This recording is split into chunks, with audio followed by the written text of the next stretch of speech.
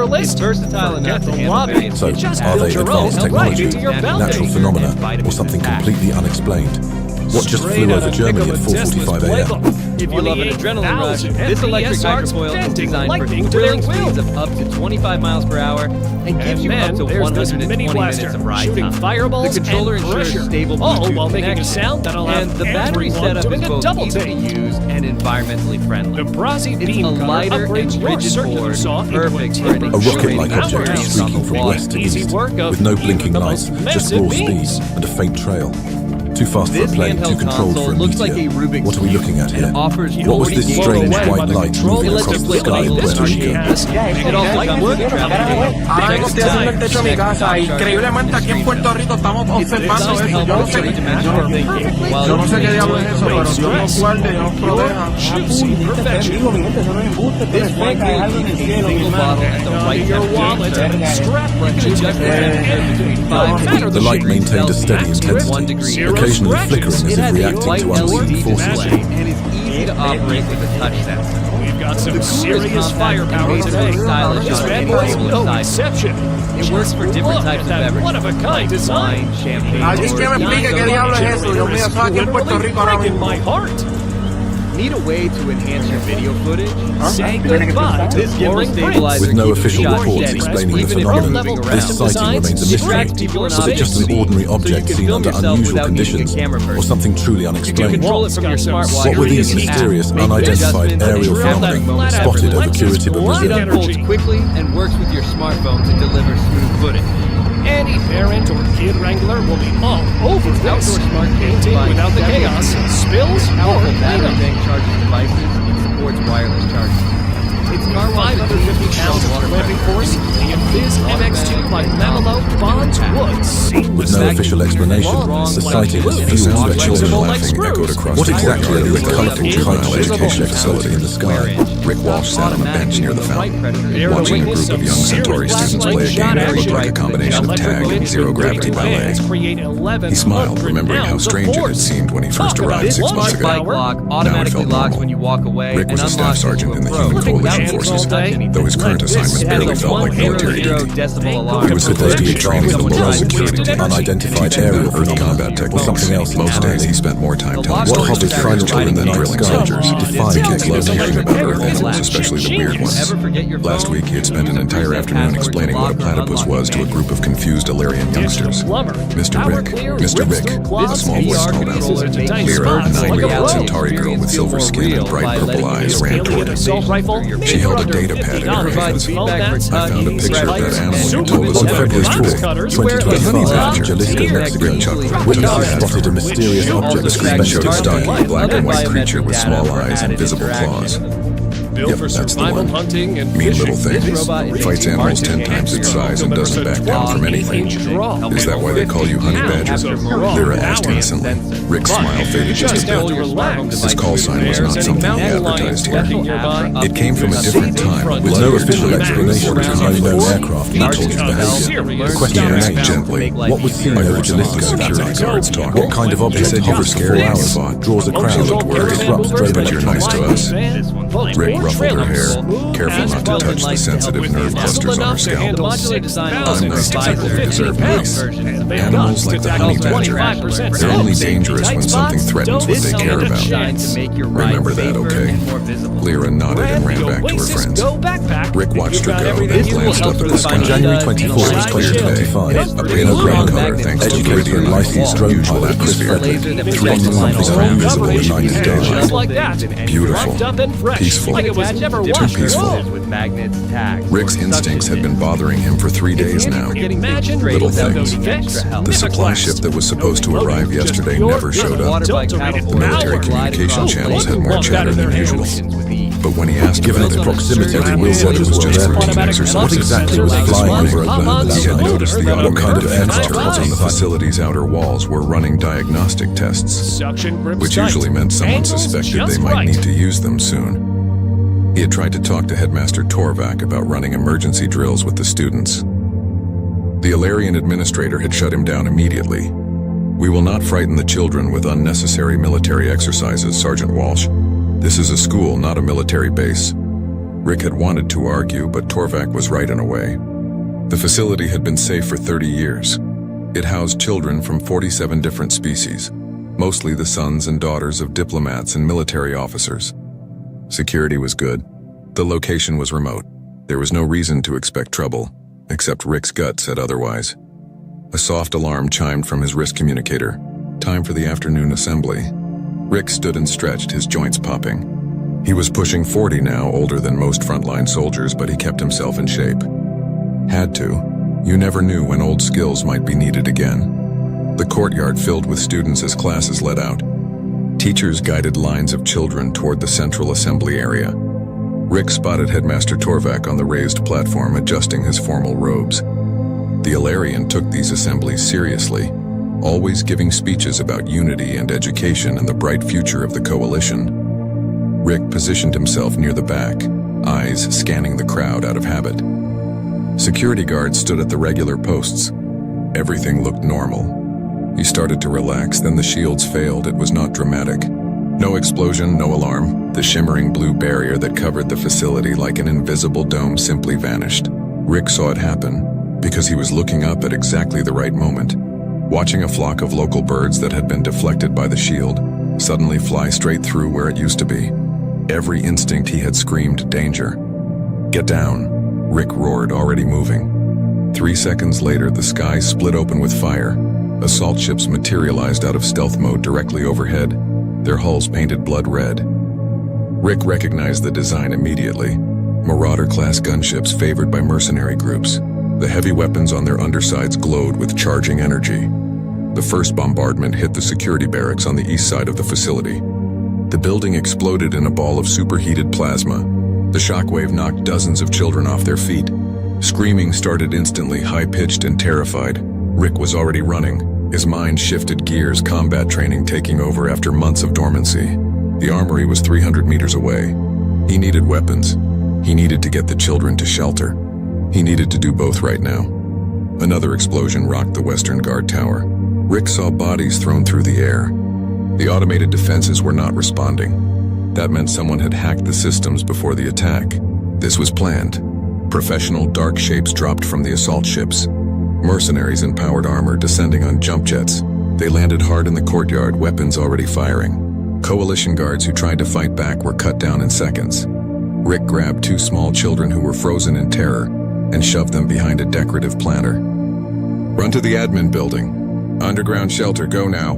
One of the children, a young Threxian boy, just stared at him with huge eyes. Rick forced himself to soften his voice.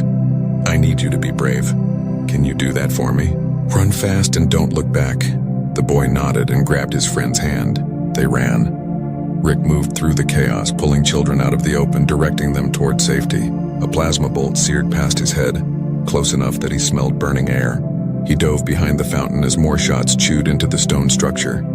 A group of students huddled near the platform, pinned down by mercenary fire. He counted 8 children. Lyra was among them, pressed flat against the ground with tears streaming down her face. Their eyes met across 30 meters of open ground. She called out his name.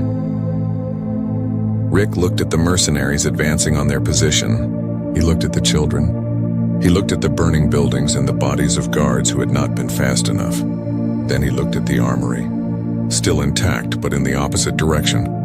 The choice took half a second. Rick sprinted toward the children, staying low. Plasma fire tracked him, but he was moving too fast, too erratically. He had done this before in worse situations, against worse odds. His body remembered even if his mind had tried to forget. He slid in next to Lyra, using his body to shield her from incoming fire. The other children clustered around him. "Uncle Rick," Lyra sobbed. "I'm scared." Rick checked his surroundings. They were trapped. More mercenaries were landing. The coalition guards were dead or scattered. Help was not coming fast enough. He had no weapons. He had no armor. He had 8 terrified children depending on him. Rick looked down at Lyra and smiled. It was not a nice smile. It was the smile of something that had been sleeping and was now very much awake. "Stay down, kids," he said quietly. "Uncle Rick's going to work now." The honey badger was loose, and honey badgers don't care about odds. Rick moved fast through the smoke and chaos. He kept the children behind him as he navigated toward the maintenance corridors. These passages ran beneath the facility like veins, used by repair crews and rarely traveled by students or teachers. Rick had mapped them during his first week here, old habits from his combat days. Always know the terrain, always have an escape route, stay close and stay quiet, he whispered to the 8 children following him. They obeyed without question, their fear making them compliant. Good. Fear could be useful if it kept them careful.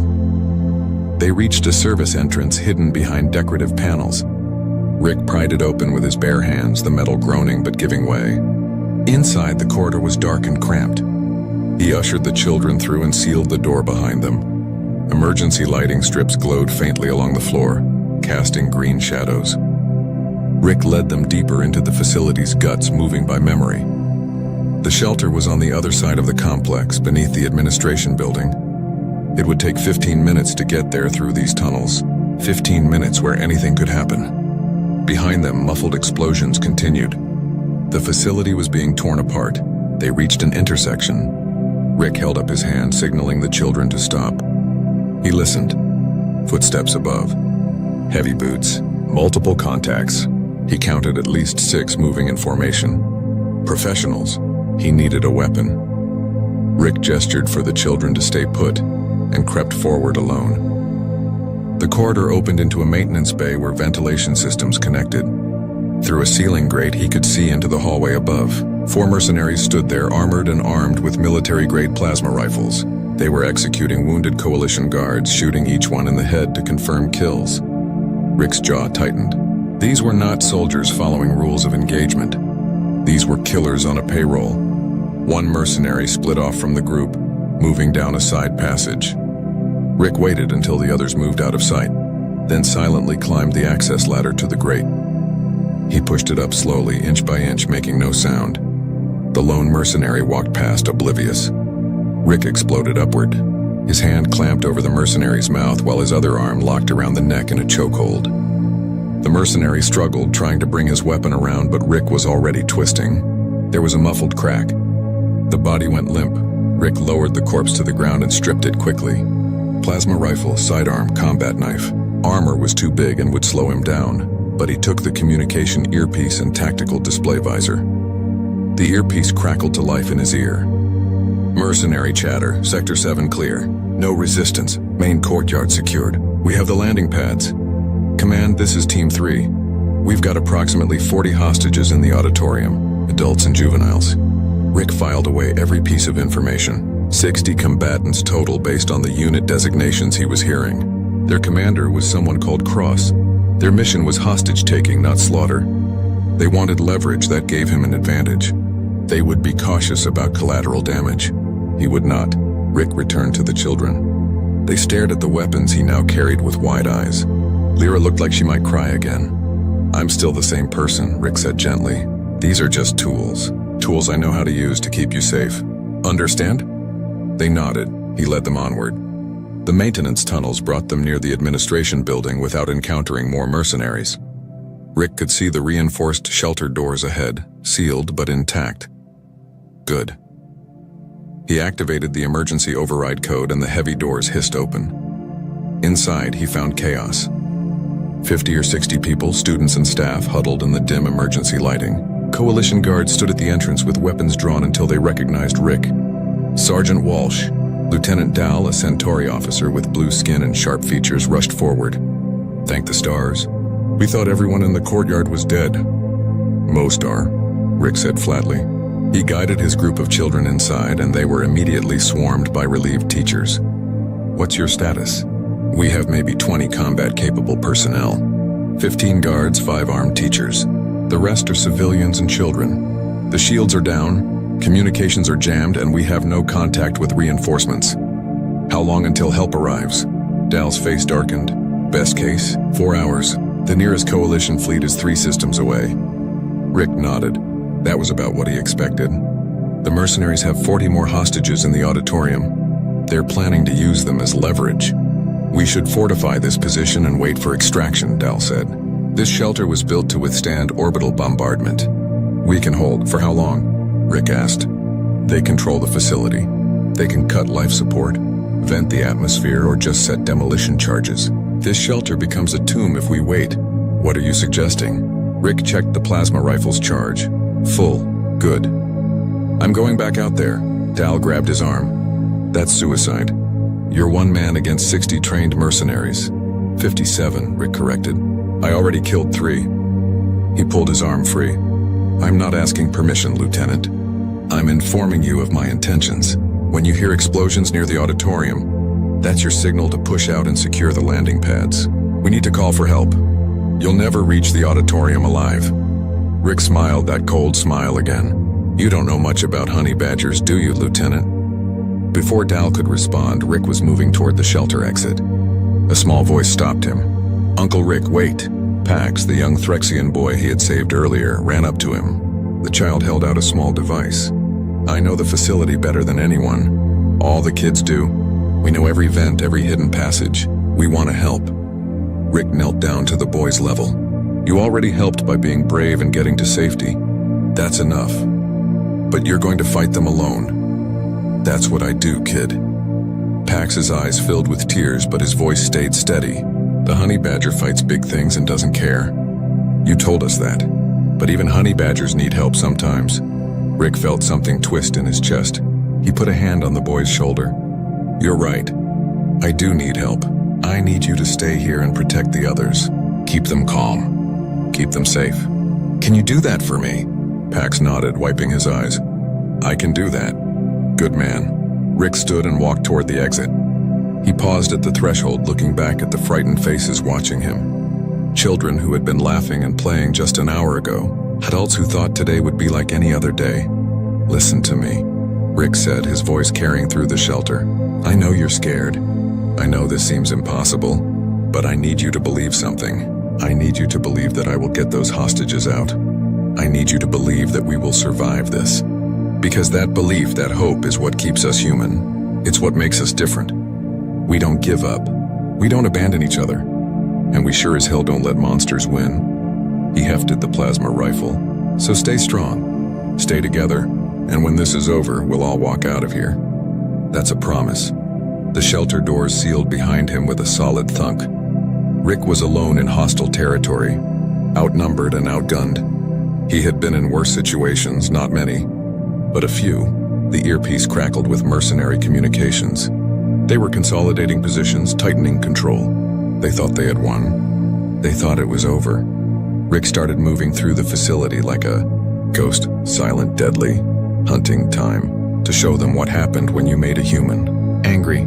Time to show them what a honey badger could do when you threatened its family. The children were his family now.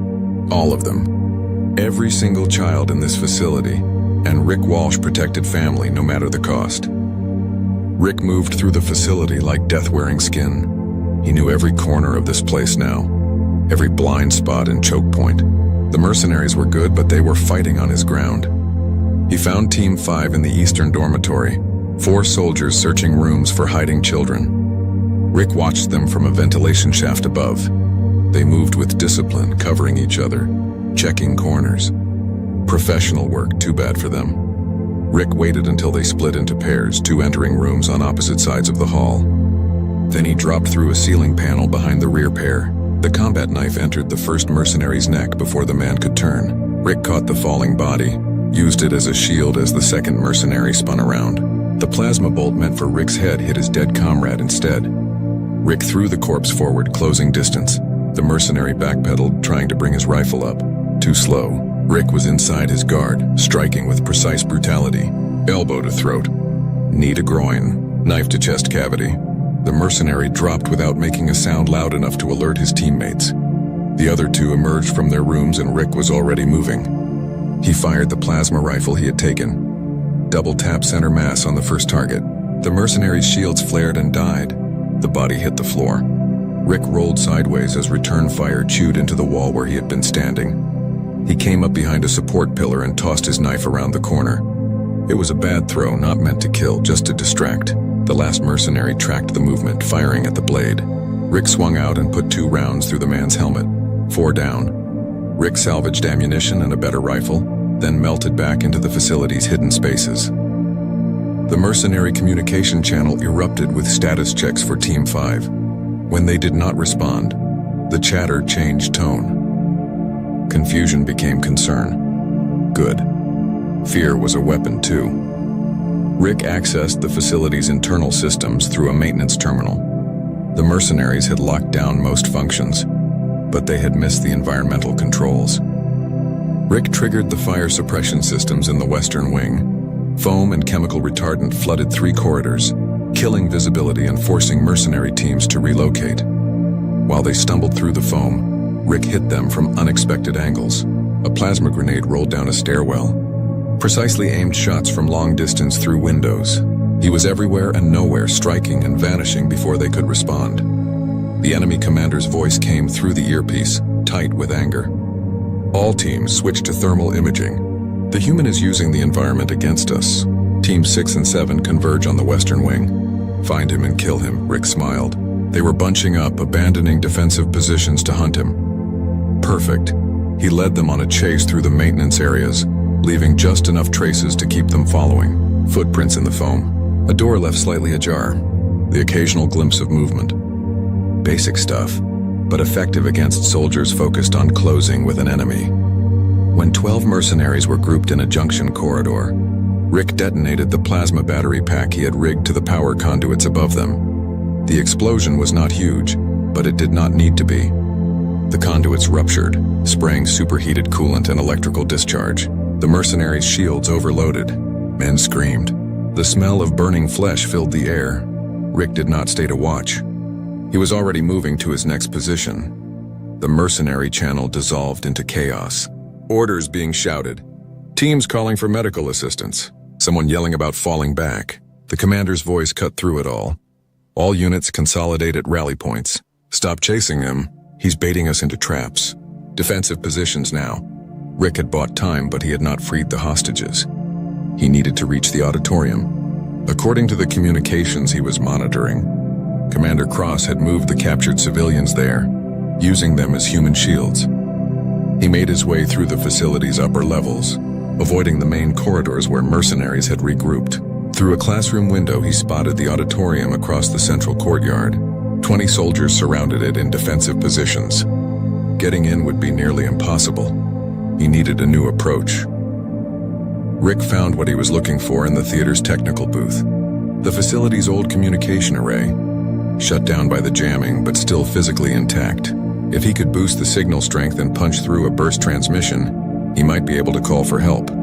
But he did not know how. This was not his specialty. Movement behind him. Rick spun, raising his weapon. Pac stood there with 3 other children. They had followed him somehow, using the passages only they knew. "What are you doing here?" Rick demanded, keeping his voice low. "I told you to stay in the shelter." "We can help," Pac said. "We know how to fix things. The teachers let us help the engineers sometimes. We can make the communication thing work." Rick wanted to send them back, but looking at their determined faces, he realized something. These children had already seen the worst. Hiding them away would not erase that, and they were offering help he desperately needed. "Okay," he said, "but you do exactly what I say when I say it." "Understood?" They nodded. While Rick kept watch, the children worked on the array with surprising skill. Pax explained what they were doing in simple terms, rerouting power and adjusting frequencies. Within 10 minutes, they had a working transmitter. "It will only work for a few seconds before the jamming blocks it again," Pax said. "What do we send?" Rick took the transmitter. He thought about complicated distress codes and tactical briefings. Then he thought about what would actually get a response from people who knew him. He set the message to repeat on emergency frequencies and hit transmit. "Academy under attack. Honey Badger needs help. Coordinates follow." The transmission burst out into space, a single shout into the dark. Then the jamming crashed back down and the array went dead. "Did it work?" one of the children asked. "We'll find out," Rick said. "Now we get you back to the shelter." He led them back through the safe routes, moving slowly and carefully. They encountered no resistance. When they reached the shelter, Lieutenant Dal was organizing a defense with the guards. "Sergeant, we heard explosions." "What's the situation?" "I've reduced their numbers and disrupted their control," Rick reported. "But they still have 40 hostages in the auditorium. That's our next objective. That's suicide. They have that position locked down. Then I'll have to get creative. Rick checked his weapons. He was running low on ammunition. I need explosives, whatever you have. Dal hesitated, then nodded to one of his guards. The man brought out a small case of breaching charges used for emergency door removal. Rick took them and started rigging a harness. The children watched him work. Uncle Rick, Lyra said quietly, are you going to die? He paused, looking at her honest, scared face. He could lie, but she deserved better. Maybe, he said. But that won't stop me from trying. Because here's the thing about honey badgers, Lyra. They don't fight because they think they'll win. They fight because something needs protecting. And as long as I can still move, as long as I can still pull a trigger, those people in the auditorium have a chance. He stood up, fully armed now. Lieutenant Dal, give me 20 minutes. Then push for the landing pads with everyone who can fight. We need to signal for help. 20 minutes won't be enough. Rick headed for the exit. Then I'll just have to work faster.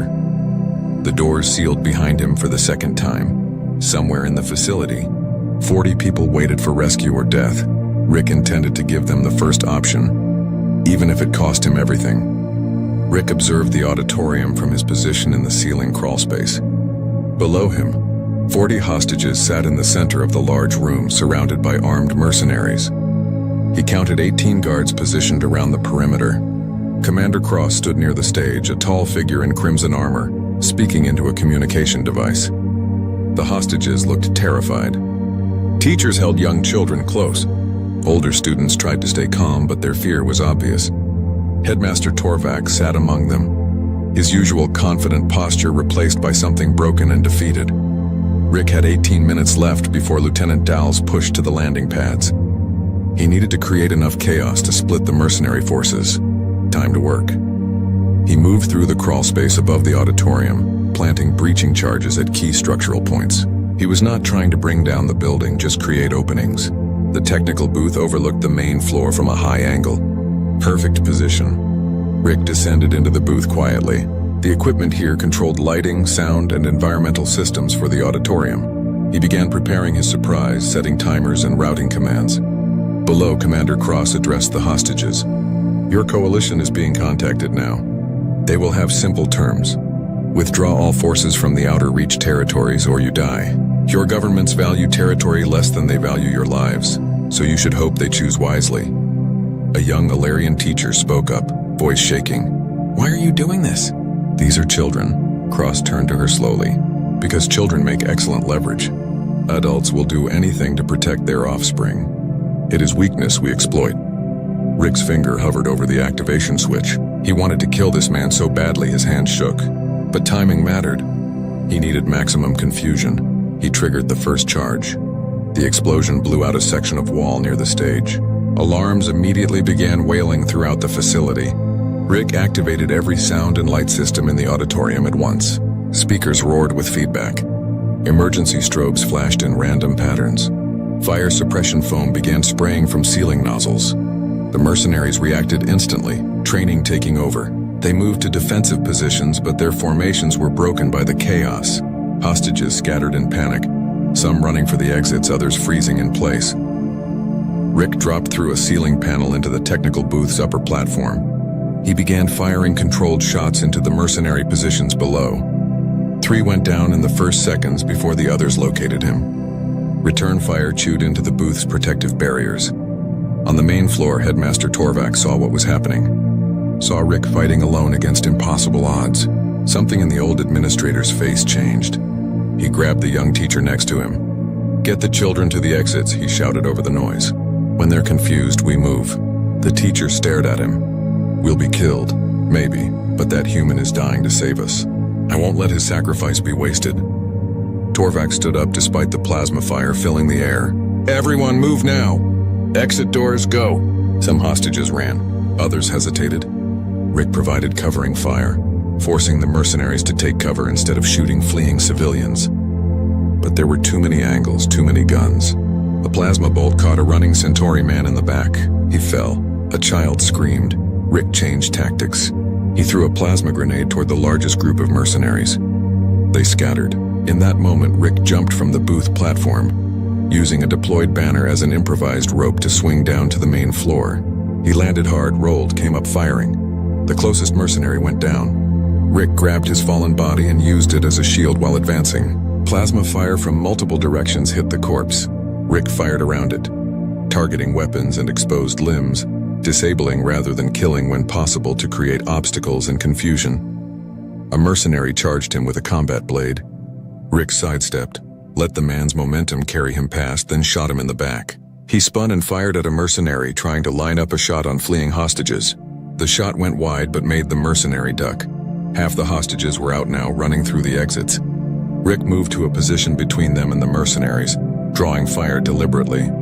Plasma bolts scorched past him. One grazed his arm, burning through sleeve and skin. He ignored the pain. Commander Cross appeared from behind cover, his personal shields shimmering. "You must be the one they call Honey Badger. I heard you were dead." "Not yet," Rick said, firing. His shot splashed harmlessly off Cross's military-grade shields. "You cannot win this. Look around. My men still outnumber you. The hostages you saved will be recaptured. Your heroics change nothing." Rick smiled, blood running down his burned arm. "You're wrong. I already won. How?" "Because those kids are running. Because that old administrator found his courage. Because humans don't measure victory by whether we survive. We measure it by whether we protected what mattered." Cross raised his weapon. "Then die with your pride." The auditorium doors burst open. Lieutenant Dal and 20 armed defenders poured in, firing as they came. The mercenaries, caught between Rick's position and the new threat, broke formation. Some tried to return fire. Others attempted to flee. Rick used the confusion to close distance with Cross.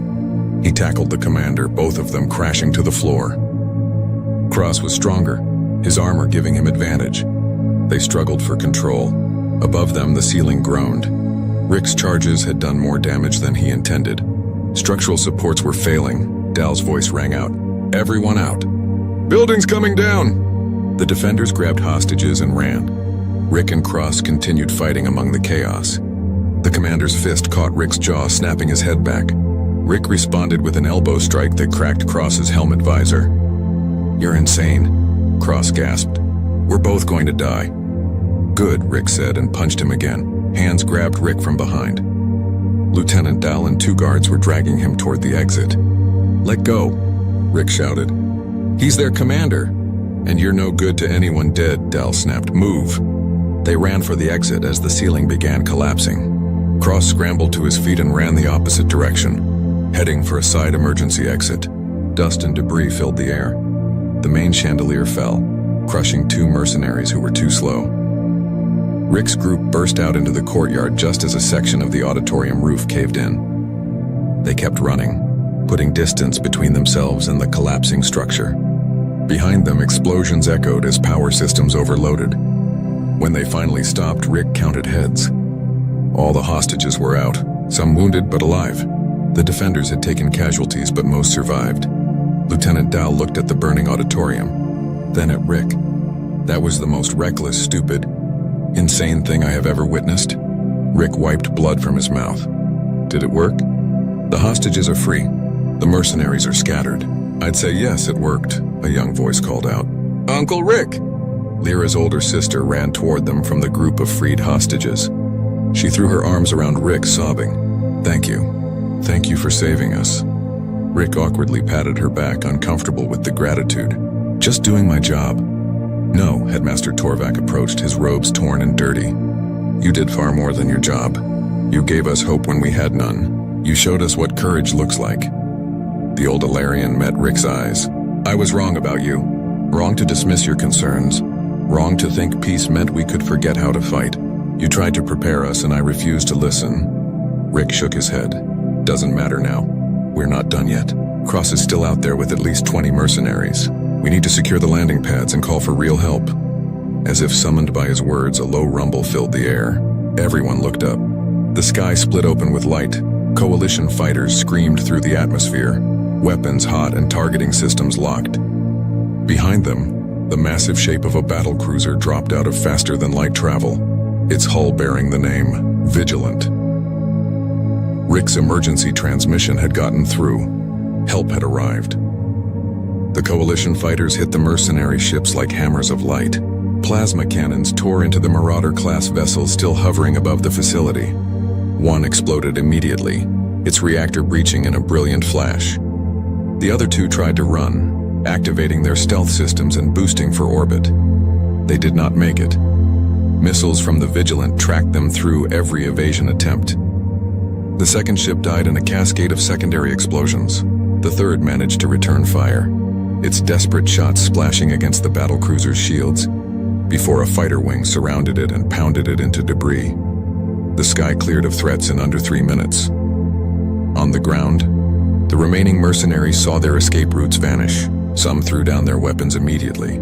Others, either braver or more foolish, tried to fight. Coalition Marines dropped from assault shuttles, heavily armed and ready for combat. The brief firefights that erupted were one-sided. Rick watched it happen from the courtyard, leaning against a broken fountain. His body was starting to register all the damage he had taken. Burns, cuts, bruises, probably some cracked ribs. His right arm was barely functional. But he stayed on his feet because sitting down felt too much like giving up. Lieutenant Dahl coordinated with the arriving Marines, directing them to pockets of remaining resistance. The freed hostages were being evacuated to the shuttles for medical treatment. Children cried, some in relief, others still terrified. Teachers did their best to comfort them. A shuttle landed near Rick's position. The ramp dropped and a familiar figure strode out. Commander Yates, human, 50s, with gray hair and a face that looked like it had been carved from old leather. He wore full combat armor and carried himself like someone who had been fighting wars since before Rick was born. Because he had. "Rick Walsh," Yates said, looking him over. "You look like hell. Feel worse," Rick admitted. "Good to see you, Commander. Got your message. Honey Badger needs help. That's a first. You've never asked for help before." Yates glanced around at the destroyed facility, the bodies, the frightened children being led to safety. "Looks like you did pretty well on your own, though." "Had help. The lieutenant here and his people. The kids, too. Brave little things." Yates nodded slowly.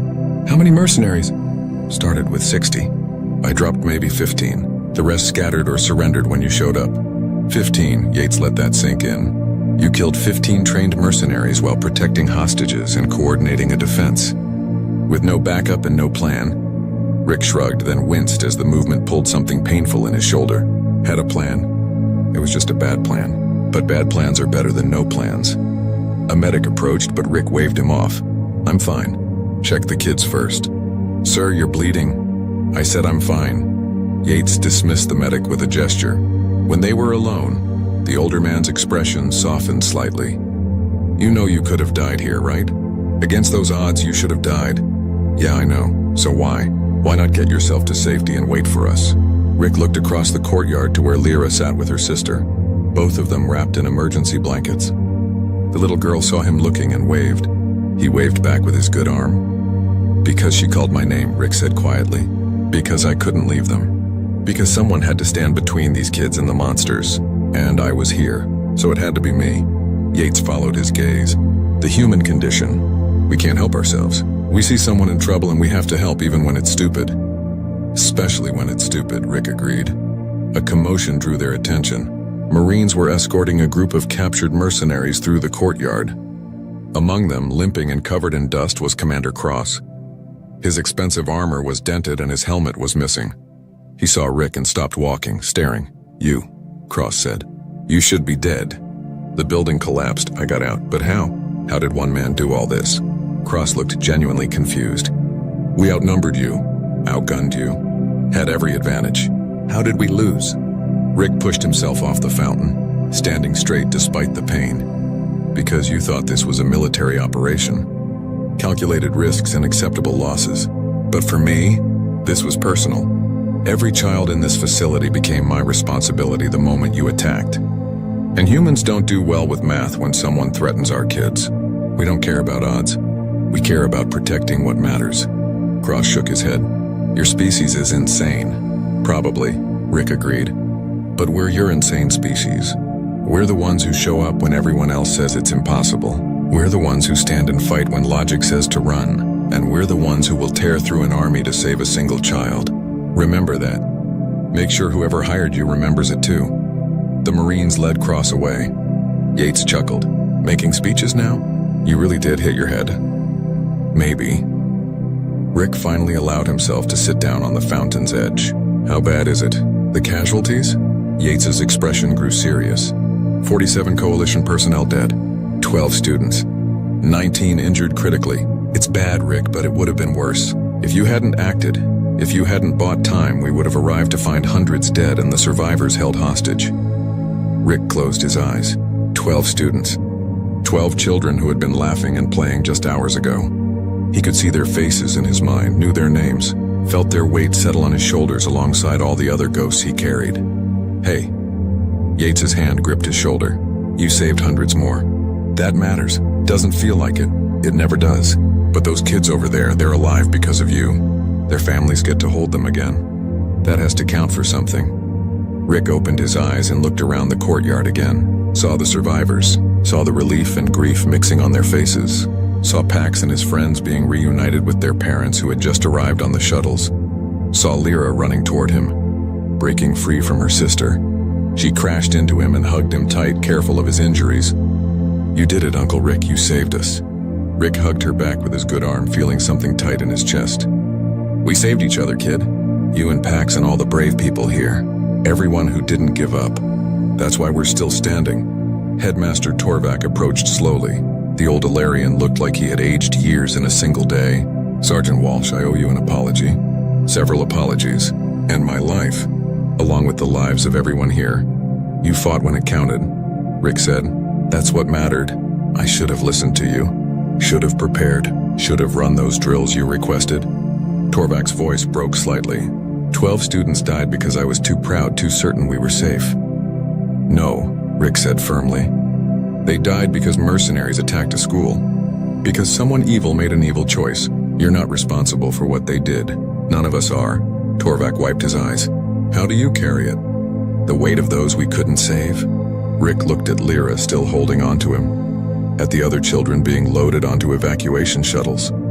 At the survivors helping each other through the wreckage. By remembering the ones we did save, he said. By making sure their survival means something. By being better tomorrow than we were today. Medical personnel finally convinced Rick to let them treat his injuries.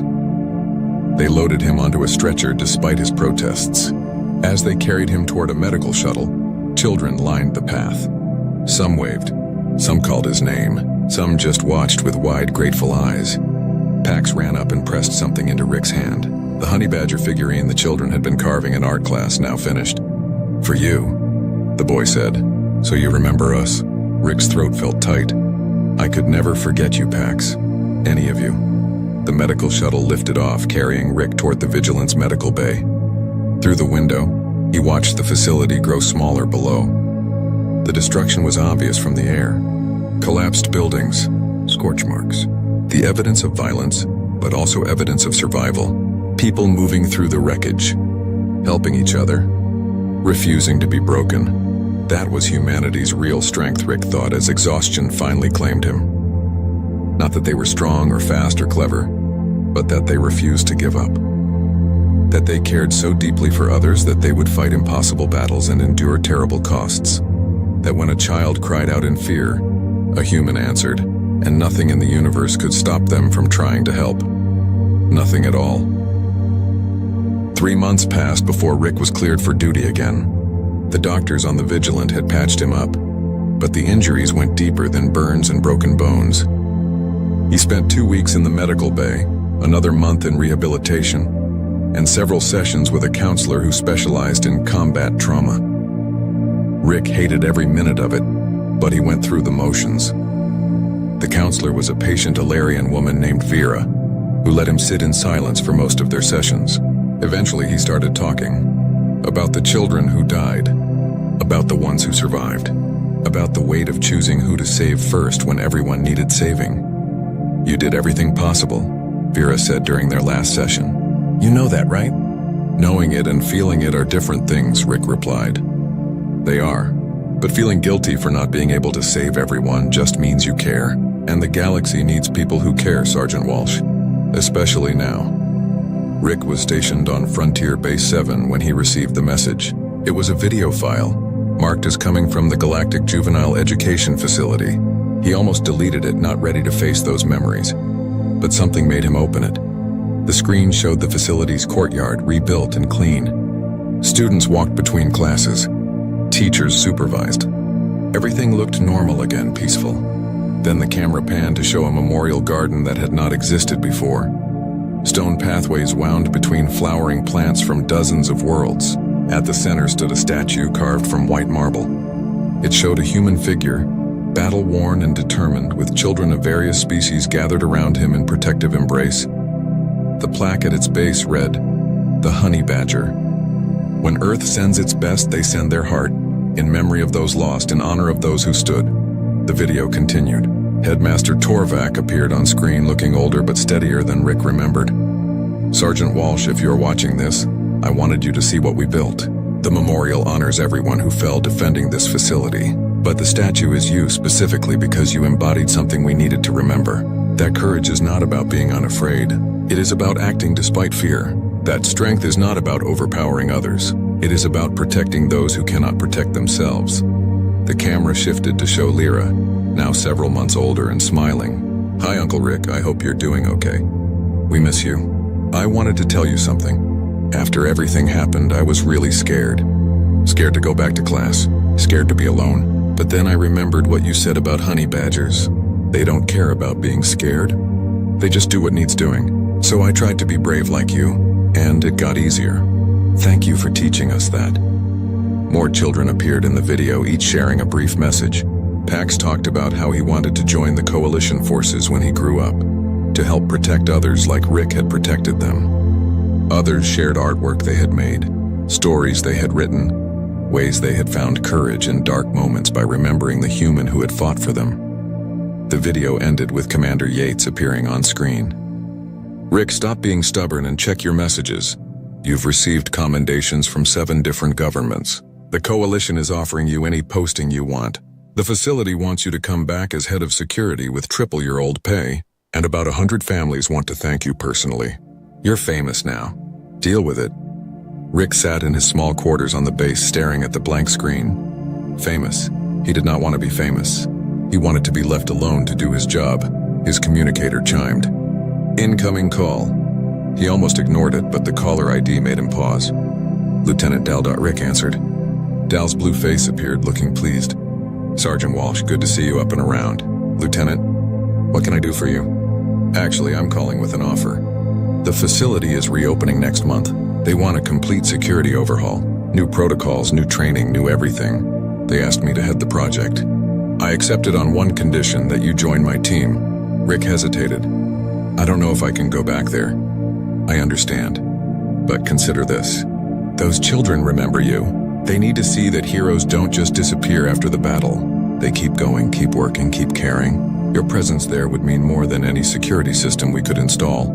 I'm not a hero, Dal. I'm just a soldier who got lucky." "You're wrong. You're exactly what a hero looks like. Imperfect, stubborn, willing to sacrifice everything for others. That's the definition." Dal leaned closer to the camera. "The children need to see that you survived. That doing the right thing doesn't always mean dying for it. Sometimes it means living with it and choosing to keep helping people." Rick thought about the statue in the memorial garden, about Lyra's message, about all the children who were finding courage by remembering what one determined human had done. "I'll think about it," Rick said finally. "That's all I ask. Take your time. The offer stands whenever you're ready." The call ended. Rick sat alone with his thoughts. Outside his window, Frontier Base 7 bustled with activity. Ships coming and going, soldiers training, people living their lives unaware that somewhere out there, a single act of desperate courage had become a story told across worlds. Rick opened his footlocker and pulled out the honey badger figurine Pax had given him. The carving was rough, childish, but made with care. He set it on his desk where he could see it. Maybe Dal was right. Maybe going back was the right choice. Not to be celebrated or honored, but to show those children that you could face horror and come out the other side. That scars heal.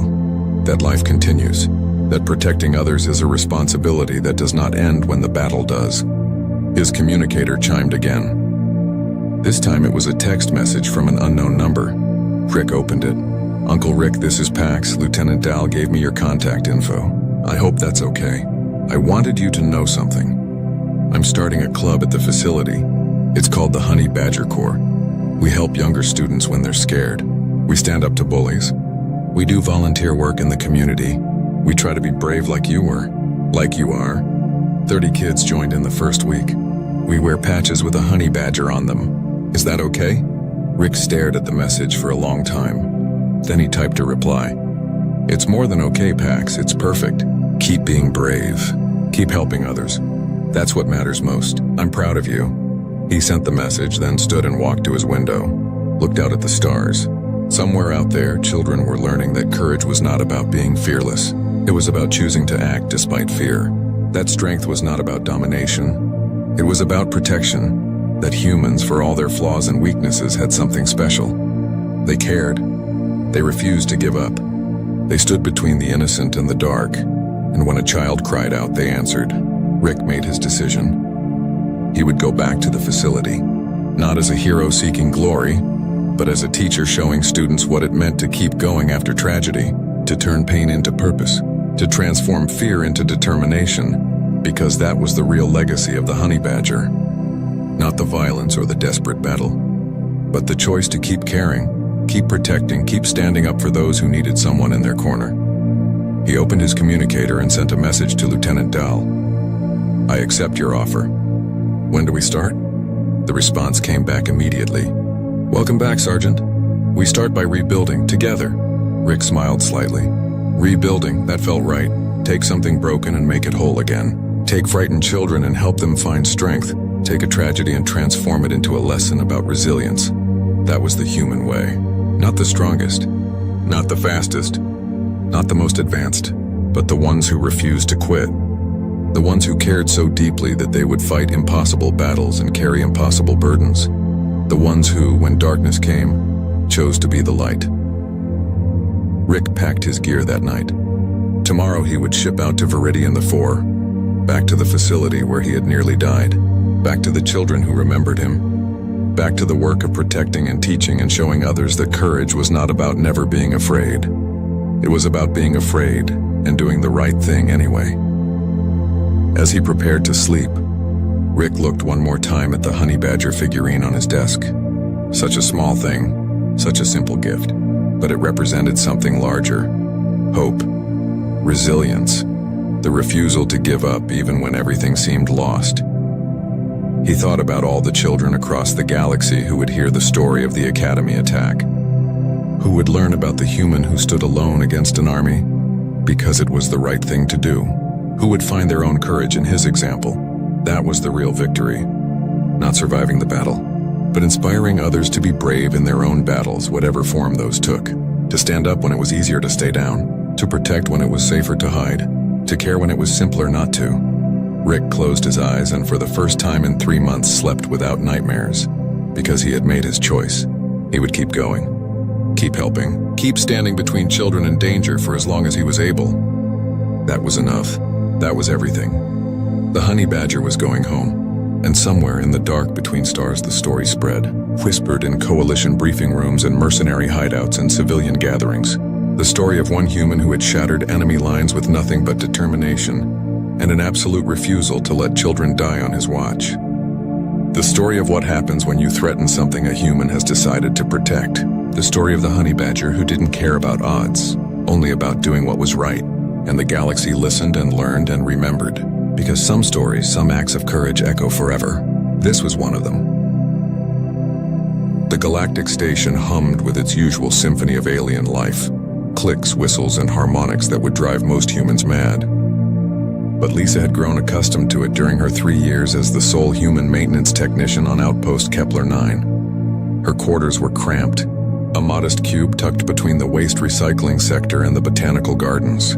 The station administrators had offered her larger accommodations in the diplomatic wing, but Lisa preferred the isolation. Fewer questions, fewer stares.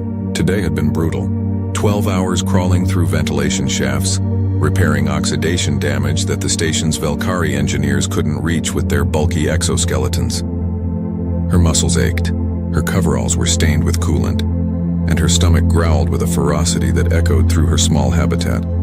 She pulled out her precious cargo, ingredients smuggled aboard over months of supply runs. Real garlic, actual butter, fresh basil from the hydroponics bay where she'd secretly planted earth seeds. The station's protein dispensers provided nutritionally complete sustenance. but they couldn't replicate the soul-satisfying comfort of real cooking. Lisa set her portable heating element to medium and began her ritual. Olive oil shimmered in the pan. Garlic sizzled, releasing its unmistakable aroma. She added cherry tomatoes, watching them blister and burst. Fresh pasta, painstakingly made by hand last weekend, went into boiling water. The scent bloomed through her quarters, earthy and rich and utterly, perfectly human. She didn't notice her door's proximity sensor activating. The first she knew of her visitors was a soft, chittering sound.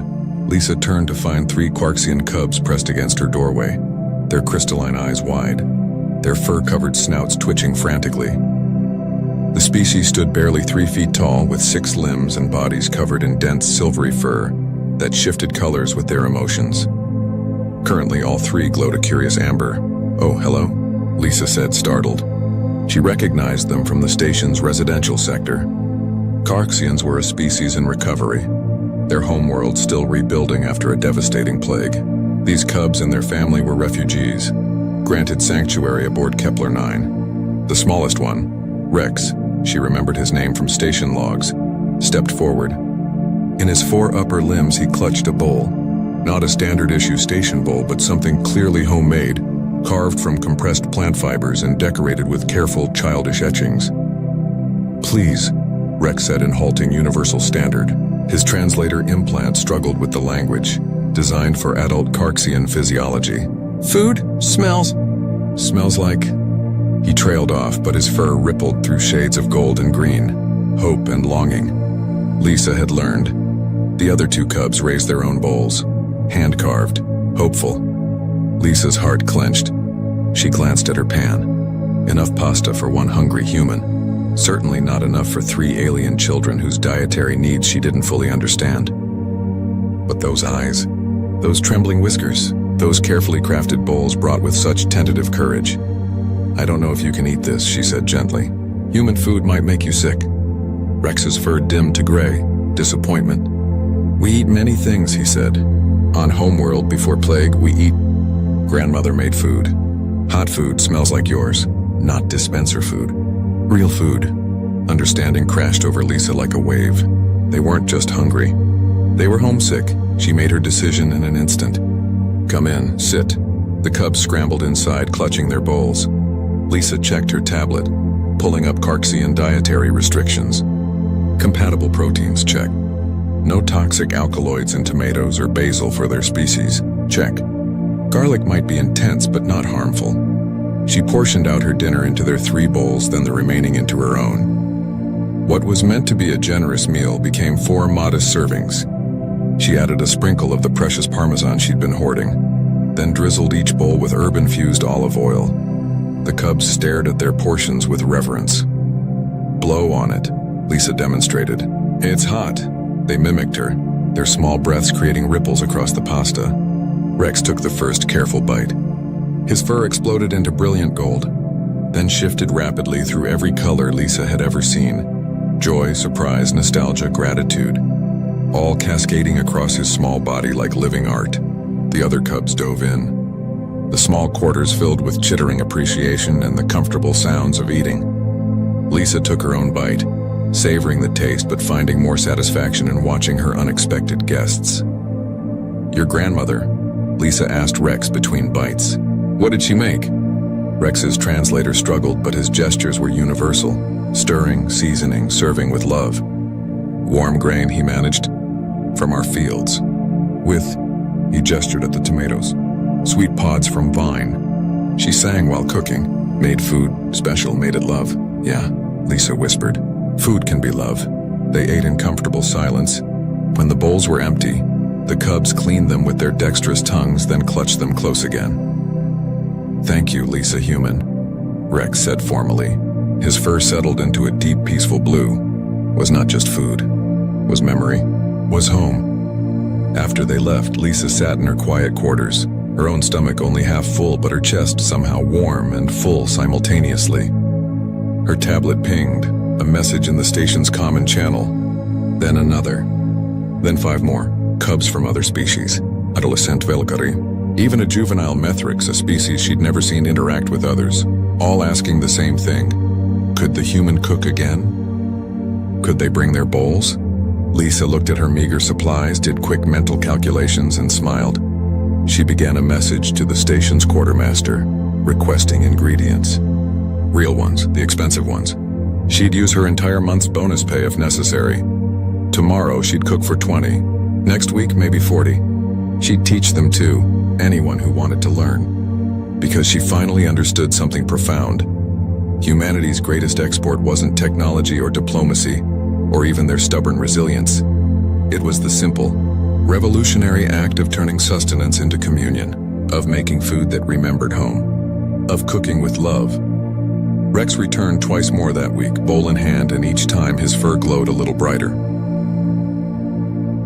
The alarm started as a soft beep, then it became louder. Then it became a screaming wail that made Senior Monitor Vexala jump from her chair. She had been watching the sensor screens for 12 hours straight. Nothing ever happened at Sentinel-7. The monitoring station floated at the edge of explored space where the Caltheron Empire's territory ended and the empty void began. For 20 years, Vexala had sat in this chair, watching dots on screens that represented asteroids, comets, and the occasional piece of space debris. Nothing interesting. Nothing dangerous. Nothing unknown. Until now. Her six-fingered hands moved across the control panel, trying to silence the alarm. The screen in front of her showed something that should not exist. A contact, a vessel, moving faster than anything she had ever seen. "Computer, run diagnostic," she said, her voice steady despite the fear creeping up her spine. The computer's calm voice responded, all systems functioning normally. No errors detected. Vexala's throat went dry. She ran the scan again. The contact was still there, still moving, still impossible. She checked the speed reading 3 times. The vessel was traveling at 0.97 light speed. Nothing in the known galaxy could move that fast. The Empire's fastest military ships could barely reach 0.4 light speed. And that was with experimental engines that tended to explode. But speed was not the strangest part. The contact had no signature. Every vessel in the galaxy left traces. Energy emissions from engines, heat from life support systems, electromagnetic signals from navigation equipment. Every spacefaring civilization in the Empire's database had a unique fingerprint that sensors could detect and identify. This vessel had nothing. No energy type matched the Imperial databases. No heat signature matched any known propulsion system. No signals on any frequency they monitored. It was like the ship was made of ghost matter, barely existing in normal space. Vexala opened the communication channel. Sentinel-7 to unknown vessel. You are entering Caltheron Empire space. Identify yourself immediately. Silence. She tried again, broadcasting on all frequencies. Unknown vessel, this is Sentinel-7 monitoring station. Please respond and transmit your identification codes. Still nothing. Her hands trembled as she reached for the emergency communication button. She had never used it before. In 20 years, there had never been an emergency worth reporting to Imperial Command. This is Sentinel-7, she said when the channel opened. I need to speak with someone in Fleet Command immediately. The face that appeared on her screen belonged to a young officer who looked bored. Sentinel-7, this channel is for actual emergencies only. If you have a maintenance issue, I have detected an unknown vessel, Vexala interrupted. It is traveling at near light speed with no identifiable signature and is not responding to hails. The officer's bored expression changed to something like amusement. Senior Monitor, your sensors are probably malfunctioning. Run a full diagnostic and... I already ran diagnostics twice, Vexala said, her patience wearing thin. All systems are functioning normally. The contact is real. The officer sighed. Fine, send me your sensor data and I will have someone look at it. Vexala transmitted the data and waited. She watched the contact on her screen. It had not changed course. It had not slowed down. It was heading directly toward the Empire's core worlds like an arrow flying toward a target. 10 minutes later, her communication panel lit up again. This time, the face on the screen belonged to someone much more senior. Commander Zeltok, if she remembered correctly. He did not look amused. Sentinel-7, we need you to confirm your readings, he said. 2 other monitoring stations are now reporting the same contact. Vexala felt her stomach drop. 2 others? Which ones? Sentinel-4 and Sentinel-9. The object is moving through our sensor network at incredible speed. We are tracking it on multiple stations now. Then you believe me, Vexala said. We believe something is out there. Commander Zeltok replied, but we do not know what it is. Keep monitoring and report any changes immediately. The communication ended. Vexala turned back to her screens and began recording everything. If this was going to be a historical moment, she wanted accurate records. 3 hours later, the situation had escalated beyond anything Vexala could have imagined. Fleet Admiral Theron himself was now involved. His image appeared on screens across the monitoring network, addressing all stations simultaneously. Vexala had never seen the Admiral before. He was an imposing figure with silver scales covering his face and military decorations covering his uniform. He had commanded fleets in 3 wars and never lost a battle. All monitoring stations, this is Fleet Admiral Theron, he said. His voice was deep and confident. We are now tracking an unidentified vessel entering our territory. This vessel has ignored all attempts at communication and shows no signs of slowing down. I am mobilizing the 3rd Border Legion to intercept. All stations maintain constant surveillance and report directly to me with any changes. The transmission ended. Vexala watched her screen and saw new contacts appearing. Imperial warships were launching from nearby military bases. Within an hour, there were dozens of military vessels converging on projected intercept points. She calculated the unknown vessel's trajectory. At its current speed and heading, it would reach the Empire's core worlds in 14 standard cycles. 14 days. For the first time in 10,000 years, something was approaching the heart of the Caltheron Empire without permission, without identification and without fear. In the Imperial Palace on Caltherox Prime, Chancellor Morn sat in an emergency council meeting. Around the table sat military commanders, intelligence directors, and scientific advisors. Everyone was talking at once. It must be a probe from an undiscovered civilization, one scientist suggested. Or a weapon, a military commander countered. An attack could be imminent. We should destroy it before it gets closer, another commander said.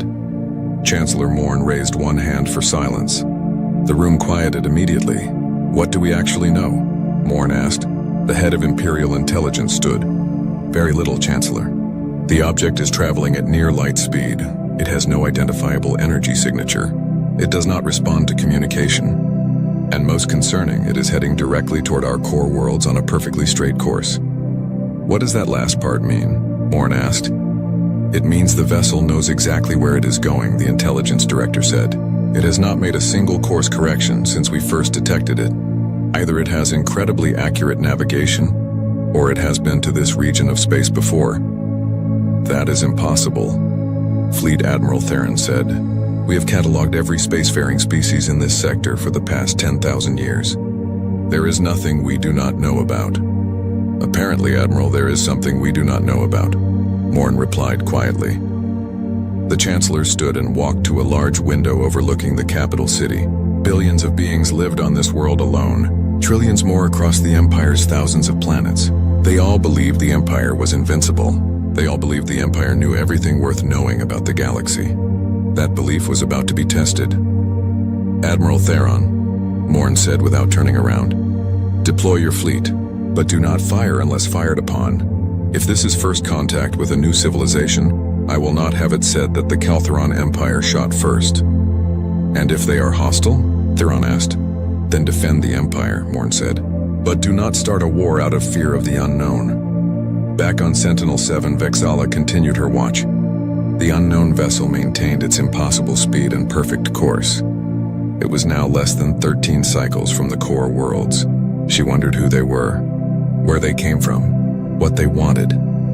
Most of all, she wondered why they were not afraid of the most powerful empire in the known galaxy. The Imperial archives were cold and dusty.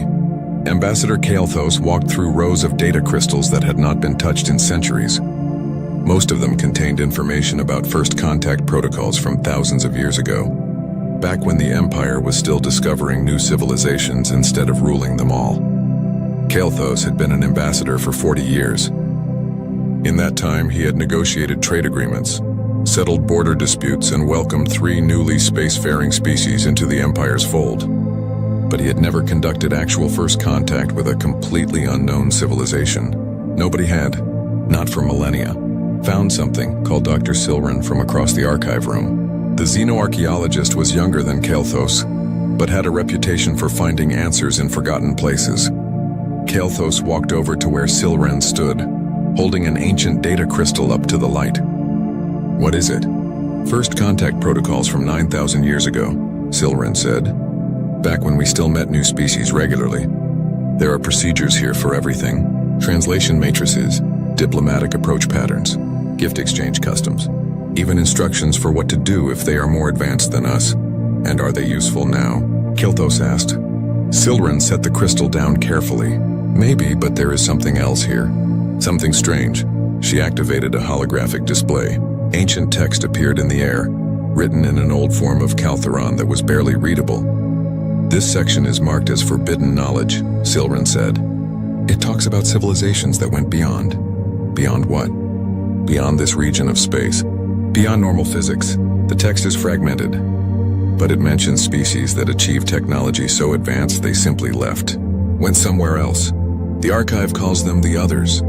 Kael'thas felt a chill despite the warm archive air. "You think this vessel might be related to these Others?" "I think we should not dismiss any possibility," Silren replied. Before Kael'thas could respond, his communication device chirped. It was Fleet Admiral Theron. "Ambassador, your presence is required on the command ship immediately. We are moving to intercept the unknown vessel."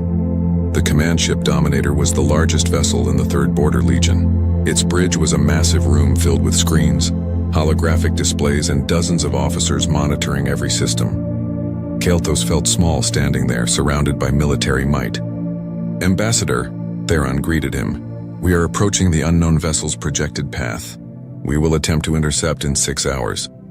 "What do you expect to happen?" Kael'thas asked. "I expect them to stop when they see my fleet," Theron said confidently. "We have 847 warships deployed in a blockade formation. No sane commander would try to pass through that." "And if they are not sane?" Kael'thas asked quietly. Theron did not answer. Kael'thas spent the next 6 hours preparing. He had a team of linguists ready with translation matrices that could handle 10,000 languages. He had cultural advisors who had studied every known civilization's customs.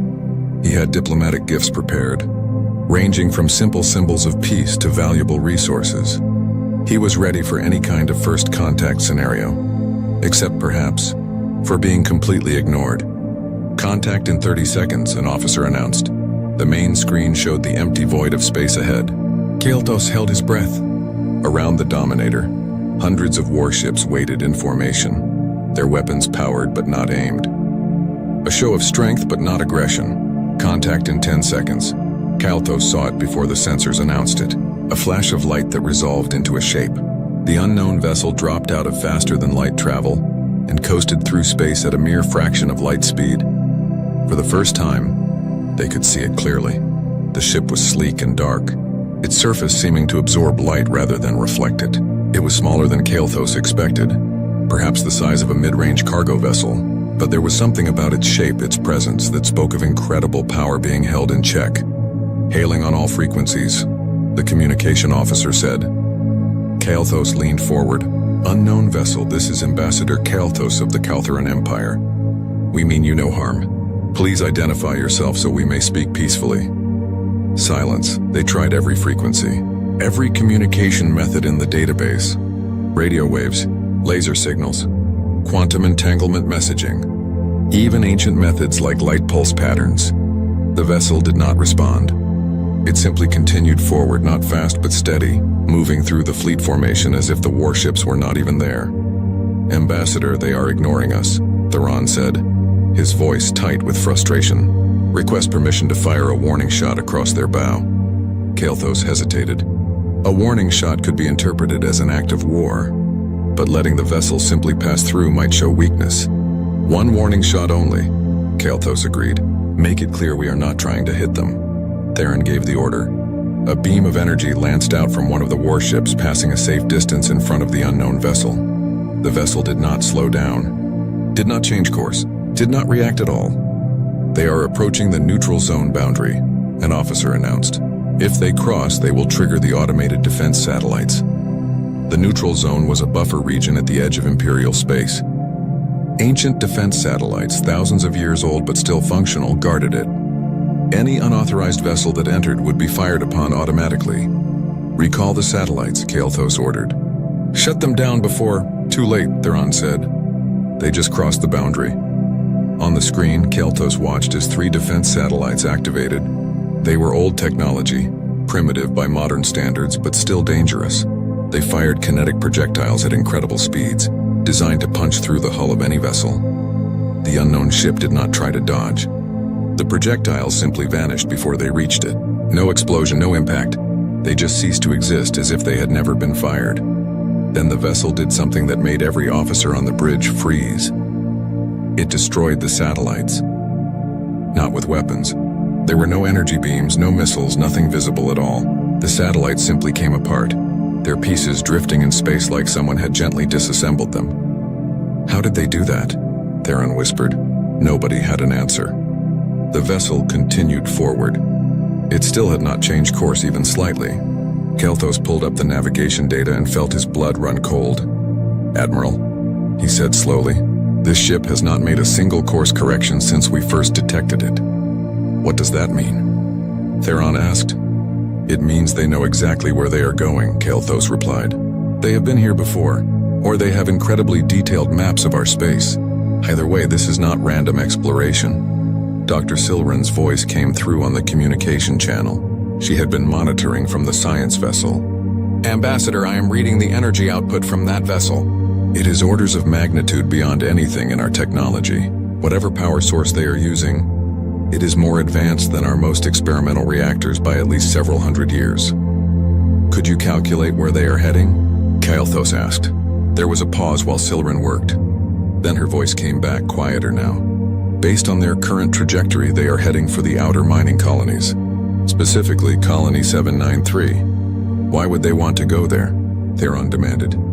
"There is nothing at that colony except mining operations and worker housing." "I do not know," Silren admitted. "But they clearly have a specific destination in mind." Kael'thas made a decision. "Admiral, have your fleet follow at a safe distance. Do not engage unless they show hostile intent. I want to see what they do when they reach the colony." "And if they attack the colony?" Theron asked. "Then you have my permission to defend it," Kael'thas said. "But I do not think they came all this way just to attack a mining colony." "Then what do you think they want?" Theron asked. Kael'thas watched the dark vessel on the screen, moving through space with purpose and confidence. "I think they want something very specific, and I think we are about to find out what." The unknown vessel continued toward Colony 793. Behind it, 847 warships followed like a school of fish trailing a shark. The fleet was supposed to be intimidating. Instead, they looked small and uncertain. In the Imperial Palace, Chancellor Morn received constant updates. Each report was more worrying than the last. The vessel could not be communicated with. It could not be stopped. It was heading toward an Imperial colony with clear purpose. And most worrying of all, it had technology that made the Empire's military might look like primitive weapons from a forgotten age. Morn stood at the window again, looking out at the capital city. Somewhere out in space, something was approaching that the Empire did not understand and could not control. For the first time in 10,000 years, the Kaltheran Empire was not the most powerful force in the room. The thought terrified Morn more than any war ever had. Colony 793 was not a beautiful place. It orbited a dead star, pulling minerals from asteroids that had once been planets. 20,000 workers lived there, most of them from the lower castes of the Empire. They worked long shifts in the mines, processing ore that would be sent to the core worlds to build ships and stations. Governor Ralseth received the emergency transmission with disbelief. An unknown vessel was approaching his colony. The entire 3rd Border Legion was following it. Fleet Admiral Theron himself was requesting that the colony prepare for possible evacuation. "This must be a drill," Ralseth said to his aide. "Nobody attacks mining colonies. There is nothing here worth attacking." "The Admiral seemed quite serious, Governor," the aide replied nervously. Ralseth looked out the window of his office at the ugly industrial landscape below. "Fine, send out an alert. Tell people to stay calm but be ready to move to emergency shelters if needed." 2 hours later, the unknown vessel arrived. It came out of faster-than-light travel and stopped. just stopped, hovering in space above the colony like it was examining something. The 847 warships of the 3rd Border Legion spread out around it, weapons powered and ready. On the bridge of the Dominator, Admiral Theron watched the vessel with growing frustration. "It has been sitting there for 10 minutes, he said. Not moving, not communicating, just sitting. Ambassador Kael'thas was equally puzzled. Maybe they are scanning the colony. Scanning for what? Theron demanded. Before anyone could answer, the communication systems across every ship in the fleet suddenly activated. Not with a voice transmission, with data, pure data, flooding into their systems faster than the computers could process. What is happening? Theron shouted over the alarms. They are transmitting something, the communication officer said, hands flying over controls. It is overwhelming our systems. Wait, the computers are translating it automatically. Translating from what language? Kael'thas asked. I do not know, the officer admitted. The translation matrices are not recognizing the base language, but they are still producing output. It is like the transmission is telling our computers how to understand it. A moment later, text appeared on every screen throughout the fleet. Simple text in perfect Kaltheron language. We are human. We are here for our people. The bridge went silent. Human, Theron said slowly. That designation is not in our database of known species. Search the colony records, Kael'thas ordered. See if there are any workers registered under that species name or anything similar. It took 15 minutes to search the records. When the results came back, Dr. Silren was the one who made the connection. Ambassador, you need to see this, she transmitted from the science vessel. I cross-referenced the colony worker database with historical records. There is a species registered as human in the old databases. The spelling is slightly different, but the pronunciation is almost identical. What do we know about them? Kael'thas asked. Very little, Silren said. The records go back 400 years. It seems a damaged colony ship entered our space. The ship was failing, life support critical, and they requested assistance. We provided it, so we helped them, Theron said. Then why are they acting hostile now? Let me read you the full record, Silren continued. Her voice was tight. The damaged ship contained approximately 3,000 individuals. They were brought to various colonies and integrated into the workforce. Their ship was scrapped for materials. There is no record of them ever leaving or requesting to return home. Understanding dawned on Kael'thas like cold water. We did not rescue them. We absorbed them. We took their ship and scattered them across our colonies as workers. They were going to die if we did nothing. Theron protested. We saved their lives. And then we made them work in our mines for 400 years, Kael'thas replied quietly. On the screen, the unknown vessel began to move. Not toward the fleet, toward the colony. It descended through the atmosphere with impossible grace, landing in the main worker district. Governor Ralseth, what is happening down there? Theron demanded over the communication channel. The governor's voice came back, confused and frightened. The vessel landed in Sector 9. It is just sitting there. No one has come out. But something strange is happening. What kind of strange? Kael'thas asked. Workers are moving toward it, Ralseth said. Hundreds of them. They are just walking toward the vessel like they are being called. Stop them, Theron ordered. We are trying, Ralseth replied. But they are not listening to orders. It is like they are in a trance. On the Dominator's main screen, they switched to a view from the colony's surface cameras. Kael'thas watched as hundreds of workers walked through the streets toward the landed vessel. They were not running or panicking. They moved with purpose, with certainty, like they knew exactly what they were doing. Get me a closer view, Kael'thas said. The camera zoomed in on the crowd. Kael'thas studied the faces. They looked similar to many other bipedal species in the Empire, but there were subtle differences. The facial structure, the way they moved. These were humans, the descendants of those refugees from 400 years ago. The vessel's hull opened, not with a door or ramp, but the surface simply became permeable, allowing people to walk through like it was made of water instead of metal. The humans walked inside, disappearing into the ship. How many workers are entering? Theron asked. An officer counted on his screen. Current count is 2,847, Admiral. Dr. Silren's voice came through again. That is a very specific number. Let me check something. There was a pause. Then Silren spoke again, and her voice was filled with awe and fear. Admiral, Ambassador, I just cross-referenced the colony's genetic database. There are exactly 2,847 individuals in this colony, with genetic markers matching the original human refugees. Not approximately, exactly. What are you saying? Kelthos asked, though he already knew. I am saying that vessel knew the exact number of humans in this colony before it arrived, Silren said. It knew their precise location. It probably knows the location of every human descendant in the entire empire. Theron's face went pale. How is that possible? I do not know, Silren admitted. But it implies they have been watching us, tracking their people, probably for a very long time. On the surface, the last human entered the vessel. The hull sealed behind them. For a moment, nothing happened. Then the vessel lifted off. It rose through the atmosphere and stopped in space, directly in front of the fleet formation. The communication systems activated again. Another data transmission faster than before. This time it included more than words. It included images, names, faces, locations. They are sending us a list, the communication officer said, his voice shaking. 74 locations across the empire. Each location is marked with numbers. The numbers add up to 147,936. What do those numbers represent? Theron demanded. Ambassador Kelthos knew the answer before anyone said it. Those are people, humans, every human descendant scattered across our empire. A new message appeared on the screens.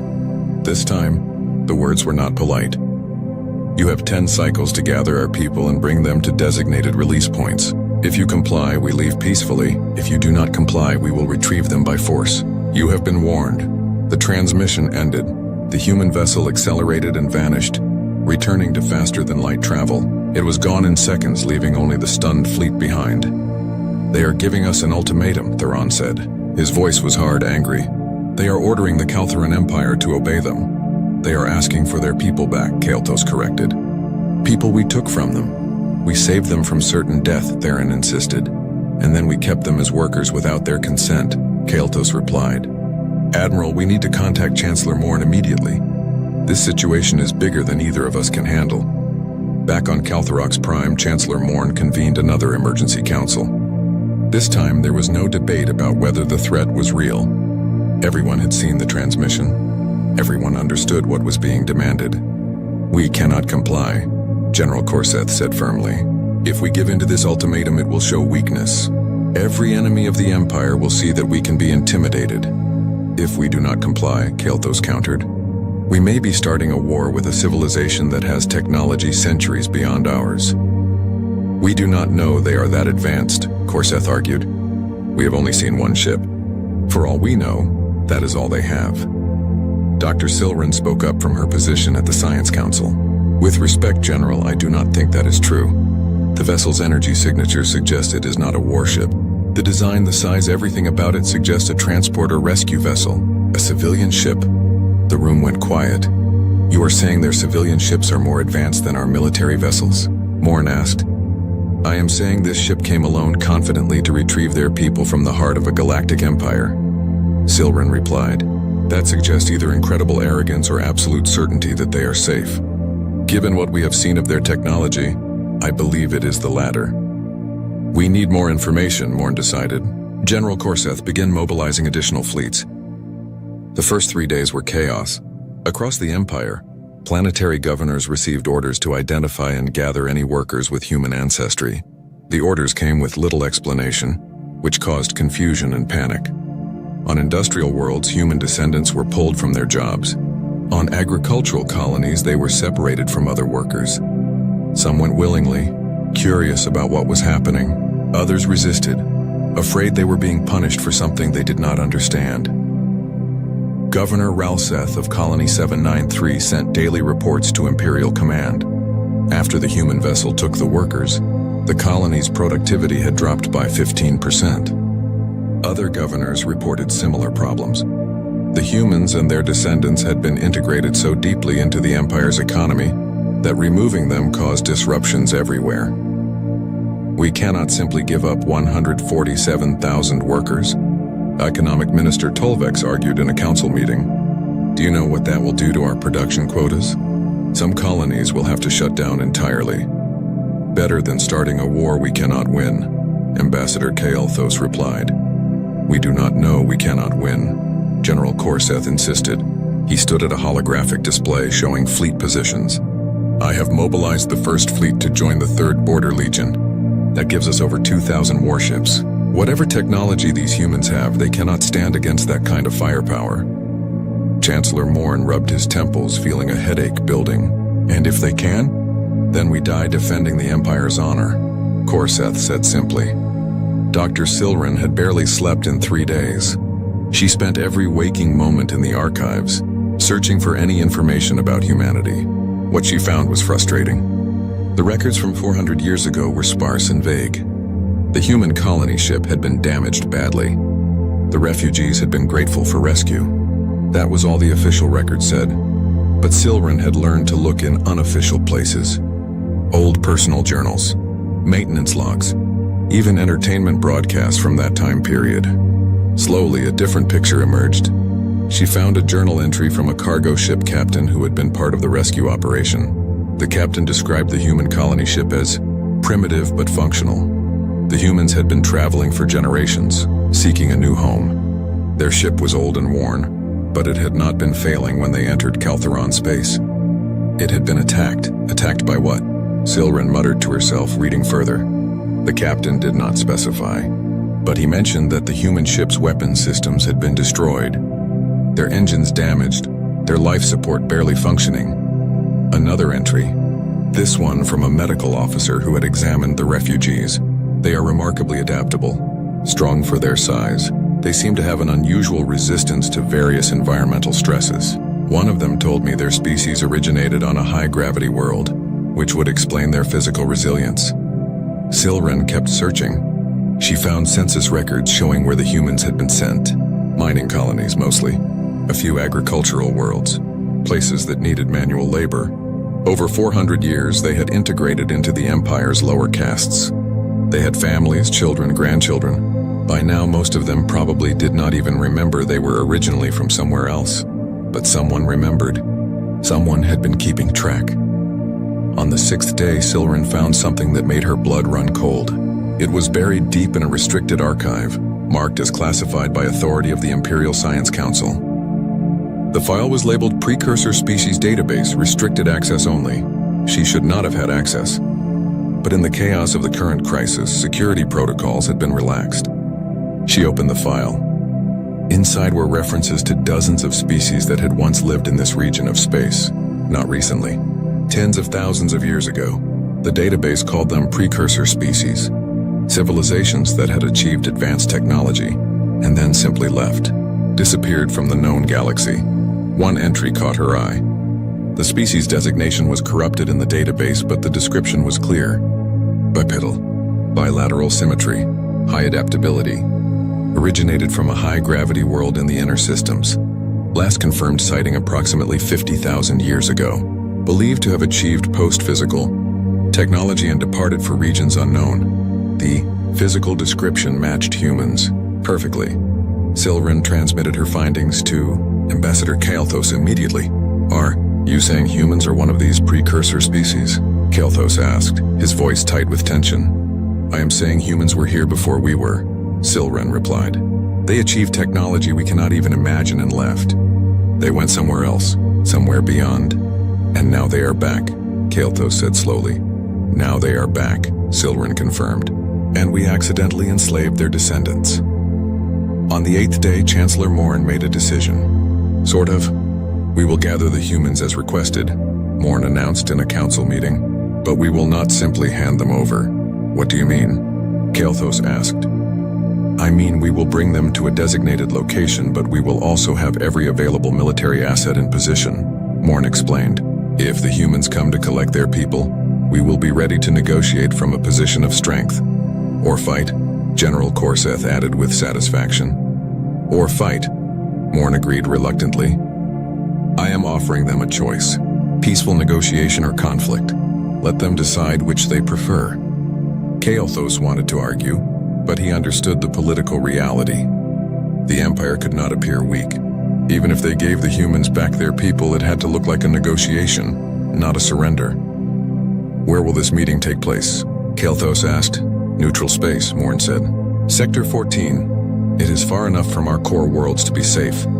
but close enough to our fleet bases that we can respond quickly if needed. The orders went out.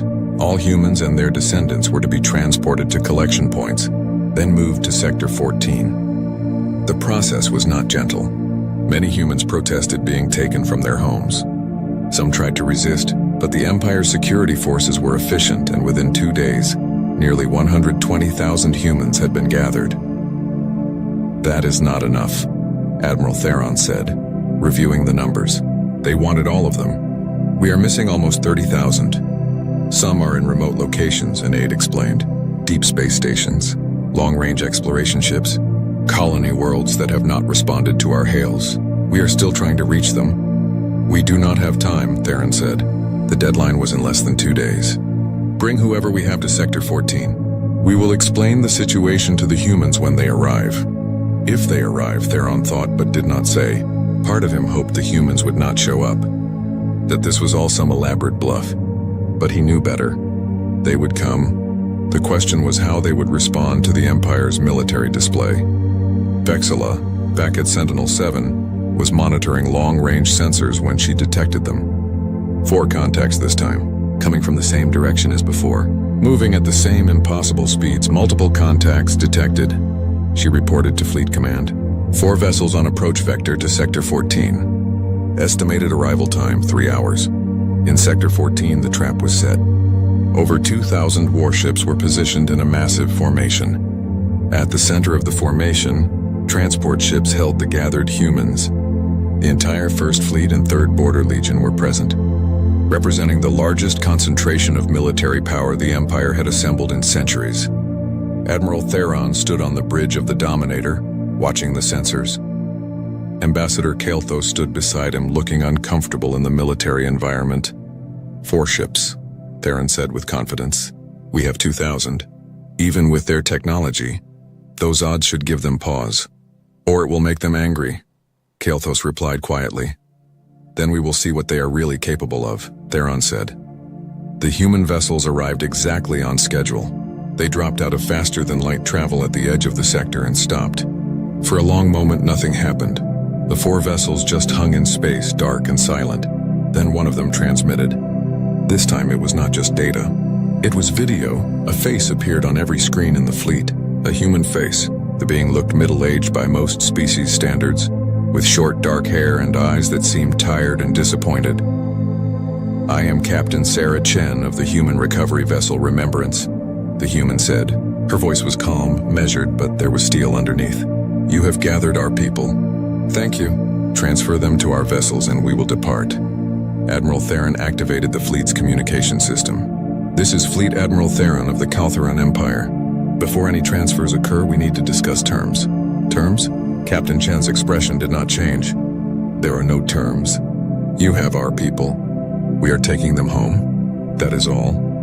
With respect, Captain, you are surrounded by 2,000 warships, Theron said. Perhaps we should negotiate like civilized beings. For the first time, Captain Chen showed emotion. She smiled, but it was not a friendly smile. Admiral, we left this region of space 50,000 years ago. We hoped you would have evolved beyond threatening people to get what you want. Clearly you have not. You dare, Theron began, but Chen cut him off. We dare many things, Admiral. We crossed the galaxy. We transcended the physical limitations of normal space. Begin the transfer, Admiral Theron said quietly. His voice carried defeat, Admiral. General Korseth's face appeared on a communication screen from one of the other command ships. We cannot simply surrender. The Empire's honor is irrelevant if we are all dead, Theron interrupted. Begin the transfer. That is an order. The transport ships opened their docking bays. Small shuttles began moving between the Imperial vessels and the human ships, carrying their precious cargo of confused and frightened people. Kael'thas watched the transfer on the monitors. He saw human faces looking out from the shuttle windows. Some looked happy, some looked scared. Most just looked confused. These were people who had been born in the Empire.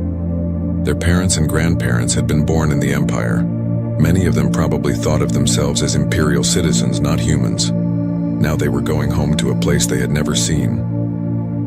It will take hours to transfer everyone, an officer reported. We have nearly 120,000 individuals to move. How many did they ask for? Theron asked. 147,000, the officer replied. Theron closed his eyes. They were short. Nearly 30,000 people were still scattered across the Empire, too far away to retrieve in time. Inform Captain Chen that we could not locate everyone, Theron said. Some are in remote locations that we could not reach before the deadline. Captain Chen's voice came through the speakers. She did not sound sympathetic. We know where they are, Admiral. Every single one of them. We have been tracking them for quite some time. Then you know we tried to comply, Theron said. You tried to set a trap, Chen corrected. But yes, you are transferring those you gathered. That is something. The transfer continued in tense silence. Hours passed. The Imperial fleet stayed in formation, weapons powered but not aimed. The human vessels waited patiently, their own weapon systems never even activating. They did not need weapons to be threatening. Finally, the last shuttle completed its journey. Nearly 120,000 humans had been transferred to the recovery vessels. All available individuals have been transferred, Admiral Farron reported. Confirmed, Captain Chen replied. Now we will collect the rest. What do you mean? Theron asked, though he feared he knew. We told you, Admiral. We know where they are. Every station, every colony, every deep space exploration vessel that has humans aboard. We are going to collect them. You may either cooperate or watch. Your choice. Before Theron could respond, the human fleet split up. Groups of vessels departed in different directions, moving faster than anything in the Imperial fleet could follow. They spread across the sector like seeds in the wind, heading for specific destinations with perfect knowledge of where to go. They have complete intelligence on our territory, General Corseth said, his voice filled with horror. They know the location of every military installation, every colony, every ship in our fleet. They have been watching us, Kael'thas said, probably for a very long time. We took their people 400 years ago. They have been monitoring them ever since. Over the next 3 days, reports came in from across the Empire. Human vessels appeared at remote stations and colonies. They did not attack. They did not threaten. They simply arrived, collected any humans present, and left. Imperial forces that tried to interfere found their weapon systems disabled without any visible attack. Ships that moved to intercept found themselves unable to navigate properly, as if space itself was pushing them away. The humans did not fight. They did not need to. On the 4th day after the confrontation in Sector 14, all human vessels converged at a single point in neutral space. Admiral Theron, following orders from Chancellor Morn, took the Dominator to that location with a small escort fleet. This time, Captain Chen agreed to a face-to-face meeting. The meeting took place on a neutral shuttle halfway between the fleets.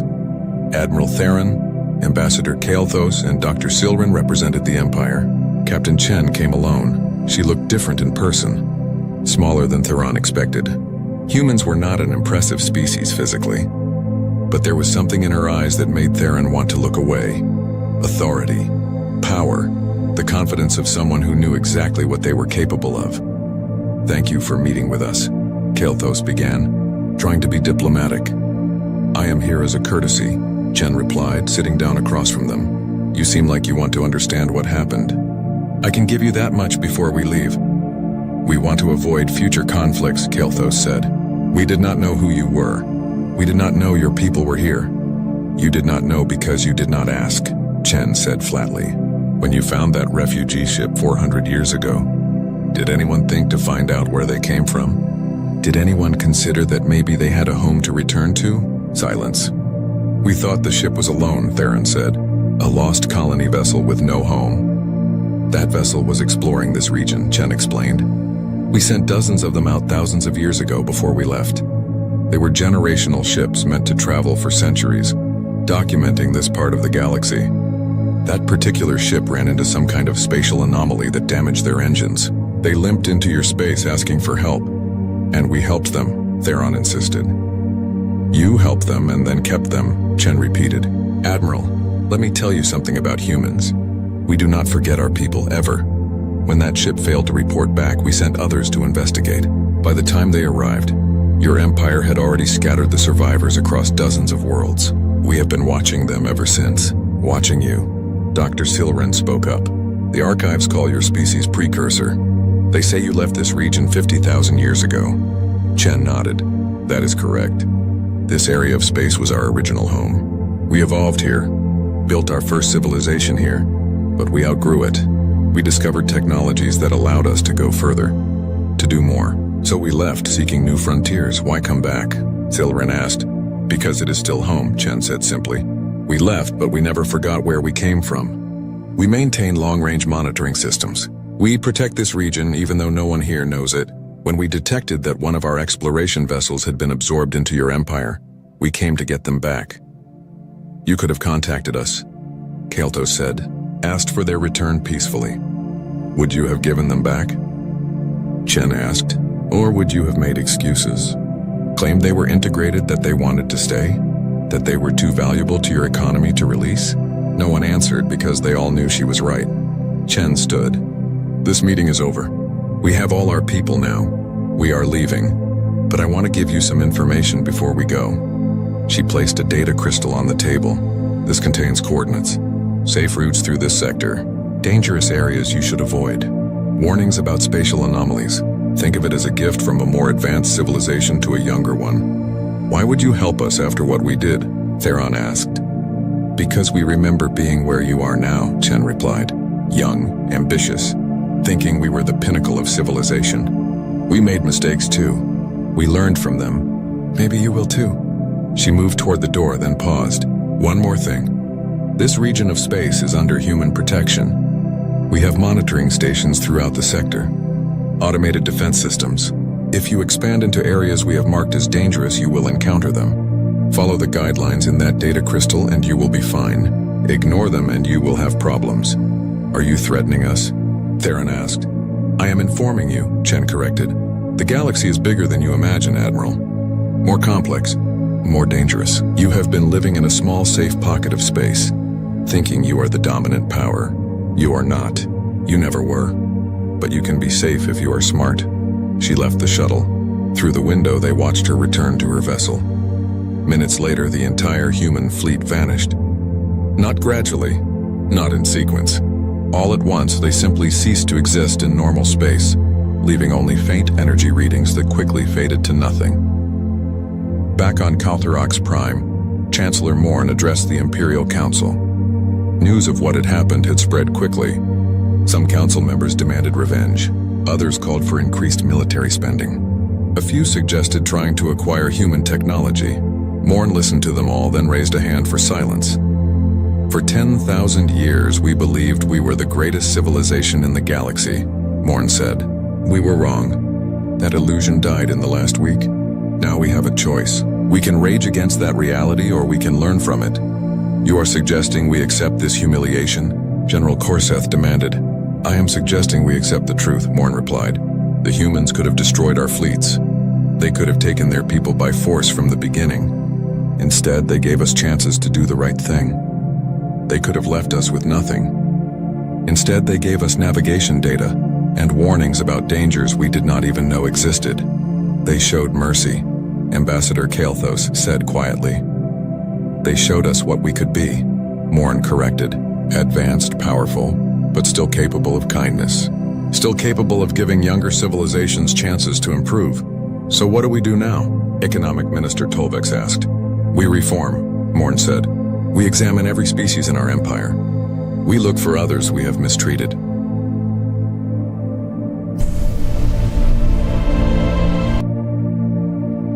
Step into a world of imagination where science meets mystery. On this channel, Sci-Fi Stories, you'll experience exciting sci-fi stories about futuristic worlds, space adventures, advanced technology, and unexpected twists. Every story is told in a natural human voice, not AI generated, to give you a more real and engaging storytelling experience. If you love immersive sci-fi tales and powerful storytelling, you're in the right place. Let's start the story. You want to know the moment I stopped believing humans were just another species in the charter. It wasn't a battle. It wasn't some glorious last stand with banners and dead engines and a speech.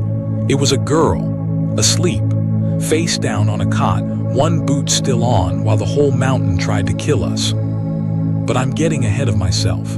Let me start where it actually started, with the cold. My name doesn't matter much for this, but you can call me Tavik. I'm Velshari, we're the tall gray ones, the ones with the second set of eyelids, the ones every other species in the galaxy thinks are naturally gifted soldiers. We hear that a lot. We believed it too. That was sort of the problem. Back then I was 19 of your years, give or take, top of my intake. I'd come up through the orbital prep schools where they teach you to hold a rifle before they teach you to hold a fork. My father was Fleet. His father was Fleet. I had medals waiting for me before I'd ever bled for one. That's the kind of cadet I was. The kind that's so sure of himself you almost want to slap him. And the place they sent us, the place this whole thing happened, was Korenho. If you've never heard of Korenho, count yourself lucky. It's a training world, not a nice one. The Coalition built the academy there on purpose because the planet itself does half the teaching. It's a tilted little rock with a long axis and a thin atmosphere, which means the winters don't come gently. They come like a fist. The northern range where they put the cadet barracks gets storms the meteorology officers don't even bother to name anymore. They just number them, Class 1 through Class 6. A Class 6 is the kind of storm where the wind doesn't blow so much as it leans. It leans on the buildings. It leans on the towers. You feel it through the walls, this low groaning pressure, and you start to understand that the structure you're standing in is the only thing between you and a death so fast you wouldn't even finish the thought. We were told Class 6 storms happen maybe once a decade. We got one in our second month. But before the storm, let me tell you about the intake, because that matters. You have to understand who we thought we were. 50 cadets. The best each homeworld had to offer. The Coalition does this thing where they pull the cream from every member species and throw them into a single brutal program, partly to train officers and partly, let's be honest, to see who breaks. We had Threll in our class, the four-armed ones from the gravity worlds, built like loading cranes. We had a Scythe, one of those quiet predator types with the joints that bend the wrong way. We had two Coronites who'd actually grown up on this miserable rock, which everyone assumed gave them an edge. We had me, the gifted Velshari. We had soldiers, basically, pre-made soldiers, bred and bored into it. And then we had her, the human. Now I want to be fair, because hindsight makes everybody wise, and I was not wise. When she walked into the orientation hall, nobody was impressed. Nobody. Humans were new to the charter back then, newer than you'd think. Earth had been a member for less than a generation, and most of us had only ever met them in the abstract, a line in a politics class, a face on a recruitment broadcast. The Coalition liked them. The Coalition kept saying humans were promising. We rolled our eyes at that. Promising. That's what you say about a species when you can't think of anything actually good to say. She was small, that was the first thing. Humans run small compared to us, compared to the Threll especially, and this one wasn't even big for human. She came up to about my collarbone. Brown skin, dark hair cut short and uneven like she'd done it herself with a knife, which I learned later she had. She had a scar through one eyebrow and a way of standing that wasn't military at all.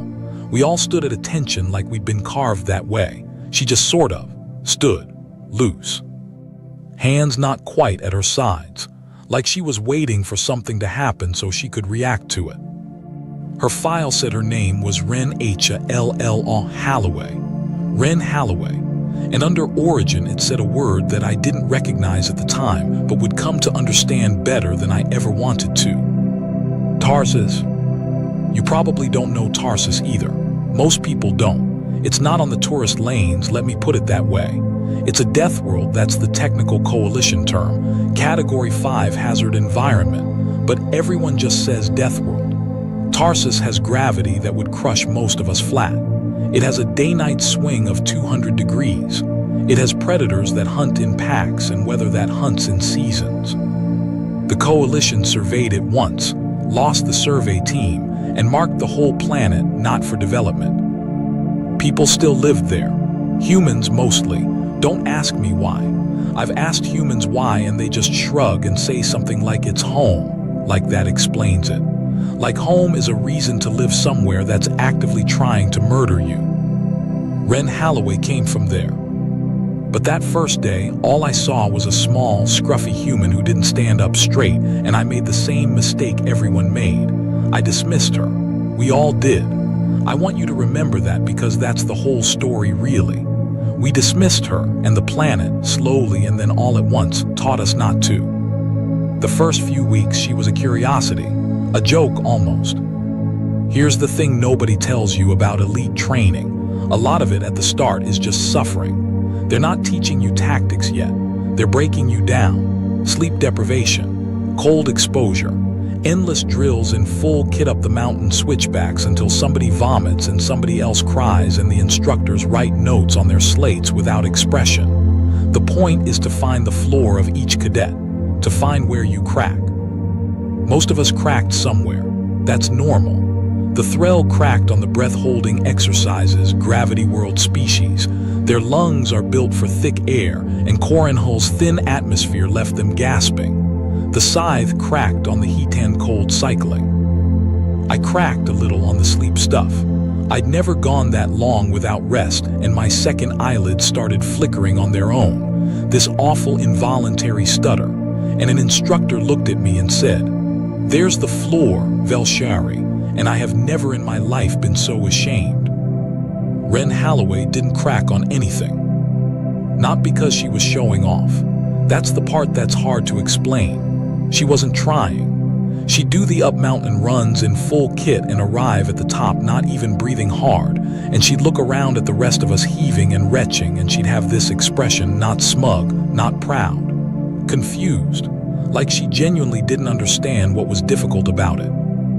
The cold exposure drills, where they'd march us out in light kit and make us stand in the wind until our cores dropped and the medics flagged us one by one. She'd stand there in the wind looking almost comfortable. Once, I saw her tilt her face up into a gust and close her eyes like it felt nice. Like a warm breeze on a spring afternoon. I thought I'd imagined it. The thin air did nothing to her. The cold did nothing to her. The gravity Corrinhull runs a little heavy, which wrecked the low-grav species. She walked around in it like it was less than she was used to, which I realized later it was. Tarsus has nearly twice Corrinhull's pull. To her, this murder mountain we were all dying on was basically a vacation. Light gravity, mild weather, breathable even if thin. We started to notice. Of course we did. The Threll cadet, big fellow, called Drog, all 4 arms and a chip on every shoulder, he started watching her with this narrow look. The Scythe watched everyone, that's just what they do, but it watched her more. And I watched her because I was 19 and arrogant, and I could not stand the idea that this small, loose-standing human was outperforming me at the thing I was bred to be good at. So I did what arrogant young soldiers do. I decided she was faking. I genuinely convinced myself. I told the others late at night in the barracks that she had to be on some kind of enhancement, illegal stims, gene mods, something. Nobody just does this. Nobody's species is just naturally built to laugh at a planet that's breaking everyone else. I had a whole theory. I was very proud of it. Drog believed me because Drog wanted to. The Scythe didn't say anything, which is how the Scythe disagrees. And the 2 Coronite cadets, the ones who'd grown up on this rock, they didn't believe me at all. One of them, a quiet one named Vesa, said something I didn't understand at the time. She said she's not faking Tavik, she's just from somewhere worse. I laughed at that, somewhere worse than Corrinhull, ridiculous. I want to find 19-year-old me and shake him. There was an incident before the storm that I have to tell you about, because it's the first time I felt the ground shift under what I thought I knew. We were doing a height traverse exercise. There's a section of the training range, way up past the tree line where they've strung cable bridges across these glacial gorges. You clip in, you cross, you learn not to look down. Standard. Dangerous but standard. It was Drog's turn.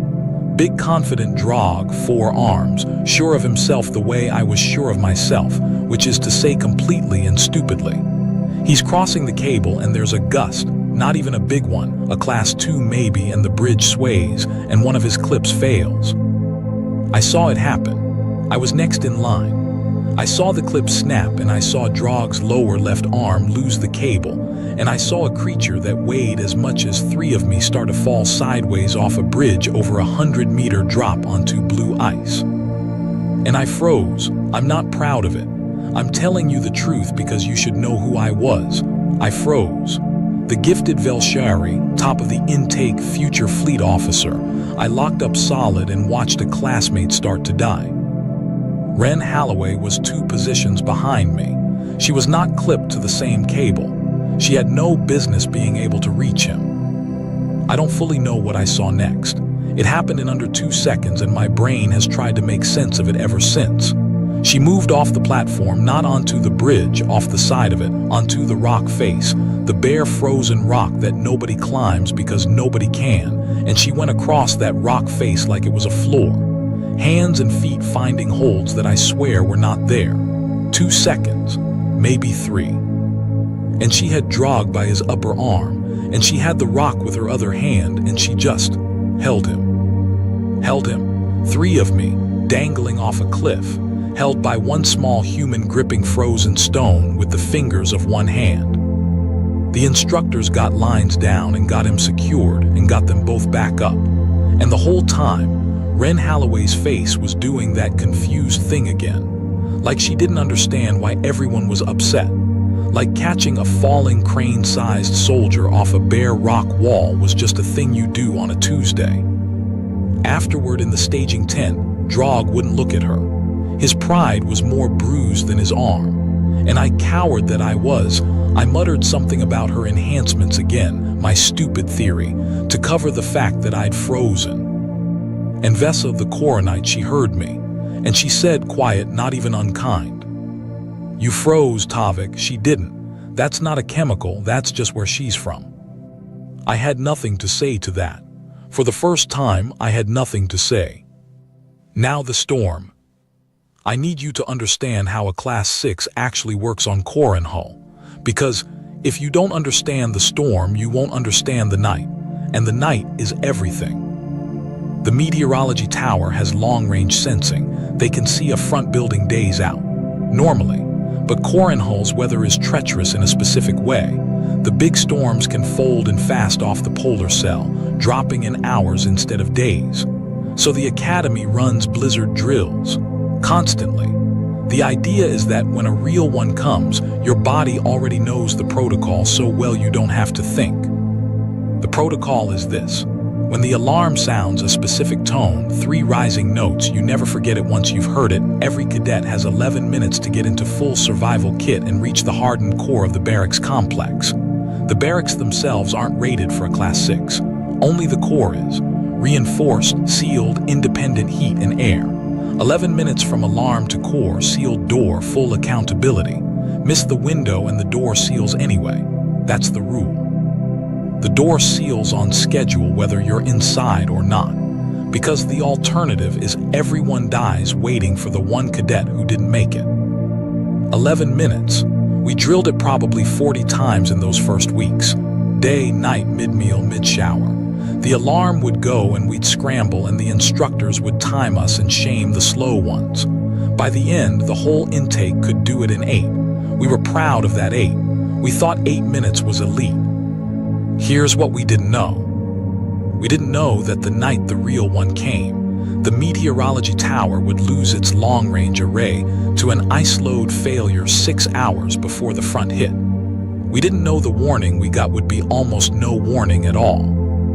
We didn't know that this Class 6 was, by the later official measure, the worst recorded storm in the Academy's history. They actually had to add a provisional Class 7 designation to the books afterward, just for this one, and then quietly retire it because nobody wanted that number to exist. And we didn't know, none of us knew, that the one cadet who would not respond to the alarm, the one cadet who would sleep straight through the 3 rising notes and the scramble and the panic and the begging, would be the only one of us who was never in any danger at all. But I'm getting ahead again. Let me tell it right. It was the dead middle of the night. Corin Hull's night. which is long. The planet's tilt makes the winter nights run something like 30 of your hours. We were maybe 20 hours into one of those long, dark stretches. The whole intake was asleep in the barracks, which is one big hardened but not core-rated dormitory hall, 50 cots in rows, the heat running low to save power the way it always did at night.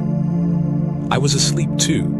I remember the dream. Even I was home on the Velshari homeworld, somewhere warm, and somebody was knocking on a door, 3 knocks rising. And then I was awake, and the 3 knocks were the alarm. 3 rising notes, the blizzard tone in the dark.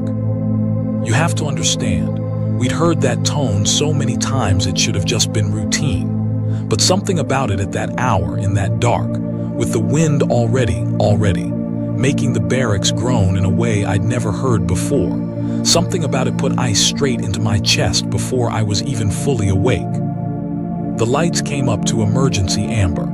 The instructor channel crackled on the dorm speakers, and a voice I didn't recognize, tight, fast, not the calm drill voice we were used to, said, "This is not a drill. Class 6 confirmed and closing. Front arrival estimate 19 minutes. Core seal in 11. Move now." 19 minutes to the front, 11 to seal, and the seal happens whether or not you're inside. For a half second, 50 cadets lay frozen in the amber light, and then the hall exploded into motion. I have never seen anything like it. 50 of the supposedly best young soldiers in the galaxy, and it was chaos. Survival kit is complicated. There's the thermal underlayer, the sealed outer shell, the rebreather collar, the boots that lock to the suit, the gloves that have to mate to the wrist seals or you lose your fingers in a Class 6. We drilled it 40 times. And in the dark at speed, with a voice in the speakers saying this is not a drill and the wind already leaning on the walls, half of us forgot how to do it. Drog got his rebreather collar tangled and panicked, all 4 arms working against each other. A thrall panicking is a frightening thing. The scythe was fast. The scythe was always fast, but even it fumbled a wrist seal twice. I got my underlayer on inside out and had to start over, and I felt the seconds going, and my second eyelid started that involuntary stutter, the shame flicker, and I hated myself and kept moving. 8 minutes we used to do it in. 8 calm minutes in daylight at the end of a drill. This was not 8 calm minutes. And in the middle of all of it, the scramble, the swearing in 9 languages, the instructor voice counting down the seal timer over the speakers. There was 1 cot, 3 down from mine, where nobody was moving. Ren Holloway was asleep. I noticed because I was right there. I noticed, and my first thought, my genuine, honest first thought was, she's faking again, some show-off thing. She's going to leap up at the last second and saunter to the core to make us all look bad. But she wasn't faking. She was asleep, truly deeply asleep on her stomach, 1 boot still on from the day, 1 arm hanging off the side of the cot, and she did not stir. Not at the alarm, not at the lights, not at 50 panicking cadets screaming around her. The wind picked up another notch and the whole building moaned, this deep structural groan, and a cadet near the door, one of the smaller species, I won't name them, just started crying. Openly. We were 2 months into being elite soldiers, and one of us was crying in their survival suit because the planet was making the building cry too. 8 minutes to seal, said the speaker. I got my suit closed. I got it right finally on the 3rd try, wrist seals mated, rebreather collar locked, and I should have run for the core. The rule is you run. The rule is you don't stop for anyone. Because stopping for one means losing more. But I looked at her cot, and she was still asleep. And something in me, not bravery, I want to be clear, I was not brave that night. Something in me couldn't leave her there to be sealed out and frozen for the crime of sleeping. I crossed to her cot, and I grabbed her shoulder, and I shook her, hard, and I shouted her name. Holloway Wren. Class 6, get up, get up. She woke up the way I imagine a predator wakes up. Instant, fully there. One moment asleep, the next her eyes open and clear and fixed on me. No grogginess at all, just a cold, flat assessment, hand already half moving toward, I realized later, a weapon she didn't have because we weren't issued weapons in the barracks. Her body had woken up ready to kill a thing that touched it in the dark. Tarsus instincts. You don't survive a death world by waking up slowly. She saw it was me. She saw the amber lights. She heard the alarm finally and the wind, and she felt the building groaning. And here's the part I'll remember until I die. She listened to all of it. The alarm, the panic, the countdown, the wind. She felt the whole murderous weight of a Class 6 storm bearing down on us. And her face did the confused thing one more time. The same confused thing as the cold drills, the same as the thin air, the same as catching drog off the cliff.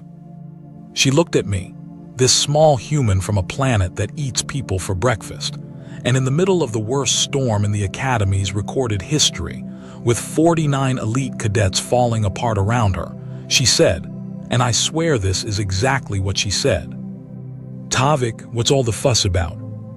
And then she put her head back down. I want to stop here and let that sit, because in the moment it didn't make sense, and it took me a long time to understand it. She wasn't being arrogant. She wasn't trying to make a point. She genuinely, sincerely, did not understand what the emergency was.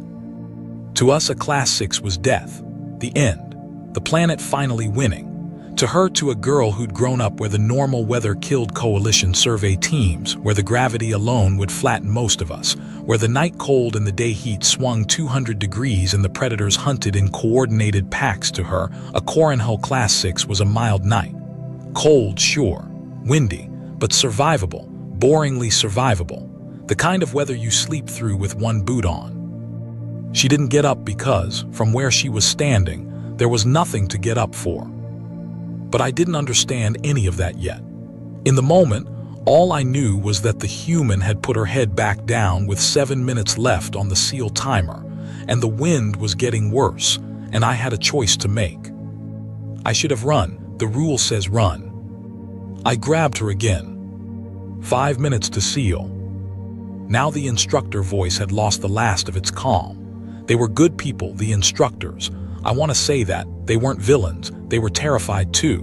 Because here's the thing the cadets didn't fully grasp yet, but the instructors did. The front estimate had moved. 19 minutes had become 14, had become something they weren't saying out loud over the speakers, but you could hear it in the voice. The storm was faster than the model. The SEAL at 11 minutes might not be enough margin. They might have built the protocol for a storm one full class weaker than the thing actually coming. I grabbed Ren by the arm and I pulled, and pulling her was like pulling a mountain. She let me move her arm, but her body didn't follow unless she decided it would, and the strength in her, I'd seen it on the cliff, but feeling it directly, the casual, immovable density of her, that was something else. I outweighed her. I was bred for this, and I could not move her an inch she didn't allow. "Holloway, please." And I heard my own voice crack on the please, all the arrogance gone. "Please, the door seals in 5 minutes, and it seals whether you're in or out, and I'm not going to leave you here, so please get up." Something in that got through.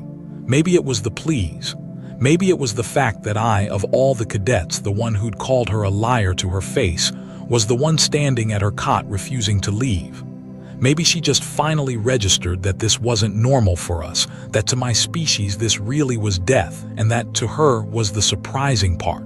Not the storm, us, our fear of it. She sat up. She looked at the chaos. She looked at the crying cadet by the door, at Drog still fighting his tangled collar, at the scythe pressed flat against the wall with its joints locked in a fear posture, at the amber light and the groaning building and the speaker counting down our lives. And the confusion on her face changed into something else, something I'd never seen on her before. Understanding, and under it, just for a second, something almost like grief. Because I think that was the moment Ren Holloway understood, really understood, what it meant to be the only one in the room who wasn't going to die. I think she'd spent 2 months assuming we were all like her, just slower, just lazier, just complaining. And in that amber-lit moment, watching us fall apart in the face of a storm she could sleep through. She finally got it.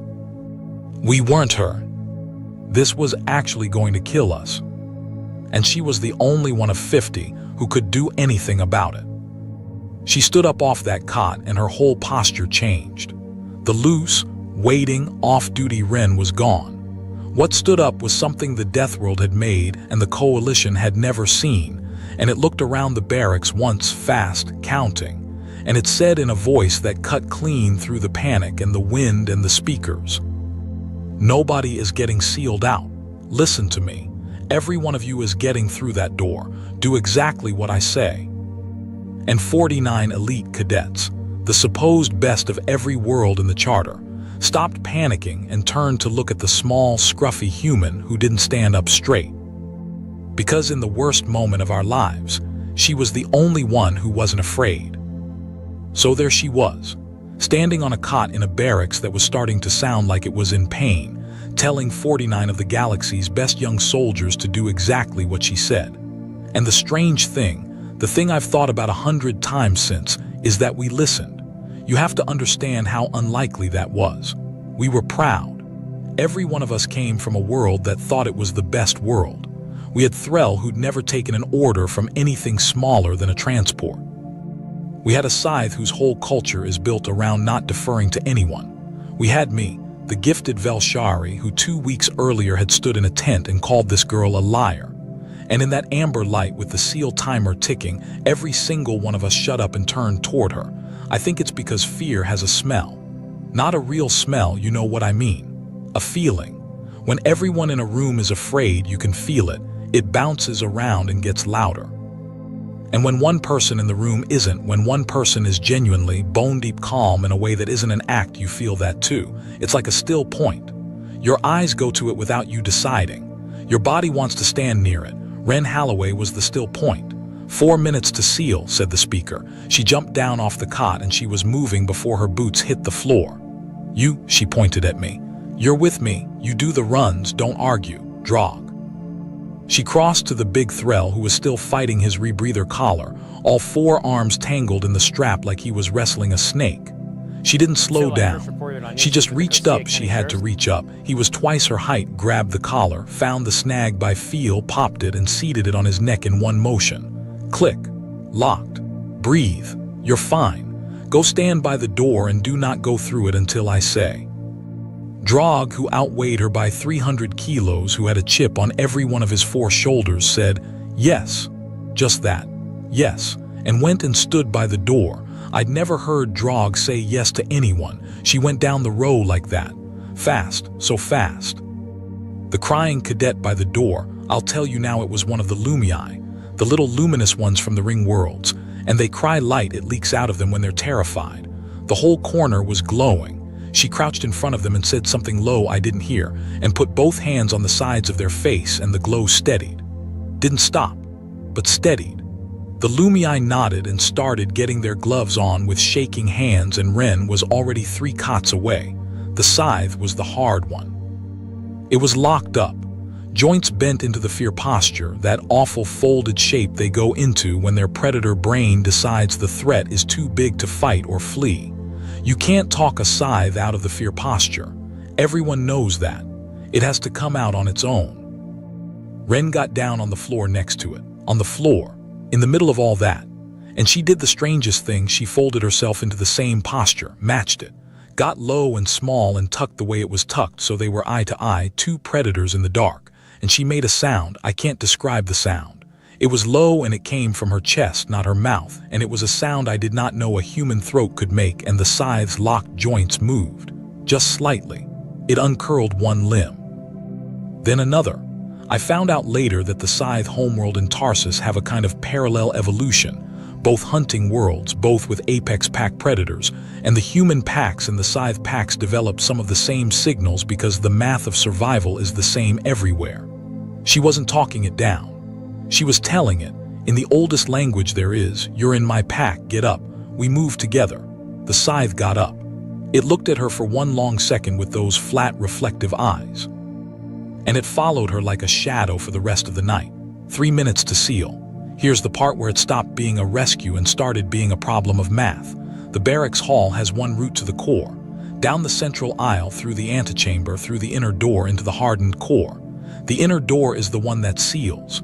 Normally, in a drill, 50 cadets file through in good order in maybe 90 seconds. Easy, plenty of margin. But we weren't in good order. We were scattered, half-suited.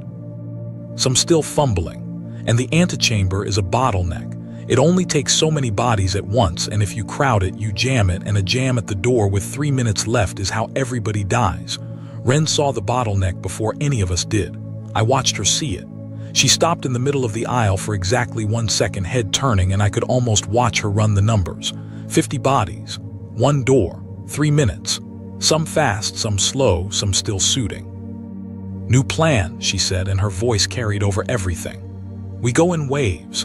Suited and ready, you go now. You don't wait for anyone. You get in the core and you get against the back wall and you make room.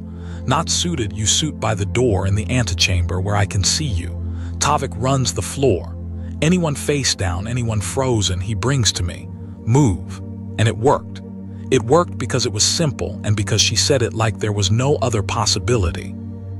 The ready ones surged for the door, controlled, not a panic, a stream. The half-ready ones moved to the antechamber and finished their seals where she could watch. And I ran the floor, me. The cadet who'd frozen on the cliff bridge. She put me to work and I found I could do it because she'd given me one job, one simple job, find the stuck ones and bring them. And a simple job is a thing you can do even when you're terrified. I dragged a half-conscious cadet who'd hit their head in the scramble. I found one wedged in panic between 2 cots and I hauled them out and shoved them at the antechamber. I did 3 runs, 4. My eyelids were stuttering the whole time, but my hands worked. She'd done that on purpose, I realized later. Given me the job. She'd seen me freeze on the cliff and she'd seen me come to her cot anyway. And she understood something about me that I didn't understand about myself. That I broke when I had to choose, and I held when I was told. She didn't shame me for the freeze. She just handed me a thing to carry and pointed me at the floor. That's a kind of leadership they don't teach at the academy. I don't know where you learn it. Maybe you learn it on a planet where everyone has a job because the alternative is everyone dies. Minutes to seal. Wind changed. I want to try to describe this because it's the thing I have no words for and I'm going to try anyway. Up to that point, the storm had been a sound and a pressure. The groaning, the leaning, bad, but a thing happening to the building. At 2 minutes, the front actually hit. The leading edge. And the sound went from a groan to a scream, not the speakers, the air itself. The wind finding every seam in the structure and screaming through it, and the whole barracks shifted. I felt the floor move under my boots. A hardened building anchored into bedrock, and I felt it flex, and the temperature dropped. Inside, through the walls. You could watch your breath go from nothing to fog in about 4 seconds. The heaters were running full and losing. The lumii in the antechamber flared bright again, pure terror light, the whole room going white-blue with it. That was the moment the begging started. I told you in the title that 49 cadets begged to quit, and I want to be honest about what that means because it's not what it sounds like. They weren't begging to leave the program. You can't leave anything in a Class 6, there's nowhere to go. They were begging in the older sense, the animal sense. When the building flexed and the cold came through the walls and the air started screaming, cadets started making sounds I'd never heard from soldiers, pleading sounds. Get me in, get me through, I can't, please. A few of them just said it over and over. I quit, I'm done, I can't do this. Hands out toward the door, toward the core, toward her. Quit wasn't a decision. Quit was a sound the body makes when it's certain it's about to die. And through all of it, the screaming air, the flexing floor, the white-blue terror light, 49 of the best of us coming apart at the seams, Ren Holloway stood in the mouth of the antechamber, one hand on each side of the frame, feeding cadets through the door, and she was calm, not pretending calm. Calm. The same calm as a girl asleep with one boot on. To us it was the end of the world, to her it was a windy night. 1 minute to seal. We were close. We were so close. The waves had worked, the core was filling. The ready ones packed against the back wall, making room exactly like she'd said, the antechamber emptying. I'd cleared the floor.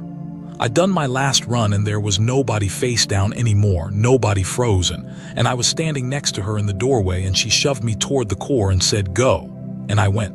I went 3 steps in and I turned around to count. Because that's the thing, you count. The protocol is accountability, 50 cadets, everyone accounted for before the seal. And I turned around in the doorway of the core and I counted heads in the white-blue light fast. The way you count when your life depends on it, and I got to 49, 49. I counted again. 49. Plus Ren, still in the antechamber, hand on the frame. Plus Ren makes 50. We were all there. Every one of us. 50 cadets, 2 minutes ago scattered and half-suited and falling apart, and now 50 heads in the core with 1 girl in the doorway, and the seal timer at 50 seconds, and we had made it. I started to feel it. The relief. It came up through my chest like warmth. And then the antechamber lights died. I need to slow down here because this is the part. The antechamber, the bottleneck room between the barracks and the core, has its own power feed, separate from the core. When the front hit and the building flexed, something in that feed failed. Maybe a conduit sheared. Maybe the cold cracked something. I don't know. What I know is that 1 second Ren was standing in a lit doorway and the next second the antechamber went black and the inner door, the core door, the one that seals, started to close. It closes automatically at the timer. We knew that. We drilled it. The door doesn't wait for a person. The door seals on schedule because the alternative is everyone dies holding it open for the one who didn't make it. The door started to close, and Ren Holloway was on the wrong side of it. She'd fed all 49 of us through. She'd run the floor through me and the waves through herself, and she'd put every single one of us inside the hardened core, and she had not yet stepped through herself, and the lights had died and the door was closing and she was outside. I've replayed the next 4 seconds more times than any other 4 seconds of my life. I see the door closing. I see the black antechamber. I see, in the last sliver of light spilling from the core, her face. And her face is not afraid. That's the thing I can't get past. The door is sealing her into a Class 6 with no power in a building that's flexing apart, and she is not afraid because she has done the math we couldn't do and she knows something we don't. She knows she'll be fine. She's from Tarsus. A dead antechamber in a core and hull storm is to her a cold, dark room. Survivable, unpleasant, boring, even. She could sit in that dead room through the whole storm and walk out at dawn annoyed and stiff and alive, because the thing that kills us is a Tuesday to her. She knew that. In the last sliver of light, I saw her face do the calm thing one more time, and I saw her start to step back, away from the closing door, choosing to stay outside, because there was no danger to her and no reason to risk jamming the seal for 50 people who were finally safe. She was going to let it close on her, on purpose. Because she'd be fine and we'd be safe, and that was the whole math. And I could not let it. I want to tell you I made a noble decision. I didn't. There was no decision. 2 months of believing I was brave, 2 months of training, the cliff where I froze, none of it was in my head. My body just moved. I think I screamed. I think I screamed her name, and I jammed myself into the closing door. It's a heavy door. It's rated to hold back a Class 6. It does not care about a Velshari cadet's arm. It started to crush me and I felt it and I didn't care. I got my shoulders into the gap and I reached out into the black antechamber and I caught her wrist, that immovable wrist, the one I couldn't move on the cot, and I pulled. And here's the thing about pulling Ren Holloway, I couldn't move her. I'd learned that. I outweighed her and I was bred for strength and I could not move that girl an inch she didn't allow. But I didn't have to move her. I just had to ask. Because when I caught her wrist and pulled, she felt me do it. She felt that I jammed the door. She felt that I was being crushed to keep it open for her. And whatever calm math she'd been running, I'll be fine. Let it close. It ran up against something it hadn't accounted for. It ran up against the fact that a cadet who'd called her a liar 2 weeks ago was now letting a Class 6 rated door break his body rather than let it seal her out. I think that was the thing she didn't understand about us finally landing. We were afraid of the storm because the storm could kill us, but I wasn't afraid of the storm in that second. In that second, I was inside a closing door that could kill me, and I was choosing it for her, and there was no math on Tarsus or anywhere else that made me leave my arm in that gap. She moved. She let me move her. 1 step, through the gap, past me. into the core. And then she grabbed me both hands, that impossible strength, and tore me out of the door a half second before it would have taken my arm off at the shoulder. And the door sealed behind us with a sound like the end of an argument, and the screaming air cut out, and we were in 50 cadets. In the core, sealed, alive. We sat in that core for 19 hours while the worst storm in the academies recorded history tried to peel the mountain. Nobody talked much at first. We were past talking.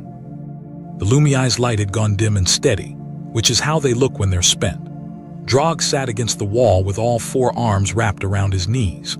The scythe stayed pressed against Ren's side the whole time, and she let it, one hand resting on its locked shoulder, absently, the way you'd pet something.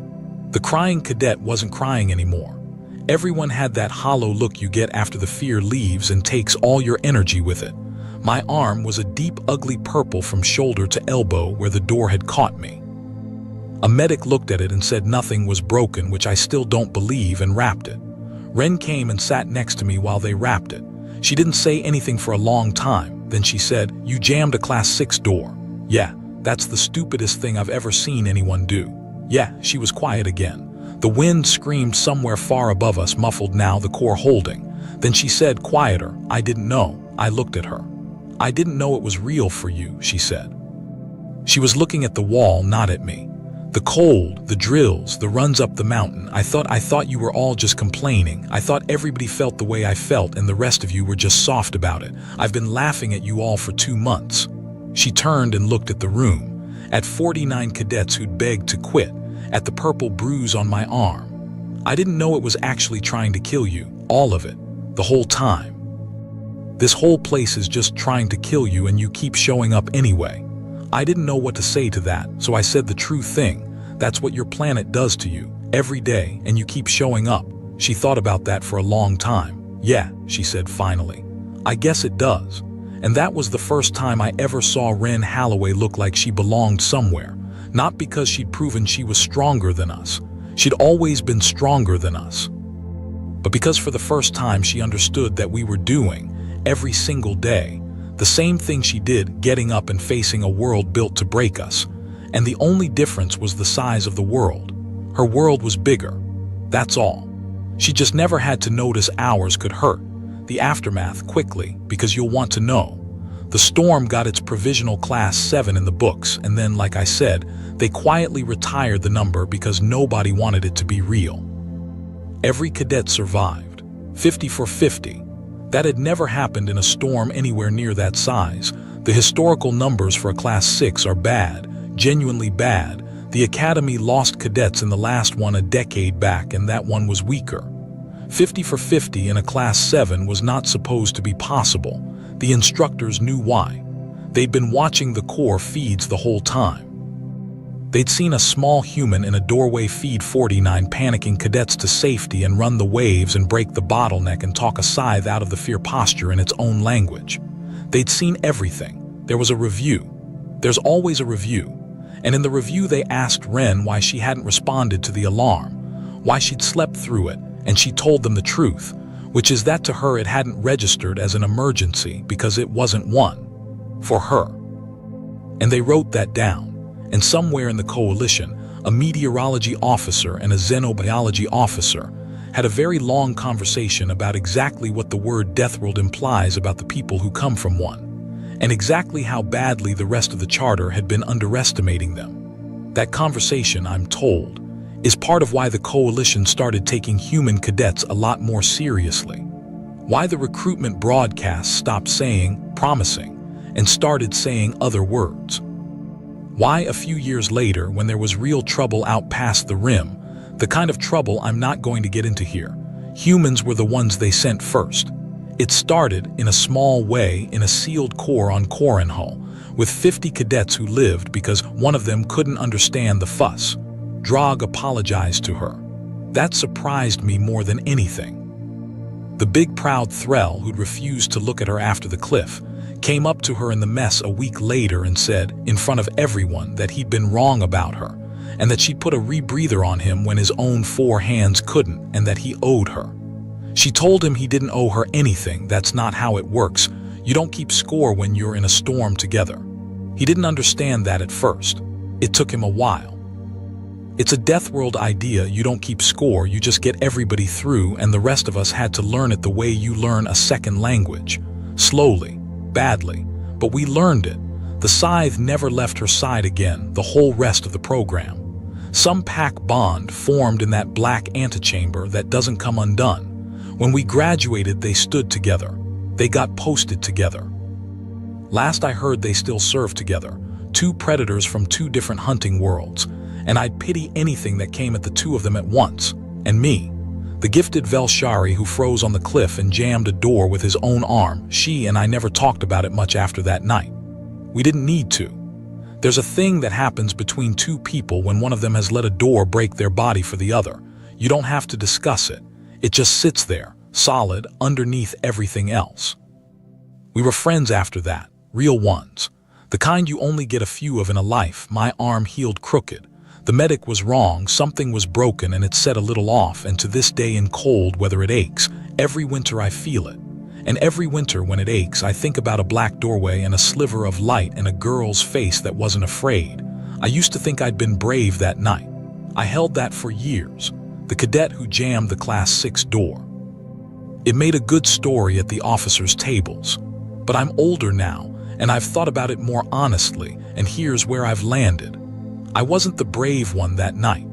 The brave one was the girl who'd spent her whole life on a world that tried to kill her every single day, and who got on a transport anyway, and came to the academy anyway, and stood in a dead doorway in a screaming storm with no fear in her face, not because she didn't understand danger, but because she'd grown up so deep inside it that our worst night was her quiet one. And who, in that doorway, was about to let the door seal her into the dark to keep 50 strangers safe, and would have, calmly, without a word, if one of us hadn't loved her enough by then to stop her. That's the thing about people from death worlds. You think the planet makes them hard. And it does. But that's not the part that should scare you. The part that should scare you, the part that should make every other species in the charter sit up straight, is what a world like that does to a person who decides to be good anyway. We spent 2 months thinking we were the elite, the best of 50 worlds. And we learned in one night in 11 minutes and 19 hours that the strongest soldier any of us would ever meet was a girl who slept through the apocalypse with one boot on and woke up and saved us all, and never once thought she'd done anything special. She just thought we'd made a lot of fuss. Maybe we had, but I'd make it again. Every storm, every time, for her, I jammed the door again. We have a human cadet, Kale Dross, Frontier Division. The others will test him. Good. Let them. The Coalition Military Academy on Station Vorn had been producing officers for 160 years. Its graduation rate was 63%, the most selective military program in the Coalition's outer systems, and its alumni held positions at every level of command across 12 active fleets. The Academy did not give placements on the basis of species. It gave them on the basis of performance. This was, officially, the policy. What the policy did not fully account for was the informal hierarchy of expectation that developed in any institution old enough to have traditions, the accumulated weight of which species had historically performed at which levels, who the program had been designed to develop, and who had arrived as a recent addition to the invitation list. Humans had been coalition members for 31 years. Human cadets had been attending the academy for 19. In 19 years, 11 humans had graduated. The current class had 1. His name was Kale Dross. He was 22 years old, from a frontier settlement on the outer edge of coalition space, and he had arrived at the academy with a file that his admissions officer had read twice because the first time produced results that seemed inconsistent with his listed age. He had spent 4 years on active frontier service before applying, which was unusual, since most cadets arrived directly from pre-academy programs, and his service record contained a number of engagements that the admissions officer had flagged for verification before approving because the numbers involved seemed high. The verification had come back confirmed. Kale had not mentioned any of this. He arrived, found his quarters, attended his first classes, and conducted himself with the specific quality of someone who was focused on the work and not particularly interested in the surrounding social architecture. The surrounding social architecture, however, was interested in him. The challenge came in the third week, in Instructor Theron's Combat History and Doctrine class, a seminar format, 12 cadets around a discussion table, the kind of session where the teaching methodology relied on cadets engaging directly with each other's arguments. The topic was the doctrine of asymmetric engagement, how smaller forces achieved outcomes against numerically superior opposition. Cadet Zeth, a rel carry, 4th year, top of the current rankings, introduced the human question the way that certain cadets introduce questions, which is to say with the timing and tone of someone who has prepared it. For the purpose of this discussion, Zeth said, addressing the class generally in a way that made it clear the address was specific, it might be useful to establish a baseline for what different species actually bring to asymmetric engagement. Combat experience as a reference point. A pause precisely calculated. What would the kill count be for a typical Earth soldier at Dross's stage of service? For context, several cadets smiled. The category of smile that happens in rooms where a hierarchy is being enforced and the audience has decided which side they are on. Instructor Theron, at the head of the table, said nothing. He had been waiting for this moment since he read the file. Kale looked at Zeth with the steady light brown eyes that had, Theron had noted over 3 weeks, never changed expression based on what was happening around them, only based on what Kale was thinking. "That's a reasonable question," Kale said, in the tone of someone who genuinely found it reasonable. "Do you want the frontier service number or the total?" The smiles held. Zeth said, with the specific patience of someone setting up a punchline, "Let's say total." For context, Kale said a number. The smiles stopped. Not all at once. The way a wave stops, the ones closest to him first, then spreading outward as each cadet processed what they had heard and ran their own internal calculation of whether the number was plausible for a 22-year-old human from an outer frontier settlement. Zeth said, with considerably less patience than before, "That's not possible." "The verification is in my admissions file," Kale said. "If you want the operational breakdown, the engagements are documented. Most of them have footage." Instructor Theron spoke for the first time since the question was asked. "The footage is available through the Academy's operational archive. I've already pulled the relevant files." He looked at the class. "Since we are discussing asymmetric engagement, reviewing actual case studies seems appropriate." He pressed the display control. The classroom wall became a screen. What followed was 40 minutes that Theron had structured carefully, because he had read the file and he understood that what it contained was not simply impressive numbers. It was a specific and complete education in exactly what the class was supposed to be studying. The frontier engagement scale had participated in over 4 years where case studies in asymmetric doctrine applied under conditions that most of the cadets at the table had encountered only as theoretical exercises. Resource scarcity, communication blackout, numerical disadvantage, zero extraction possibility. The footage was not dramatic in the way that Academy training simulations were dramatic. It was documentary footage, the specific grain and angle of field recording systems, the sound of actual environments, the kind of visual record that carries weight precisely because it is not produced. By the 4th engagement case study, the classroom was completely silent. Not the silence of boredom. The silence of a room where 12 cadets and 1 instructor were watching something that was actively updating their understanding of what the discussion they had been having was actually about. Cadet Zeth, by the 8th case study, was not smiling. He was watching the display with the expression of someone doing a calculation that was going to take longer than the class period to finish. When the final case study ended, Theron turned the display off. "Asymmetric engagement doctrine," he said to the class, "is most usefully studied not as theory but as practice. The question of what different species bring to the context," he looked at Zeth with the precise neutrality of a good instructor, "is an excellent one. The answer, as we have just seen, is frequently more complex than baseline assumptions suggest." The class ended. Cadets filed out.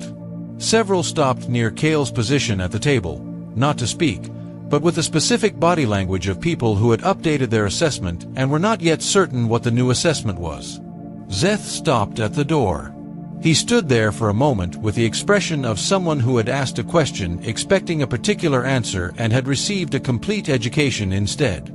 "The Frontier Service number," he said, to the room generally, as though finishing a thought he had started 3 weeks ago. "And the total are different. By about 60, Cale said simply. Zeth left.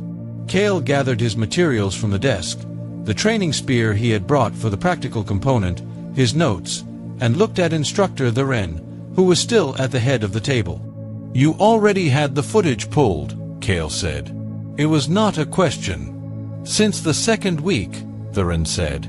"I was waiting for the right discussion topic."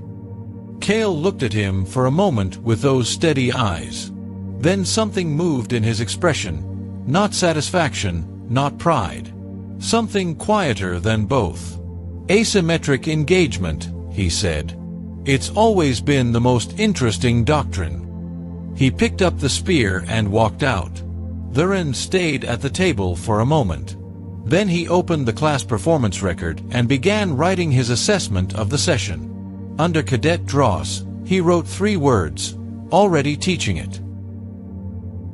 "I have spent years trying. I think, in the end, the not knowing is right, because she was not one person who saved the world.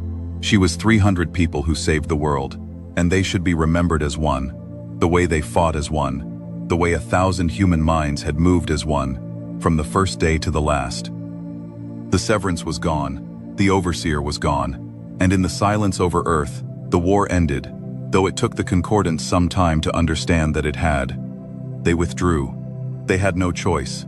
They had lost their greatest fleet in the dark between the dead stars. They had lost their nexus, the single mind that coordinated their every ship. They had lost the Severance, the weapon they had built when they realized we could not be corrected.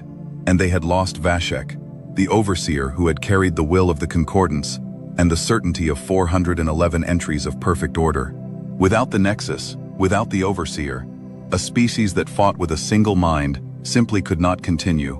And so the Concordance pulled back from human space, all the way back, beyond the veil, beyond the dark, back to wherever it had come from, carrying with it the first defeat in its long and terrible history. And it carried something else too. It carried Elun's entry. I released the Archivist in the end.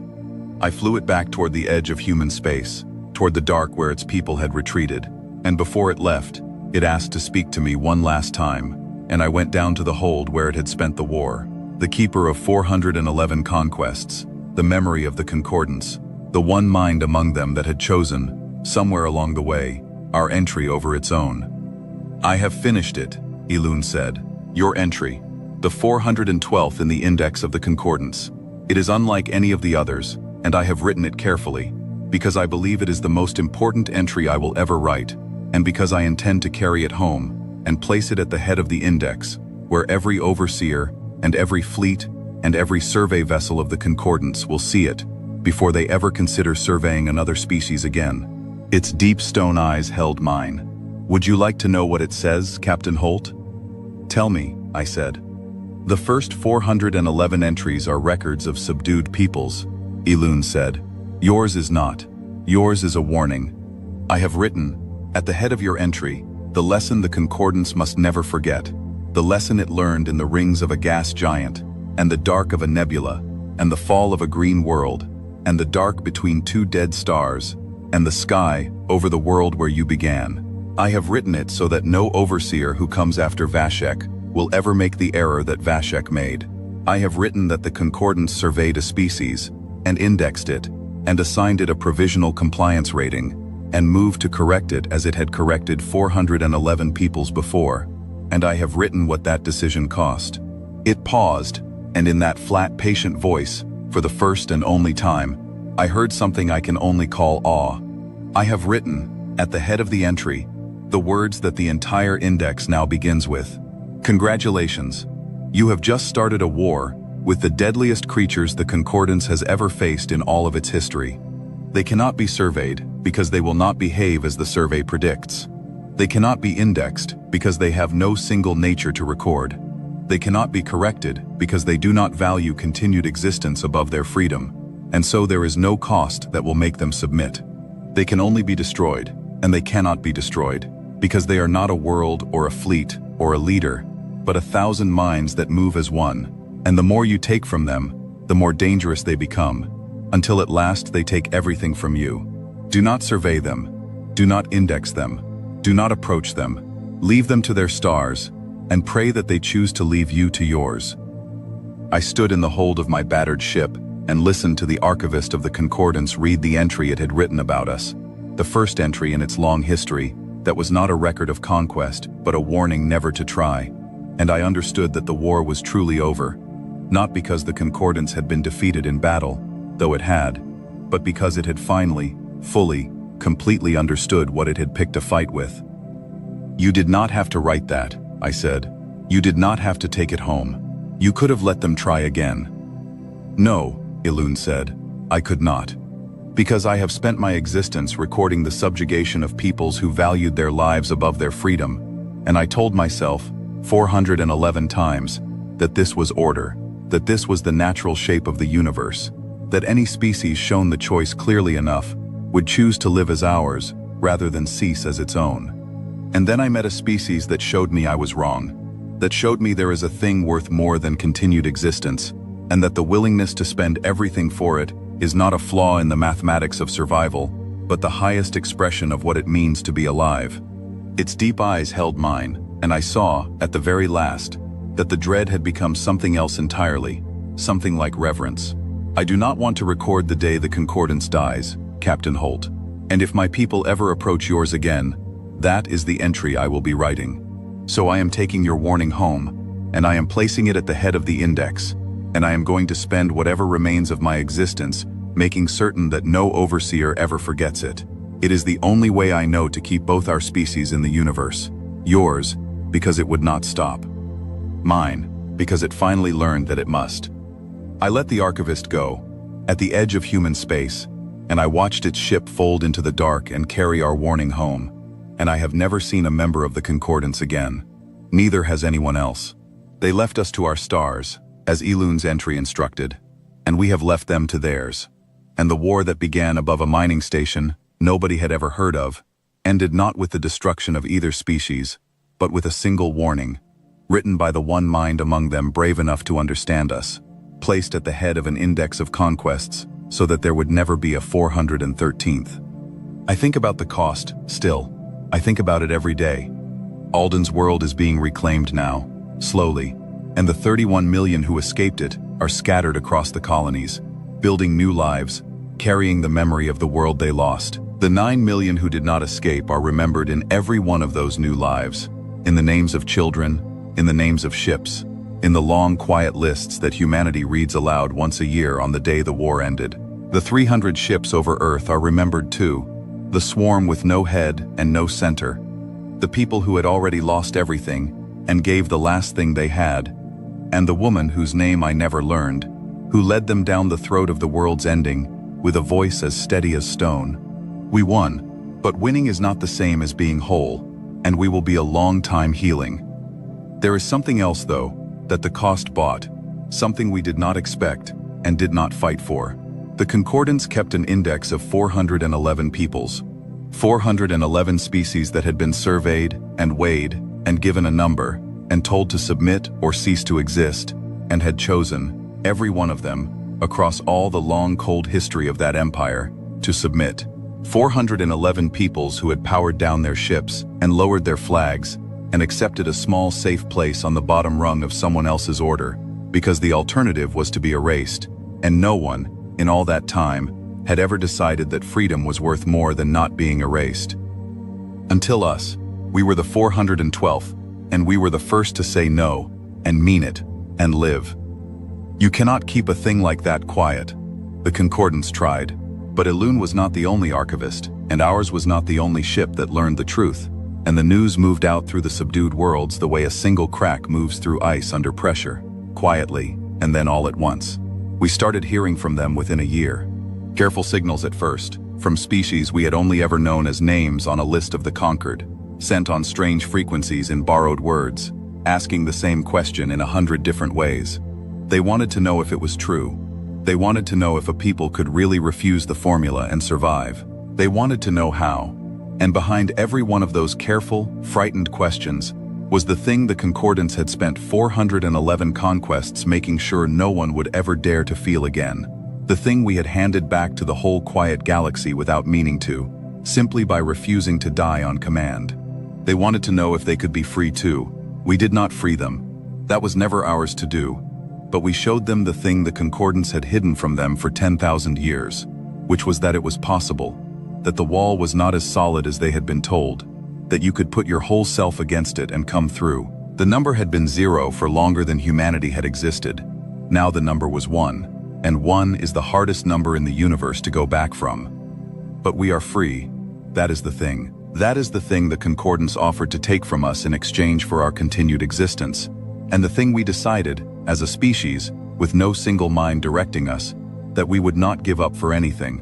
Not for our worlds, not for our lives, not for the oldest light we had.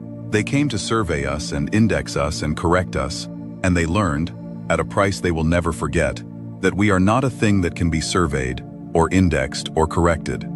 We are not livestock to be weighed. We are not a population to be listed. We are humanity, 1,000 minds that move as one, and we would rather come through any wall you put us against than live on the other side of it as anything but free. I flew the Kestrel home, in the end, back to the world where it all began, the blue curve of Earth turning below me, whole and alive, 2 billion people going about their lives beneath a sky that had nearly become a second sun. Owen sat beside me, the best pilot humanity ever produced, who had threaded us through fire from the rings of a gas giant to the throat of the world's ending, and brought us home every single time. Lena and Marcus and Sam were on the bridge, and Asha was down in engineering, keeping our battered ship alive, the way she had kept it alive through all of it, and 41 people who had looked up at 6 impossible ships above a mining station nobody had ever heard of, and refused to power down, were going home. I have told this story many times now. People ask me what I want them to take from it, what the lesson is, what humanity should remember about the war that nearly ended us, and the species that learned, at last, to leave us alone. And I always tell them the same thing, the thing Elune wrote at the head of an index of conquests, the thing that 300 ships proved over Earth, the thing that a frightened station director proved with a cargo gun above Bishop's Reach on the very first day. We are not the deadliest creatures in the galaxy because we are the strongest, or the fastest, or the cleverest, though we can be clever when we have to be. We are the deadliest creatures in the galaxy because there is no wall you can put us against, no cost you can make us pay, no dark you can back us into, that will make us choose existence over freedom, or make us stop, or make us break. You can take our worlds, and we will take them back. You can build a weapon to end us, and we will throw ourselves down its throat. You can survey us, and index us, and assign us a number, and we will tear the formula to pieces, and write our own entry in your book of conquests, and our entry will be the one that ends them. So if you are out there, in the dark beyond the veil, reading this, hearing this, wondering whether the warning at the head of the Concordance's index is really true, let me give you the only advice that matters, the advice that one brave archivist carried home to save its own people, the advice written in the rings of a gas giant, and the fall of a green world, and the light over Earth that nearly became a second sun. Leave us to our stars, because the day you decide not to, the day you look up at humanity and think we are a population to be listed, a species to be corrected, a number to be assigned, that is the day you will learn what the Concordance learned, at a price you will never stop paying. Congratulations. You will have just started a war with the deadliest creatures you have ever faced in all of your history, and we do not lose.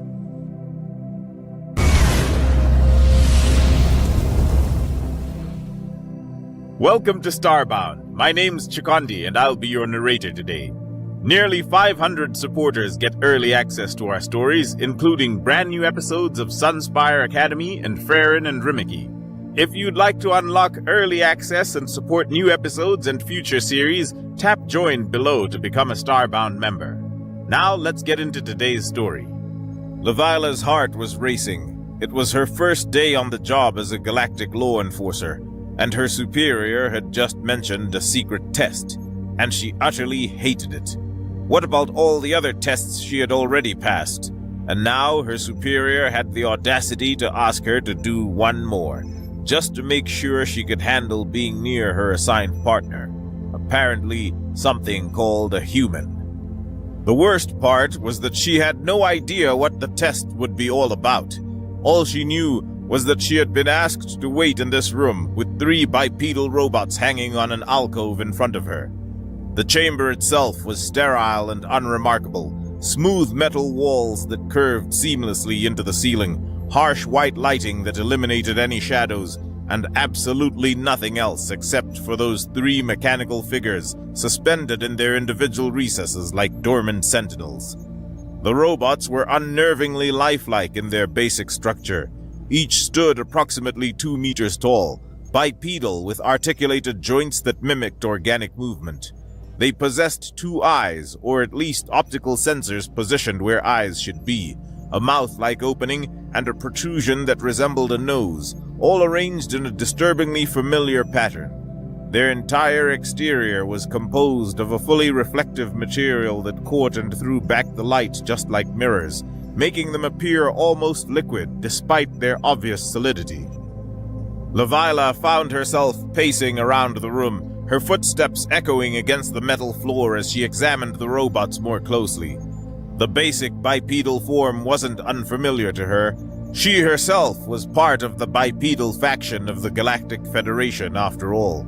2 legs, 2 arms, a head atop shoulders. It was a body plan that had evolved independently on dozens of worlds, proving its superiority time and again. Still, there was something unsettling about seeing it reproduced so precisely in metal and circuitry. As she stepped closer to the middle robot, drawn by curiosity despite her better judgment, she caught sight of her own reflection in its mirror-like surface. The image staring back at her was distorted slightly by the curve of the robot's chest plate, but clear enough to show her features in detail. Her blue skin appeared almost luminescent in the harsh lighting, a deep blue that darkened to navy at her extremities. Her 2 yellow eyes, bright as twin suns, blinked back at her with vertical pupils that dilated as she focused. The very short fur that covered most of her body was barely noticeable, except where the light reached it at certain angles, creating a subtle texture like velvet. Her long, pointed ears tensed involuntarily, a nervous habit she'd never been able to fully control, and her sharp fangs protruded slightly from her mouth even when her lips were closed, giving her resting expression a perpetual hint of predatory intent. Her face, despite the fearsome teeth, was remarkably expressive, every emotion playing across her features with an openness that often put her at a disadvantage in negotiations. The robots are not mirrors, Enforcer Levila. Step back from the unit immediately. The voice came from everywhere, emanating from hidden speakers throughout the room with perfect omnidirectional clarity. Levila's ears flattened against her skull in annoyance as she recognized the grating tones of her superior. Tanuk belonged to the only avian species in the entire Galactic Federation whose vocalizations had absolutely nothing melodic about them. Where most avians produced sounds that could charm even the most tone-deaf species, Tanuk's people communicated in harsh tones, grinding whistles, and abrasive squawks that sounded like metal scraping against stone. Levila took 3 measured steps backward, her hands clasped behind her back in the formal stance expected of junior enforcers. My apologies, Superior Officer Tanuk. I was merely conducting a preliminary observation of the testing equipment.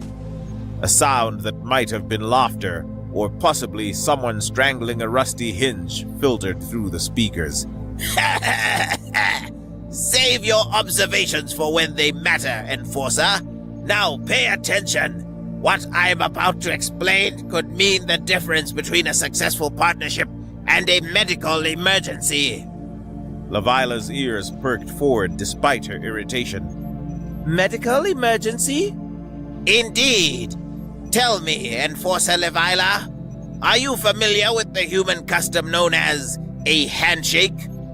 I am not, she admitted, her tail, which she usually kept wrapped around her waist like a belt, beginning to unwind slightly with curiosity. It is a greeting ritual, Tanuk explained, his voice taking on the pedantic tone he used when lecturing new recruits. 2 individuals grasp each other's primary manipulator appendage, in your case, your right hand, and move it up and down in a constant motion. Simple enough concept, but potentially catastrophic in execution. Catastrophic? Leviatha couldn't keep the skepticism out of her voice. From a greeting?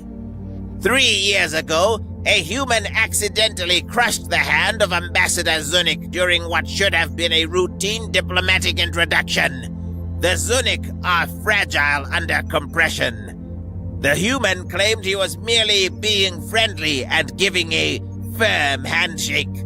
The ambassador spent 6 months in regenerative therapy. Leviatha's eyes widened. The human did this intentionally? That's just it. It was completely unintentional. Humans, it seems, have a rather alarming amount of variation in their grip strength, and even more alarming inconsistency in what they consider appropriate pressure for social situations. Hence, this test. You want me to shake hands with these robots? Precisely. Each one is calibrated to represent a different level of human grip strength. You must successfully complete a handshake with each one before you'll be allowed anywhere near your potential human partner. Consider it a practical lesson in not having your carpals reduced to powder. Leviatha's ears flattened again, this time in disbelief rather than annoyance. This is ridiculous. I've passed combat assessments, tactical evaluations, xenopsychology examinations, and 10 other standardized tests to get to this position. Now you're telling me I need to prove I can hold hands correctly? The grinding laugh came again, longer this time. Oh, young enforcer, if you think this is stupid, wait until you hear about the other tests. This is merely the first of 3 evaluations you must pass before you can be hired as the partner of Officer Ritchie, the human who may, and I stress, may become your partner. 3 tests? Leviatha's voice rose an octave. Superior Officer Tanuk, with all due respect. Which means none at all, I'm aware, Tanuk interrupted. Robots, activate and approach the subject. The 3 figures in the alcove suddenly activated, their optical sensors flaring bright red as internal systems engaged. Leviatha instinctively took a step back, her muscles tensing as millennia of evolutionary instincts screamed warnings about moving metal that shouldn't move. She had always harbored a deep dislike for machines that mimicked life. Something about the uncanny valley between organic and artificial made her fur stand on end. But she kept her feelings locked inside, maintaining her professional composure even as her tail wrapped tightly around her waist again. The robots moved with an eerie fluidity, their joints operating smoothly. They stepped down from their alcoves in perfect synchronization, their reflective feet making soft sounds against the floor. As they approached, Leviatha could hear the subtle whir of their components and the constant sound of power cells. They stopped exactly 2 meters from her position, arranged in a neat line like soldiers awaiting inspection. Excellent! Tanuk's voice grated through the speakers. Now, Enforcer Leviatha, approach the first robot and execute a standard human handshake. Grip the appendage firmly. Move it up and down 3 times, then release. Simple. Leviatha moved forward hesitantly, her yellow eyes fixed on the first robot's extended hand. The appendage was remarkably human-like in its construction. 5 digits arranged with an opposable thumb, articulated at multiple joints. She reached out slowly, her blue fingers wrapping around the mechanical hand with careful precision. The contact was unremarkable. The robot's grip was present but gentle, barely more pressure than holding a stylus. They moved their joined hands up and down 3 times as instructed. and then Levila stepped back. That's it? She couldn't keep the disdain out of her voice as she reported to the omnipresent Tannic. This is your great test? I've had more challenging interactions with automated door sensors. Patience, Enforcer. That was merely the first calibration. Now proceed to the second robot. Levila rolled her eyes and stepped up to the second robot without hesitation. This time, when their hands met, she noticed a distinct difference. The pressure was significantly greater, the mechanical fingers wrapping around her hand with enough force to be distinctly uncomfortable. Not painful exactly, but certainly more than she would consider polite for a greeting. Her fingers compressed slightly under the grip, and she had to consciously resist the urge to pull away. After the requisite 3 pumps, she extracted her hand and flexed her fingers experimentally. The pressure differential is noted, she reported, trying to keep her voice neutral despite the lingering discomfort. Though I still fail to see how this prepares me for actual interaction with a human partner. It remains, respectfully, a stupid test. Your opinion is noted and ignored, Tannic replied cheerfully. Final robot, if you please. Levila approached the third robot with a touch more wariness. If the pattern held, this one would grip even harder than the second. She extended her hand, and the moment the robot's fingers closed around hers, she knew she'd been right. Pain shot through her hand as the mechanical grip compressed her flesh against her bones. It felt like being caught in an industrial press, the kind used to compact waste material in the lower decks of space stations. Every instinct screamed at her to jerk away, to bare her fangs and snarl at the threat. But spite was a powerful motivator. Levila kept her face completely neutral, her poker face perfected through years of dealing with irritating superiors and annoying colleagues. She endured the 3 mechanical pumps of the handshake without so much as a twitch, even as she felt her knuckles grind together. When the robot finally released her, she had to consciously prevent herself from cradling her throbbing hand. Completed, she reported, her voice steady despite the pain still radiating up her arm. It was nothing. Are we finished with this childish exercise? A long sigh filtered through the speakers, somehow managing to convey deep exhaustion despite coming from a species that didn't technically breathe in the conventional sense. I don't know if excessive pride is a problem with Deathworlders in general, or just with the weird subcategory called mammalians. The avian faction would never be so stubborn about acknowledging discomfort. Another sigh. We're social creatures, you see. We understand the value of communicating our limitations. Did I pass the test or not? Levila demanded, finally allowing herself to flex her sore fingers. Yes, you passed, though your prideful attitude concerns me. Excellent. Then we can move on to the next test, Tannic interrupted. Levila's ears went completely flat. Superior Officer Tannic, I really must protest. I've been here for hours already, subjected to this handshake nonsense, and now you're telling me there's more? I should be meeting my partner, learning our patrol routes, familiarizing myself with... You should be grateful, Tannic cut her off again, his voice taking on a harder edge. 3 species have already been eliminated by the handshake test alone. 3 entire species who can never work directly with humans because their physiology simply cannot withstand even casual physical contact. You are the first candidate to make it this far. So yes, Enforcer Levila, there are more tests, because the Galactic Federation takes the safety of all its members seriously, even if junior officers do not. Levila's anger deflated slightly at this revelation. 3 species eliminated just from the handshake test? What kind of beings were these humans? And more concerning yet, what kind of weaklings had been tested before her? Now! Tannic continued, his tone returning to its usual grating cheerfulness. The next test is quite straightforward. The job of a law enforcement partnership requires that both officers can keep pace with each other during foot pursuits. The robots you see before you will demonstrate 3 different human running speeds. As he spoke, the lighting in the room shifted, the harsh white dimming to a softer amber. A bright blue line appeared on the floor, glowing with gentle phosphorescence as it traced a complex path around the perimeter of the chamber. The pattern wound in curves and straightaways, creating a track approximately 200 meters in length. The first robot represents an overweight human, those carrying excess mass but still capable of pursuit. The second represents an average human in moderate physical condition. The third, Tannic paused dramatically, represents a fit human, one who maintains their physical conditioning at peak efficiency. Leviathan studied the robots with new interest.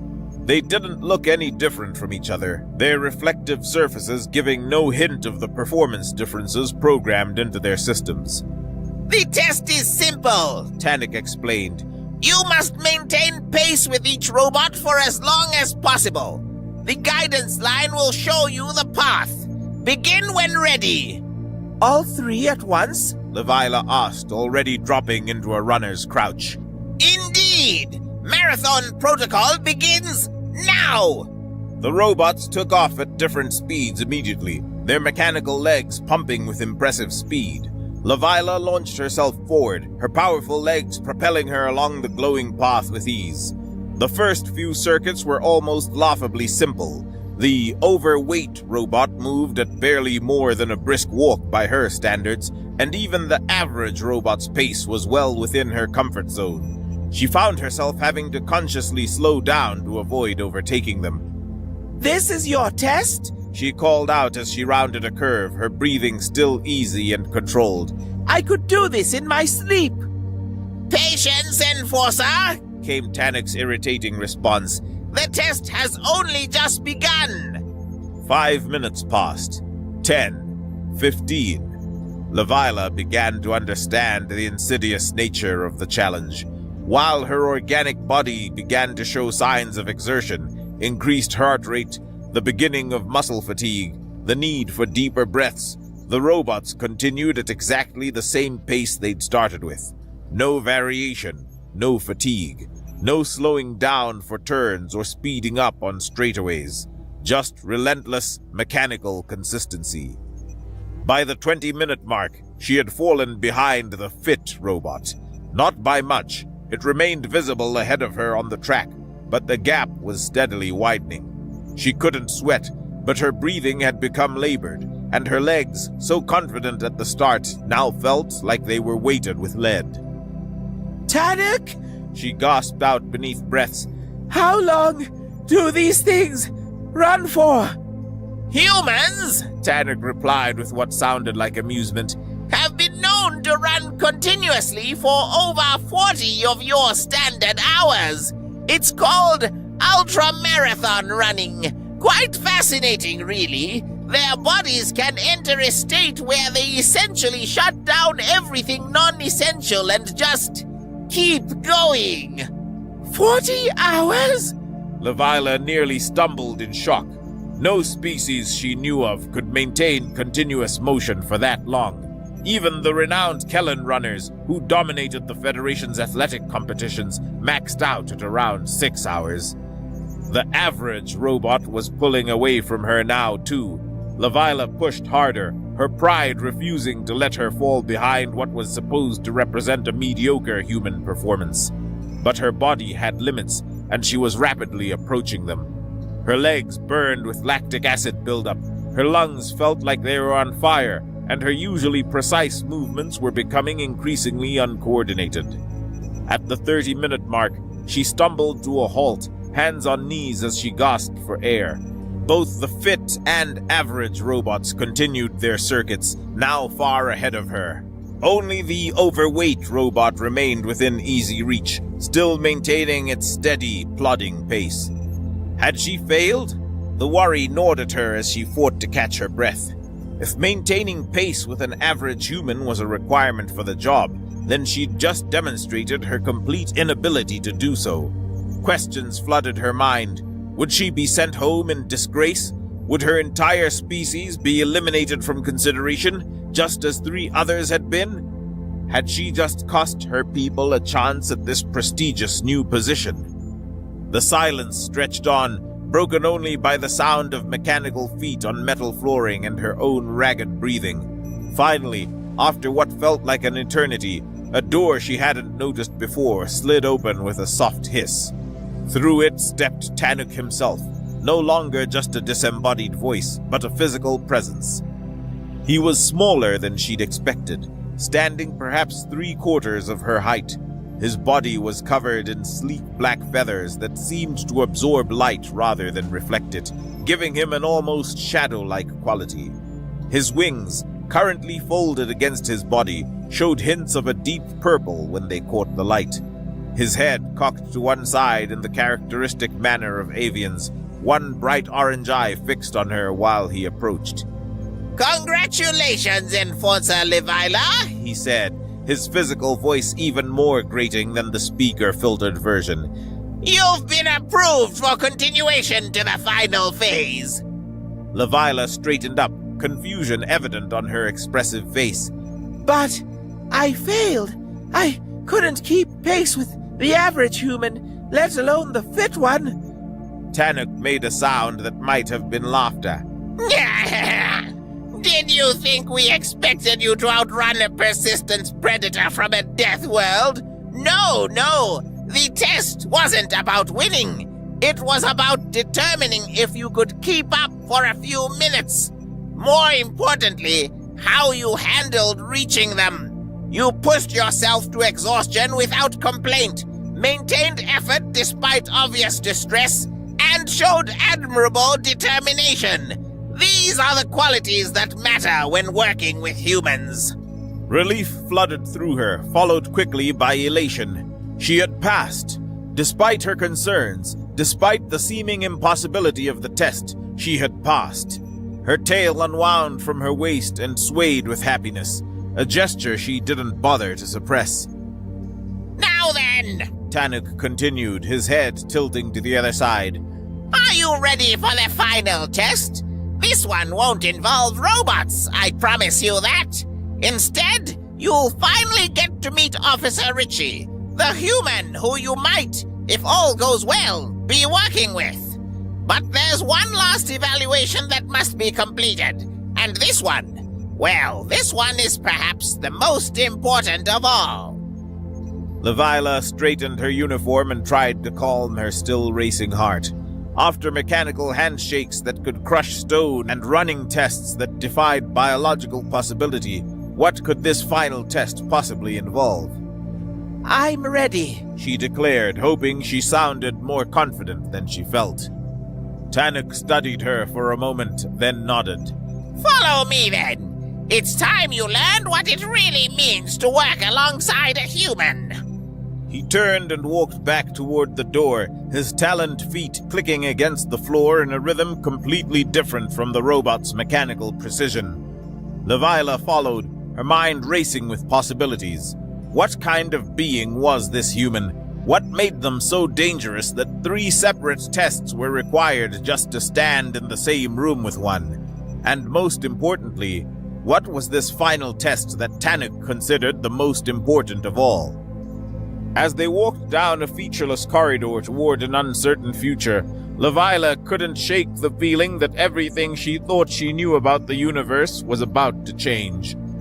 The journey through the station's interior was mercifully brief, and after a few turns that seemed designed more to confuse than to efficiently navigate, they arrived at a vertical elevator. The ride up was silent, and Levila found herself unconsciously flexing her still sore hand, remembering the crushing grip of the third robot. Tanuk noticed the gesture and made that grinding sound that passed for laughter among his species. "The handshake test," he said. "Not only does it prepare you for the physical reality of human contact, but it also gives you a frame of reference. When you shake the human's hand, which you will momentarily, you'll understand that they are capable of restraint. The elevator came to a smooth stop, and they stepped out into another corridor. This one, at least, showed signs of actual use. Scuff marks on the floor, a few notices attached to the walls in various scripts, and the general lived-in quality that suggested real people worked here rather than just machines. They stopped in front of an unremarkable door, distinguished only by a small placard reading Interview Room 2 in Federation Standard. "Me human is inside," Tannock announced, his head tilting to regard her with one bright eye. "Officer Richard Russo. He's been informed of your arrival and the nature of this meeting. Time to put that handshake training to use, Enforcer." Before Leviathan could respond, Tannock activated the door control. The panel slid aside with a soft whisper, revealing the room beyond. The first thing she noticed was movement, a figure rising from a chair the moment the door opened. He had clearly been waiting, probably alerted to their approach, and stood with the kind of fluid posture that spoke of military experience. This was her first glimpse of a human, and her mind immediately began cataloging details. He was slightly taller than her, perhaps by 10 centimeters, with a build that suggested strength without bulk. Not disgusting in appearance like most species were. She'd never admit it out loud, but she found the majority of Federation species aesthetically unpleasant. The Groks with their gelatinous bodies, for example. This human, by contrast, was almost mundane in his form. His skin was a pinkish beige tone, completely smooth except for... was that fur? No, she realized, studying him more intently. He appeared to have no fur at all on most of his visible skin, which struck her as deeply weird. What kind of mammalian species had no fur? How did they regulate temperature or protect themselves from their environment? But then her eyes traveled upward, and she revised her assessment. There was fur. Hair, she corrected herself, remembering something from the news, concentrated on the top of his head. It was dark brown, cut short but still present, and it made for a much better first impression than the typical bald green heads with antennae that seemed so common among other species. At least this one part of him looked properly mammalian. The human approached with confident strides, and then did something that made Levila's muscles tense involuntarily. He bared his teeth. The expression pulled his facial features into a configuration that exposed 2 rows of white teeth, including what appeared to be vestigial canines. Among her people, baring teeth was a threat display, a warning that violence was imminent. But something in his body language didn't match. His posture was open, non-threatening. His eyes, strange eyes with visible white around colored centers, seemed warm rather than aggressive. And when he extended his hand toward her, the gesture was clearly peaceful. "Officer Levila, I presume. I'm Richard Russo, but please call me Richie. It's a pleasure to meet you." The handshake, when it came, was almost anticlimactic after her experience with the robots. His grip was firm but gentle, with none of the crushing force she'd been trained to expect. It was actually pleasant. "The pleasure is mine, Officer Russo," she replied, defaulting to formality despite his invitation to use his casual name. He was the senior officer, after all, with a bit more experience in the Galactic Law Enforcement Division. "Excellent!" Tannock's grating voice interrupted. "You didn't even flinch at the smile. That would have been an entirely separate test if the Council had listened to my recommendations. Some species find human facial expressions deeply disturbing. All those mobile features and exposed teeth. But you handled it well." Levila's ears flattened slightly. "If that wasn't the actual test, then what is?" Tannock waddled further into the room, his taloned feet clicking on the floor. Now we come to the interesting part. You see, different species produce different chemical signals. Pheromones, scent markers, various airborne compounds. Usually, these are simply ignored by other species as background noise. But occasionally, very occasionally, they can cause unexpected reactions. The human, Richie, shifted uncomfortably.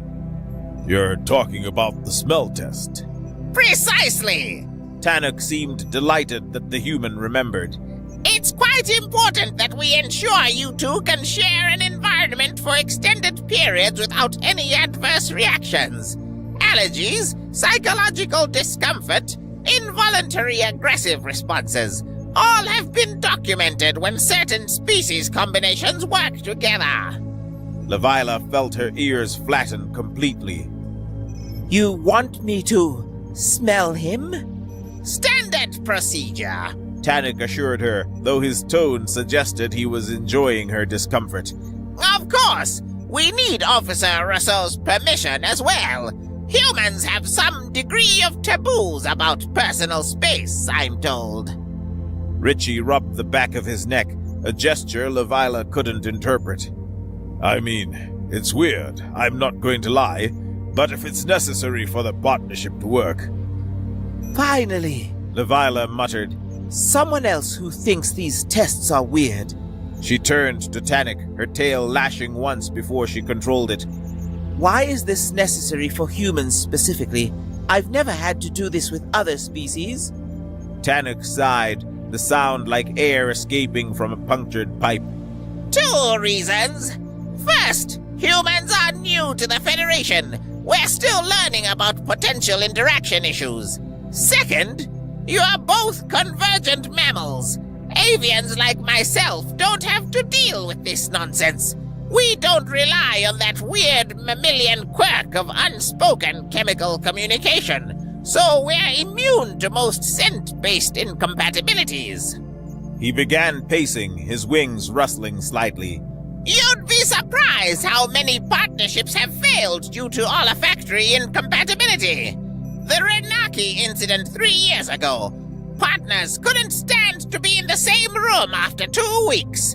The Deltran Mog pairing last year. One partner's natural scent triggered hibernation instincts in the other. We cannot afford such failures in law enforcement.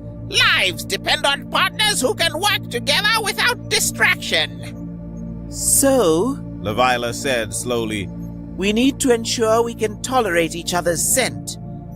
For several hours, ideally, Tannock confirmed. Long enough to be certain there are no delayed reactions. I'll leave you two to get acquainted. Use the time wisely. Learn about each other. Establish communication patterns. And please, do let me know if either of you experiences sudden urges to flee, fight, or hibernate. With that remarkably unhelpful advice, Tannock clicked his way to the door. I'll return in a few hours. Try not to kill each other. The door whispered shut behind him, leaving Levilah and Richie in suddenly awkward silence. They stood there for a moment, 2 predators from different worlds, trying to figure out how to navigate this bizarre situation. Levilah decided to take the direct approach. It had served her well so far. So, she said, her ears twitching with embarrassment, I apparently need to smell you. How would you prefer to proceed? Richie's mouth quirked, not the full teeth-bearing smile from before, but a smaller expression. I guess just go for it? I showered this morning, if that helps.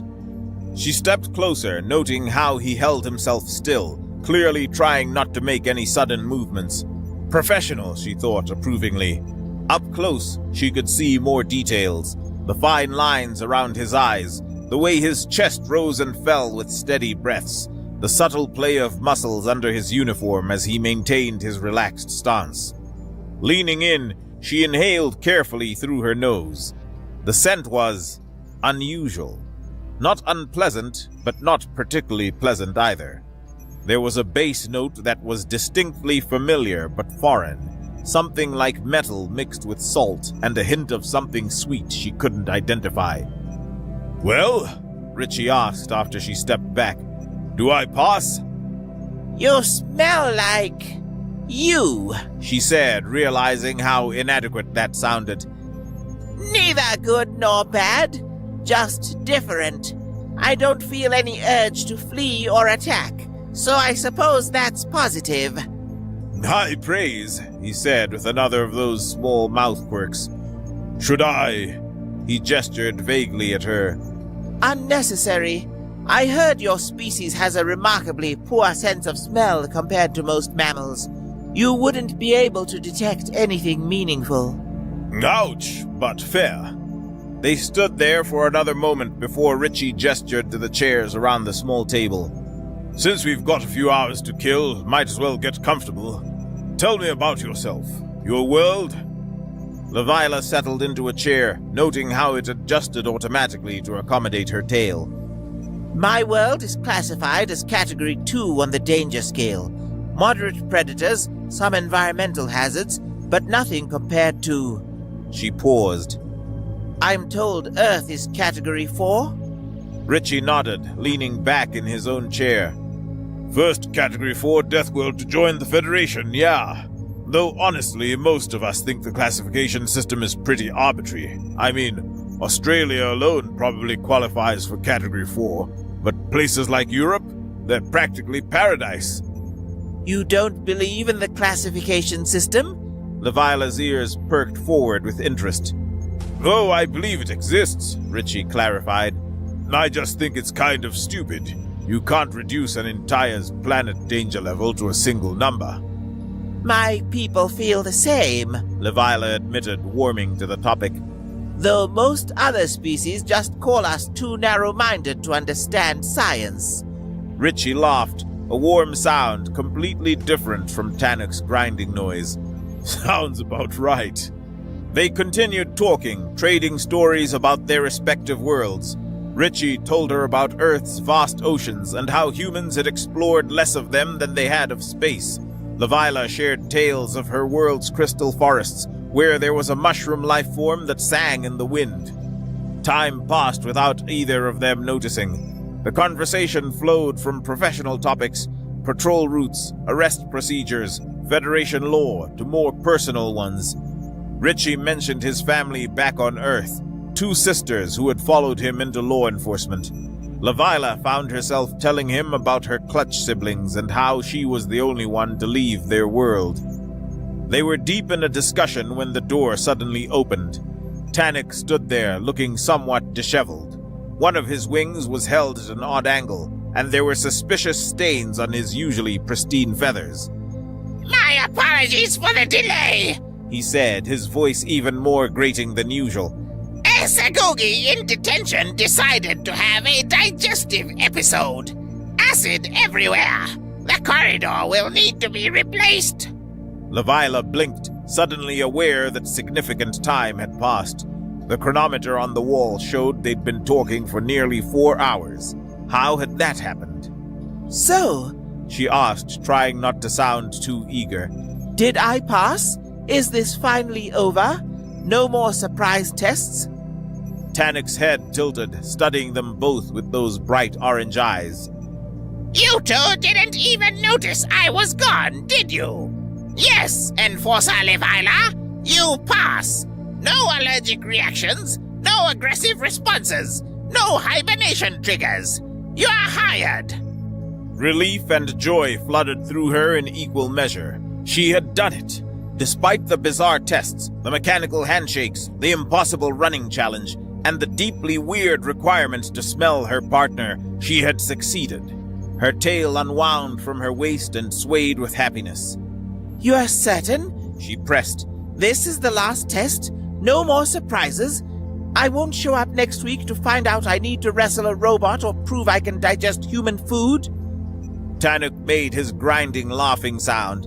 I have a good feeling about this pairing. You two have compatible personalities, complementary skills, and no biological incompatibilities. Though... He paused, seeming to consider something. Normally, we would have additional tests when pairing males and females of the same species. But since you're from entirely different planets, romance is completely off the table for sure. He delivered this with such matter-of-fact certainty that Levila found herself suppressing an amused ear twitch. You'll You'll both receive briefing packets for your first case, Tanuk continued. Report to conference room 6 next week, 7th day, morning shift. It's a smuggling ring. Nothing too complex for your first assignment together. Richie stood and Levila followed suit. He extended his hand again, and this time she didn't hesitate before taking it. Looking forward to working with you, partner, he said, his grip warm and steady. Likewise, she replied, meaning it. Despite all the strangeness of the day, she had a good feeling about this human. Tanuk watched them with what might have been satisfaction. It was hard to tell with avian expressions. Excellent! Don't disappoint me. The last human paired team managed to cause a diplomatic incident within their first month. Try to do better. As they filed out of the room, Levila caught Richie's eye. Diplomatic incident? I'll tell you about it over lunch sometime, he promised.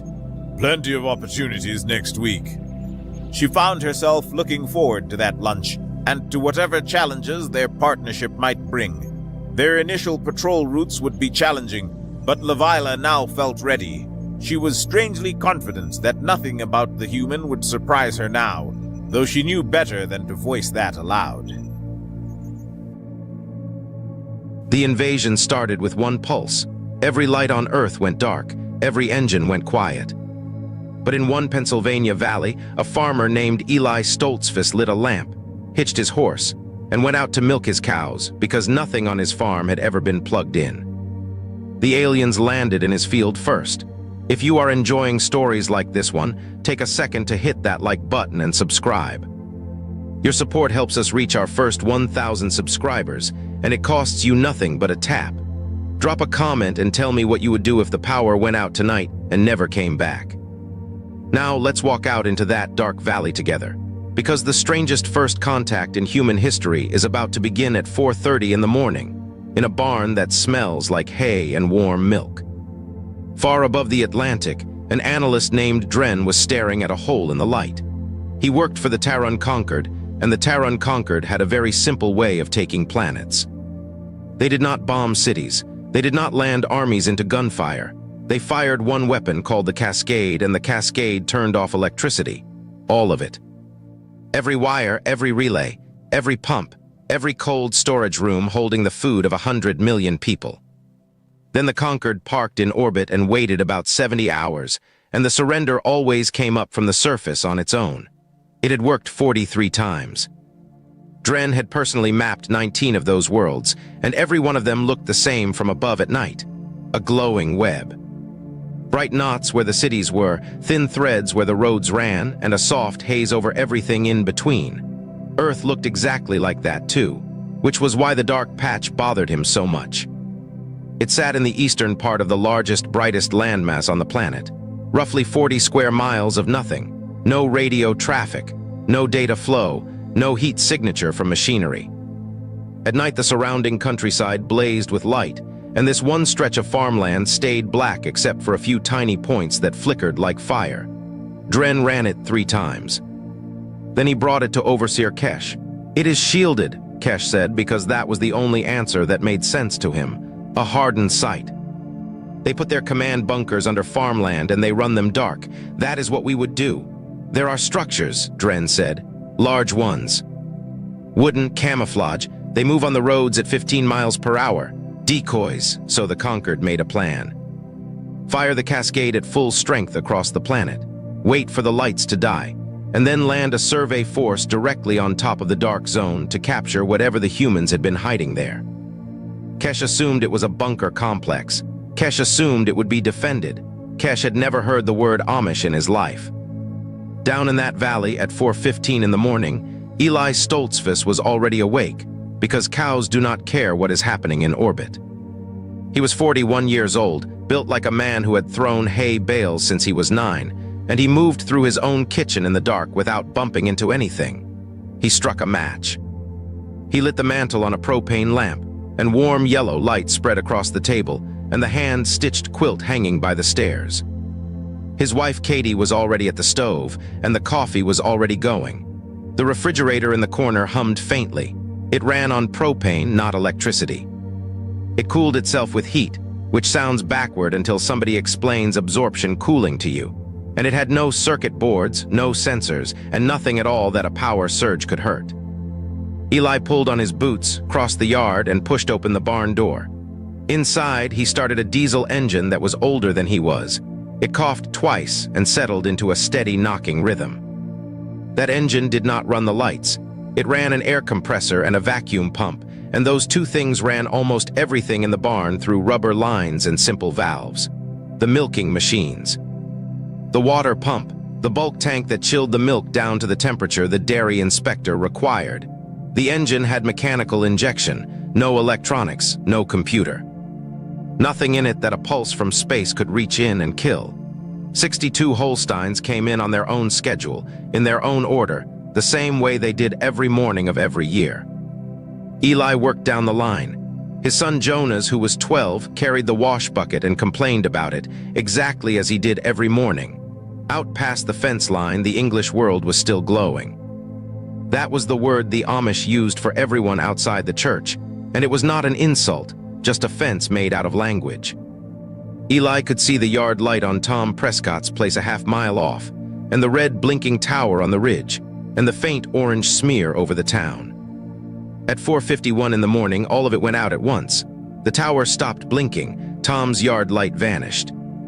The orange smear over the town simply was not there anymore, and the sky above the valley turned into something Eli's grandfather would have recognized. Stars edge to edge, thicker than most people alive had ever seen them. Eli straightened up with a milk hose in his hand and looked at it. Behind him, the diesel engine kept knocking away. The vacuum pump kept pulling, the bulk tank kept cooling. The propane lamp on the post kept burning steady and yellow, and the cows kept chewing. Because not one thing in that barn had noticed that the largest weapon in the Terran arsenal had just been fired at it. Jonas came to the door with the bucket.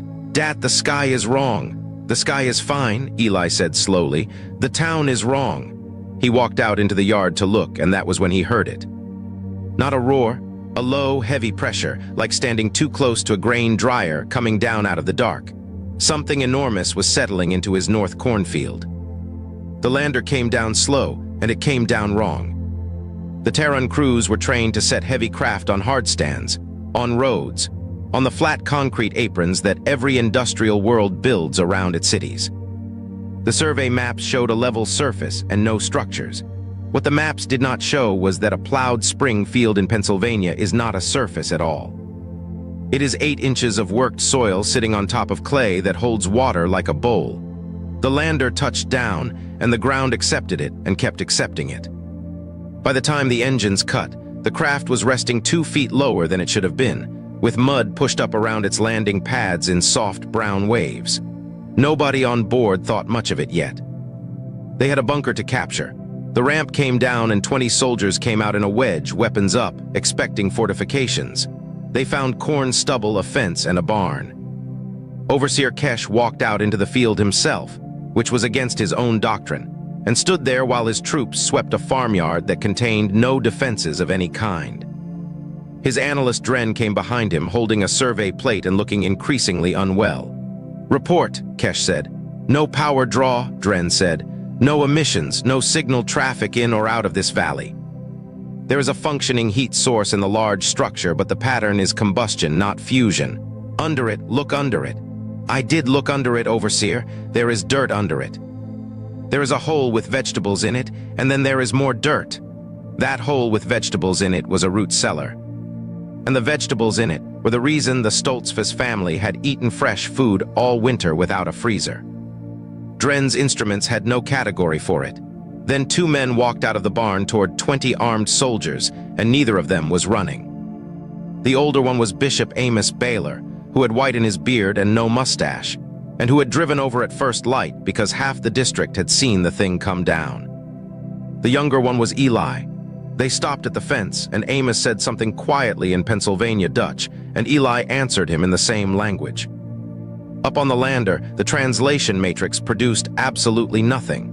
That matrix had been built over 11 years out of intercepted human broadcasts. News, films, advertisements, satellite traffic, radio, the enormous ocean of noise that humanity poured into the sky every second.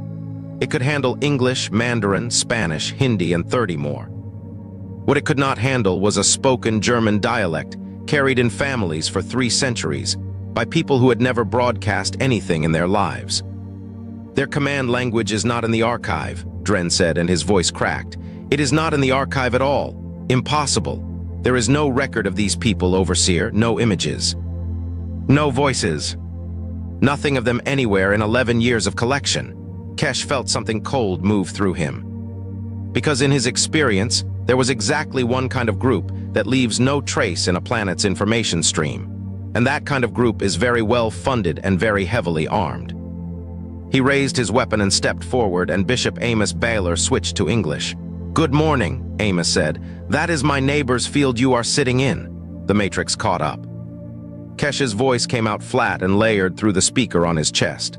"Identify this installation. It is a dairy farm. Identify the shielding you are using." Amos looked at Eli. Eli looked at the barn, then back at the aliens. "There is no shielding," Eli said. "It is a bank barn, stone on the low side, oak frame above. My grandfather's brother cut the timber for it. You are running electrical equipment." "No, sir." "That is air." There was a long pause. And in that pause, Dren quietly checked his readings one more time and discovered that the noise inside the barn was in fact compressed air moving through rubber lines, driven by an engine that had no electronics anywhere in it, because it had been built before electronics were cheap enough to bother with. "Your power grid has been destroyed," Kesh said. "Your entire planet is dark." "We heard something like that might be coming," Amos said. "The neighbors talk. How is your equipment still functioning?" And Bishop Amos Baylor, 70 years old, standing in wet grass in front of a war machine from another star, gave the answer that would eventually be read into the record of the Terran Conquered's greatest military failure. "We never hooked up to it," he said. Kesh did not understand. That was the honest truth of the moment. He heard the words, the Matrix translated them correctly, and his mind refused the shape of them. Because in 43 campaigns, he had never once met a people who were not connected to their own machines. So he did what commanders do when reality does not match doctrine. He decided reality was lying. "This is a deception layer," he told Dren. "They knew we were coming."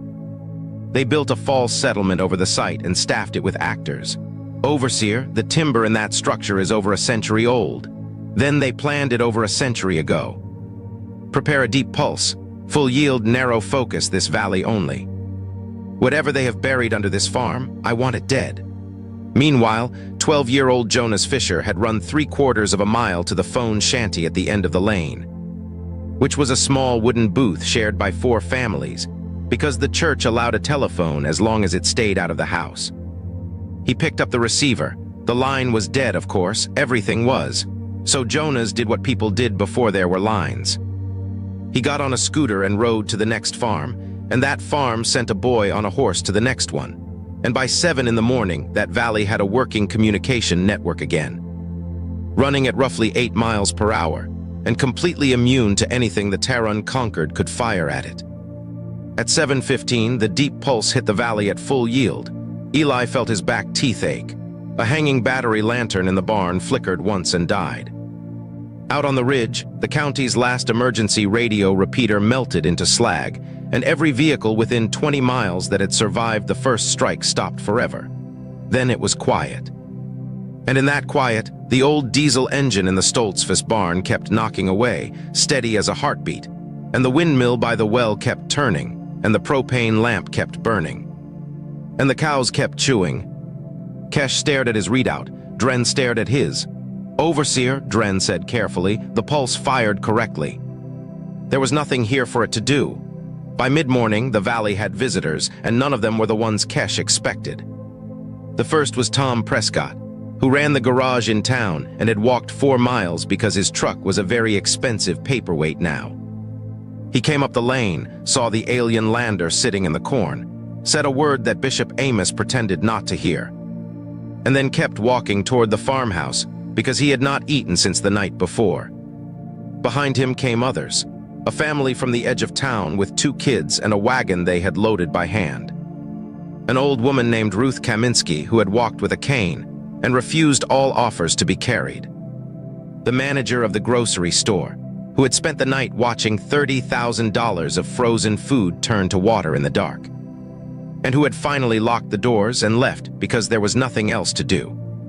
The English world had gone down in about 9 hours, not because people were bad, but because every single thing in it depended on something else that depended on electricity. No pumps meant no water pressure. No water pressure meant no toilets and no fire hydrants.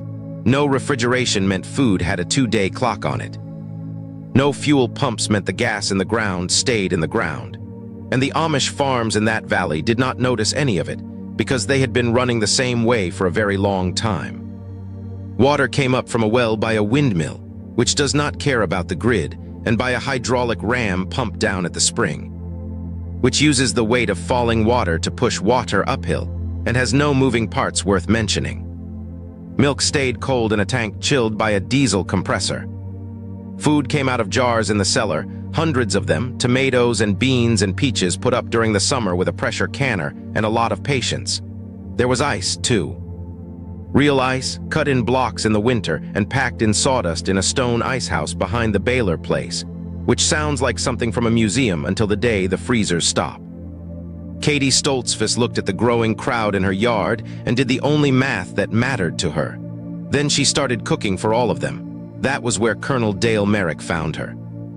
Merrick was 53, National Guard, and he had started that morning in command of a mechanized element and ended it in command of 9 men and no vehicles. He had walked in on foot with a rifle he had not fired and a map that was suddenly the most valuable object he owned because it was paper. He came into the yard, took in the situation, and stared for a good 10 seconds at the alien lander parked casually in the north field about 600 yards from where a woman was frying eggs. "Ma'am," he said, "are you aware there are hostiles in that field?" "They have been very quiet," Katie said. "Do you want 2 eggs or 3? Merrick was a practical man, so he ate 3, and then he found Bishop Amos and made his case. He wanted to use the farm. High ground, stone foundations, good sightlines. He wanted to set up a firing position in the bank barn and hit the lander at first light. Amos listened all the way through without interrupting. That was his way, then he shook his head. "We will feed your men," he said. "We will house them. We will pull your trucks with our horses if you want them moved. But we will not fight, and we will not let our barn be used to fight from. With respect, sir, that thing landed on your property." "It did. They fired a weapon at your valley."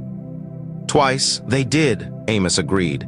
"And it did nothing and nobody was hurt, and I have no interest in changing that." Merrick's jaw worked. He had spent 30 years in uniform, and he had a very clear idea of what a threat was and what you did about it. But he was also standing in a yard where 60 strangers were being fed for free by people who had not asked a single one of them for identification. And some part of him understood that he was looking at a kind of strength that his training had no word for. "You know they will not stop," he said. "I know they are hungry," Amos said. "Look at them." Merrick turned, and once it was pointed out, he could not unsee it. Out in the field, the Terran soldiers were moving with the slow, careful economy of people who were rationing themselves. This was the part of the plan nobody in the Conquered ever talked about, because for 43 campaigns it had never mattered. A Terran invasion force landed light and lived off the target world. They did not haul their own food across interstellar distances. They took the target's industrial food supply, which was always sitting in enormous refrigerated warehouses next to enormous processing plants, exactly where the map said it would be. Except this time the Conquered had fired the Cascade first, at full planetary yield, and the Cascade had turned off every refrigerated warehouse on Earth. Dren had run those numbers at hour 6 and had been trying to get Kesh to look at them ever since. The doctrine assumed the target's food stayed edible while the target's will collapsed. On a world this dependent on cold storage, the food and the will collapsed together. The Conquered had walked into a pantry and shot the pantry. At noon, Kesh came to the fence line again, and this time he came with fewer soldiers and no wedge formation. "You will surrender the installation," he said. "Would your men like dinner?" Amos asked. The Matrix translated it. Kesh's head tilted in a way that Eli would later describe as exactly like a dog hearing a whistle. "What?" Dinner, Amos repeated. We eat at noon here, there is plenty. Nobody in this valley eats while somebody else stands hungry, and that includes you. Kesh's weapon was still in his hands. 20 soldiers were still behind him. He had orders, doctrine, a fleet in orbit, and a report to file.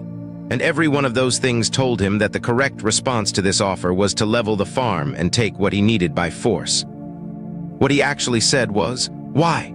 And Bishop Amos Baylor, who had never read a military manual in his life, said the sentence that Dren would later put at the top of his report to the Concord's High Assembly. "Because you cannot take from us what we already give away." Kesh went back to the lander without answering. That evening he ordered the barn taken apart, not burned, dismantled. Because his doctrine still insisted that a bunker was under it, and if the pulses would not find it, then walkers with cutting arms would. At dawn, Eli Stoltzfus stood in his yard and watched 3 alien machines walk toward the barn his family had built 4 generations back. And every Amish family in that valley started hitching their horses. It took the walkers 4 hours to bring down a barn that had stood for 130 years. And every minute of it was watched in complete silence by about 200 people standing along the fence. Nobody threw anything, nobody shouted. Colonel Merrick had his 9 men positioned behind the springhouse with orders to hold fire. And he stood there with his fists closed and his mouth shut because a 70-year-old bishop had asked him to. The barn came apart in a way that surprised the aliens. It did not collapse. It resisted, joint by joint, and then it let go all at once, the way a thing lets go when every piece of it was fitted to every other piece on purpose. Dren walked into the wreckage afterward with his survey plate and did not come out for a long time. What he found, he could not classify. The main frame was oak hand-hewn, the marks of the broadaxe still visible on the beams. There were no bolts, there were no metal plates. The joints were mortise and tenon, which means a tongue cut on one timber slotted into a hole chiseled in another. And every one of those joints was locked with a wooden peg driven through the middle of it. Wooden pegs in a structural frame, holding a building that had survived 130 winters, and that had just required 3 military machines and 4 hours to take down. Dren found something else too. He ran the frame for identifying marks, manufacturer codes, serial stamps, anything that would tell him who built it and where the parts came from. There was nothing. Not one mark on it anywhere. "Overseer," he said into his link, "this structure has no origin data, no fabricator, no supplier, no owner code. There is no way to determine who made it. Then it was made in a hidden facility." "No," Dren said, and it was the first time in his career he had used that word to a superior. "I do not think it was made in a facility at all. I think a large number of people made it by hand, and I think none of them signed it." Kesh came down to look. He stood in the ruins of the Stoltzfus barn, in a foundation hole that contained no bunker, no reactor, no weapons, and no secrets. And he finally allowed himself to consider the possibility that his dark zone was not a military site. Which raised a much worse question. If these people were not hiding anything, then his entire war doctrine had a hole in it the size of a continent. He was still standing there when the buggies started arriving. They came from every direction, from 4 church districts, some of them from 12 miles off. Because word had traveled all night by boy and horse and scooter along a network, the Concord could not detect, jam, or shut down. Gray boxes on steel wheels, 1 horse each, moving at a steady clip. Then wagons. Then men walking in from the fields. By 8 in the morning, there were over 400 people in that yard, and they had brought tools. Merrick came up beside Eli. "Are they evacuating?" "No," Eli said. "They are raising it." "Raising what?" "The barn."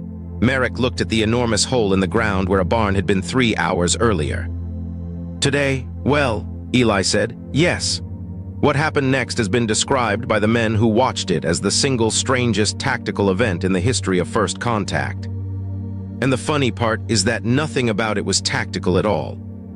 There was no commander. That was the first thing the Terran could not process. Nobody gave orders, nobody assigned tasks. Men simply walked to where work was and started doing it, and the work sorted itself out on the way. The framing crew went to the timber pile. Some of that timber was salvage from the barn itself, still perfectly good, because a mortise and tenon frame comes apart in pieces you can reuse. The rest came off wagons from 3 sawmills that ran on water power and diesel, and had therefore never stopped running. A crew of older men worked the joints, chiseling mortises, cutting tenons, testing each one by hand. Boys carried pegs in buckets. Women set up long tables in the yard and started cooking for 400 people over wood fires. And Katie Stoltzfus ran that operation the way a colonel runs a battalion. Except that nobody had to be told twice. By 10 in the morning, the first bent was assembled flat on the ground. A bent is a whole cross-section of the barn, posts and beams and braces, all joined and pegged, lying there like a giant wooden ladder. Then 40 men picked up pike poles. Dren was still recording when they raised it. The bent came up off the ground by hand, by nothing but human arms and long poles and a very old understanding of leverage, and it swung up into the vertical and dropped into its mortises in the sill. And 400 people made a sound that was not a cheer exactly, more like a collective exhale. Kesh watched the second bent go up 20 minutes later. "Overseer," Dren said quietly, "our prefabricated shelters require 6 hours and a power source. I am aware. They are ahead of that pace. With no power source at all. By early afternoon, the frame was standing, purlins going in, men walking the top plates 30 feet up like it was a sidewalk. The rafters went on. Boys ran pegs up on ropes. Somebody started a hymn in Pennsylvania Dutch, and about half the yard joined in, and the translation matrix still could not make a single word of it. And then the weather turned. Eli felt it before he saw it, the way farmers do. The air went heavy and the wind came around from the south, and along the western ridge, the sky stacked up dark and green-tinted. Spring storms in that part of Pennsylvania can drop 2 inches of rain in an hour. Every man on that frame knew it. They also knew something the Terran did not, which was what 2 inches of rain does to a plowed field with a very heavy object sitting in it. Eli turned and looked at the lander in the north field. It had already settled another 8 inches since it touched down, riding on soft ground that had been holding rain all spring. The pads had sunk past their rims. The whole craft was leaning about 4 degrees to the east, and nobody aboard seemed to have noticed, because the Terran conquered had never once in its history landed on a farm. "Colonel," Eli said. "How much do you figure that thing weighs?" Merrick studied it. 30 tons. Maybe 40. That is what I thought. Eli looked at the sky, and then at the alien machine slowly drowning in his cornfield, and he took his hat off and rubbed his forehead. "They are going to be stuck in there by morning." The first raindrops hit the new barn frame at 4 o'clock. By midnight, the lander had gone down another 2 feet.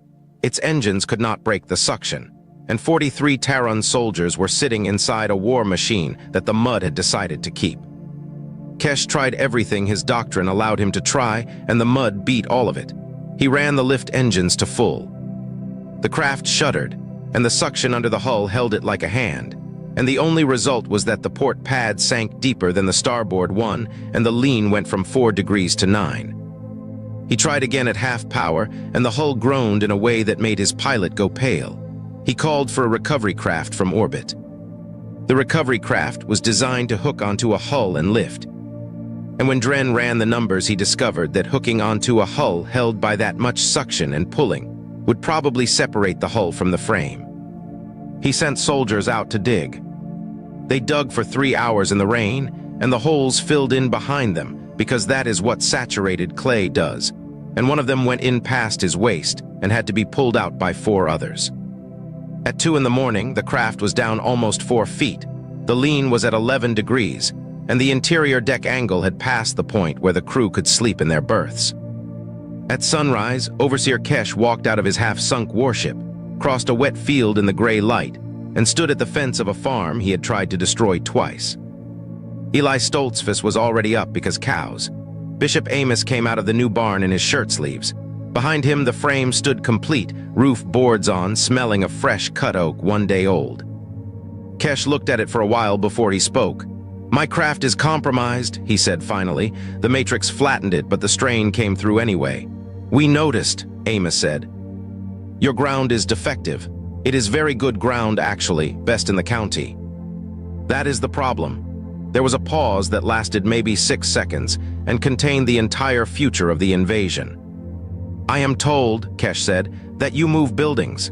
And this is where the story turns because the answer to that question was yes. Amish crews had been moving barns and houses for generations, and they had gotten very good at it. Because when a family needs a building somewhere else, you do not knock it down and buy a new one. You pick it up and take it there.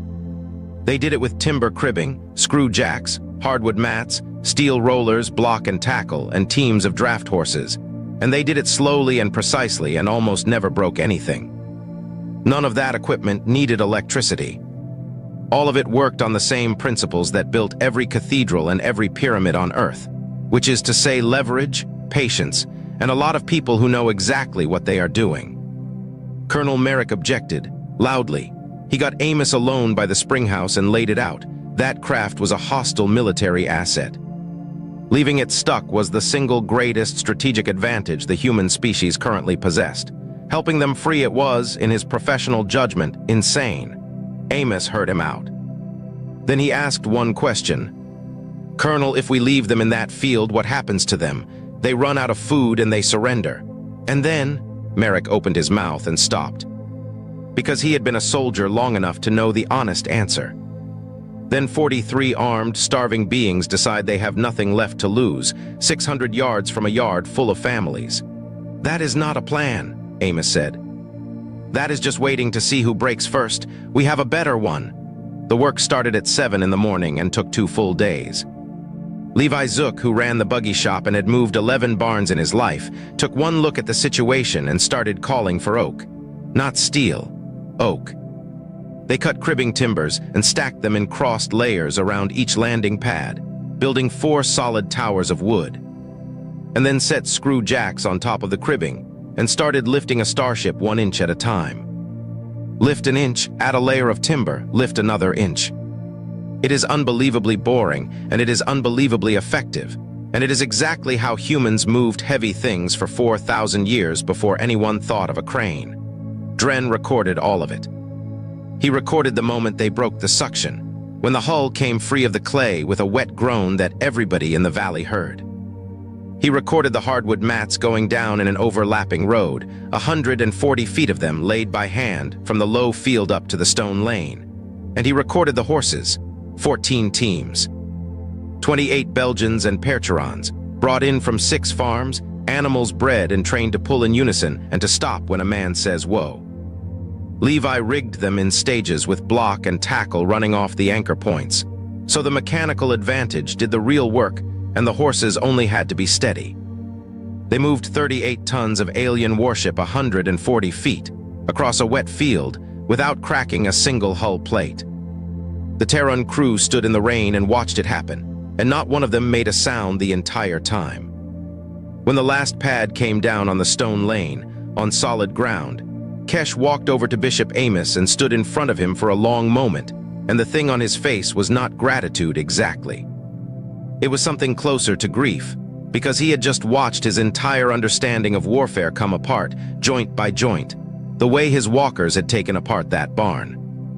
You had a weapon, Kesh said. You had it the entire time. You could have left us in that field. We had a tool, Amos said. A weapon is what you decide to call it. Why did you help us? Amos looked at him. Because you were stuck, he said, as though that were the whole answer, and to him it was. Kesh went back aboard. Dren filed his report to the fleet that night, all 600 pages of it, and 11 hours later a second craft came down on the stone lane. This one landed correctly, because it had been given the coordinates by somebody who had finally learned about mud.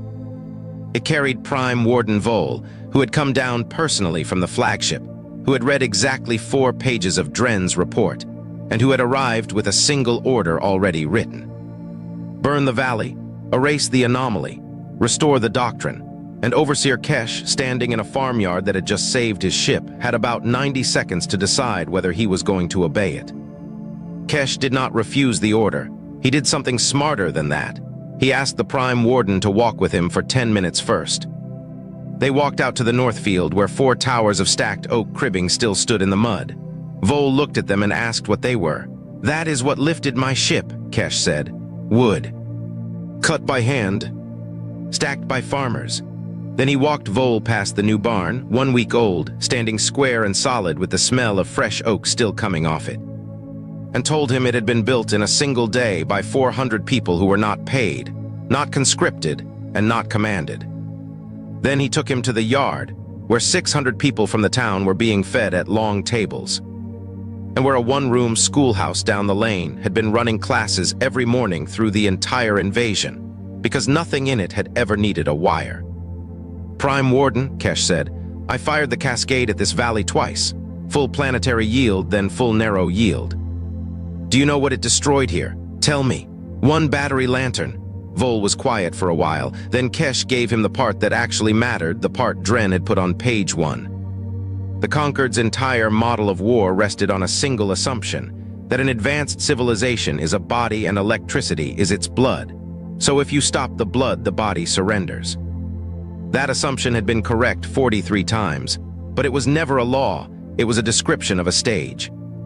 And any world that still contained even one community that could feed itself, water itself, heal itself, build its own structures, and school its own children without external power, was a world where the cascade did not end a war.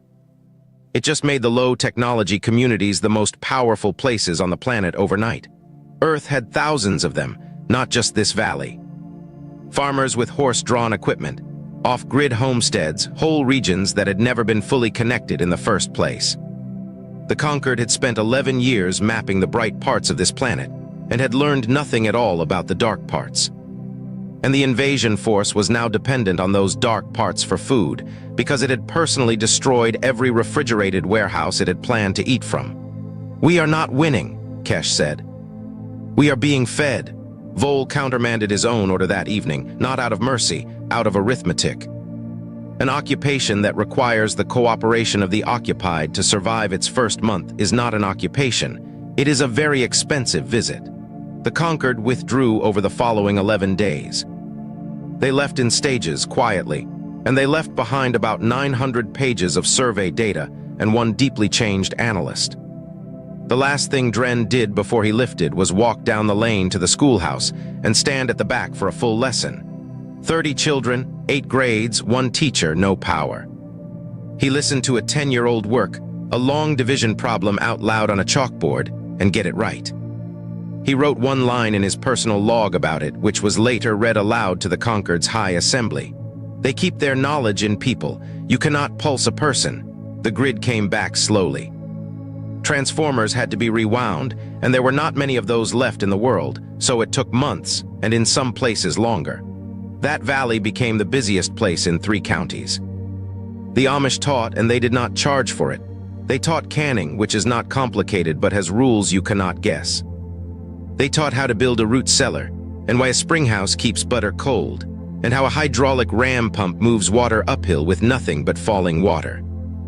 They showed men how to cut and stack ice in the winter, and how to pack it in sawdust so it lasts into July. Levi Zook's shop rebuilt 42 hand pumps. Eli Stoltzfus's team hauled a generator to the county hospital, and then hauled water to it twice a day for 5 weeks.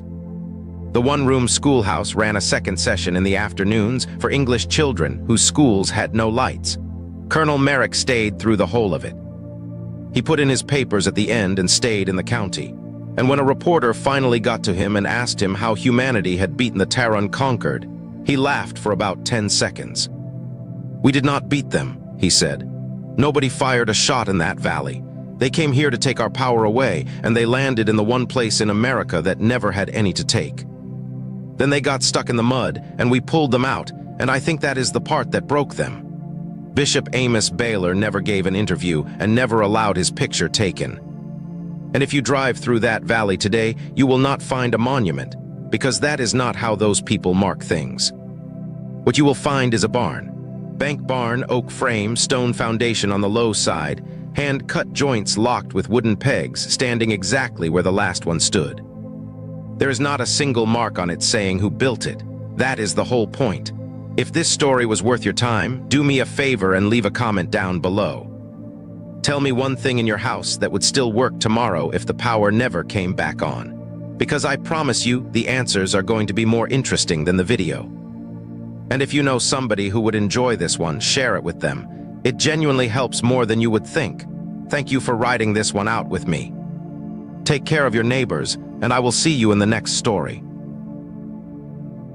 The Valderome Combat Academy floated in high orbit above Sector 7, which was the kind of place where the galaxy's best and brightest went to learn how to professionally kick each other's asses. And by professionally, I mean with enough paperwork to choke a bureaucratic slime mold from Rigel 9. Jake Morrison stood in the back of Combat Theory Classroom 7B, trying very hard to look like he belonged there, which he did, technically. He'd passed all the entrance exams, survived the physical trials, and only caused 3 diplomatic incidents during orientation. That had to be some kind of human record, honestly. The other students called him Loophole. Not because he was small, though at 5'9" he was definitely on the compact side compared to most alien warriors. No, they called him Loophole because Jake had a very special talent, finding the exact letter of the law and then dancing the Macarena all over its spirit. Commander Threll stood at the front of the classroom, all 7 feet of rigid Krillian disapproval. He had 4 arms, which meant he could simultaneously hold a datapad, point at a hologram, gesture dramatically, and still have one hand free to massage the bridge of his nose when Jake asked questions. That 4th hand got a lot of exercise.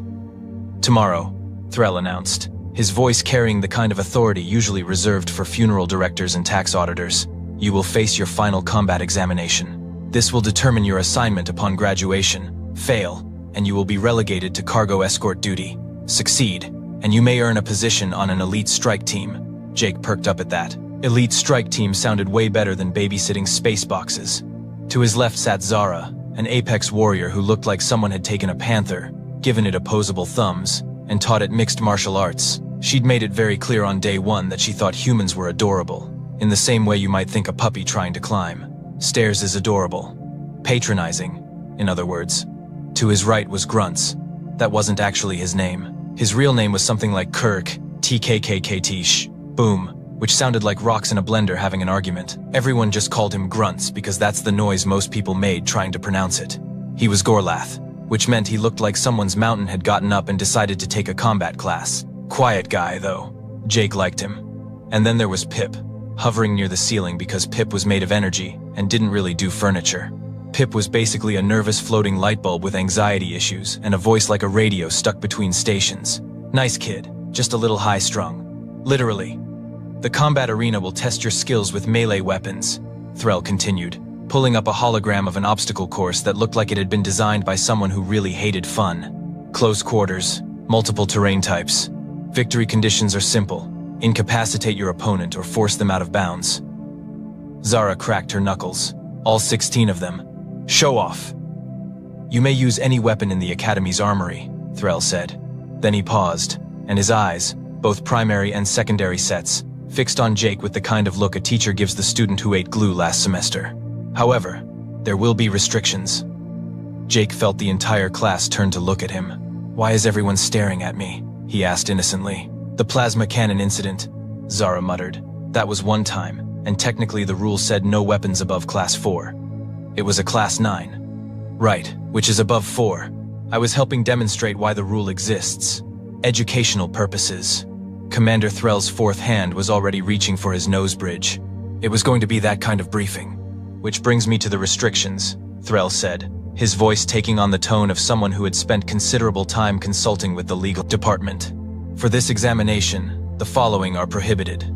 Plasma weapons of any class, energy-based projectile systems, railguns, photon accelerators, particle beam weapons, and molecular disruptors. The alien students nodded. This was standard stuff. Without ranged weapons, the exam would come down to skill with vibroblades, energy staffs, and good old-fashioned physical combat enhanced by whatever personal shielding and armor systems they could manage. Jake's hand went up. Threll closed all 4 eyes briefly, which in Krillian body language meant something between a sigh and a prayer for patience. Yes, Morrison. Just to clarify, sir, when you say energy-based projectiles, do you mean anything that uses energy to propel the projectile? Or specifically projectiles that are themselves made of energy? Both. Right. And railguns use electromagnetic acceleration. Got it. What about weapons that use compressed gas? Also prohibited. Okay, so chemical propellants are out too, obviously. Correct. What about spring-loaded mechanisms? Zara leaned over. Why would you use springs when we have gravitic accelerators? Just exploring my options, Jake said, pulling out his datapad and starting to sketch something. So, to be absolutely clear, Commander, the rule is specifically about modern projectile weapon systems. Things that use chemical reactions, electromagnetic fields, or energy to launch a projectile at high velocity. Threll's expression suggested he knew he was being led somewhere but couldn't quite see the trap yet. That is an accurate summary. Yes. And the definition of projectile we're using here is any object launched at an opponent from a distance using one of those prohibited propulsion methods. Morrison, where exactly are you going with this? Jake looked up from his sketch with a smile that would have made a used car salesman proud. Oh, nowhere specific, sir. Just want to make sure I understand the rules completely. Wouldn't want any confusion during the exam. Pip flickered nervously overhead. Oh no, he has that look again. What look? Grunts rumbled, his voice like an avalanche in slow motion. The look he gets before he technically doesn't break any rules while absolutely breaking every rule, Pip said. Jake continued, still sketching. So, just to triple check my understanding, we can't use anything that launches a projectile through chemical propulsion, which would be like the old human firearms. Can't use electromagnetic acceleration. Can't use energy-based systems. Can't use compressed gas. Your summary remains accurate, Threll said slowly. But theoretically, if someone found a way to launch a projectile that didn't use any of those methods, that would be acceptable within the parameters of the examination. The classroom went very quiet. Zara stared at Jake. What other methods are there? That's literally every projectile system technology has developed. Well, Jake said, still not looking up from his increasingly detailed sketch. That depends on your definition of technology. Threll walked over to Jake's desk and looked at the drawing. It showed what appeared to be some kind of wooden contraption with a string and a trigger mechanism. It looked disturbingly simple, disturbingly primitive, and disturbingly like it fell into absolutely none of the prohibited categories. Morrison, Threll said quietly. What is that? Just an idea I'm working on, sir. Nothing that violates any of the stated rules.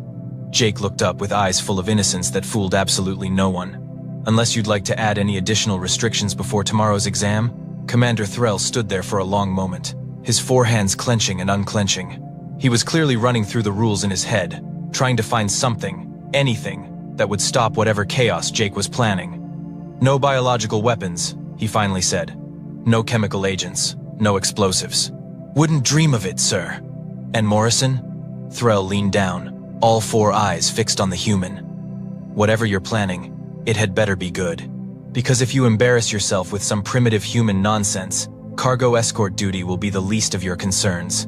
Jake's grin widened. Oh, Commander, I promise you, it's going to be historically accurate. The Academy's workshop at 2200 hours was supposed to be empty. Instead, it echoed with the sound of wood being sanded and Jake humming something that sounded like it came from a medieval tavern. Which, to be fair, it did. He'd requisitioned materials from the historical archives. Ash wood for the stock and prod, steel cable for the string, because he wasn't a purist when it came to tensile strength. And good old-fashioned metal for the bolts, machined to specifications that would have made a 14th century Fletcher weep with joy. The crossbow was taking shape beautifully. You cannot be serious. Jake didn't look up. He'd recognize Zara's condescending tone anywhere. Serious as a heart attack, which is what you're going to have when you see this thing in action. She prowled into the workshop, moving with that liquid grace that made her species such effective predators. Morrison, that is a stick with a string on it. Technically, it's a precision tension-based mechanical projectile system that predates chemical propulsion by about 400 years. Jake held up the stock, examining the curve. Also, it's beautiful. Look at that craftsmanship. It's wood. It's ash wood, carefully selected for its flexibility and strength. The Mongols conquered half of Asia with these. Well, with regular bows, but the principle is the same. He set down the stock and started working on the trigger mechanism. See, the beautiful thing about a crossbow is that it stores all its energy mechanically. You crank it back, and all that potential energy just sits there, waiting. No power source, no energy, signature, just physics being physics. Zara picked up one of the bolts he'd finished.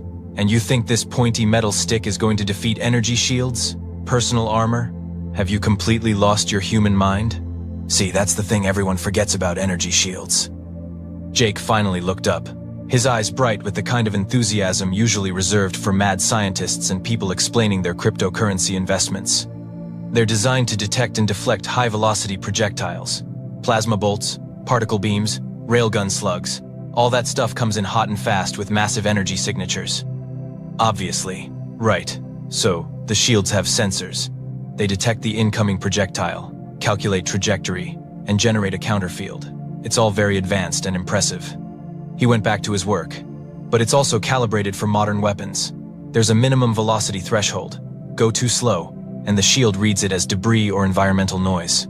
Zara's eyes narrowed. And your medieval toy shoots below that threshold. Oh, it shoots plenty fast enough to punch through most armor. Just not fast enough to trigger shields designed for plasma bolts. Jake grinned. It's like having a security system that only detects cars, and I'm showing up on a horse. That is the most ridiculous thing I've ever heard. And yet, completely within the rules. A rumbling sound announced Gruntz's arrival. The massive Gorlath had to duck through the doorway, and even then he barely fit. He moved over to the workbench with surprising delicacy for someone made of ambulatory geology. "May I?" he asked, gesturing to the crossbow. "Be my guest." Gruntz picked up the weapon carefully, turning it over in his hands. His species had been spacefaring for 3,000 years, but there was something in his expression that suggested appreciation for simpler times. The mechanism is elegant. Direct conversion of muscle power to projectile force through mechanical advantage. Exactly, Jake beamed. No electronics to jam, no power cell to drain. Just you, the weapon, and basic Newtonian physics. It is also, Gruntz continued, extremely limited in rate of fire. Once you shoot, you must reload. In close combat, that delay could be fatal. Which is why I'm also bringing a backup knife. I'm not an idiot, Zara snorted. Debatable. Pip materialized nearby, flickering anxiously. Jake, do you actually know how to use that thing? Like, have you practiced? Pip, buddy, let me tell you a story. Jake set down his tools and leaned back. My grandfather was what humans call a history nerd. Spent every summer at Renaissance fairs, medieval combat demonstrations, the whole deal. Started teaching me archery when I was 8. Crossbows when I was 12. He picked up the crossbow, sighting down its length. Gramps used to say that modern warriors forget the old ways at their peril. He called it the art of technical compliance. Find what works, even if it's not fashionable anymore. Your grandfather sounds weird, Pip said. He was the best. He's also the reason I know that a crossbow bolt travels at about 300 feet per second. Fast enough to be lethal, slow enough to be invisible to modern sensors. Jake started attaching the string. Plus, there's a psychological factor. Nobody expects medieval weapons in a space combat academy. Surprise is half the battle. Zara crossed her arms. You're going to embarrass yourself. Maybe. Or maybe everyone's so used to fighting with technology that they've forgotten how to fight against simplicity. He cranked back the string, testing the tension. The crossbow locked with a satisfying click. Besides, what's the worst that happens? I lose and get cargo duty? I was probably getting that anyway. You could get hurt, Pip said quietly. Jake's expression softened. Pip, I appreciate the concern, but I've thought this through. I've run the numbers. I've practiced. He loaded a bolt. And, more importantly, I've read the rulebook 17 times. Commander Threll said no modern projectile weapons. This baby is from the year 1000 AD. Doesn't get less modern than that. Gruntz set down the crossbow carefully. I look forward to seeing this weapon in action. Win or lose, it will be educational. That's the spirit, Gruntz. As the alien students left, Zara paused at the door. Morrison, when you lose tomorrow, try not to cry. It's undignified. When I win tomorrow, try to look surprised. It'll make my victory speech more satisfying. She left, shaking her head. Jake turned back to his crossbow, running his hand along the wood. Okay, Gramps, he muttered. Let's show them why the old ways still work. From down the hallway came the sound of Commander Threll's voice, reviewing the rules one more time with the legal department. Jake could hear the frustration in his tone. Tomorrow was going to be fun. The combat arena looked like someone had taken a military obstacle course, a parkour gym, and a gladiator pit, then smashed them together with complete disregard for safety regulations. Multi-level platforms connected by narrow bridges, scattered cover ranging from energy barriers to good old-fashioned concrete blocks, and in the center, an open space where most of the actual fighting would happen. The stands were packed. Combat finals always drew a crowd, mostly students hoping to see someone get spectacularly wrecked. There was also a distinct possibility they were here to see Jake fail with his primitive human nonsense. He was okay with that. Expectations were just opportunities for dramatic irony. Commander Threll stood in the center ring, all 4 arms crossed. Welcome to the final combat examination. The rules are simple. Incapacitate your opponent or force them out of bounds. Lethal force is prohibited, obviously. Medical teams are standing by. His eyes swept the arena. Let us begin. The first match was Zara versus Grunts, and it was exactly the kind of high-tech beatdown everyone expected. Zara moved like liquid death, her twin vibroblades humming with molecular disruption fields. Grunts relied on his species' natural density and a massive energy hammer that could probably crack a tank.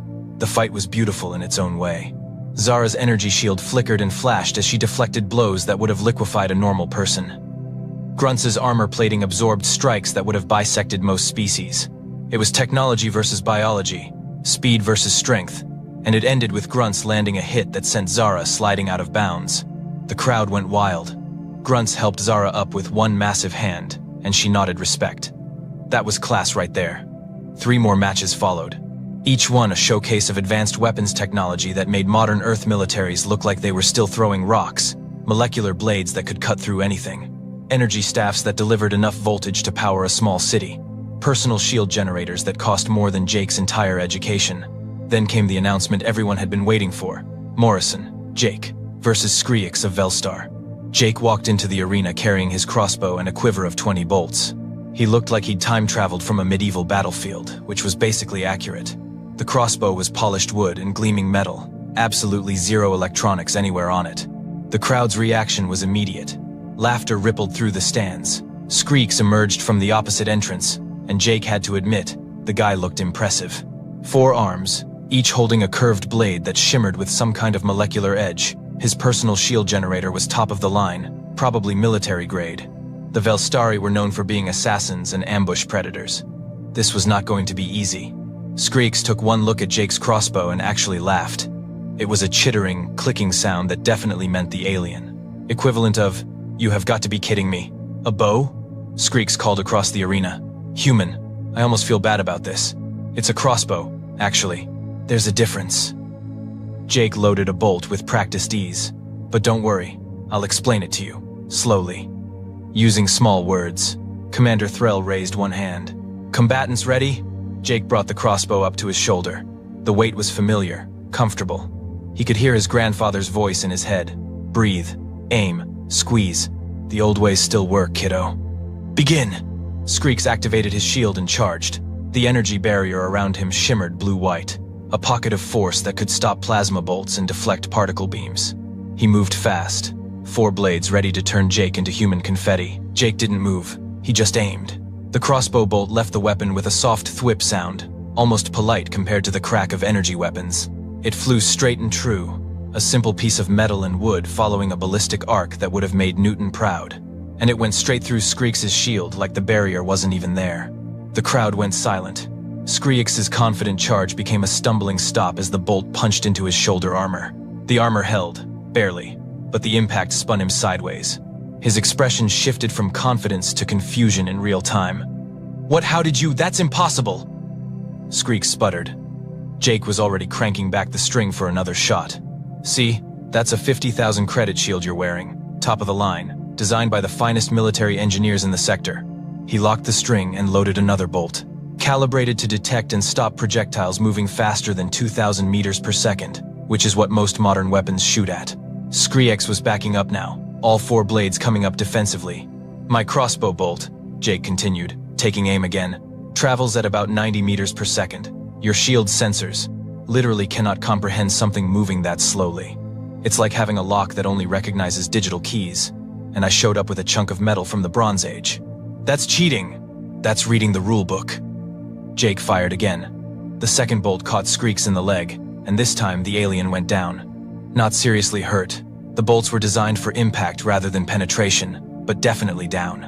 The arena was still silent. Somewhere in the stands, someone dropped their drink.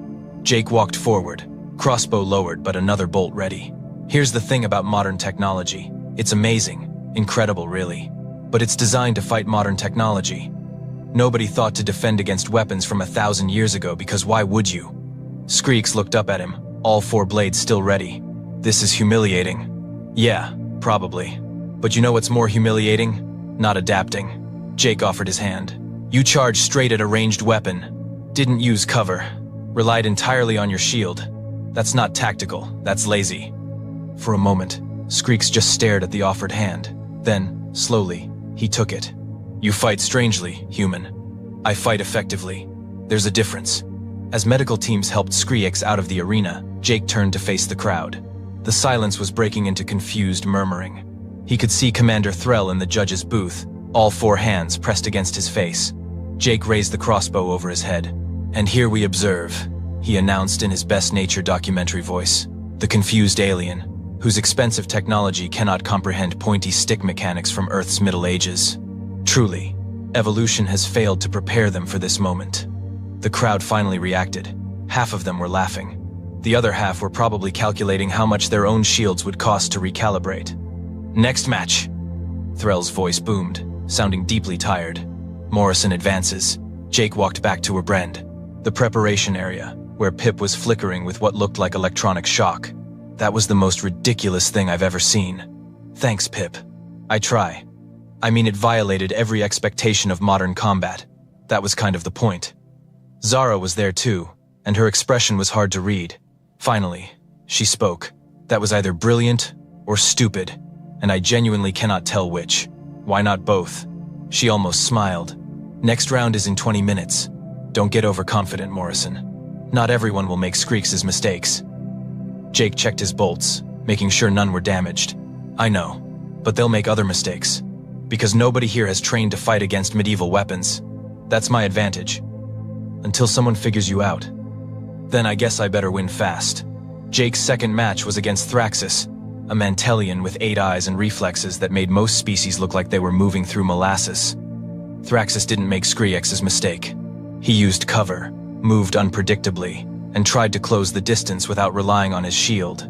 He still lost. Turns out, a crossbow bolt doesn't care about your reflexes when you're committed to a jump between platforms. Physics is physics, and gravity doesn't negotiate. Match 3 was Krill, who brought smoke grenades and tried to obscure Jake's vision. Smart play, actually. Would have worked great against energy weapons that needed clear line of sight for targeting computers. Unfortunately for Krill, Jake had been bow hunting since he was 12, and his grandfather had taught him to aim by instinct. The bolt that caught Krill in mid-charge was pure muscle memory. By match 4, the other students had stopped laughing. They'd started taking notes. Jake's 5th opponent actually brought a riot shield, an old-fashioned physical barrier instead of an energy field. Jake respected that. He won anyway by aiming for the legs, but he respected the adaptation. The pattern was clear. The opponent came in with a new strategy, each one learning from the previous losses. They used terrain better. They adapted their tactics. They stopped relying on technology that couldn't detect medieval projectiles. And that, Jake reflected as he cranked back his crossbow for what felt like the 100th time, was exactly what he'd wanted. Make them think, make them adapt. Show them that fighting wasn't about having the best gear, it was about using your brain. Championship match, Commander Threll announced, and he sounded like a man who'd aged 10 years in 3 hours. Morrison, Jake, versus Kirk, TKKKT shh, boom, called grunts. The arena erupted in cheers. This was the match everyone wanted to see. The human with his primitive weapon versus the walking mountain who'd won every match through sheer tactical brilliance. Grunts entered the arena, and notably, he wasn't wearing a shield generator. He had his energy hammer, sure, but his approach was different. Careful, measured. Grunts, Jake called out. No hard feelings after this, right? None whatsoever. Grunts' voice rumbled like distant thunder. You have taught valuable lessons today. I intend to return the favor. Fair enough. Begin. Grunts didn't charge. He moved laterally, using the arena's concrete barriers for cover. Smart. He'd watched every one of Jake's matches and learned that staying in the open was suicide against a ranged weapon. Jake fired. The bolt sparked off concrete as Grunts ducked behind cover. This was different. This was an opponent who understood that the crossbow's greatest weakness was its reload time. Jake could get off maybe 2 shots per minute with careful aiming. Grunts just had to close the distance, and those massive arms could end the fight in seconds. Jake moved to higher ground, taking position on one of the elevated platforms. Better sightlines, more reaction time. Grunts anticipated this and circled below, staying behind cover, moving from barrier to barrier. The Gorlath was patient, which made sense for a species that lived for 300 years. Jake fired again. Miss. The bolt clattered off metal plating that Grunts had positioned between them. "You are skilled, Morrison," Grunts called out. "But skill has limits. So does patience. I have considerably more of it than you have bolts." Fair point. Jake had started with 20. He was down to 14. The math was not in his favor. Time to get creative. Jake moved along the platform, making noise, drawing Grunts' attention. Then he fired a bolt high, intentionally missing, making it clatter off the far wall. Grunts looked toward the sound. Just for a second, Jake dropped off the platform, landing behind a different set of barriers. New angle, new position. Clever, Grunts acknowledged, but he'd already adapted, moving to cover the new angle. This went on for 5 minutes. Cat and mouse, hunter and hunted, each one respecting the other's abilities, neither willing to make a critical mistake. The crowd was riveted. This wasn't the spectacle of energy weapons and flashy technology. This was tactics, pure, fundamental combat strategy. Jake knew he had to force a confrontation. At this rate, he'd run out of bolts before Grunts ran out of patience. He loaded a bolt, took a breath, and made his move. He stepped into the open, crossbow raised, directly challenging Grunts to engage. Grunts saw the opening and took it, charging from cover with surprising speed for someone made of rock. His hammer came up, ready to strike. Jake fired. The bolt caught Grunts in the shoulder, barely slowing him down. Then Jake did something nobody expected. He dropped the crossbow and pulled out his backup knife. Grunts' hammer came down. Jake rolled left, the impact cratering the floor where he'd been standing. He came up inside Grunts' reach, where the massive hammer was useless, and drove his knife toward the joint in Grunts' arm plating. The blade scraped off armor. Grunts pivoted, trying to grab him. Jake ducked under the grasping hand, swept Grunts' leg, which was like trying to trip a building. It didn't work, but it bought him space. He dove for his crossbow, rolled, came up with it loaded because he'd prepared a bolt in advance. Smart thinking there, Jake, and fired from 5 feet away. The bolt caught Grunts square in the chest plate. The impact staggered the massive alien backward. 1 step, 2 steps, 3. His foot crossed the boundary line. Out of bounds, Threll announced. Morrison wins. The arena exploded. Half the crowd was cheering. The other half was probably trying to figure out how to requisition medieval weapons. Grunts looked down at the boundary line, then at Jake, then started laughing. It was a sound like rocks tumbling down a mountain, deep and genuine. Well fought, human. You combined your primitive weapon with genuine tactical skill. I am impressed. Jake was breathing hard, adrenaline still pumping. You almost had me. Another few seconds and I would have been out of bolts. Yes, but you recognized this and changed tactics. Grunts extended one massive hand. You think like a warrior, not like someone who depends on technology. They shook hands. Or rather, Jake's hand disappeared into Grunts' grip, but the spirit was there. As the medical team checked both of them over, largely a formality since neither was seriously hurt, Grunts leaned in close. Morrison, where might one acquire these primitive human weapons? Jake grinned. I'll send you some catalog links. Fair warning though, once Command sees what happened today, they're probably going to ban crossbows specifically. Then we should explore other options. You mentioned something called an atlatl? Oh man, Grunts, let me tell you about spear throwers from 10,000 BC. The post-combat briefing room was designed for calm, professional debriefing. Instead, it currently contained one extremely exhausted Krillian commander, 17 pages of hastily amended regulations, and Jake Morrison sitting in a chair looking far too pleased with himself.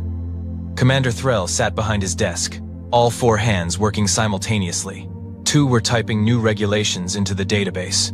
1 was holding a cup of something that was probably the alien equivalent of very strong coffee.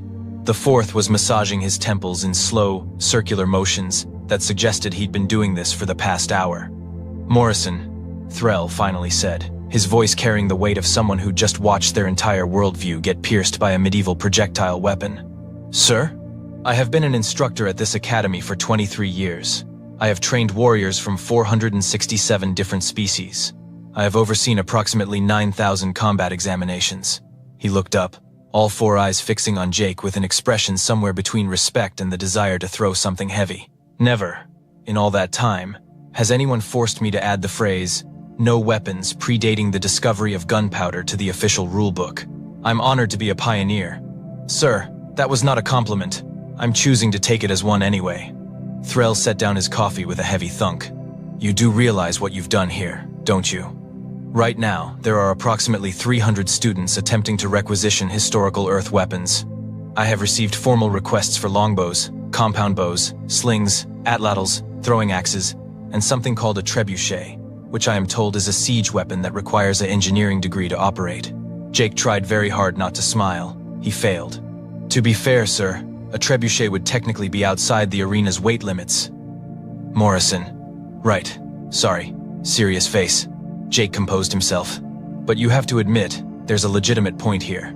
We spend so much time training with advanced technology that we forget the fundamentals. Tactics, adaptability, creative problem solving. You mean exploiting loopholes. I mean understanding that rules exist for a reason, and the space between rules exists for innovation. Jake leaned forward. Sir, every single one of my opponents today was better trained than me. Better equipped, stronger, faster, more experienced.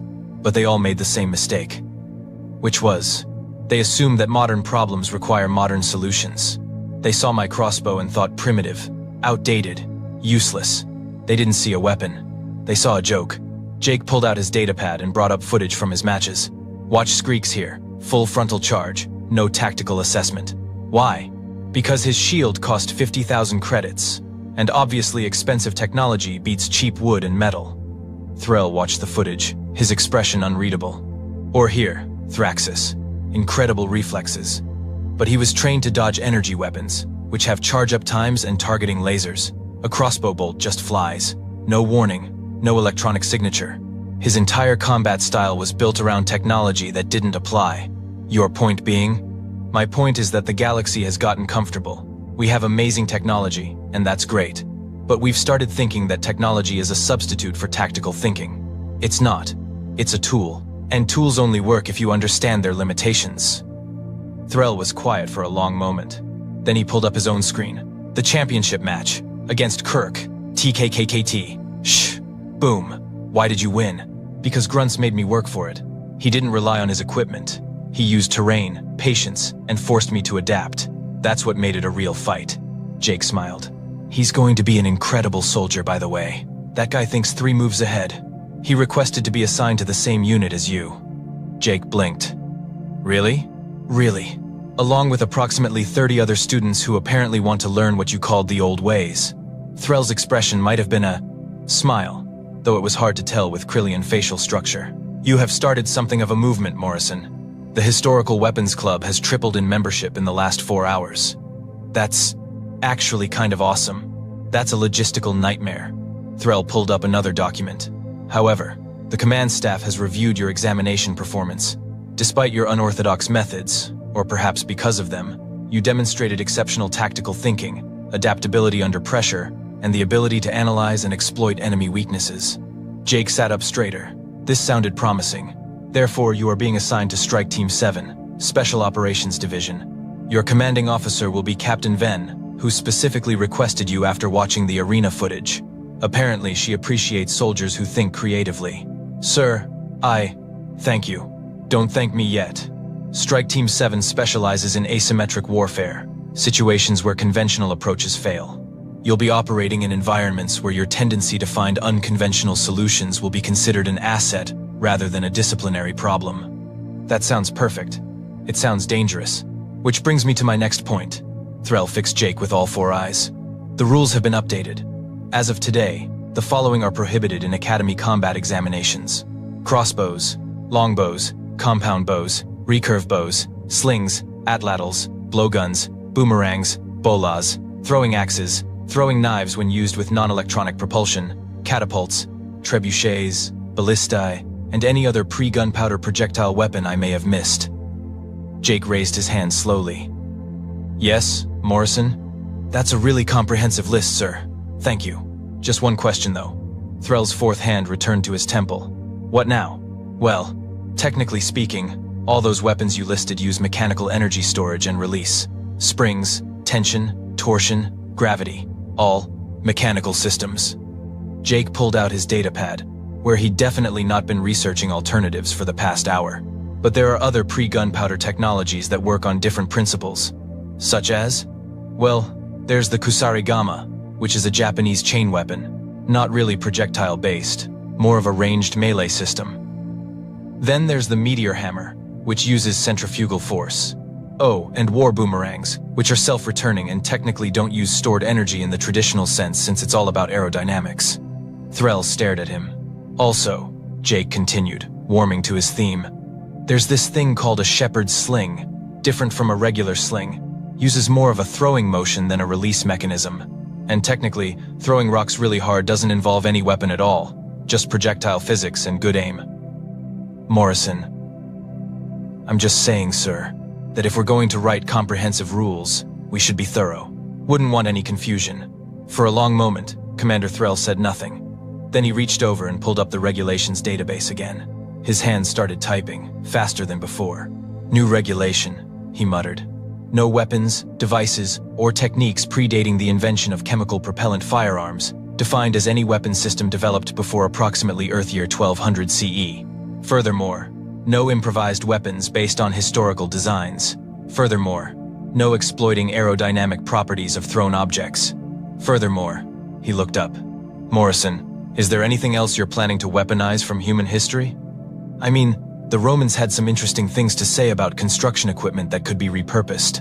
And the Greeks had this fire system that, out. Sir, get out of my office. Report to Strike Team 7 at 0600 tomorrow. And Morrison? Yes, sir? Threll's expression softened, just slightly. Good work today. You proved that victory doesn't always come from having the best equipment. Sometimes it comes from understanding what your equipment actually does and using it smarter than everyone else. Jake stood and saluted. Thank you, sir. That means a lot. It also means you're now Strike Team 7's problem instead of mine. Captain Venn has my sincere sympathies. Jake grinned and headed for the door. As he reached it, Threll called out one more time. Morrison, out of curiosity, if they ban all pre-gunpowder weapons, what would you use next? Jake paused, thinking. Well, sir, I've been reading about siege tactics. Turns out the Mongols used to catapult diseased animals over castle walls for psychological warfare. Now, I'm not saying I'd do that, but technically biological warfare was banned, not biological intimidation. Maybe some realistic props, some theater skills. Out. Jake left quickly, but not before hearing Threll's voice behind him adding another amendment to the rules database. Outside, the academy hallway was buzzing with activity. Students clustered in groups, discussing the day's matches. Jake spotted Pip hovering near a window, flickering in what looked like excited colors. Jake, you did it.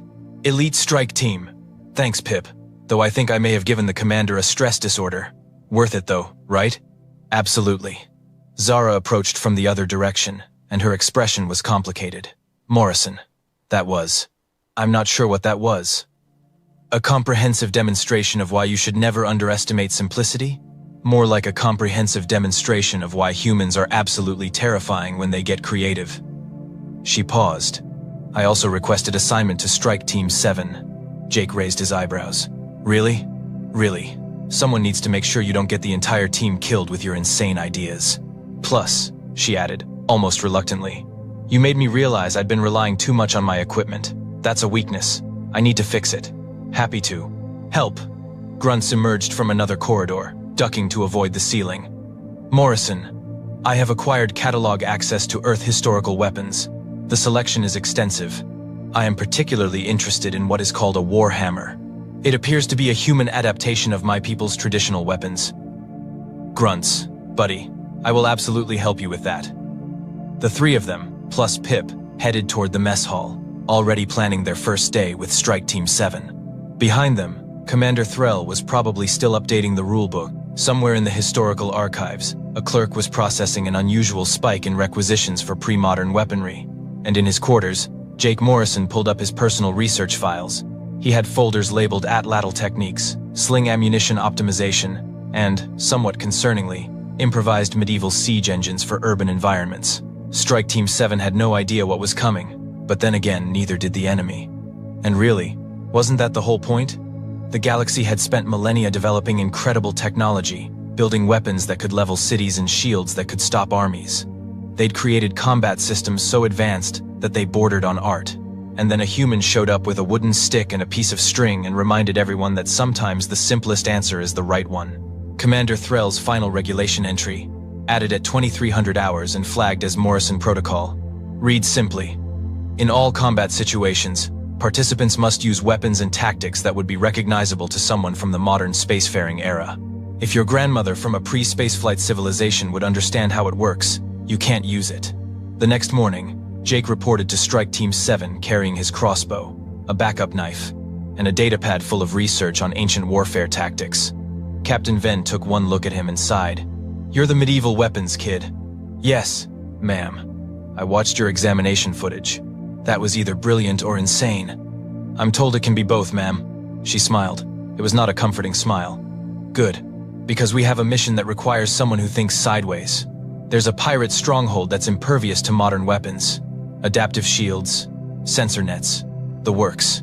We need someone who can think in terms they won't expect. Jake's grin was immediate. Ma'am, have you ever heard of a siege weapon called a trebuchet? No. It's a counterweight-driven catapult that can throw a 90-kilogram projectile 300 meters using nothing but gravity and mechanical advantage. Morrison, are you telling me you want to build a medieval siege engine? I'm saying that sometimes the old ways work, ma'am, and nobody shields against rocks falling from the sky. Captain Venn stared at him for a long moment. Then she started laughing. Strike Team 7, meet your new tactical specialist. Try to keep him alive.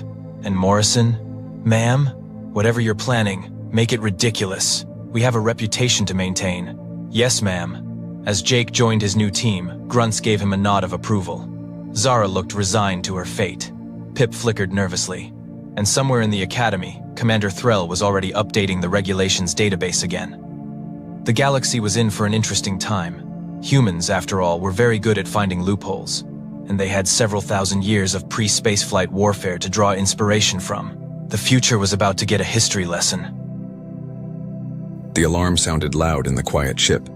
Jake Morrison looked up from his computer screen and stared at the flashing lights on the control panel. Something was out there in space sending a signal. He had never seen anything like it before. Kate Brennan walked over and looked at the screen.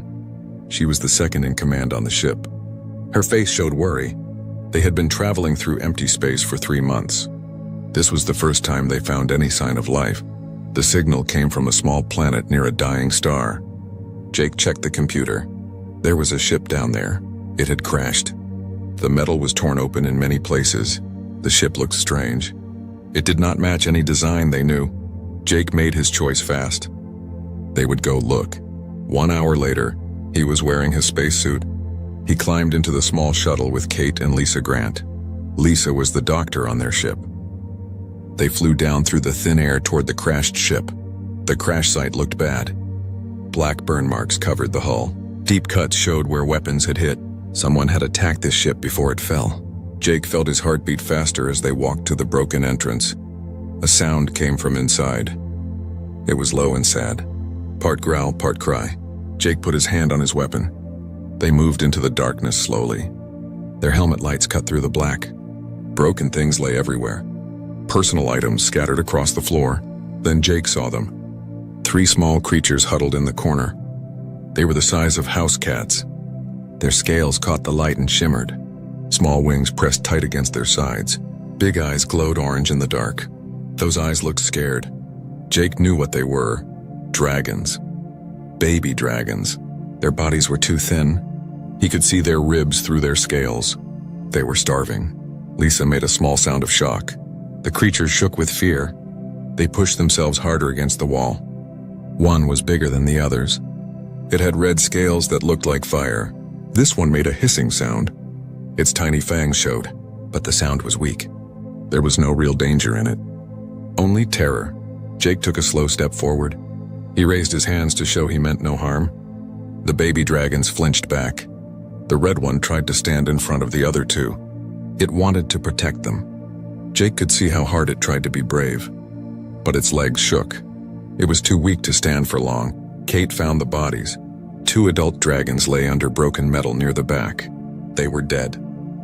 These babies had been guarding them. They stayed with their parents even though they could have run. Even though they were dying too. Jake felt pain in his chest. These little ones had lost everything. Their parents were gone. Their home was destroyed. They were alone and afraid. He got down on his knees. He made himself smaller, less scary. The red baby dragon hissed again, softer this time. Its legs shook more. It was using all its strength just to stay standing. Lisa looked around at the broken containers. Food supplies were scattered everywhere, but all of it was bad, spoiled or damaged from the crash. The babies had been trapped here with nothing to eat. They watched their parents die. Then they began to starve. Alone in the dark, Jake reached into his pack slowly. He pulled out a food bar. He broke off a small piece. Then he held it out toward the dragons. His palm was flat. His hand did not move. The red baby sniffed the air. Its small nose moved. The smell of food fought with its fear. Behind it, one of the smaller babies made a crying sound. This one had blue scales like the sky. It sounded so sad and hungry. The other babies looked back at it. They were torn between keeping safe and helping their brother or sister. Jake waited. He did not move. His arms started to hurt from holding it out. But he stayed still. He talked softly. His voice came through the speaker on his helmet. He told them they were safe now. He would not hurt them. They did not need to be afraid anymore. Time passed slowly. Jake kept talking. His voice was calm and steady. He kept telling them the same things. Safe, protected, no danger, food, help, home. The red dragon finally gave up fighting. It could not protect its siblings and let them starve. It moved forward. Its body stayed low to the ground. Its eyes never left Jake's face. When it got close enough, it grabbed the food and ran back fast. The three babies ate the piece of food in seconds. Then they looked up at Jake again. Their orange eyes were full of need. Hunger and hope mixed with the fear. They wanted more food, but they were still scared. Jake smiled inside his helmet. He broke off another piece of food. It took 2 hours to get the babies to trust them enough. Jake gave them food piece by piece. Each time, he held his hand a little closer. He talked the whole time. His voice never changed. Always calm, always kind, always steady. Kate and Lisa stayed back. They let Jake do all the work. Too many people would scare the babies more. But they brought the transport box closer. It had soft blankets inside. They put more food in there too. The blue baby was the first to come all the way to Jake. It walked up to his hand and touched it with its nose. Then it made a sound like a purr. Jake felt his heart swell. He moved one finger very slowly and touched the top of its head. The scales were smooth and warm. The third baby had green scales. It watched the blue one for a minute. Then it came forward too. Soon Jake was petting both of them. They pushed against his hands like cats. They wanted more touching. They had been alone and scared for so long. The red baby stayed back longer. It watched Jake with those smart orange eyes. It was thinking, judging, trying to decide if this human could be trusted. Finally, it walked forward. Slowly, carefully. It sniffed Jake's other hand. Then it looked right into his eyes through the helmet. Jake looked back. He tried to show with his eyes what he felt. Sadness for their loss, care for their pain, promise of safety. The red baby made a decision. It pushed its head against Jake's palm. Jake felt tears in his eyes. These little creatures had been through so much, but they were choosing to trust again. Choosing to hope. Getting them into the transport box was easier after that. Jake put food inside. The babies followed it. They were still nervous, but hunger was stronger than fear now. Once inside, they huddled together. The red one stayed between the others and the humans, still protecting, still watching. Lisa checked them quickly. They were young, very young, maybe like human children who were 2 or 3 years old. They needed constant care, proper food, safety, love. Most of all, they needed to feel safe again. The trip back to their ship was quiet. Jake sat next to the box. He kept talking to the babies. The red one watched him the whole time. Its eyes were starting to look less afraid, more curious. When they reached the big ship, Jake carried the box himself. The babies made worried sounds at all the new things around them. But when Jake spoke, they settled down. They were learning his voice meant safety. Lisa had prepared a room for them. It was warm and quiet. Soft bedding covered the floor.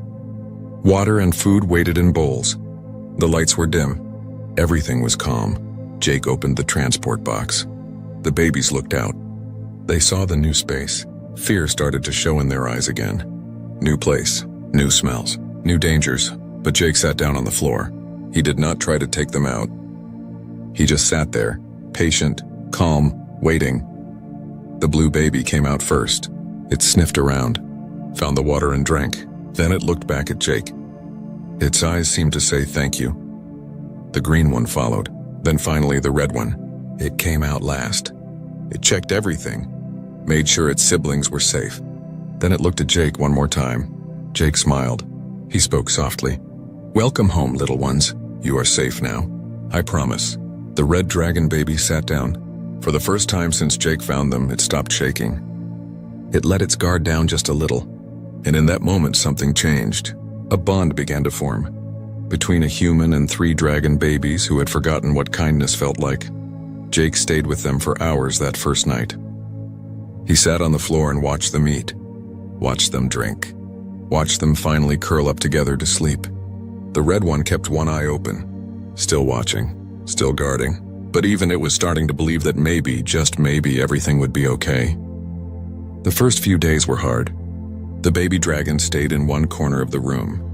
They huddled together like they did in the crashed ship. Their eyes followed every movement. Every sound made them jump. They were alive, but they were not really living. Fear still controlled them. Lisa wanted to check them properly. She needed to see if they were hurt, if they were sick. But when she came into the room with Jake, the babies panicked. The red one made a loud crying sound. It was too big for such a small creature. They climbed over each other trying to get away. Their claws scratched the floor as they scrambled backward. Jake held up his hand. Lisa stopped. He understood now. These babies saw their parents attacked by many creatures, multiple enemies.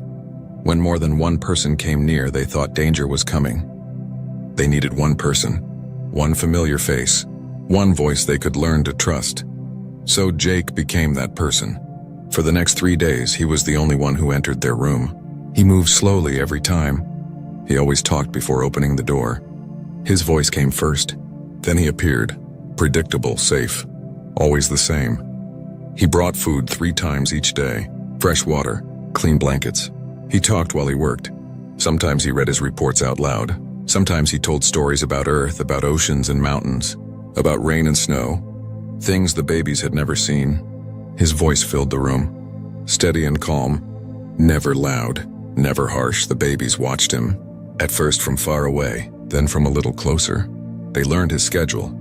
They knew when he would come. Their small heads would lift when they heard his footsteps in the hall. They began to wait for him. The blue baby was brave. On the 4th day, it did not run away. It stayed where it was when Jake came in. It watched him put down the food. Then it took a step forward, just one. Then another. The red baby made a warning sound. A small chirp that said danger. But the blue one did not listen. It kept walking toward Jake, slowly, carefully. Its nose twitched as it smelled him. Jake did not move. He barely breathed. The blue baby came right up to his hand. Its tongue flicked out, tiny and forked. It tasted the air around his fingers. Then it made a sound, soft and rumbling, almost like a cat purring. The blue baby pushed its head against Jake's palm. Jake felt joy burst in his chest. Very slowly, he moved one finger. He stroked the top of the baby's head. The scales were smooth. They were warm like stones in the sun. The baby leaned into his touch. Its eyes closed. It looked happy. The green baby watched this with big eyes. It tilted its head, thinking. After a minute, it made a decision. It walked over to Jake, too. It bumped against his other hand. Soon Jake was petting both babies. They pressed against him. They wanted more touching, more comfort. They had been alone for so long, cold and scared. Now someone was being kind. Someone cared. The red baby stayed back. It sat and watched with those smart orange eyes. Jake could see it thinking, judging, trying to understand this human who brought food and spoke kindly and never tried to hurt them. Days passed. The babies grew stronger. They ate better. They moved around the room more. They played small games with each other, chasing and tumbling, making happy sounds. Jake loved watching them. They were starting to act like children instead of scared survivors. By the end of the week, all 3 would eat while Jake was in the room. The blue and green ones came to him every time he entered. They rubbed against his legs. They climbed into his lap. They fell asleep on him while he worked on his computer. The red baby kept more distance. But it was changing too. It no longer crouched ready to fight. It sat up straight. It watched Jake with curiosity instead of fear. Sometimes it would take treats from his hand. Its movements were still careful, still cautious, but the pure terror was gone. Lisa was finally able to examine them. She came in with Jake. He talked to the babies the whole time. He petted them, kept them calm. Lisa worked quickly. She was kind and careful. The babies were nervous, but they did not panic. Jake's presence made them feel safe enough to accept help. Lisa said they were very young, maybe like human children who were 2 or 3 years old. They would need care for a long time. They needed good food, a safe place, and most important, they needed love. They needed to know someone cared about them, that they mattered, that they were not alone. Jake spent more and more time with them. Kate took over his work duties. She smiled and joked that he had become a father. He could not argue. He felt like a father. When the blue baby had a bad dream, Jake was there. The baby cried and thrashed in its sleep. Jake picked it up. He held it against his chest. He hummed a soft song. The baby settled. It felt safe in his arms. He learned who they were. The blue baby was curious. It wanted to explore everything. It was friendly and loving, always the first to try new things. The green baby was quiet. It watched and learned before acting. It was thoughtful. And the red baby was protective. It was proud. It was slowly learning that being strong did not mean being alone. Jake named them in his mind. The red one was Red. The blue one was Sky. The green one was Forest. Simple names. But they fit. 2 weeks after the rescue, something special happened. Jake was sitting on the floor reading. The babies were playing across the room, chasing a ball Jake had given them. They were making happy sounds. Then everything went quiet. Jake looked up. Red was walking toward him. Not to get food. Not because Jake called. Red just walked over on its own. It looked at Jake for a long moment. Those orange eyes were deep, intelligent, full of thought. Then Red climbed into Jake's lap. It turned around 3 times like a dog getting comfortable. Then it curled up. Its small body was warm. Jake could feel it breathing. Slow and steady, peaceful. Jake felt his throat get tight. Emotion filled him. This was trust. Real trust. Red was saying that Jake was safe. That Jake was family. That Red did not need to guard anymore. Not against Jake, never against Jake. Jake put his hand gently on Red's back. He felt the tiny wings fold against its sides. Red's eyes closed. For the first time since being found, Red looked completely at peace. No tension, no fear, just calm. Sky and Forest saw this. They came over too. They piled onto Jake, 1 on each leg. 3 baby dragons, all trusting him completely, all feeling safe with him. Jake sat there and felt grateful. These little creatures had been through terrible things. They lost their parents, their home, everything they knew. They were left alone in the dark to die. But they survived. And more than that, they chose to trust again. They chose to hope. They chose to love. That was courage. Real courage. Not the kind that comes from being strong or fierce, but the kind that comes from being hurt and still choosing to open your heart again. Jake made a promise to himself. He would never let them down. He would protect them, care for them, help them grow strong and healthy, give them the childhood they deserved. A childhood full of safety and love. Kate came to check on them later. She stood in the doorway and smiled. Jake was asleep on the floor. All 3 baby dragons were curled up with him. Red on his chest, Sky and Forest against his sides. They were all breathing in sync. A little family. Kate took a picture. She knew this moment was important. This was the moment everything changed. Not just for the babies, but for Jake too. He had found his purpose. These 3 small creatures needed him, and maybe he needed them just as much. The next day, the babies were different. They were more confident. They played harder. They explored more. Red started trying to fly. Its small wings would flap as it jumped. It could not fly yet, but it was trying, learning, growing. Sky found a hiding spot behind some boxes. It would hide and jump out when the others walked by. Forest learned to open the water dispenser. It was very proud of itself. It showed Jake by opening and closing it over and over. They were acting like normal children, playful, curious, full of energy. The scared creatures from the crashed ship were gone. In their place were 3 baby dragons who knew they were loved. Jake watched them and felt pride. This was what patience looked like. This was what kindness could do.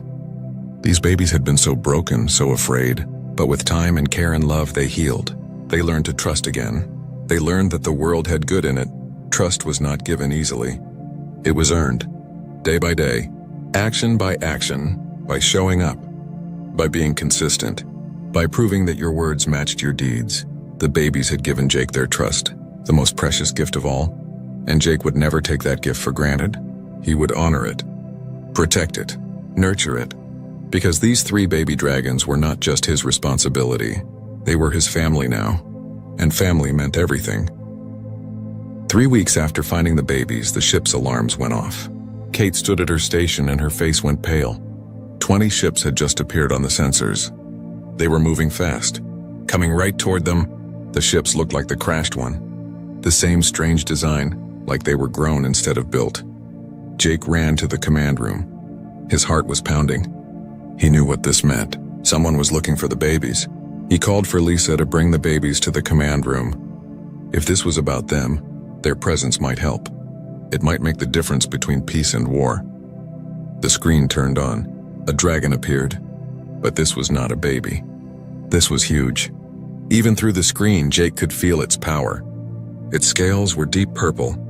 They shimmered like they had light inside them. Its eyes were gold, bright and fierce. This was a predator. Ancient and dangerous, the dragon spoke. Its voice was deep. The translator struggled to turn the sounds into words. I am High Commander Zephyros of the Draconic Empire. We have tracked a lost vessel to this region. You will surrender any survivors immediately. There was no asking in those words, only orders. Jake felt everyone looking at him. The tension in the room was thick.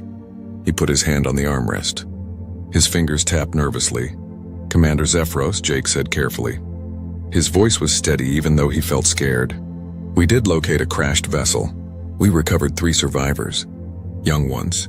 They are safe and healthy aboard our ship.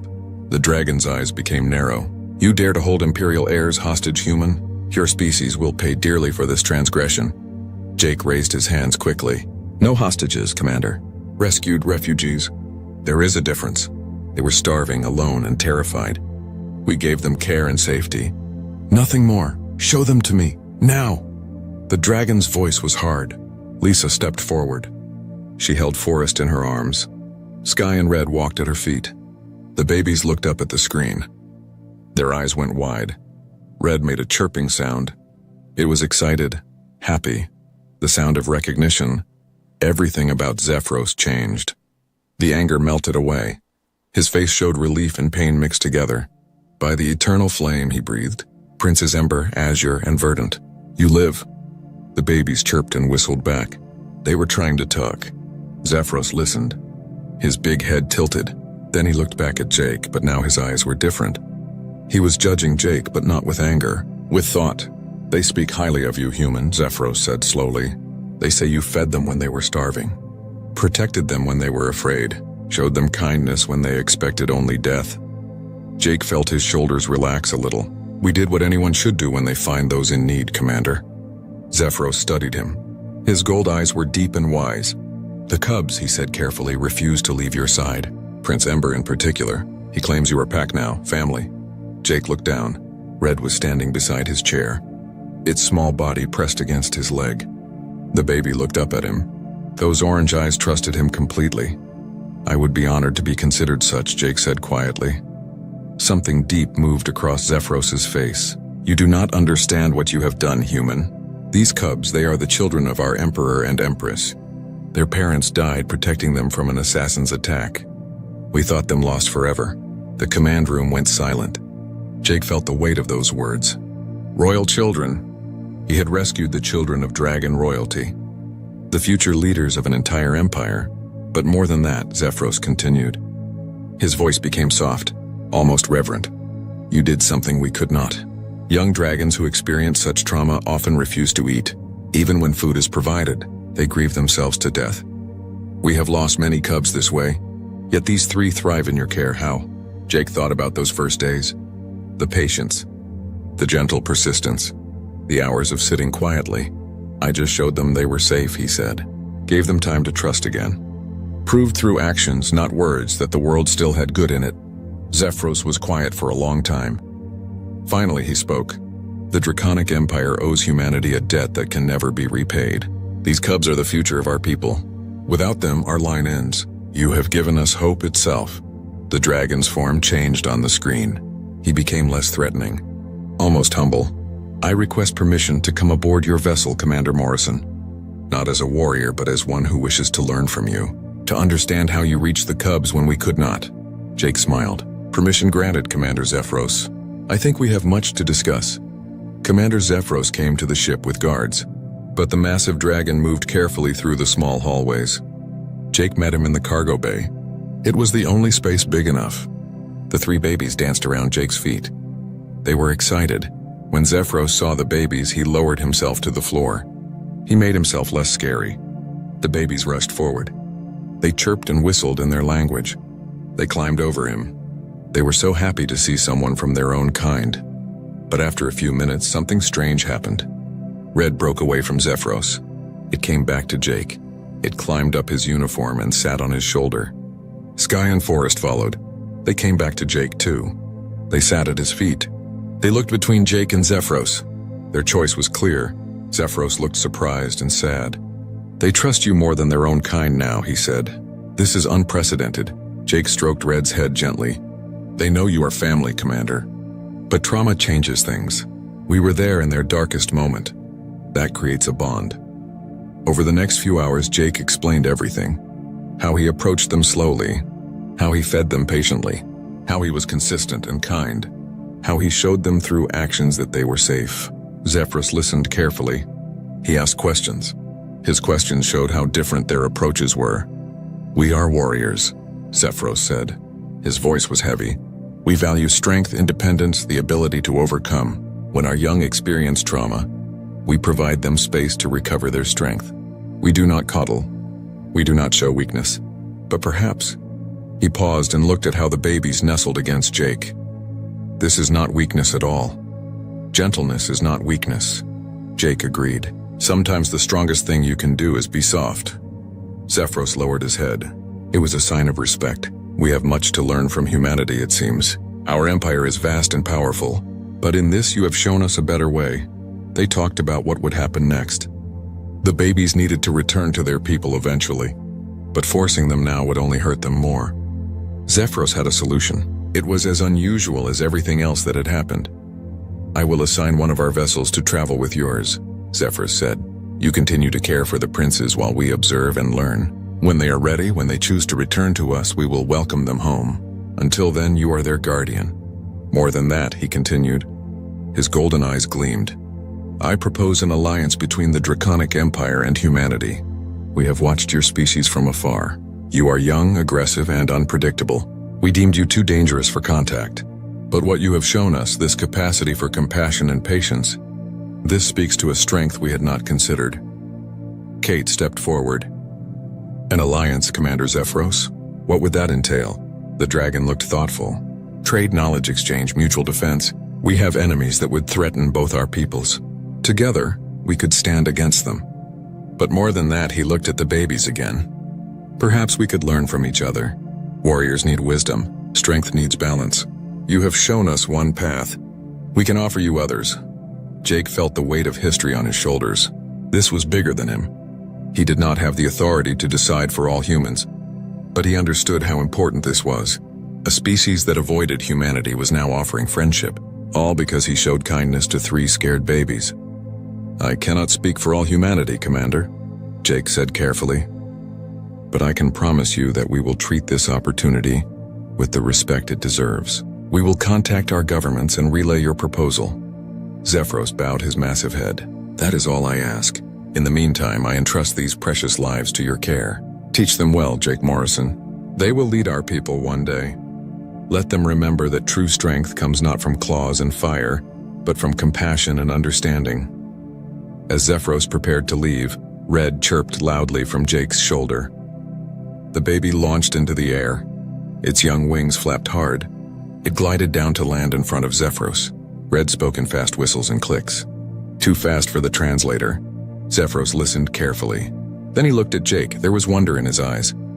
He says to tell you that you are the bravest creature he has ever known. That you face their fear with nothing but gentle hands and a kind heart. That you are worthy of being called Dragon Friend, the highest honor we can bestow upon another species. Jake knelt down. He brought himself level with Red. The little dragon bumped its head against his cheek. Pure affection. And you, little one, are worthy of being called family. After Zephyros left, Jake stood in the cargo bay with his crew and the 3 babies. Kate looked at him. Her face showed pride and amusement. You realize what you have done, she said. You just started first contact with an entire empire. All because you could not walk away from 3 scared children. Jake smiled. He scratched Sky behind the small horns that were just starting to grow. I just did what felt right. Sometimes that is all we can do. Weeks turned into months. The ship continued its work. But now it traveled with a dragon vessel called Shadowwing. The arrangement worked well for both species. The dragons learned human ways of caring for trauma. They learned about emotional support, about patience and kindness. The humans learned about dragon technology, things that seemed almost like magic. The babies grew fast. Red, Sky, and Forest were now as big as large dogs. Their wings were stronger. Their scales were brighter. They spent their days playing in special rooms, learning human games and dragon traditions. Teachers from Shadowwing came to visit. They taught the babies about their culture, their history, their language. But every night the babies came back to Jake. He moved his room to be closer to them. Most nights he worked with at least one baby curled up nearby. Red still followed passion, defeated fear. Jake stood in the observation room. He watched the stars drift past. Red sat beside him. The dragon was now big enough that its head reached Jake's waist. Red had been quiet all day, thoughtful. You are thinking about home, Jake said softly. It was not a question, Red chirped. The sound meant yes. The dragon leaned against Jake's leg, seeking comfort even while thinking about a hard choice. Sky and Forest joined them. They sat on Jake's other side. The 3 siblings looked at each other. They communicated in ways beyond words. Then Sky spoke. Its voice came through the translator, clear and strong. We must return, Packfather. Our people need us, but we do not wish to leave you. Jake's chest tightened. He knew this moment would come. He had been dreading it even though he knew it was right. These were not pets. They were not even really children. They were the future leaders of an empire. They needed to learn their own culture. To be among their own kind, you do not have to choose, Jake said gently. I will always be here, and you will always be welcome wherever I am. Family is not about distance. It is about the bonds we forge and the love we share. Forest spoke up. Forest was always the quiet one. You taught us that fear can be overcome with patience, that broken things can heal, that trust is earned through gentle persistence. We will take these lessons home. We will teach them to others. Red stood up. It stretched its wings. When we lead our people, we will remember what true strength looks like. Not claws and fire, but an open hand and a kind word. You showed us that, Packfather. You changed everything. Jake knelt down. He pulled all 3 dragons into a hug. They pressed against him. Their warm scales were familiar, comforting. I am so proud of you, he whispered. All 3 of you. You survived something terrible and came through it stronger. You chose hope over despair, trust over fear. That takes courage beyond measure. The farewell ceremony was held on Shadowwing. The entire crew of Jake's ship attended. Dragon leaders came from across the empire. Zephyros stood at the center. His purple scales gleamed under the lights. Today, the High Commander announced. His voice was strong and proud. We celebrate not an ending, but a beginning. These 3 princes returned to us whole, healed not by our traditions, but by the compassion of a stranger who refused to see them as other. Jake Morrison, you have earned a place in our history. You will forever be remembered as the one who taught us that gentle hands can be mightier than the sharpest claws. He pointed to his side. A beautiful artifact rested on a stand. This is the Heart of Flame, passed down through our royal line for 10,000 generations. We gift it to you, not as payment, for no payment could equal what you have given us, but as a symbol. You are packed to the royal family now. You are dragonkin. Jake accepted the artifact. It was a crystal that seemed to contain living fire, but his eyes were on the 3 babies. They stood with other dragons now. They looked more confident, more at peace than he had ever seen them. Red stepped forward one last time. You saved us, Packfather. Not just our lives, but our spirits. We were drowning in fear and grief. You pulled us back to shore. Now we will do the same for others. We will be the leaders our people need. Leaders who understand that true strength includes compassion. The red dragon touched its forehead to Jake's, a gesture of deepest respect. Until we meet again, family, Sky, and Forest did the same. Each shared a moment of connection. Then they stepped back to join their people. Jake watched them go. His heart was full of both sadness and pride. Kate found him later in his room. He was staring at the heart of flame. You changed the galaxy today, she said softly. 2 species at peace because you chose kindness over caution. Jake shook his head. I just showed 3 scared children that the universe still had good in it. Everything else, the alliance, the peace, that grew from their courage, not mine. They chose to trust again. They chose hope. I just held the door open. His communicator made a sound, a message from Shadowwing. From the babies, they had sent a recording. Their voices were clear and strong. We are home, Packfather. Our people celebrate our return. But they also celebrate you and what you represent. The humans showed us that different does not mean enemy, that strangers can become family, that the universe is larger than our fear. Thank you for teaching us these truths. Thank you for your gentle hands when we needed them most. Jake smiled. He touched the heart of flame. The crystal pulsed with warmth, like it was responding to his thoughts. 3 little dragons had been starving themselves in fear, lost and alone in the darkness. He offered them food and safety, yes, but more importantly, he offered them patience, understanding, love. That was the human way. Not weapons or technology, but the simple act of reaching out when others pulled back, of choosing compassion when fear would be easier. That was what would carry humanity through the stars. Days turned into weeks. News of the alliance spread. Other species watched with interest, some with worry. Humanity had been seen as dangerous, young and aggressive. But now dragons vouched for them. Dragons, one of the oldest and most respected empires. That changed things. Jake received messages from across human space. Leaders wanted to meet him. Scientists wanted to study what he did. Everyone wanted to understand how he reached the dragon babies when their own people could not. But Jake was not special. He knew that. He was just a person who saw creatures in need and chose to help. He was patient because being patient was right. He was kind because being kind mattered. Anyone could have done the same. They just had to care enough to try. The ship turned toward home, toward Earth. Jake had not seen his home planet in almost a year. He missed it. Missed his family, his friends, the feel of real air and real ground. But he knew he would return to this sector. The Alliance was young. It needed care. The same patient care he gave 3 frightened babies. Kate came to his room one evening. She sat down and looked at the heart of flame. Its internal fire never stopped moving, always dancing, always alive. Do you think they will be okay? She asked. The babies, do you think they can handle being leaders? Jake nodded. They survived losing their parents. They survived starvation and fear. They learned to trust again after every reason to give up. If they can do all that, they can do anything. They will be great leaders, better than their people have ever seen, because they learned that strength comes in many forms. Kate smiled. You taught them that? No, Jake said. They taught themselves. I just gave them the space and safety to learn. Sometimes that is what people need most. Not someone to fix them, but someone to stand beside them while they fix themselves. Another message came through, this time from Red directly. The dragon's face appeared on the small screen. It looked older somehow, more mature, growing into its role. Packfather, Red said. Its voice was stronger now, deeper. I wanted to tell you something. Today I met a young dragon who lost its family. It was scared, starving itself just like we did, and I remembered what you taught me. So I sat with it. I was patient. I spoke kindly. I showed it that trust could be earned, and it ate. It is going to be okay, because of what you showed me.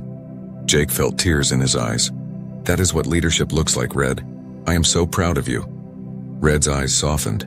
We carry your lessons with us, Packfather. Every day, in every choice we make.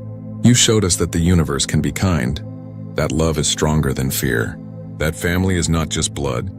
We will never forget, and we will make sure our people never forget either. The message ended. Jake sat in the quiet of his room. Outside, stars streamed past, endless and beautiful, full of possibility. 3 baby dragons had been starving themselves in fear.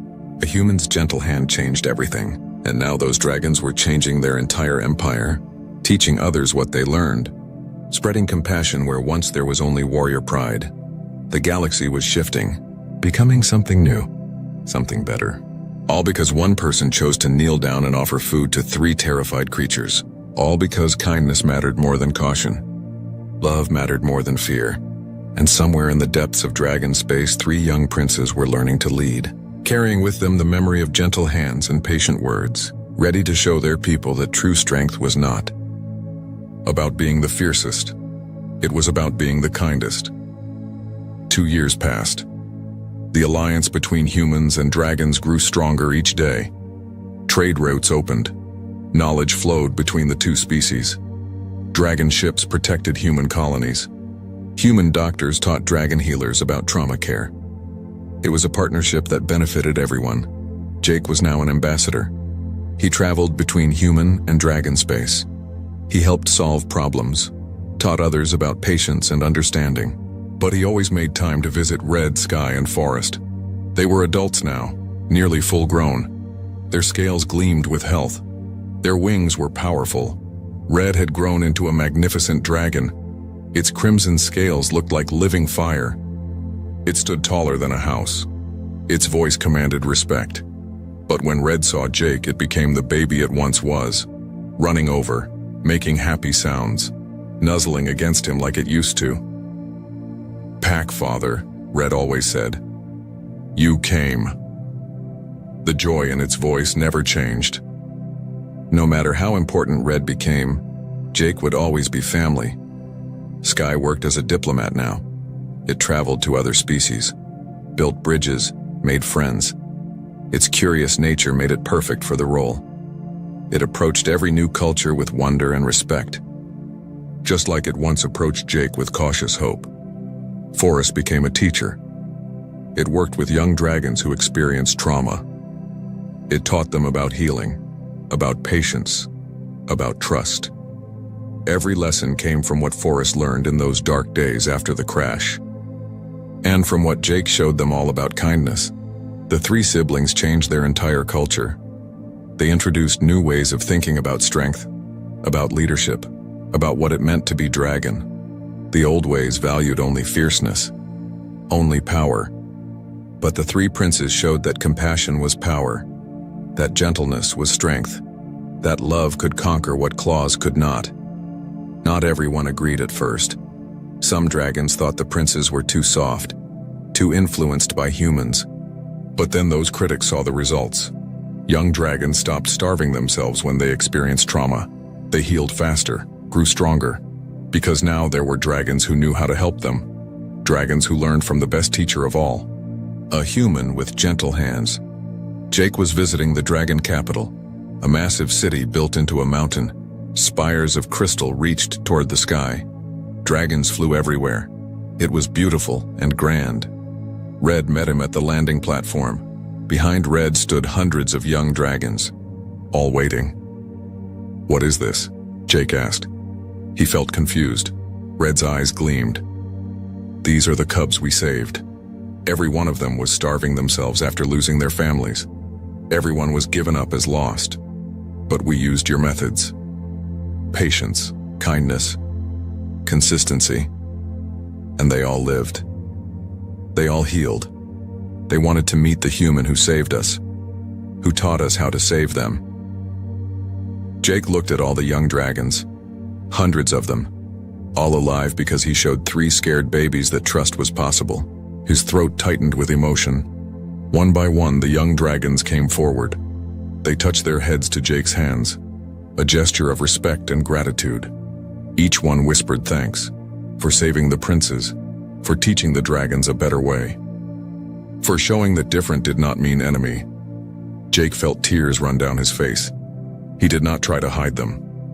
This was what mattered, not glory, not fame, But this: live saved, hope restored, a future made brighter because someone chose kindness over fear. That evening, Jake sat with Red, Sky, and Forest on a balcony overlooking the city. The 3 dragons were huge now, but they still curled around Jake like they did when they were small, protecting him, loving him. "Do you ever regret it?" Sky asked. "Saving us? Your life became so complicated because of us." Jake laughed. "Regret? Never. You 3 are the best thing that ever happened to me. You taught me as much as I taught you. You showed me what courage really looks like, what hope can do, what love means." Forrest spoke quietly. "We were so broken, Packfather, so lost. We thought we would die in that crashed ship, alone in the dark. But you found us. You saw past our fear. You gave us time to heal. You never gave up on us." "How could I give up on you?" Jake asked. "You were children who needed help. That is all that mattered. Not that you were dragons, not that you were different, just that you needed help and I could give it." Red rumbled deep in its chest. "That is why you changed everything, Packfather. You saw us as people first, not aliens, not threats, not even just victims, but as people who deserved kindness. That simple choice changed 2 entire civilizations. The stars came out above them, brilliant and countless." Jake looked up at them and thought about how far they had all come. 3 baby dragons who starved themselves in fear were now leaders teaching compassion. A human who just wanted to help was now a bridge between species. Zephyros joined them on the balcony. The High Commander was older now. His purple scales had silver in them, but his eyes were still sharp and wise. "Jake Morrison," he said formally, "the Dragon Council has made a decision. We wish to establish the Morrison Protocol, a set of guidelines for caring for traumatized young, based entirely on your methods. It will be taught to every dragon. Mandatory training, so that no cub ever starves from grief again." Jake felt overwhelmed. "I just did what felt right. I am not special." Zephyros shook his great head. "That is exactly what makes you special. You saw what needed to be done and you did it, without thought of reward, without hesitation. You gave freely of your time and your heart. That is the rarest gift of all." The High Commander looked at the 3 princes. "And look what grew from that gift. 3 leaders who will guide us into a new age, an age where strength includes compassion, where power includes kindness, where we remember that we are strongest when we care for each other." Months later, Jake returned to Earth. He walked through familiar streets, saw familiar faces, but everything felt different now. He had changed. The galaxy had changed. All because of 3 baby dragons and the choice to help them. He gave speeches now, taught at universities, shared his story. But his message was always the same. Kindness matters. Patience matters. Seeing others as people matters. These simple truths could change everything. Young humans listened. They learned. They went out into the galaxy carrying those lessons. Human diplomats became known for their compassion. Human doctors for their patience. Human teachers for their kindness. Jake's example spread like ripples in water, touching lives he would never meet. Other species noticed. They saw what happened when humans and dragons worked together. They saw the prosperity, the peace, the growth. Slowly, more species reached out, wanting to join the alliance, wanting to be part of something built on understanding instead of fear. The galaxy was changing, becoming kinder, becoming better, all because one person knelt down in a crashed ship and offered food to 3 terrified babies. Jake received a message one day. It was from Red. The message was simple, but it made Jake smile. "Packfather," Red wrote, "I wanted you to know. Today I was crowned Emperor. Sky and Forest serve as my closest advisors. Our first act was to declare a new principle for our empire, that all beings deserve compassion, that strength without kindness is weakness, that power without love is hollow." The council agreed unanimously. You changed us, Packfather. And through us, you changed our entire civilization. Thank you for everything. For seeing us when we were invisible. For hearing us when we could not speak. For loving us when we could not love ourselves. You are forever part of our family. Forever honored in our history. Forever remembered as the one who taught us what it means to be truly strong. Jake wiped his eyes. He looked at the heart of flame that still sat on his desk.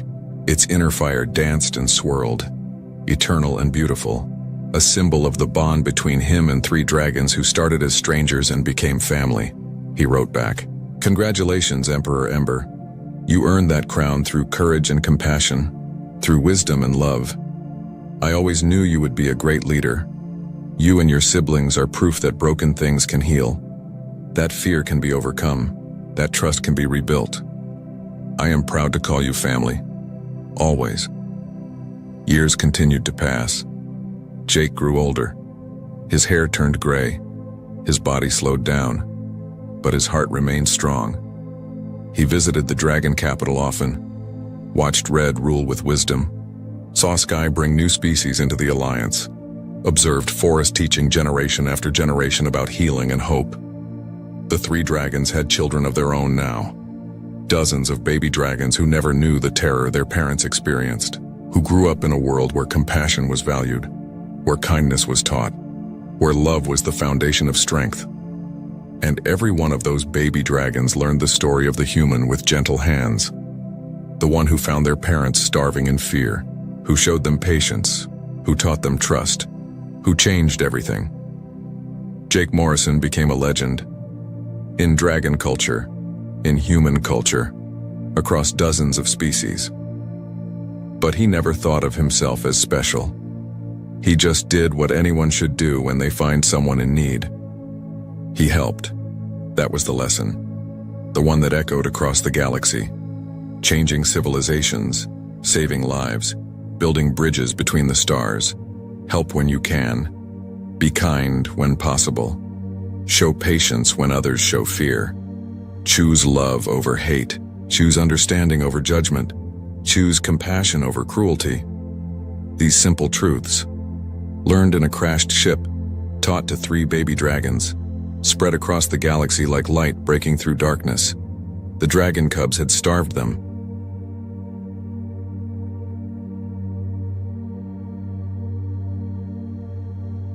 Previously on the high-velocity, low-altitude adventures of Flubber Lane, we witnessed a stocky kid from the crimson-choked basement of New Orizaba trade his old-world maple skateboard for a cramped berth on a starship that smelled like ozone and desperation. After being sentenced to the Colonial Military Academy by a corrupt judge who couldn't tell a digital docket from a grocery list, Lane found himself aboard the heavy freight hauler Bellows. When pirates struck with jagged boarding spikes and searing photon bursts, our hero did the unthinkable. He skitched a live, ticking Mark-7 torpedo through the absolute vacuum of space, riding it like a wild stallion into the heart of the enemy's fuel port.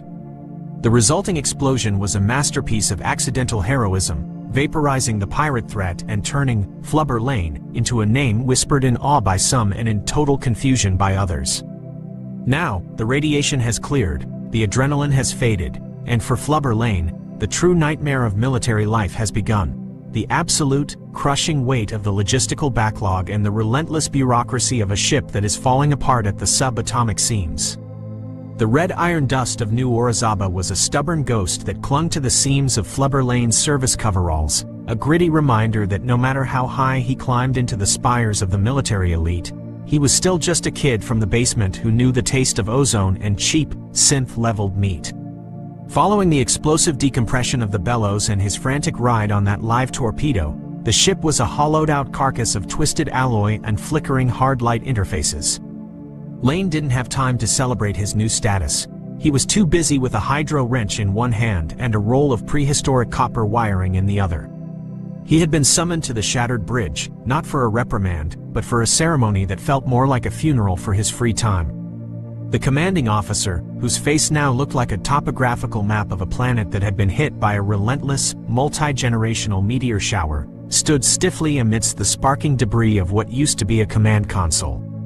He pinned a heavy, gleaming star of valor to Lane's chest, a metal made of solid, high-density iridium that felt like it weighed 40 pounds and pulled his posture into a permanent slouch.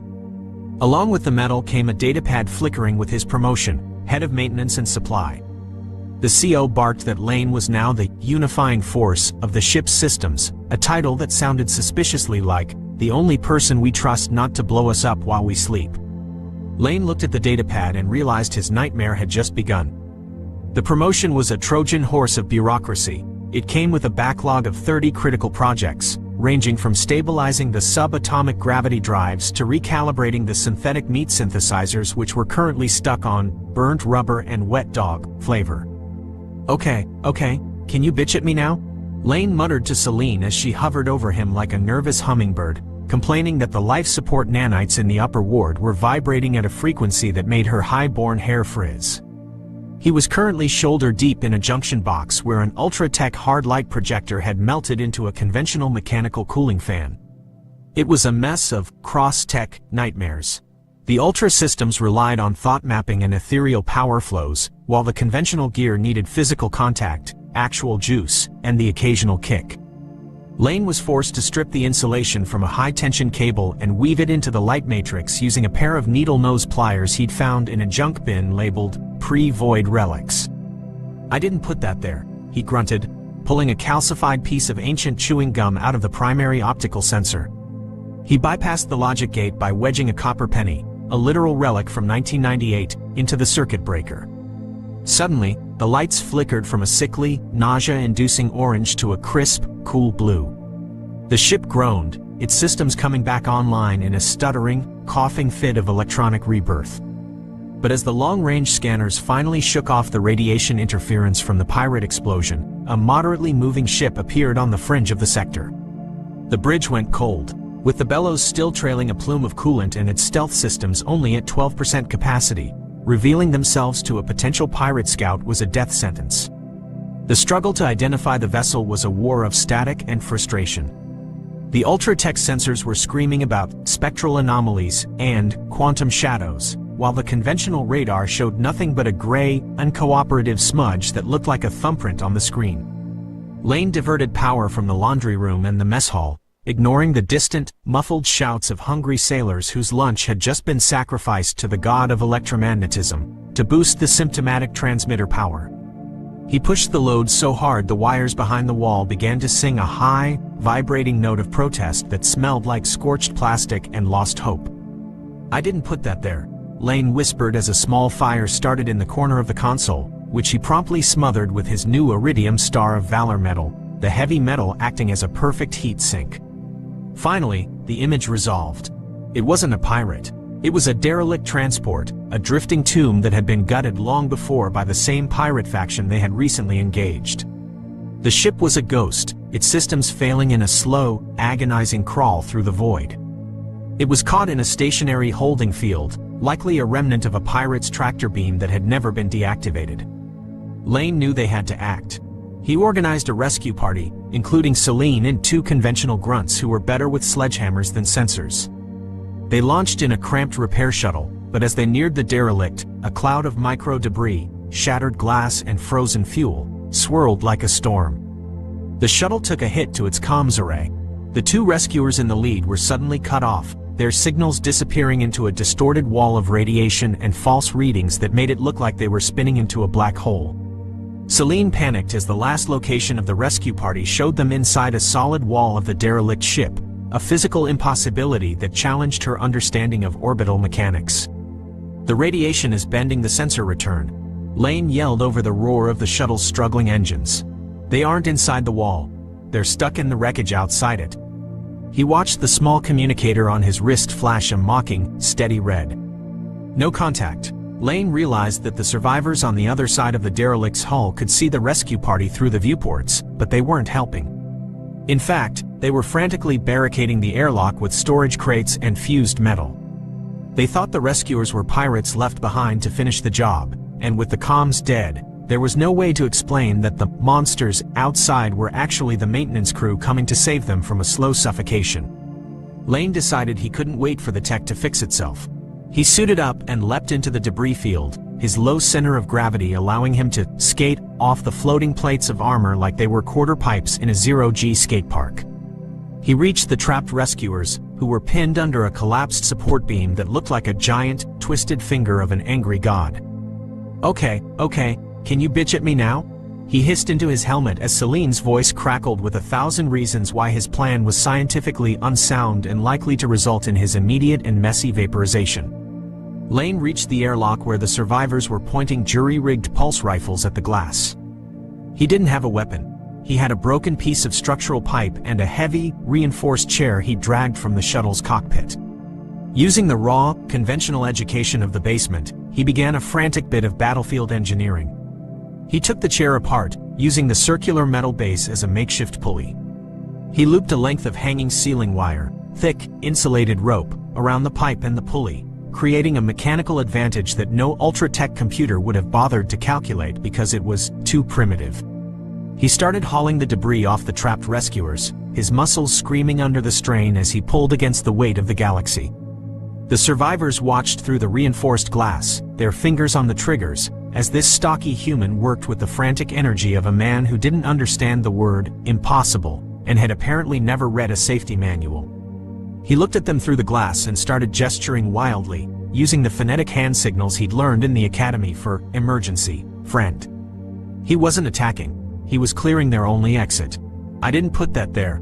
Lane yelled, though they couldn't hear him, as a secondary explosion in the derelict's hull sent a fresh wave of scrap metal toward him. He caught a flying plate with the pipe and wedged it into the bulkhead, creating a temporary shield for the survivors. The sheer absurdity of his labor, using a chair and a pipe to move tons of starship wreckage, finally broke the survivors' resolve.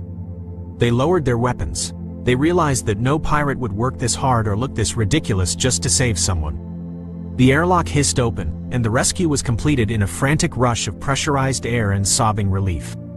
As they headed back to the bellows, the survivors thanked Lane, calling him a hero once again. Lane just looked at his ruined coveralls and the grease under his fingernails. He realized that the promotion to head of maintenance meant he would never actually get to sleep again, as the derelict ship he'd just saved now had to be towed, adding another 40 projects to his already impossible list. He sat on a crate in the shuttle, looking at the iridium metal that he was now using to scrape a stubborn bit of pirate shrapnel out of his boot. The technical breakdown of the derelict was a masterpiece of disaster. Lane had to interface a 20th century-style pneumatic valve system with a quantum fluid cooling loop. Every time he tightened a bolt, a holographic display 3 rooms away would start screaming in a language that hadn't been spoken for 500 years. He spent 3 hours trying to convince a sentient toaster in the officer's lounge that it didn't need to find itself, and should just brown the bread without making a political statement. Okay, can you bitch at me now? He groaned to the CO, who was demanding to know why the stealth systems were still only at 12%. Lane explained that the stealth emitters were being used to keep the derelict's life support from imploding, a choice that made tactical sense but was a bureaucratic disaster. He was forced to rewire the entire starboard sensor array using nothing but discarded copper pipes and the magnetic strips from old credit cards he found in a locker. The sheer volume of "I didn't put that there" moments was staggering, from finding a nest of space rats in the gravity well to discovering that the previous engineers had been using a Mark III torpedo casing as a makeshift coffee table in the engine room. Lane's life was now a constant cycle of crisis and correction. He had to manage a team of ultra-tech scientists who were brilliant at theory but couldn't identify a flathead screwdriver if it fell from the ceiling and hit them in the face. He taught them the thump method, the ancient art of hitting a machine until it remembers its primary function. To his surprise, it worked. The bellows started to hum with a new, rugged vitality. The ship wasn't elegant, and it certainly wasn't ultra anymore, but it was functional in a way it hadn't been since it left the shipyard. He spent his few minutes of rest staring at the infinite blackness, wondering if the judge back home was enjoying his yacht, or if the red dust of New Orizaba was still clogging the lungs of the kids who just wanted to skate. He knew he was the most important man in the fleet, not because he was a soldier, but because he was the only one who knew how to bridge the gap between the year 1998 and the year 4000 using nothing but grit and a wrench. He was a hero of the void, a master of maintenance, and the only man who could ride a bomb and fix a toaster in the same afternoon. But the galaxy wasn't finished with him. As the derelict was finally secured and the bellows prepared to jump to light speed, the long-range scanners picked up another signal, not a ship this time, but a rhythmic, haunting pulsing coming from a nearby asteroid field. It was a signal Lane recognized from his time in the basement, an old-world SOS coded into a frequency that the Ultra-Techs had long since forgotten in their pursuit of telepathic communication. It was a call for help from a ghost of the past, a legacy signal that suggested there was more than just wreckage in this sector. Lane knew that his backlog was about to get a lot longer, and his hope for a sandwich was getting a lot smaller. He grabbed his skateboard, now reinforced with iridium plates and magnetic trucks that could grip a hull even in a high-speed maneuver, and headed for the docking bay. The irony of his life settled in like the red dust. He was a legend, a leader, and a target, but at the end of the day, he was still just a boy with a board, looking for a clean line in a dirty, broken universe. Will Flubber Lane ever find the source of the mysterious signal, or is he being lured into another elaborate pirate trap designed to exploit his heroism? Can he manage to repair the derelict ship while the bellows is being hunted by invisible enemies lurking in the shadows of the quantum field? And will he ever find a sandwich that doesn't require a level 5 security clearance and a manual override to eat? The technical debt is high, the stakes are higher, and the only man with the wrench is currently trying to figure out why the gravity in the showers is set to Jupiter, while the toilets are set to 0G. Don't forget to tune in next time for Episode 3, The Short Circuit of Destiny, where our hero learns that in space, even the shadows have a manual override and every shortcut leads to a very long day of repairs. It's bound to be another high-velocity collision between high-tech arrogance and basement-level brilliance. The record is mirrored, the truth is preserved, and the void is waiting. See you in the void, skaters! The ride is only getting started, and the record never forgets a hero with a hammer and a dream. Stay sharp, stay stocky, and never, ever let go of the bumper. Finality is just a manual override away. The end is just the beginning of the next repair. Keep skating, keep fixing, keep holding the line against the darkness. The void is calling, and Flubber Lane is the only one who knows the answer is usually a well-placed kick and a prayer. Episode 2 is closed, but the record is just warming up. The big picture is the galaxy itself, and it's a mess that only a basement kid can clean up. End transmission. Stay tuned for more chaos, more grease, and more Flubber Lane. The void awaits, and so does the next project on the list. Keep your wheels spinning and your wrenches ready. Catch you on the flip side.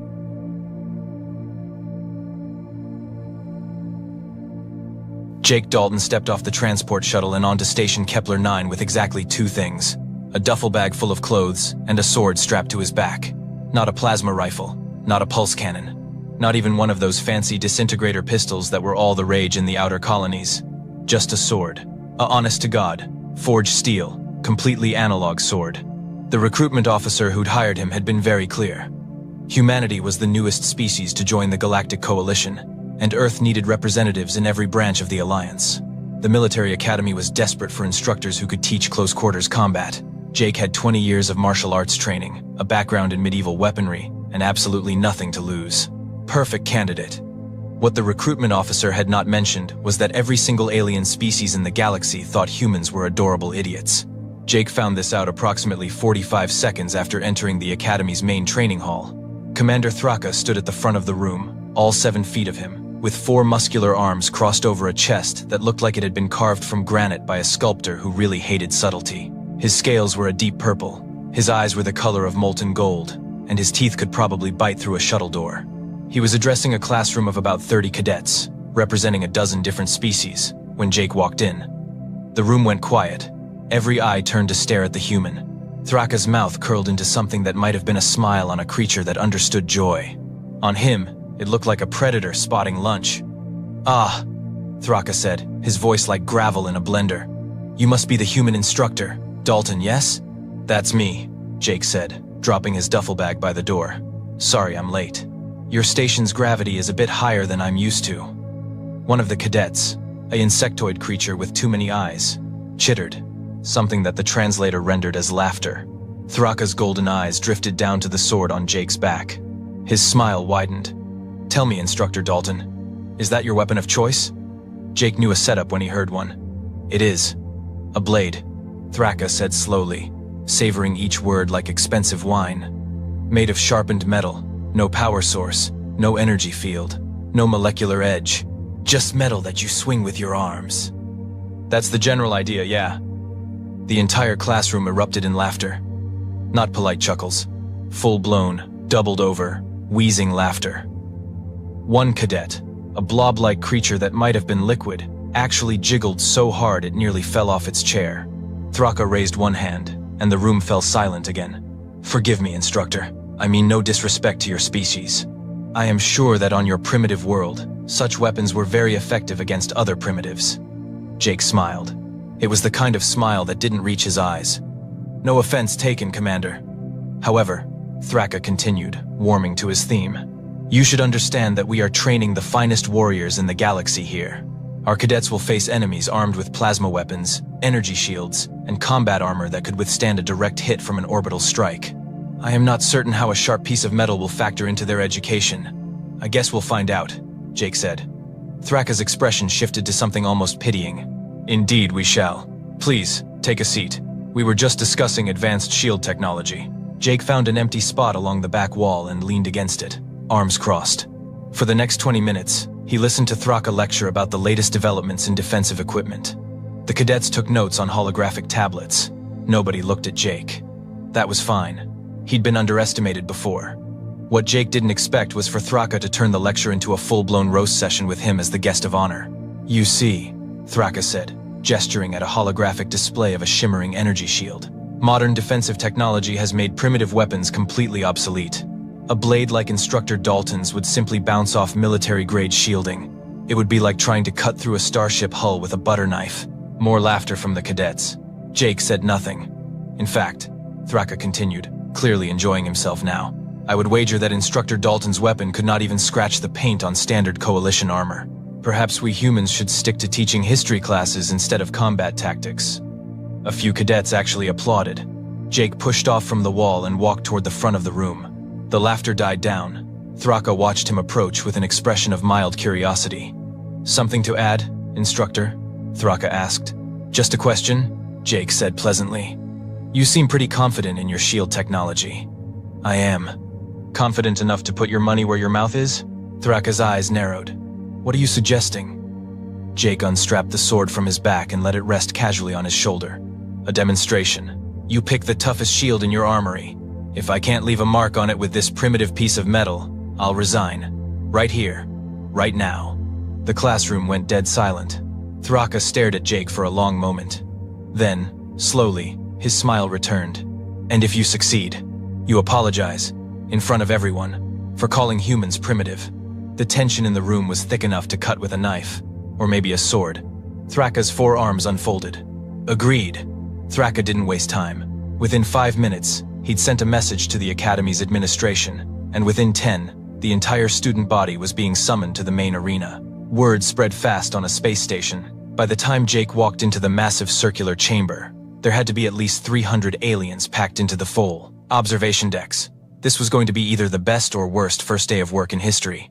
The arena floor was a flat expanse of polished metal, big enough to host full-scale combat exercises. Overhead lights cast everything in stark white. Jake could hear the murmur of the crowd, the clicking and chittering and warbling of dozens of different species, all discussing the crazy human who thought he could scratch Verelium. He'd heard that word at least 50 times in the walk from the classroom to the arena. Verelium, the hardest substance in known space, formed in the cores of neutron stars, harvested by drones that cost more than a small planet, completely, utterly, impossibly indestructible. Great. Thraka entered from the opposite side of the arena, and the crowd roared. He was carrying something that looked like a riot shield, oval-shaped and about 3 feet tall. Even from across the arena, Jake could see it shimmer with an opalescent sheen, like oil on water. The surface seemed to drink in the light and reflect it in colors that didn't quite exist.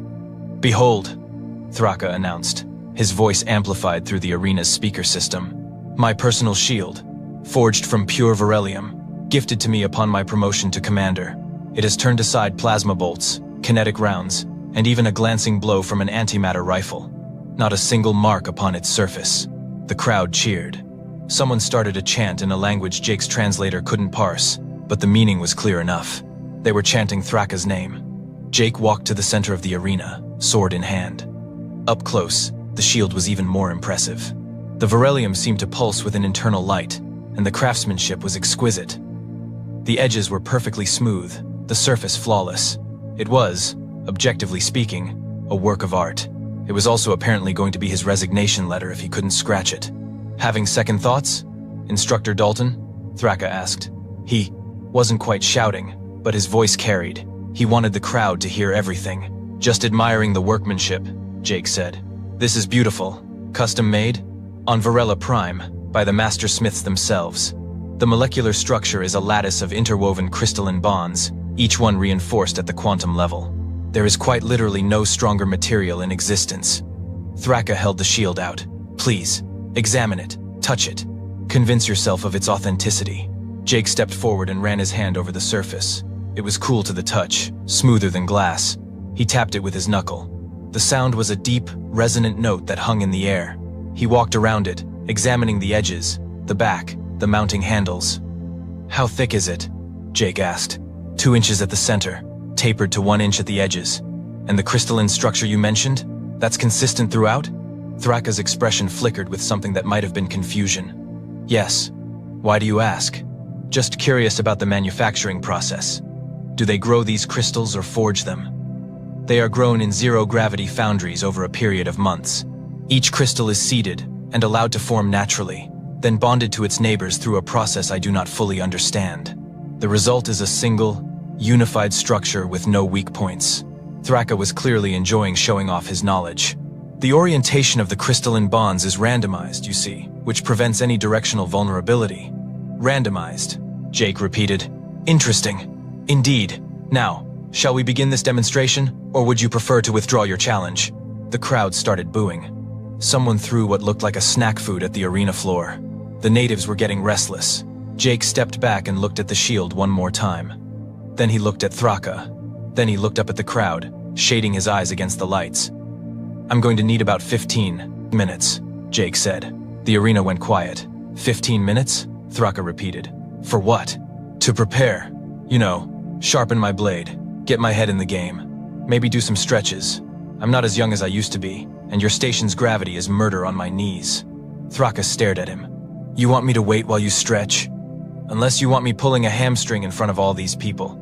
That would be embarrassing for both of us. For a moment, Jake thought Thraka might refuse.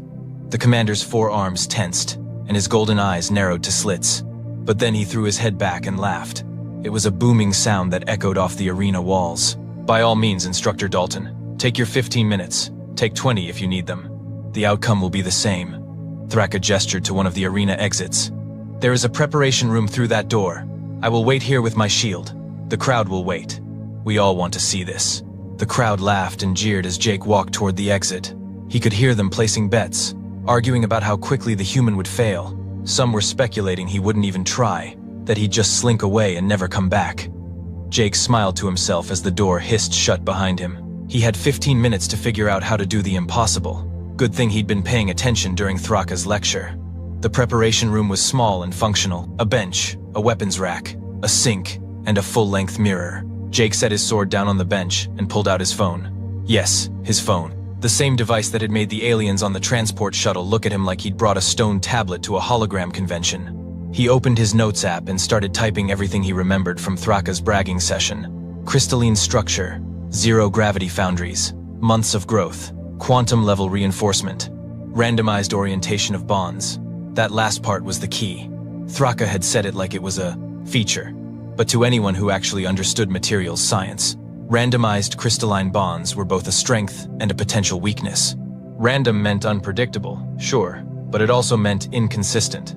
And inconsistent meant there were patterns if you knew how to look for them. Jake had spent 5 years of his life studying Japanese sword-making techniques. Not because he was some kind of weeb, but because metallurgy was fascinating, and ancient bladesmiths had figured out things about material science that modern engineers were only just beginning to understand. They'd learned to read metal, to see its grain, to find the natural lines of stress and work with them instead of against them. He pulled his sword from its sheath and held it up to the light. The blade was folded steel, layered and hammered and folded again, more than 200 times. Each fold created thousands of microscopic layers, each one adding strength and flexibility. The edge had been ground and polished to a molecular sharpness. It wasn't a plasma cutter, but it was sharp enough to split a human hair lengthwise. More importantly, it was precise. That was the whole point of a sword. Precision over power, technique over strength. Jake looked at his reflection in the mirror. Okay, Dalton, you've talked yourself into a corner. Time to science your way out. He spent the next 10 minutes running through the physics in his head. Beryllium was a crystalline structure, which meant it had a grain, even if that grain was randomized. Crystals fractured along specific planes based on their molecular bonds. If he could identify the orientation of those bonds on the shield's surface, he could angle his cuts to exploit the natural stress points. It was the same principle as cutting a diamond. You didn't just hack at it. You studied the crystal structure, found the cleavage plane, and applied force at exactly the right angle. One precise tap in the right spot could split a diamond in half. 1,000. Random hits wouldn't even scratch it. The difference was, he didn't have time to study the shield properly. He'd have to read it on the fly, make micro-adjustments with each cut, and hope his eyes were good enough to spot the patterns in real time. No pressure. When he walked back into the arena, the crowd's jeering had turned to impatient murmuring. Thraka stood in the center, still holding his shield, looking like a statue of military confidence. Finished with your stretches? Thraka called out. All limbered up, Jake replied. He walked to the center of the arena, sword held loosely in one hand. So, just to confirm the terms, if I scratch your shield, you apologize. If I don't, I resign. Correct. And you'll accept any mark on the shield as proof? Even a small one? Thraka's smile was predatory. Instructor Dalton, if you can make even the tiniest imperfection on this shield, I will not only apologize, I will personally recommend you for a commendation. I am that confident. Great. One more thing. Can you hold the shield steady? I'd hate for it to move and mess up my attempt. I will hold it as still as stone. Thraka planted his feet and held the shield out at chest height, gripping it with 2 of his 4 arms. The other 2 arms crossed behind his back in a gesture of absolute confidence. The crowd leaned forward in their seats. Jake approached slowly, studying the shield's surface. Under the arena lights, he could see faint patterns in the opalescent shimmer. Lines of slightly different coloration, so subtle they were almost invisible. Crystalline boundaries, the places where different growth zones met and bonded. There, he could see them. Jake raised his sword and placed the edge against the shield's surface at a shallow angle, maybe 15 degrees. He didn't press down, just made contact, felt the material, let his hands read the feedback through the blade. Any day now, Thraka said. Jake ignored him. He adjusted the angle, 20 degrees, then 18, then 19.5. There. He could feel a difference in the resistance, like the blade wanted to settle into a groove that wasn't quite there yet. He drew the sword across the surface in a long, smooth pull. Not a chop, not a stab, a draw cut, the kind you'd use to slice through a tatami mat. The blade whispered across the beryllium. Nothing happened. The crowd started laughing again. Jake repositioned, tried a different angle on a different part of the shield. Another draw cut. Still nothing. Perhaps you need another 15 minutes? Thraka suggested. Jake didn't answer. He was too focused. The patterns were there. He could see them now, clearer with each attempt. The crystalline structure wasn't perfectly random. It couldn't be. Nature didn't work that way. There were patterns, fractals, repeating structures at different scales. Third attempt, he found a spot where 3 different crystalline boundaries met, forming a junction point. He placed his blade at exactly 23 degrees, rotated it slightly to account for the curve of the shield, and pulled. The sword bit. It was barely perceptible, a whisper of resistance, but it was there. The blade had found purchase. Jake's smile was microscopic. Gotcha. He began to work in earnest now, making small, precise cuts. Each one built on the last, following the natural grain of the crystal structure. He wasn't trying to overpower the material. He was reading it, understanding it, and exploiting its own nature against itself. The crowd's laughter died. Someone in the front row stood up. Jake kept cutting.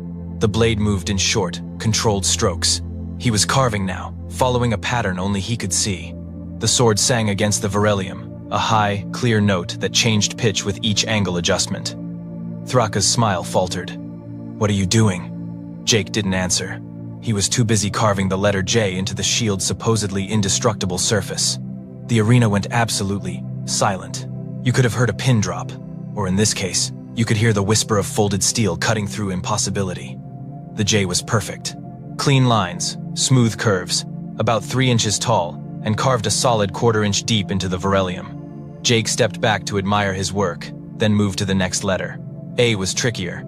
The diagonal lines required different angles, and he had to reorient his stance twice to maintain the proper cutting geometry.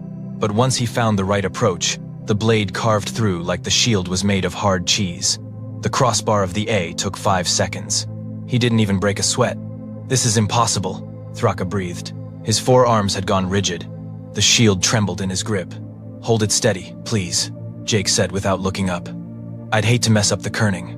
K was easier than the A. The vertical line followed a major crystalline boundary that Jake could see now as clearly as if someone had drawn it in marker. The 2 diagonal lines required some finesse, but his hands had found their rhythm. The sword felt like an extension of his nervous system. Every micro-adjustment was automatic. Someone in the crowd made a sound like a tea kettle whistling. Several cadets were standing now, pressing against the railings to get a better view. Jake could hear frantic whispers, the click and buzz of translator devices working overtime. E was practically therapeutic.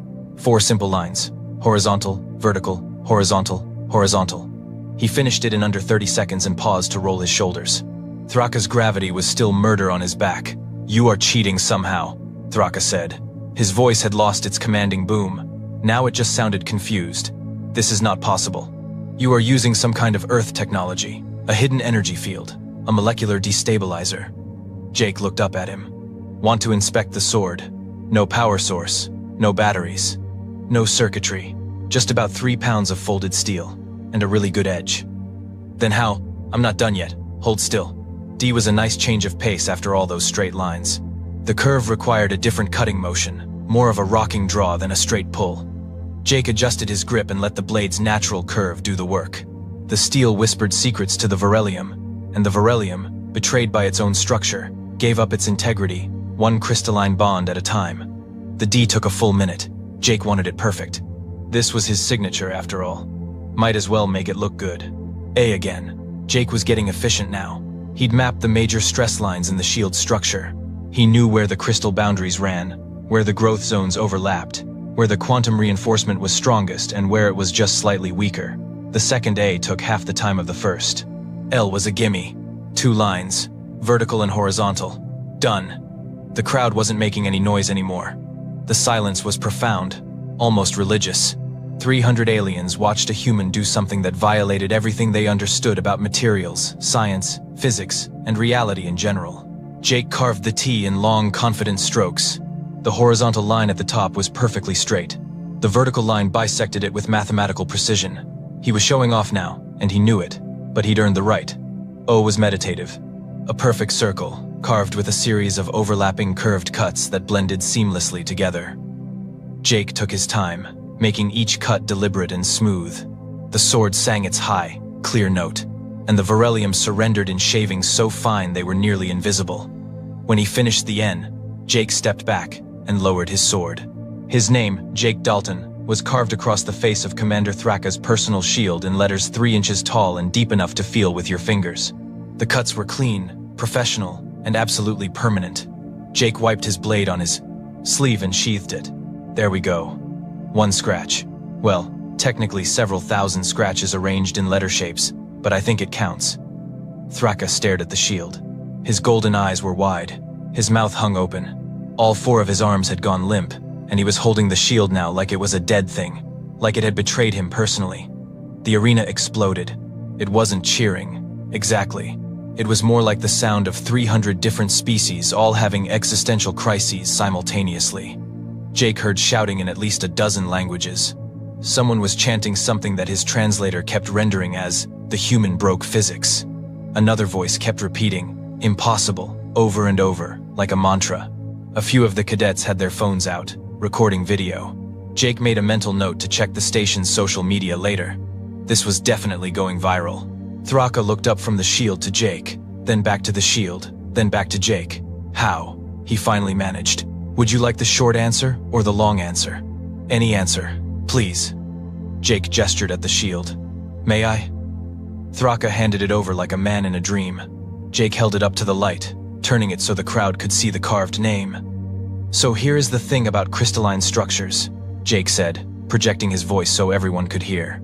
"They are incredibly strong along certain axes and relatively weak along others. The strength comes from the molecular bonds, sure, but those bonds are directional.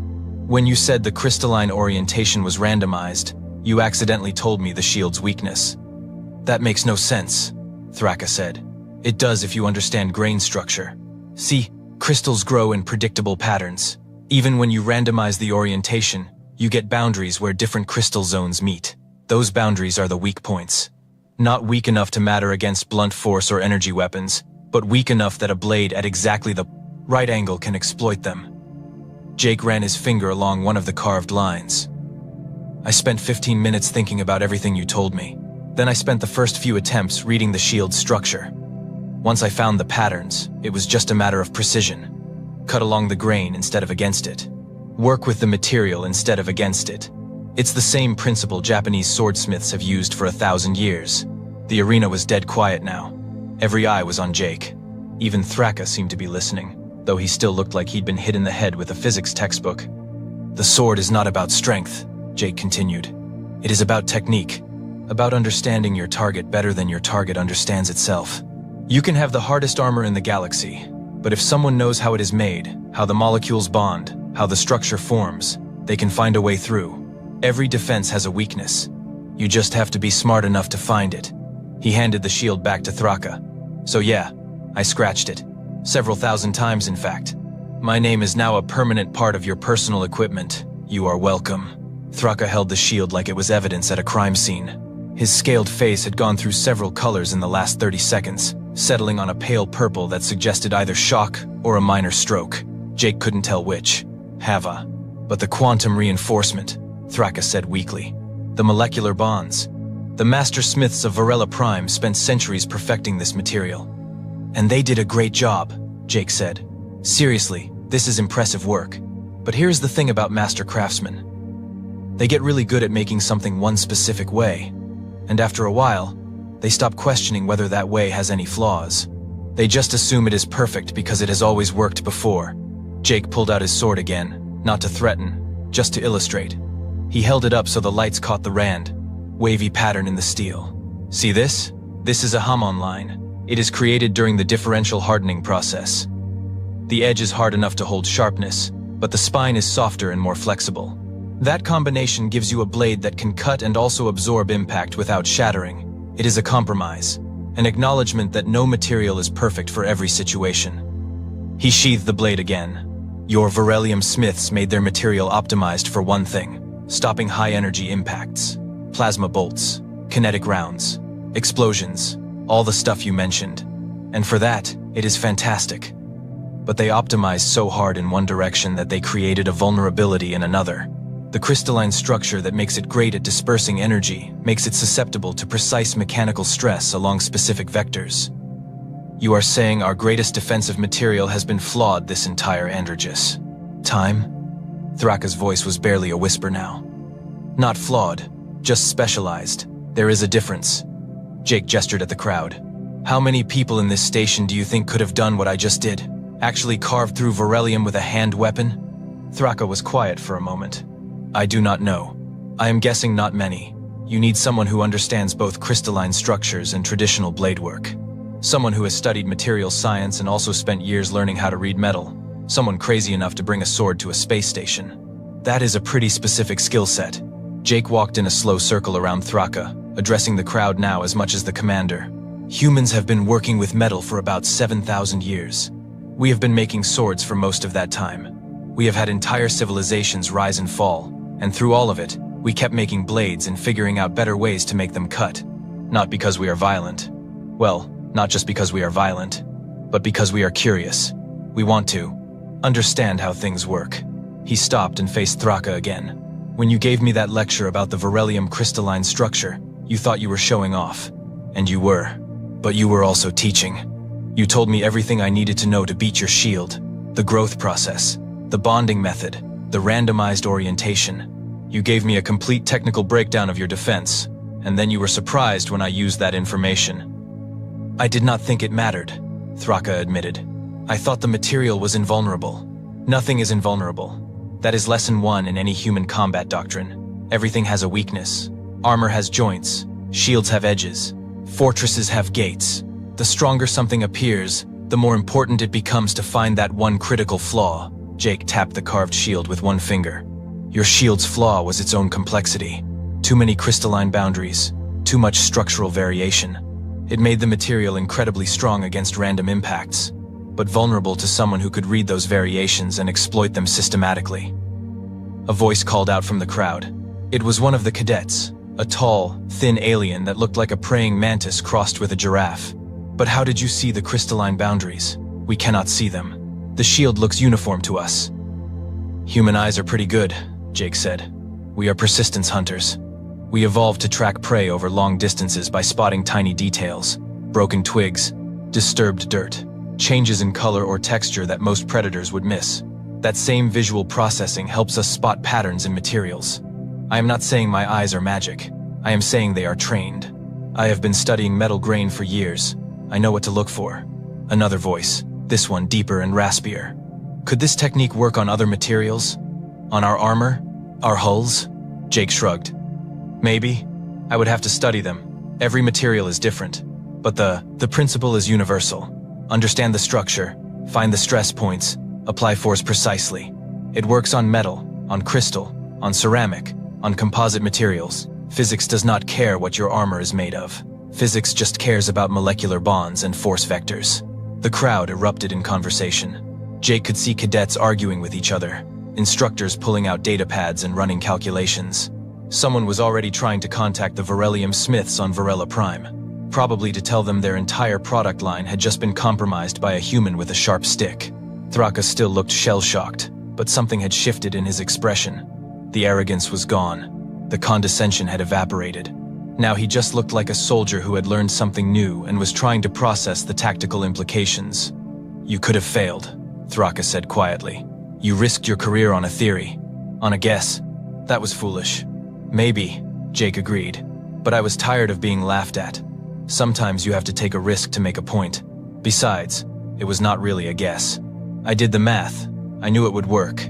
I just was not sure I could execute it cleanly enough to make it impressive. Impressive, Thraka repeated. He looked down at his shield, at Jake's name carved permanently into its surface. Yes, I suppose that is one word for it. So, Jake said, letting the word hang in the air, we had a deal. Thraka's shoulders sagged. All four of his arms dropped to his sides. He looked like a man walking to his own execution. But when he spoke, his voice was clear and steady, a soldier keeping his word. Attention, Thraka announced, his voice amplified through the arena. I, Commander Thraka, do hereby apologize to Instructor Jake Dalton. I called his weapon primitive. I called his species primitive. I was wrong. I apologize to him, and to all humans, for my ignorance and arrogance. The arena was silent. Then, slowly, someone started clapping. Then another. Then a dozen. Then 100. Within seconds, the entire crowd was applauding, the sound echoing off the arena walls like thunder. Jake nodded to Thraka. Apology accepted, Commander. Thraka managed a weak smile. I suspect I am going to regret this demonstration for the rest of my life. Probably. Jake agreed cheerfully. But hey, at least you will never forget my name. Jake turned to leave the arena, sword slung casually over his shoulder, when he realized he wasn't going to make it to the exit alone. A wall of cadets had materialized between him and the door. Not threatening, just incredibly, intensely interested. The praying mantis alien was at the front of the pack. Instructor Dalton, you must teach us this technique. The pattern recognition, the angle calculations, everything. I want to learn human blade work, said a stocky rock-like creature that Jake was pretty sure was literally made of minerals. Can you teach someone with no joints how to use a sword? Is it true humans spent thousands of years just fighting each other with metal sticks? This from a floating jellyfish thing that pulsed with bioluminescence. That sounds extremely inefficient but also fascinating. Jake held up his hands. Okay. One at a time. Yes, I can teach you. That is literally why I am here. Class starts tomorrow morning at 0700. Bring questions. Bring enthusiasm. Do not bring plasma weapons because we will not be using them. The crowd parted as he walked through, but they followed him like ducklings. By the time Jake reached the corridor outside the arena, he had at least 40 cadets trailing behind him, all talking at once, all wanting to know more about Earth combat techniques and metallurgy, and whether it was true that humans used to settle disputes by hitting each other with swords until someone surrendered or died. That last one is mostly true, yeah, Jake admitted. We have mellowed out since then, mostly. Behind him, still standing in the center of the arena, Commander Thraka held his defaced shield and stared at it like it contained the secrets of the universe. Which, in a way, it did. The secrets were just written in a human name instead of ancient Varelian script. An instructor approached Thraka, a scaled creature with too many eyes. "Commander, what do you want us to do about this? Should we file a complaint with the Coalition? Demand the human be removed?" Thraka was quiet for a long moment. Then he laughed. It was a different laugh than before. Not mocking, not cruel. Just genuinely amused at the absurdity of the situation. "No," Thraka said. "We are going to keep him. We are going to learn everything he knows. And then we are going to make sure every cadet in this academy understands that technology is not a substitute for knowledge, and strength is not a substitute for skill. But your shield, sir. Your reputation." Thraka looked down at the carved letters one more time. "My reputation will recover. My shield, however, is ruined." He paused. Or perhaps not ruined. Perhaps improved. After all, it now tells a story. The story of the day a human taught me that we have been fighting in space for so long we forgot how to fight smart. He tucked the shield under one of his forearms and walked toward the exit. "Come, we have curriculum to revise. If one human with a sword can defeat our best defensive technology, imagine what he can teach our cadets about finding weaknesses in enemy defenses, about thinking creatively instead of relying on superior firepower. You want to integrate primitive Earth combat techniques into our advanced warfare training?" Primitive, Thraka said, is clearly not the right word. Unconventional, perhaps. Unexpected. The kind of tactics that enemies with superior technology would never see coming because they would assume, as I did, that old methods are obsolete methods. He paused at the arena door and looked back one last time at this, the empty floor where Jake had done the impossible. "The human said every defense has a weakness," Thraka said quietly. "He was right, and now he works for us. That makes us either very fortunate or very dangerous. Possibly both." Meanwhile, 3 corridors away, Jake had finally escaped the swarm of eager cadets by promising to answer all their questions in class tomorrow. He found a quiet observation deck overlooking the planet below, a swirling blue and green world that wasn't Earth but reminded him of home anyway. His phone buzzed. A message from the Academy's administrative office. Contract confirmed. Permanent position as senior instructor of unconventional warfare. Generous salary. Full benefits. Housing provided. Congratulations on a successful first day.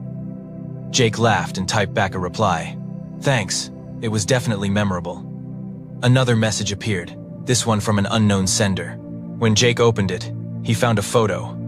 It was his name, carved into Thraka's shield, shot in dramatic lighting with professional composition.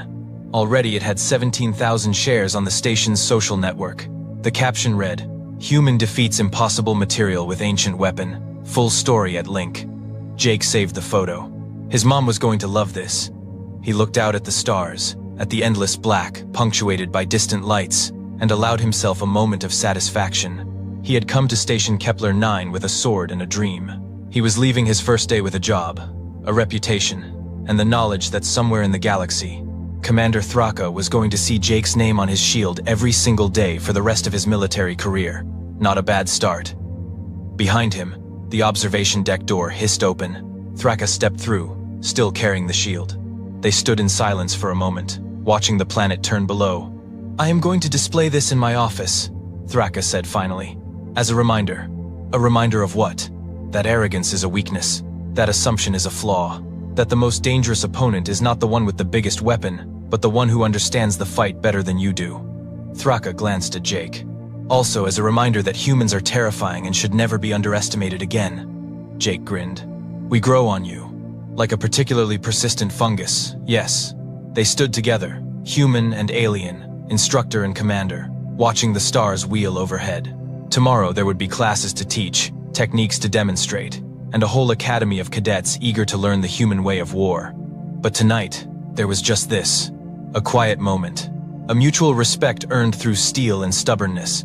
And somewhere in the station's maintenance bay, a weapons technician was going to have a very confusing conversation with his supervisor about why they needed to completely redesign their understanding of material vulnerability.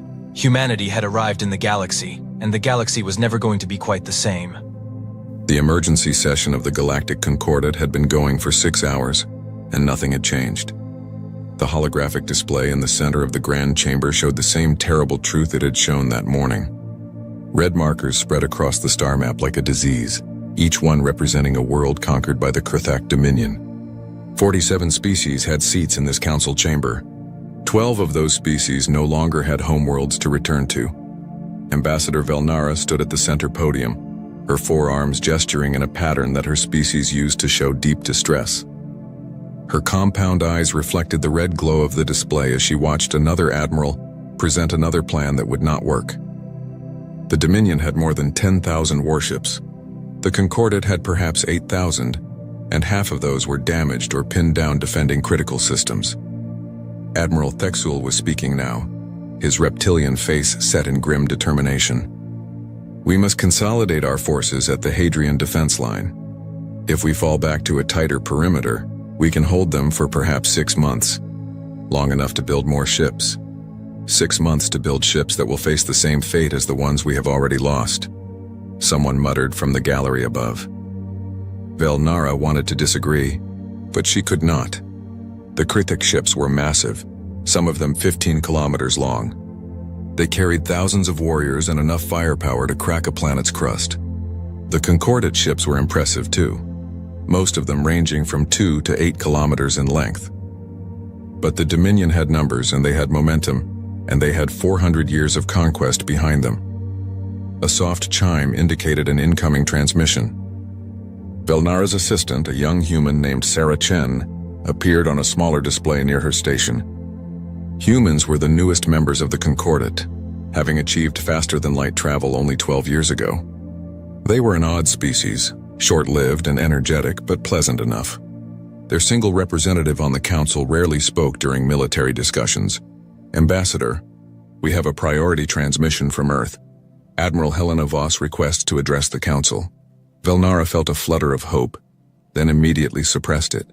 Earth had 3 star systems under their control and a modest merchant fleet.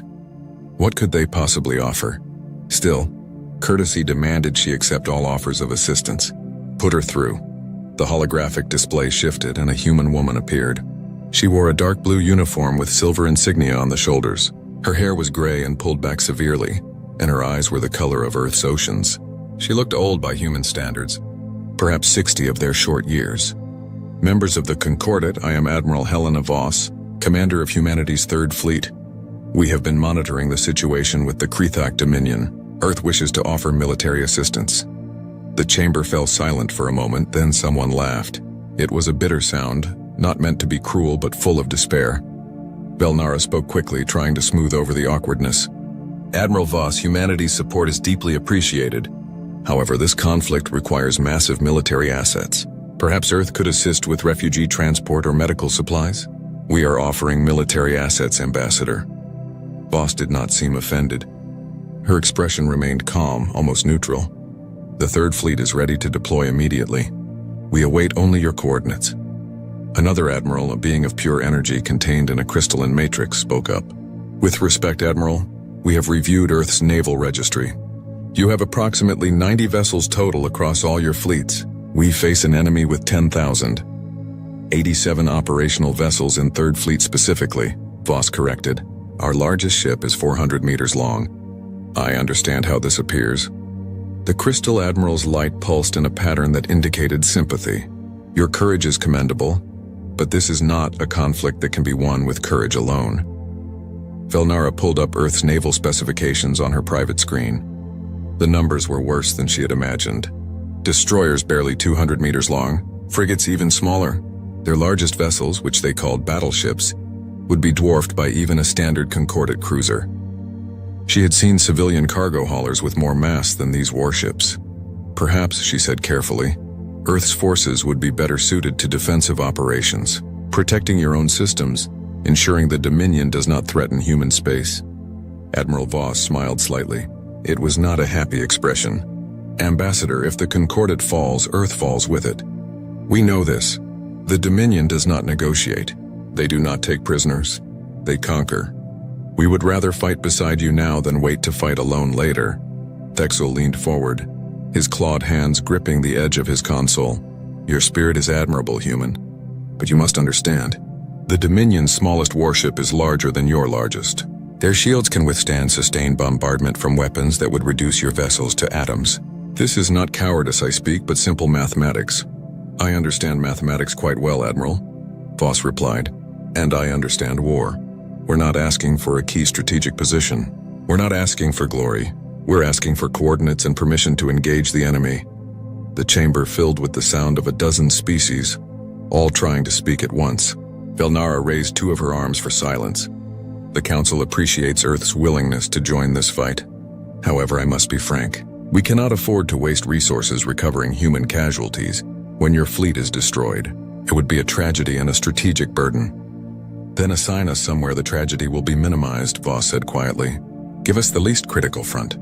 The furthest position, somewhere we can at least delay the enemy while you consolidate your real forces. Velnara looked at the star map. The Hadrian defense line had 17 positions.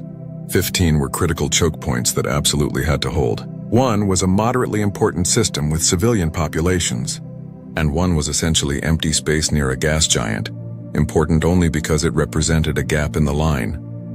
Very well, Velnara said. Third Fleet is assigned to position Hadrian 7. A fleet will be dispatched to support you. But please understand, Admiral Voss, that we expect the Dominion to break through your position within days of contact. Use that time to evacuate your personnel and fall back. Understood, Ambassador. Third Fleet will deploy immediately. Expect us in 6 weeks. The transmission ended. The chamber remained quiet for a long moment. Finally, Admiral Thexul spoke, his voice heavy with regret. They are brave. I wish we could save them. They are fools, another admiral muttered. Sending ships that small against the Dominion is suicide. Velnara returned to her private chamber after the session ended. Sarah Chen was waiting with a cup of tea, a human custom that Velnara had grown fond of. I heard the transmission, the young woman said quietly. For what it's worth, Admiral Voss doesn't make mistakes. If she's taking the fleet in, she has a reason. The reason is that your species is too young to understand what they face, Velnara said, but her voice was gentle. I do not want to see humanity destroyed, Sarah. You have so much potential. Maybe that's why we're going, Sarah replied. Because we don't know enough to be afraid yet. Velnara sipped her tea and looked at the star map on her personal display. 6 weeks until the human fleet arrived. 6 weeks until she would have to write a memorial for an entire species that had been too brave for their own good. The red markers of Dominion conquest seemed to pulse like a heartbeat on the display. She wondered if humans understood what those red markers meant. Each one was millions of dead. Each one was a civilization erased. Each one was a battle that had been lost despite the best efforts of species far older and more powerful than humanity. But they were coming anyway. Such small ships, such a tiny fleet, such incredible foolishness. Velnara felt one of her hearts ache with sadness. She had liked the humans in the short time she had known them. The human fleet emerged from faster-than-light travel in a flash of blue light that scattered across the void like dying stars. Admiral Thexul watched from the bridge of his flagship, the Unbreakable Will, as 87 tiny ships took position near the gas giant. His tactical officer had helpfully overlaid size comparisons on the display. The largest human vessel was barely larger than one of his fighter craft. They looked like toys, his weapons officer muttered. Thexul did not reprimand him. It was true. The human destroyers were sleek things, all angles and armor plating, but they were so small. His own fleet consisted of 300 ships, including 20 cruisers, that massed more than all the human vessels combined.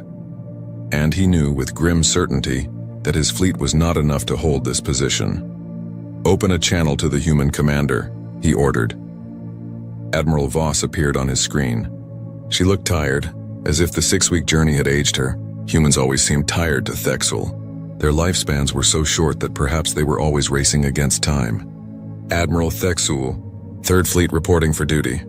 Admiral Voss, welcome to Hadrian 7. He tried to keep the pity from his voice. Our scouts report enemy movement. The Dominion is sending a fleet to this sector. 600 ships, mostly cruisers and heavy carriers. They will arrive in approximately 8 hours. He watched Voss carefully, waiting for the fear to show. Instead, she nodded once as if he had told her the weather forecast. 600. What's your battle plan, Admiral? Standard defensive formation. We will form a line between the enemy and the gas giant's orbital stations. We hold as long as possible, then execute a fighting retreat toward the inner system. He paused, Admiral Voss, I must be honest. Against 600 Dominion ships, we cannot win. We can only delay them. Understood. Where do you want my ships? Thexul had thought about this during the long wait for the human fleet to arrive. He did not want to watch them die in the first volley. Take position behind my formation. When we begin our retreat, you will have advance warning. Use that time to escape. Negative, Admiral. Voss leaned forward slightly. Third Fleet will take the right flank. We'll maintain a loose formation at 15,000 kilometers from your line. Admiral Voss, the right flank will receive heavy fire. Your ships will manage. Third Fleet out. The transmission ended. Thexul stared at the empty screen. Beside him, his first officer made a sound of frustration. Stubborn. They do not understand what they face. No, Thexul agreed quietly. They do not. 8 hours later, the Dominion fleet arrived. They came in a formation that had broken 100 worlds. A massive wedge of ships, each one broadcasting its power and dominance. The smallest was 3 kilometers long. The largest stretched nearly 8 kilometers, its hull covered in weapons ports that glowed with ready fire. The Dominion commander's message was simple. Surrender or die. Thexul gave the only answer he could. We stand. The battle began as it always did. The Dominion ships advanced in formation, their shields shimmering with power. Thexul's fleet opened fire, long-range particle beams and missile volleys that lit up the void. The Dominion ships returned fire and space became a storm of energy and explosions. Then the human fleet moved, and everything Thexul thought he knew about space combat stopped making sense. The human ships scattered. There was no other word for it. One moment they were in a loose formation, the next they were everywhere, moving in patterns that seemed random but somehow coordinated. His tactical display struggled to track them. Sir, the human fleet is breaking formation, his tactical officer reported, confusion clear in his voice. I can see that, Thexul growled. Were they fleeing already? But no, they were moving toward the enemy, not away. Just not in any formation he recognized. Then the human ships opened fire and Thexul understood that war had changed. The humans did not use energy weapons. Instead, they fired solid projectiles, thousands of them, tiny pieces of metal that his sensors barely registered. The projectiles moved at impossible speeds, nearly a fraction of light speed. They should have been easy to dodge, but there were so many of them and they came from so many angles. A Dominion cruiser's shields flared as hundreds of tungsten rounds hammered into it. The shields held for perhaps 3 seconds, then collapsed. The rounds punched through the hull like it was paper. Atmosphere vented. Secondary explosions rippled along the ship's length. By the ancestors, someone whispered. The human ships did not stay still long enough to be targeted. They moved in ways that should have turned their crews into paste. 40 gravities of acceleration, 50 more. They curved and twisted through space like living things. A human destroyer, barely 200 meters long, slipped past a Dominion battleship's weapons fire and launched something. Torpedoes, his tactical officer said. But sir, they're not flying straight. They're maneuvering independently. Thexul watched as 20 torpedoes spread out, then converged on a single Dominion ship from different angles. The enemy's defensive guns destroyed half of them, but the rest got through. The explosions were not large, but they were precise. Each torpedo struck a critical system. Engines, weapons, command deck. The Dominion ship went dark and began to drift. How many ships have the humans destroyed? Thexul demanded. 17 confirmed kills, sir. Another 30 with critical damage. His tactical officer's voice was shaking. Sir, they've been fighting for 11 minutes. 11 minutes. Thexul's fleet had destroyed 9 enemy ships in the same time, and they had 300 vessels to the humans' 87. He looked at the tactical display again, really looked at it. The human ships were not just fighting. They were hunting. A pack of human frigates surrounded a Dominion carrier. They fired from all sides, never staying in one place, never giving the carrier a clean shot. The carrier's shields failed. The carrier exploded. The human ships were already moving to their next target before the debris finished expanding. Admiral Voss's voice came over the command channel, calm and professional. All units go weapons free. Remember, there are no points for second place. Hunt them down, not fight, not engage. Hunt. The Dominion commander tried to reform his fleet, tried to establish a defensive line, but the human ships would not let him. They struck at his flanks, at his rear, at any ship that separated from the group even slightly. They fired those terrible railguns that moved too fast to dodge and torpedoes that thought for themselves. 3 hours into the battle, the Dominion fleet began to retreat. They had lost more than 200 ships. Thexul's fleet had lost 18. The human fleet had lost 7, but the survivors showed damage. One destroyer was leaking atmosphere from a dozen breaches but still firing its weapons. The Dominion ships ran, and the human ships chased them, still firing, still hunting, until they reached the edge of sensor range. When it was over, Thexul sat in his command chair and tried to understand what he had just witnessed. His first officer stood beside him, all forearms hanging limply in shock. "Sir, what were those tactics?" "I do not know," Thexul admitted. "I have fought in 40 engagements. I have never seen anything like that." "They fought without honor," the weapons officer said, but his voice lacked conviction. "They did not give the enemy a chance to surrender. They struck from behind, from the sides. They destroyed ships that were already crippled. They fought to win," Thexul corrected quietly. He opened a channel to Admiral Voss. The human woman appeared on his screen, a cut on her forehead leaking blood. Her uniform was scorched on one side. "Admiral Voss, my fleet thanks you for your assistance. Just doing our job, Admiral." She wiped blood from her eye. "We'll need 6 hours for damage control, then we'll be ready for the next wave." "The next wave," Thexul repeated. "You expect them to return?" "They will.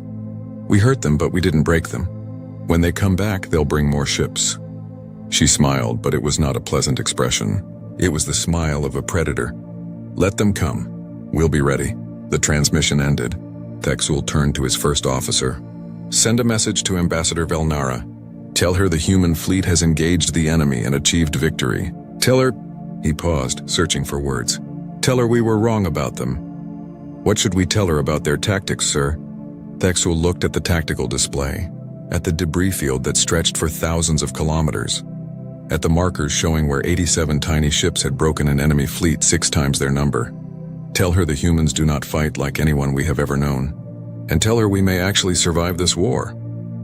The message reached the Kruthak Dominion's High Command 3 days after the defeat at Hadrian 7. Grand Admiral Vorketh read the report twice, certain there had been an error in the transmission. 600 ships reduced to 380 by a force 1/7 their size. It was impossible. It was also true. He studied the tactical recordings, watching the small human ships dart and weave through his fleet like insects. No, not insects. Insects were fragile. These ships moved with purpose and precision. They moved like predators.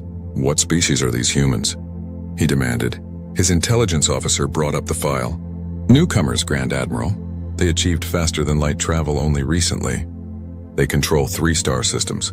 Their military is estimated at fewer than 100 vessels total." "That estimate is clearly wrong," Vorketh said coldly. He watched another recording of human torpedoes hunting a Dominion cruiser. Watched them coordinate their attack like a pack of living creatures. "Prepare the 8th battle group. 1,200 ships, including 3 world breakers. We will crush these humans and make an example of them." "Target, Grand Admiral?" Vorketh smiled, showing rows of sharp teeth. "They defend the mining colony at Outpost Tarsus. 4 million civilians. Let us see how brave they are when they must choose between fighting and saving innocents. Send the fleet." Outpost Tarsus orbited a red dwarf star, surrounded by an asteroid belt rich in rare metals. Admiral Helena Voss stood on the bridge of her flagship, the UNS Defiant, and looked at the tactical situation. It was bad. The Concordat forces in the system were already evacuating civilians, their massive transport ships struggling to load refugees fast enough. Admiral Thexul appeared on her communication screen. After the battle at Hadrian 7, he had been reassigned to coordinate with her fleet. "Admiral Voss, our scouts confirm the enemy fleet composition. 1,200 ships. We cannot win this fight. We must complete the evacuation and retreat." "How long until the evacuation is complete?" 72 hours at current rate. "The enemy will arrive in 48. Voss nodded slowly, her mind already working through the problem. "Then we buy you 24 hours. Keep loading those transports, Admiral." "Admiral Voss, I must protest. Your fleet cannot hold against 1,200 ships, and they are bringing world breakers. Those vessels are designed to destroy planets. Your largest ship would fit inside one of their cargo bays." "I understand the math, Admiral. 3rd Fleet is staying. You have your orders." Thexul's reptilian features showed an emotion Voss had learned to recognize. frustration mixed with respect. "You are either the bravest human I have met or the most insane."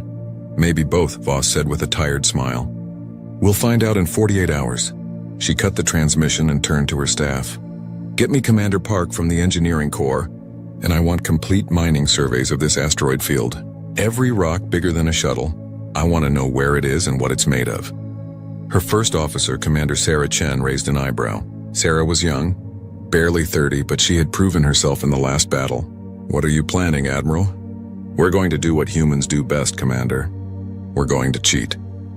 For the next 48 hours, the human fleet worked without rest.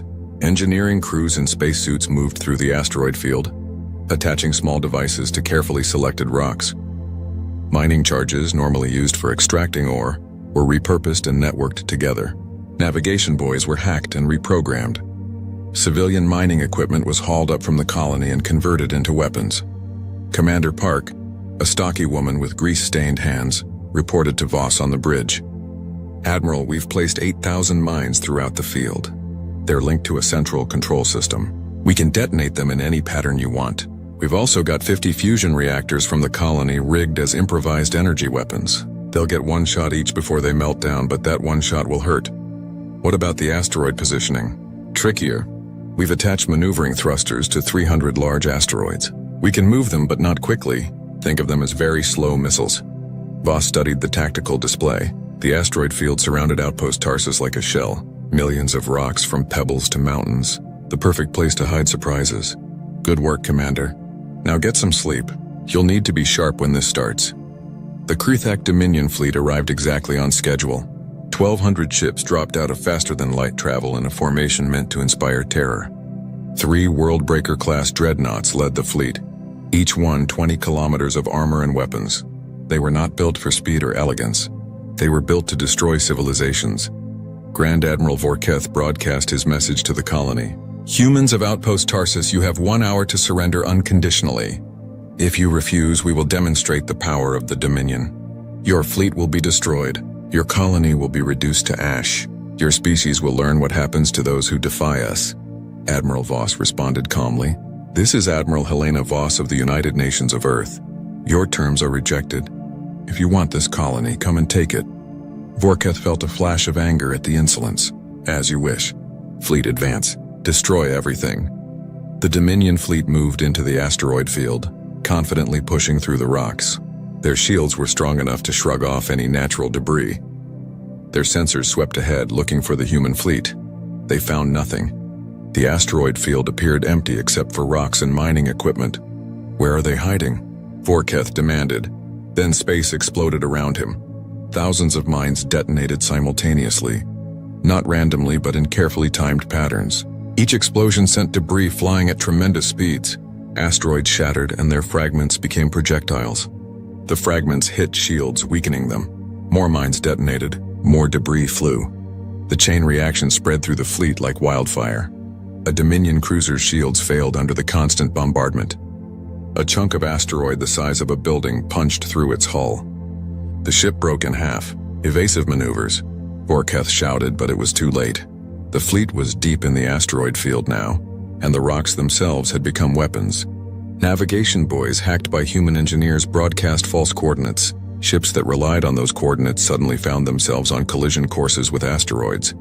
Then the human ships appeared, emerging from hiding places among the larger asteroids. They had been there all along, cold and silent, waiting. Now they attacked from a dozen directions at once, their railguns firing, their torpedoes launching. They struck at damaged ships, at vessels whose shields were already weakened by the debris storm. A human frigate, tiny compared to its target, accelerated straight toward a Worldbreaker-class dreadnought. Vorketh watched in disbelief as the small ship ignored all defensive fire, ignored common sense, and rammed directly into the dreadnought's engine section at tremendous speed. The collision should have been meaningless. The dreadnought was so large, so massive, but the human ship hit precisely where it needed to, and it was moving at nearly 1/10 of light speed. The impact destroyed the dreadnought's engines and set off a chain reaction in its fuel systems. The massive ship began to list, powerless. Did they just suicide ram us? Vorketh's weapons officer asked in shock. Negative, the sensor officer reported. The crew evacuated in escape pods 3 seconds before impact. They're already being picked up by another human ship. They had planned it. They had calculated exactly when to abandon ship, exactly where to hit, exactly what would happen. Vorkath felt something he had not felt in decades of conquest. He felt afraid. The battle raged for 18 hours. The human fleet used every trick they could devise. Makeshift weapons on the colony's surface fired at ships passing overhead, crippling 2 more dreadnoughts. Human destroyers lured Dominion ships into carefully positioned ambushes. Torpedoes worked in groups to overwhelm defenses. Nothing was wasted. Every shot had a purpose. When Vorkath finally ordered a retreat, he had lost 814 ships. The human fleet had lost 34 vessels, but they had won. The transports had finished evacuating. The colony was safe. 4 million civilians were alive because 87 tiny ships had refused to surrender. Admiral Thexel arrived with reinforcements 3 hours after the battle ended. He found the human fleet still active, still alert, salvaging what they could from their damaged ships. Admiral Voss looked exhausted when she appeared on his screen. Her uniform was torn. She had burns on her arms, but she was smiling. "Evacuation complete, Admiral. The colony is empty. You can move in your repair ships." "Admiral Voss, I have no words. What you have accomplished here?" "We did what needed to be done," Voss interrupted gently. "That's all. But Admiral, I need to request immediate resupply. We're low on torpedoes and railgun ammunition. And we need engineers. A lot of our ships are held together with emergency welds and hope."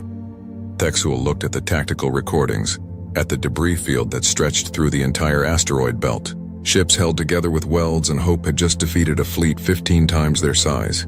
"I will send everything you need. But please, Admiral, your crews must rest. Rest later. War now." Voss straightened despite her obvious exhaustion. "Besides, I think we made them angry." Ambassador Velnara had not slept in 3 days. She stood in her private office staring at the reports from Outpost Tarsus, reading them over and over because they could not possibly be real. 87 ships. 1,200 enemy vessels. The humans had won. Not just survived, but won decisively. It defied everything she understood about warfare. "Ambassador, you asked to see me?" Sarah Chen stood in the doorway holding a data pad. The young human liaison looked as tired as Velnara felt. "Yes. Sarah, I need you to explain something to me. How did they do it? Your fleet is so small, your ships are so tiny. Yet you have now defeated 2 enemy fleets that should have destroyed you easily. What am I missing?" Sarah sat down, setting her data pad on the desk. "Permission to speak freely, Ambassador?" "Always. You've been measuring us wrong. You look at our ships and see how small they are. You count our fleet and see how few vessels we have. You think we're weak?" Sarah leaned forward. "But you're asking the wrong questions. You should be asking why we build ships that way. You should be asking where we learn to fight." Velnara felt her primary arms gesture in confusion. "Then tell me. Make me understand. The Concordate species, all of you, you developed space travel and then you figured out space combat, right? You took what you knew about fighting and adapted it to 3 dimensions and 0 gravity." "Yes, of course. That is the natural progression." Sarah shook her head. "Earth did it differently. We mastered 3-dimensional combat before we ever left our planet." "How? Your planet is 2-dimensional. Land, air, and ocean. 71% of Earth's surface is covered in water, and humans have been fighting on, under, and around that water for thousands of years." Sarah pulled up images on her datapad. "Submarine warfare, Admiral. Ships that hide beneath the waves, that strike without warning, that hunt in packs. We've been perfecting those tactics for 400 years. Velnara looked at the images. Strange vessels moving through blue water. "I do not understand. What does water combat have to do with space?" "Everything. In water, you move in 3 dimensions. You deal with pressure and temperature gradients. You hide in terrain. You use sonar instead of sight. You coordinate with vessels you can't see. You attack from unexpected angles." Sarah smiled. "Space combat? That's just submarine warfare with a bigger ocean." Velnara sat down slowly, her mind racing. She pulled up the tactical recordings from Hadrian 7, watching them with new understanding. The way the human ships scattered and reformed, the way they attacked from multiple vectors, the way they hunted damaged ships. These were not the tactics of a species learning to fight in space. These were ancient tactics refined over centuries, applied to a new environment. "Show me more," she demanded. "Show me everything." For the next 6 hours, Sarah walked her through Earth's naval history. Surface fleets that had fought across Earth's oceans, carrier groups that projected power across thousands of miles, wolf packs of submarines that had turned the tide of a war, missile cruisers that could strike targets beyond the horizon, every innovation, every tactic, every lesson learned in blood and salt water. We had to learn this, Sarah explained. Earth is one planet, but the oceans divided us. To project power, to protect trade, to survive, we needed to master naval warfare. And we're good at it, Ambassador. We've been doing it longer than we've been doing anything else except farming. Velnara watched recordings of Earth's naval battles. Ships moving in coordination, appearing from nowhere, striking and vanishing. The parallels to what she had seen at Hadrian 7 and Outpost Tarsus were undeniable. You brought 4 centuries of experience to space combat. You already knew how to fight in 3 dimensions. You already knew how to use terrain and stealth and pack tactics. Exactly. When other species see space, they see it as an extension of land warfare. Big armies meeting on big battlefields. But we see it as an ocean. The biggest ocean that ever existed. And we know how to fight on oceans. A horrible thought occurred to Velnara. Sarah, how many ships does Earth actually have? Sarah met her eyes calmly. You have access to our public registry, Ambassador. That is not an answer. The Third Fleet has 80 ships remaining after the battle at Outpost Tarsus. Earth has 16 other numbered fleets, each of similar size. We also have system defense forces, patrol groups, and reserve vessels. In total, about 1,400 combat ships, not counting support vessels, transports, or civilian militia. The room seemed to tilt. Velnara gripped the edge of her desk with all 4 arms. 1,400 ships. You told us you had 90 vessels total. No, Ambassador.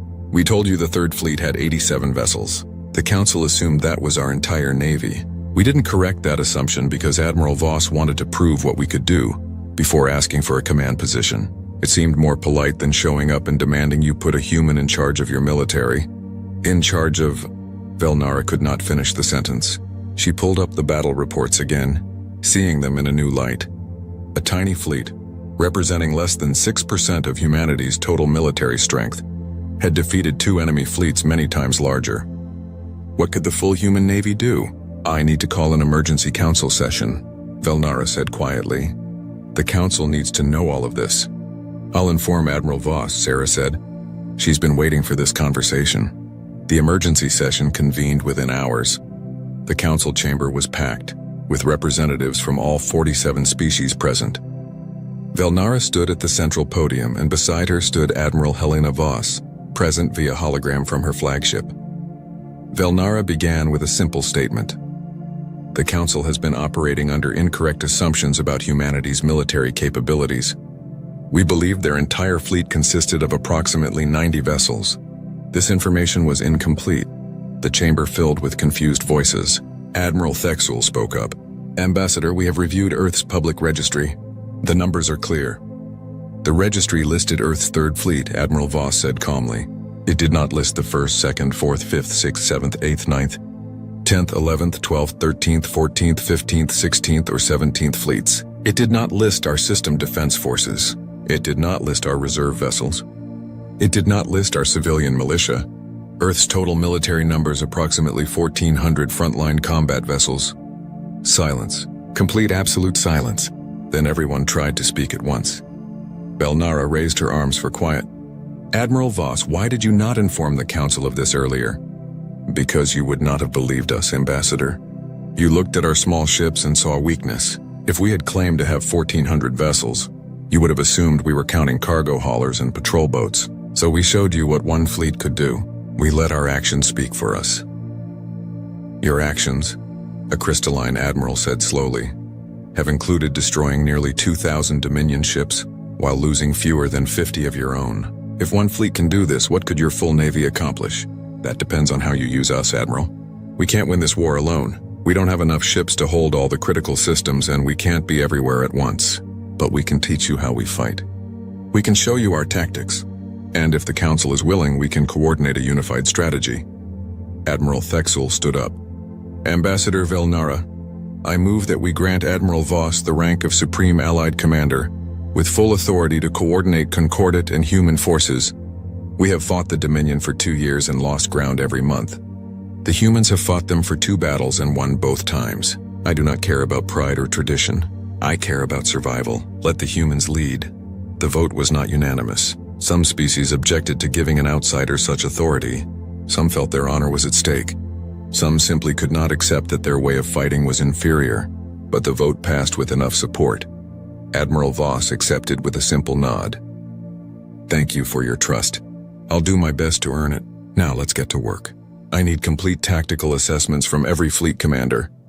I need engineering specifications for all ship classes. And I need to know every asset we have available, including civilian vessels that can be converted to military use.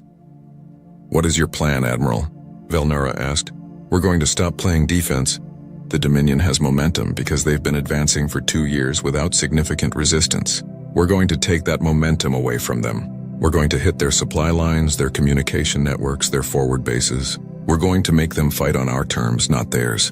And we're going to teach every ship captain in the Concordat how to fight the way Earth fights. And how is that? The crystalline Admiral asked. Admiral Voss smiled, but it was not a warm expression. It was the smile of someone who had spent a lifetime studying war. We fight to win, not to be honorable, not to be fair, not to give the enemy a chance. We fight to win, and we use every advantage we have, and we don't apologize for it. The Dominion has been conquering species for 400 years because they're ruthless and efficient, while Earth has been fighting wars for 10,000 years. We wrote the book on ruthless and efficient. Velnara felt something she had not felt since this war began. She felt hope. The briefing room aboard the UNS Defiant was packed with holographic projections of fleet commanders from 47 different species. Admiral Helena Voss stood at the center, looking at faces that ranged from skeptical to desperate. 3 weeks had passed since she had taken command of the Allied forces. 3 weeks of intensive training, reorganization, and planning. Now it was time to put all of that work to the test. Operation Earthbreaker begins in 72 hours, Voss announced. Our target is the Carveth system, the primary supply nexus for the Dominion's entire war effort. Every ship they send to the front lines passes through Carveth. Every resource they steal from conquered worlds gets processed there. Every command decision flows through their communication hub in that system. Take Carveth and we cut the head off the snake. Admiral Thexul studied the tactical display. The Dominion has 3,000 ships defending that system. Our combined fleet numbers 6,400 vessels. We have numerical advantage, but Carveth has extensive fortifications. Orbital defense platforms, minefields, planetary shields. The Concordat War College estimates a siege of Carveth would take 6 to 8 months, with catastrophic casualties. The Concordat War College thinks in terms of traditional warfare, Voss replied. Orbital bombardments, blockades, grinding attrition. That's not how we're going to do this.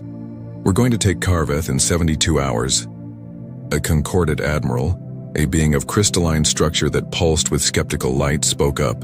Admiral Voss, I respect what you have accomplished, but this seems impossible. Even with human tactics, we cannot simply overwhelm such defenses in 3 days. You're right. We can't overwhelm them. Voss smiled. So we're not going to try. Commander Chen, bring up the operational plan. Sarah Chen, now promoted to Voss's chief of staff, activated a series of tactical displays. Operation Earthbreaker has 3 phases. Phase 1 is information warfare. We're going to hack every communication network the Dominion uses. We're going to feed them false intelligence about fleet movements, supply shortages, and internal rebellions. We're going to make them paranoid and confused. You can hack their secure networks? Someone asked doubtfully. We've been doing it for 3 weeks, Sarah replied. Humanity has been conducting cyber warfare since before we had spaceflight. We're very good at it. Right now, the Dominion Command thinks they have rebel uprisings in 3 different sectors.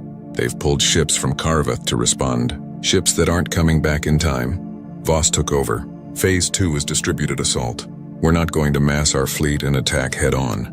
We're splitting into 200 task forces, each with 20 to 40 ships. These task forces will hit Carveth from every direction simultaneously. The Dominion will have to split their forces to respond, and split forces are vulnerable forces. And Phase 3? Thexul asked. Phase 3 is overwhelming firepower at decisive points. Once their fleet is scattered and confused, we concentrate our forces on their command ships and supply depots. We destroy their ability to coordinate a defense. Then we take the system. Voss's expression hardened. I'm not interested in a fair fight.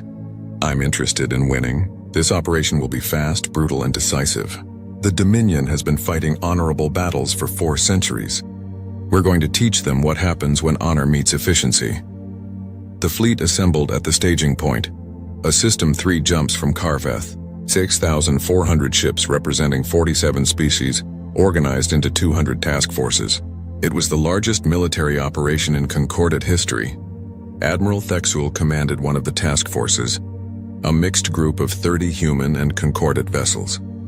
His communications officer was a young human named Lieutenant Marcus Webb. Over the past 3 weeks, Thexul had learned to trust the humans even if he did not always understand them. Lieutenant Webb, explain to me again why we are not traveling in formation. Because formations are predictable, sir. The Dominion will expect us to arrive in a standard battle formation. Instead, each task force will arrive at a different point around Carveth, at slightly different times from different approach vectors. They won't know where to concentrate their defenses. It seems chaotic, Webb grinned. That's the point, sir. Chaos is our weapon. The Dominion likes order, hierarchy, predictable tactics. We're going to give them chaos and they won't know how to respond. The task forces jumped to Carveth in waves. Thexul's group arrived to find space already alive with battle. The Dominion fleet was trying to respond to attacks coming from a dozen directions at once. Their communications were jammed.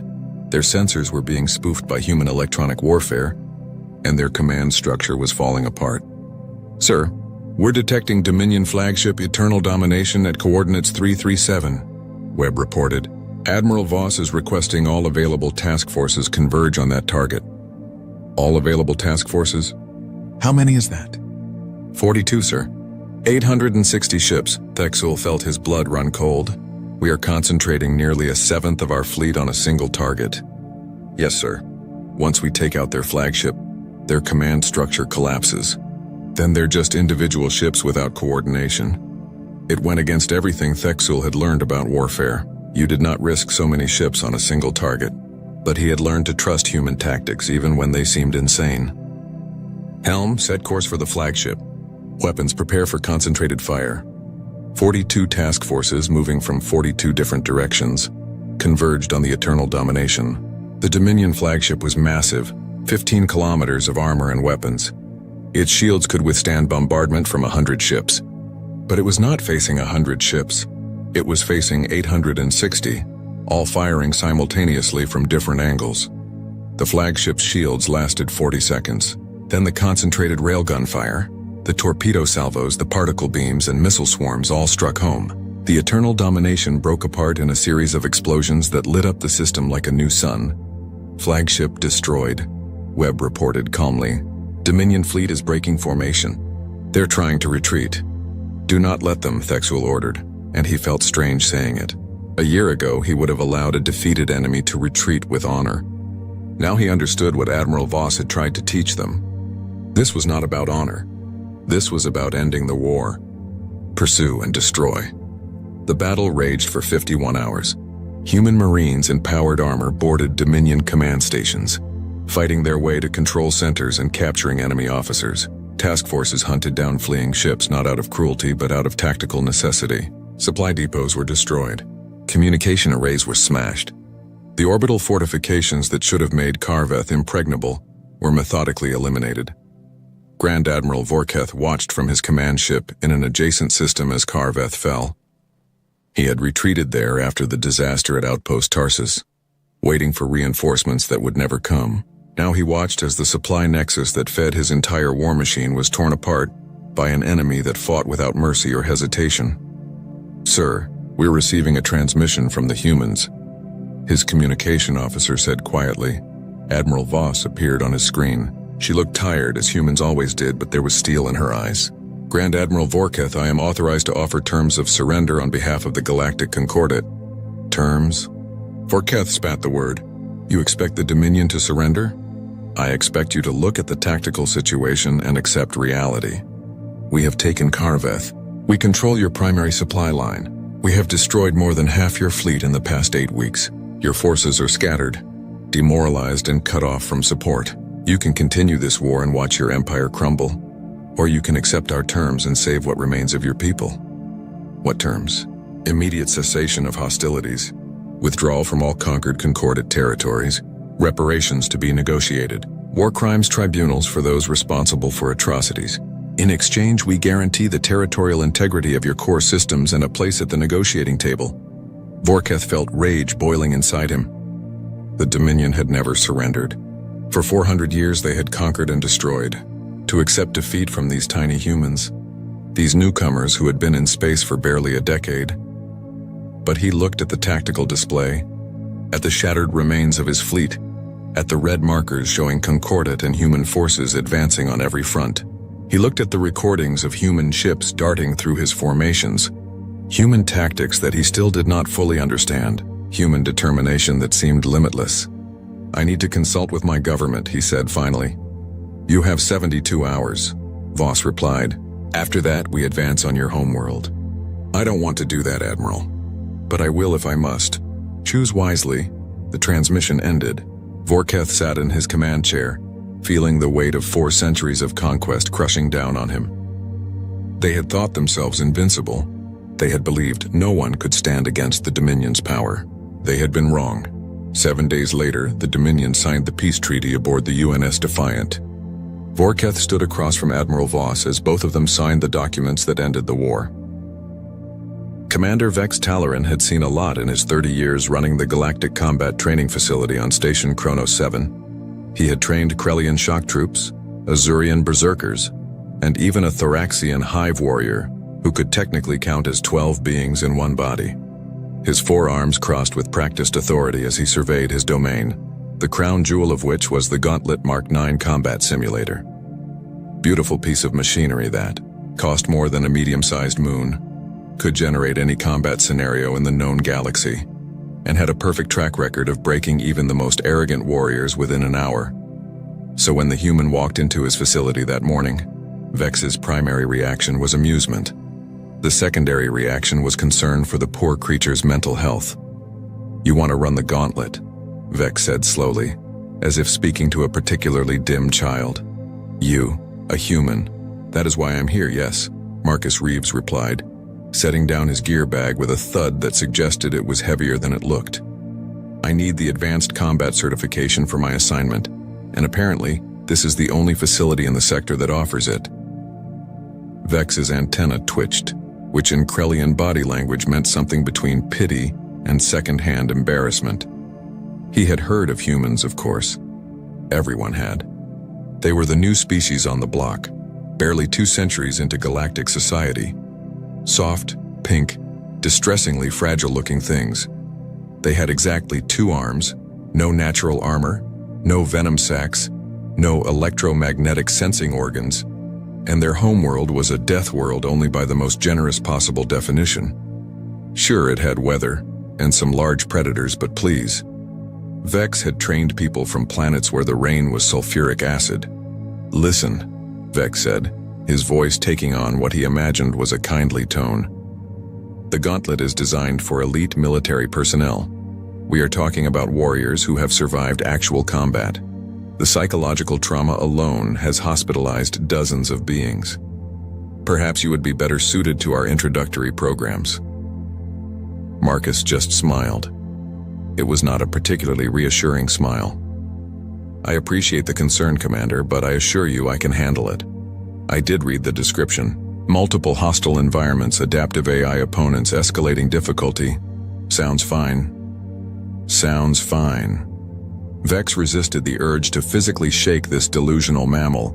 Instead, he gestured to his assistant, Chitwick, a nervous insectoid whose species had perfected the art of anxiety over millions of years of evolution. Chitwick scuttled over with the waiver form, all 23 pages of it, printed on the special reinforced paper they used for legal documents that needed to survive being crumpled by angry, traumatized recruits. Read carefully, Chitwick chittered, mandibles clicking nervously.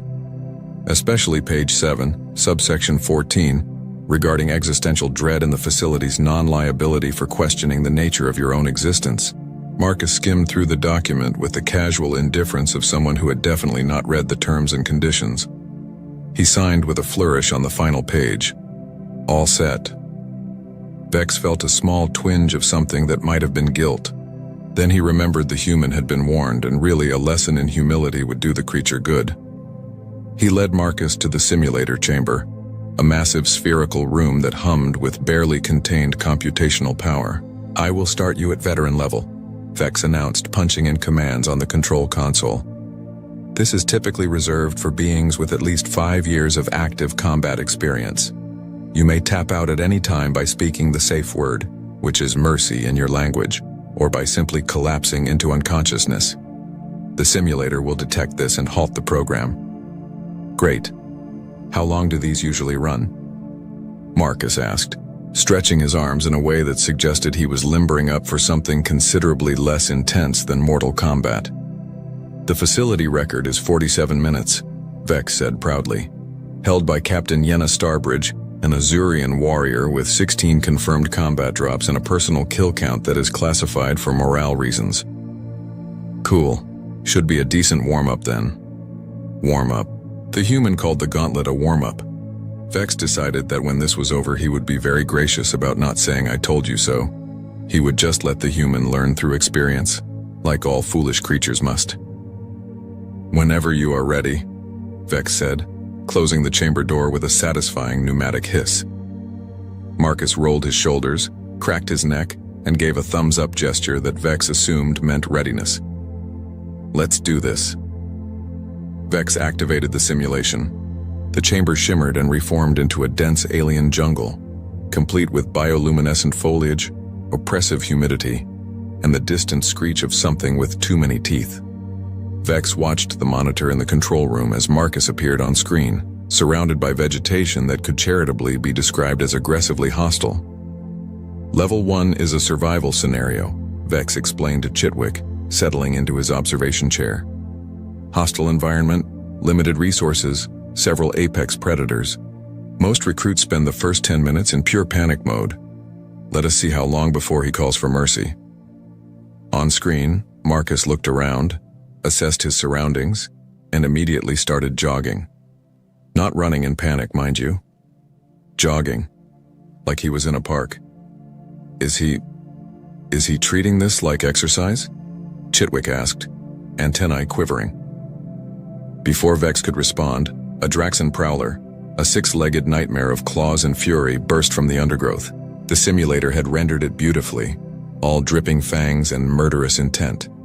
It lunged at Marcus with a roar that had previously made a Thoraxian warrior wet himself. Marcus sidestepped, grabbed a branch, and used the creature's own momentum to redirect it face first into a tree. The prowler crumpled. Marcus continued jogging. "Beginner's luck," Vex muttered, but his primary stomach was already tightening with the first whisper of doubt. Level 2 initiated automatically. The jungle dissolved into a zero-gravity asteroid field with hostile drones. This was where most recruits started to mentally break down, as the human inner ear was notoriously bad at handling zero-G transitions. Marcus adapted in approximately 4 seconds. He used the debris as cover, turned a piece of shrapnel into an improvised projectile weapon, and methodically disabled each drone with the kind of casual efficiency that suggested he had done this before. Which was impossible, because Vex had checked, and humans did not train in zero-gravity combat simulations back on Earth. They definitely did not. Perhaps their species has some natural advantage we are unaware of, Chitwick suggested hopefully. "Perhaps," Vex said, watching Level 3 load. It was a toxic atmosphere scenario, the kind that required constant movement to reach safe zones while fighting through enemy combatants. The atmospheric mix would make breathing difficult and painful for humans, or so the database claimed. Marcus cleared it in 8 minutes. He was not even breathing hard. Level 4 was the hostile alien horde situation, where 50 individual enemies attacked in coordinated waves. It was designed to be overwhelming, to create that fundamental terror of being outnumbered and outgunned. Marcus treated it like a very aggressive game of tag. At one point, Vex distinctly heard him say, "Come on, formation, you are all bunching up, I can see you all at once, try flanking." By Level 5, a combined arms scenario with shifting environmental hazards and advanced AI opponents, Vex was no longer commentating. He was simply staring at the screen where Marcus was casually ducking plasma fire while using a destroyed combat drone as a shield, and for some reason the human was smiling. "Commander," Chitwick said quietly, The biometric readings. Vex looked at the telemetry. Marcus Reeves's heart rate was 62 beats per minute. That was lower than his resting rate from when he had walked into the facility. "This is not possible," Vex said.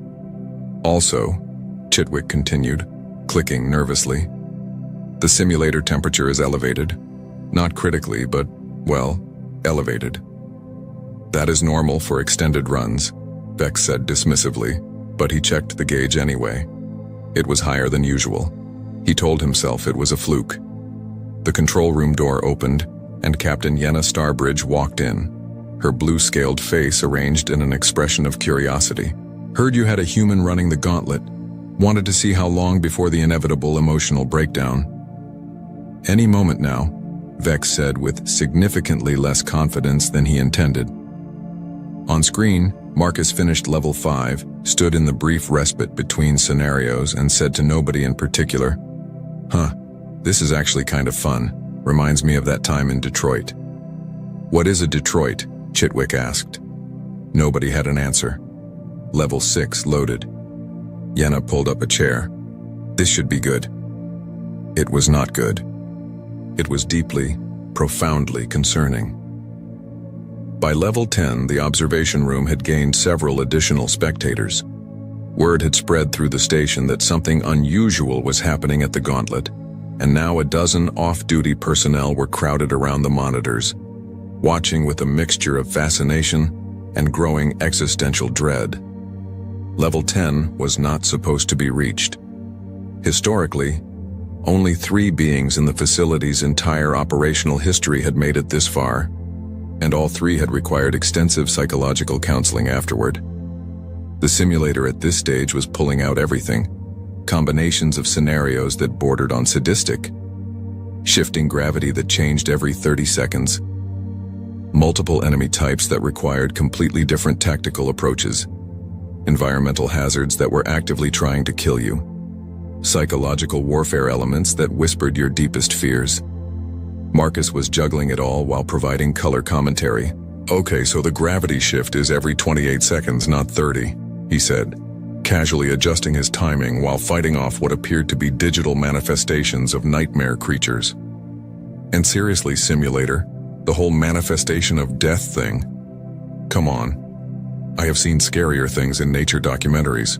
Have you people ever watched anything about Earth-ocean life? Now that is terrifying." In the control room, things were decidedly less casual. Warning lights were illuminating across the console like a very stressed-out holiday display. Chitwick was frantically pulling up diagnostic screens, his chittering reaching frequencies that suggested imminent panic molt. "Commander, the processing cores are running at 94% capacity," Chitwick reported. That should not be possible. The simulator is designed to never exceed 70% even under maximum load." Vex stared at the numbers. The simulator's AI was working harder than it ever had. It was throwing everything at Marcus, adapting in real time, creating new scenarios on the fly, and the human was just, handling it? "The temperature is now critically elevated," Chitwick added. "We are approaching thermal shutdown protocols." "Do not shut it down," Vex said, his pride now wrestling with his engineering sense. "He will break. Humans break. I have read the xenopsychology reports." "Yeah, about those reports," Captain Yenna said, leaning back in her chair with the expression of someone watching a particularly entertaining disaster. "I have actually served with humans. Did a joint operation about 6 years ago. You know what I learned? Those reports are written by xenopsychologists who have never seen a human do anything more strenuous than fill out paperwork." On screen, Marcus had just used a digital alien corpse as an improvised surfboard to ride down a lava flow while shooting at aerial targets. He was laughing. "I am now taking bets," Yenna announced to the room. 20 credit says he makes level 15. "That is impossible," someone said. 50 says he makes level 15, another voice countered. Money began changing hands. Vex wanted to shut it all down to maintain some dignity, but he was trapped by his own procedures. You did not stop a simulation unless the participant requested it or lost consciousness. Those were the rules. Rules he had written, Level 11 loaded, then 12. The temperature gauge moved from yellow to orange to a particularly aggressive shade of red. Smoke, actual visible smoke, began wisping from one of the cooling vents. "This is bad," Chitwick announced. "This is very bad. The simulator is processing more combat calculations per second than it does during 10 normal sessions combined. The human is making it work too hard." "How is that possible?" Vex demanded. "The AI should be able to handle any scenario." "Yes, under normal circumstances," Chitwick said, "but it is designed assuming the participant will make mistakes, will slow down, will show fatigue, will demonstrate predictable human... Oh? The simulator is adapting to counter his moves, but he adapts faster. So it adapts again. And he adapts again. They are in a feedback loop. The AI has never encountered someone who forces it to constantly recalculate at this speed." On screen, Marcus encountered an ambush from above for the third time. "Oh, come on," he said, sounding genuinely disappointed. "That is the third time you have tried the ambush from above thing. Mix it up. Try lateral, or below, or, I do not know.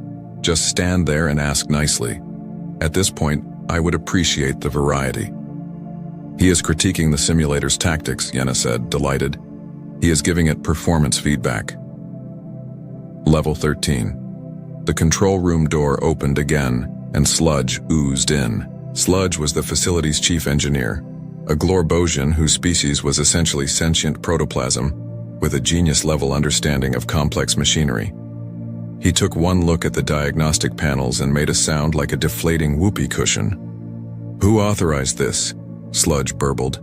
"These readings are impossible. You are going to fry the entire neural network." "The human is still in there," Vex said weakly. Sludge extended a pseudopod to check the data streams. "The human is forcing my beautiful simulator to think harder than it has ever thought.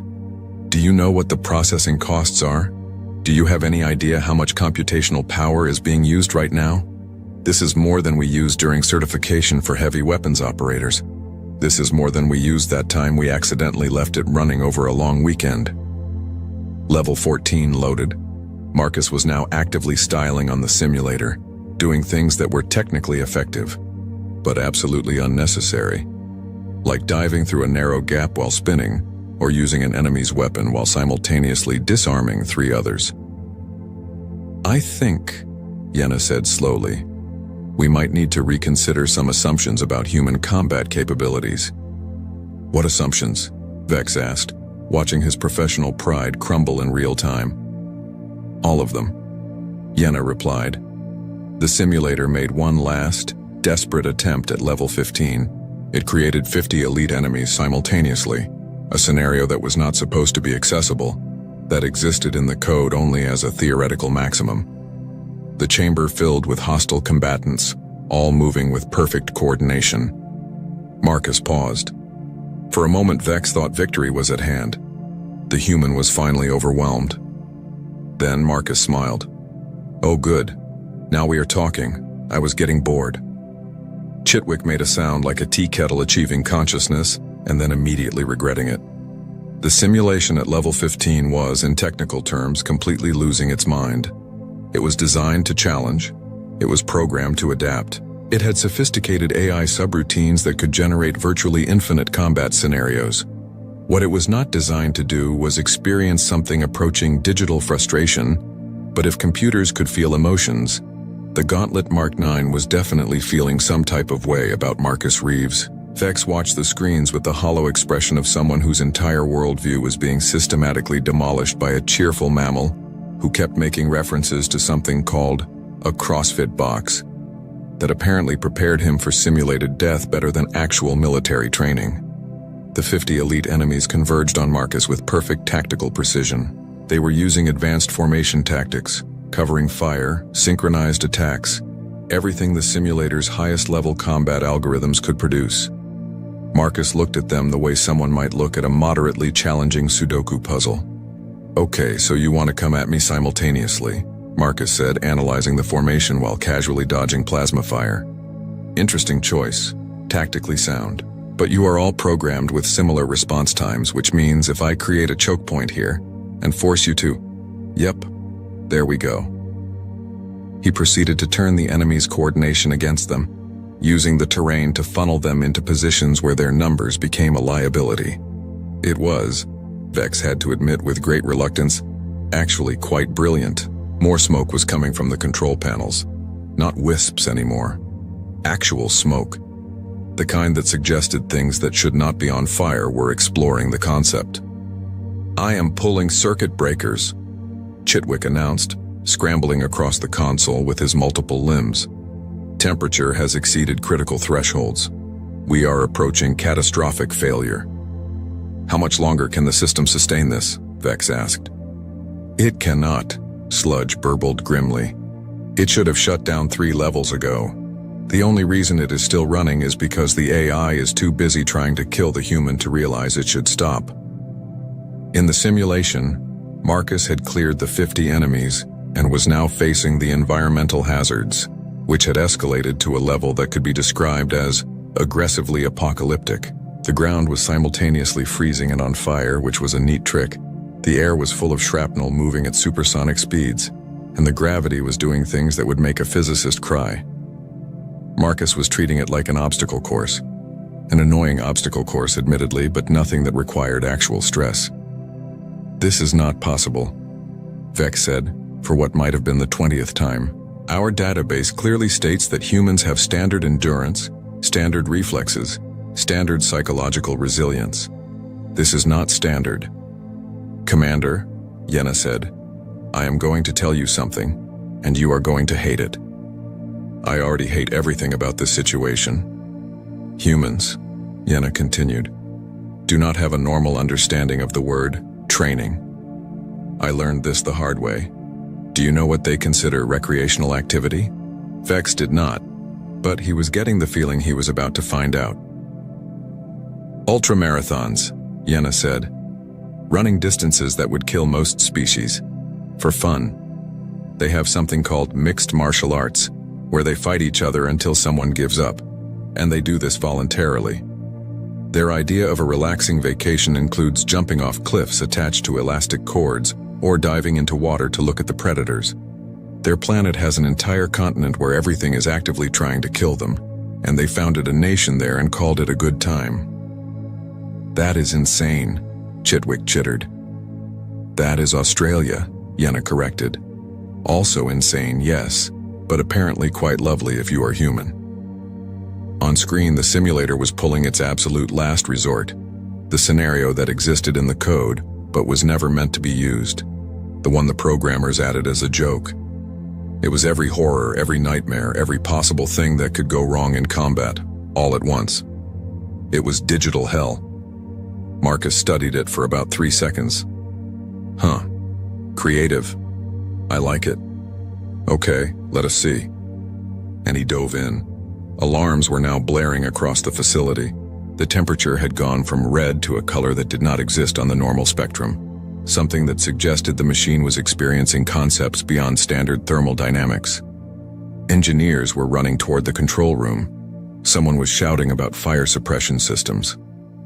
Vex pulled up Marcus's personnel file with shaking hands, something he probably should have done before letting the human into his facility. He read through the service record. Standard postings, nothing unusual. Then he reached the personal information section. Physical training routine. His morning jog, Vex read aloud slowly, is 20 miles, in full gear, before breakfast. "How much is a mile?" Chitwick asked. Sludge did the conversion. About 0.6 of 1 standard unit. So 12 standard units, Vex calculated. That is farther than my species can travel in a day. "He does it before breakfast," Yenna repeated. "That is the warm-up. Then he does what humans call a workout." The simulation was dying. You could see it in the way the scenarios were starting to glitch, the way enemy movements were becoming jerky and uncoordinated. The AI was running out of ideas, out of processing power, out of the ability to continue. It had thrown everything it had at Marcus, and Marcus was still going. "Emergency shutdown," Sludge announced. "Activating now, we have no choice." "Wait," Vex said, because at this point he needed to see how this ended. "Commander, the gauntlet is literally catching fire," Sludge said. Which was true. Actual flames were visible through the seams of the main processing unit. The smell of burning circuitry filled the control room. Fine, Vex conceded. Shut it down. Sludge slammed the emergency cutoff. The simulation froze, flickered, and died. The chamber door opened with an angry hiss that suggested it was also judging everyone's decisions today. Marcus walked out, slightly sweaty, looking around with mild confusion. Wait, why did it stop? Is there a level 16? Vex stared at him. Chitwick had collapsed into a small, clicking pile of stress. Yenna was laughing so hard she had tears streaming down her scaled face. Sludge had formed a puddle of existential despair on the floor. The simulator, Vex said carefully, caught fire. Oh, Marcus said, is it okay? No. Sludge burbled from his puddle. No, it is not okay. It will never be okay. My beautiful machine. Ruined. Sorry about that, Marcus said, and he sounded genuinely apologetic. Should I have gone easier on it? 20 pairs of eyes stared at him. Several species present did not even have eyes, and they were still staring. The post-simulation damage assessment took approximately 30 seconds, which was 30 seconds longer than Sludge needed to declare the Gauntlet Mark 9 completely and irrevocably destroyed. The chief engineer had reformed from his puddle of despair into a pseudopod of very specific technical fury, pointing at readouts that showed melted circuits, fried processing cores, and what appeared to be a neural network that had experienced the computational equivalent of a nervous breakdown. This, Sludge announced to the assembled crowd, is what we in the engineering field call comprehensively screwed. The main processing core is slag. The AI matrix has corrupted. The cooling system melted. The backup cooling system also melted. The tertiary emergency cooling system, which is theoretically impossible to damage, has somehow achieved a state that I can only describe as sad.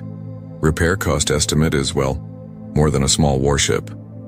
How much more? Chitwick asked weakly.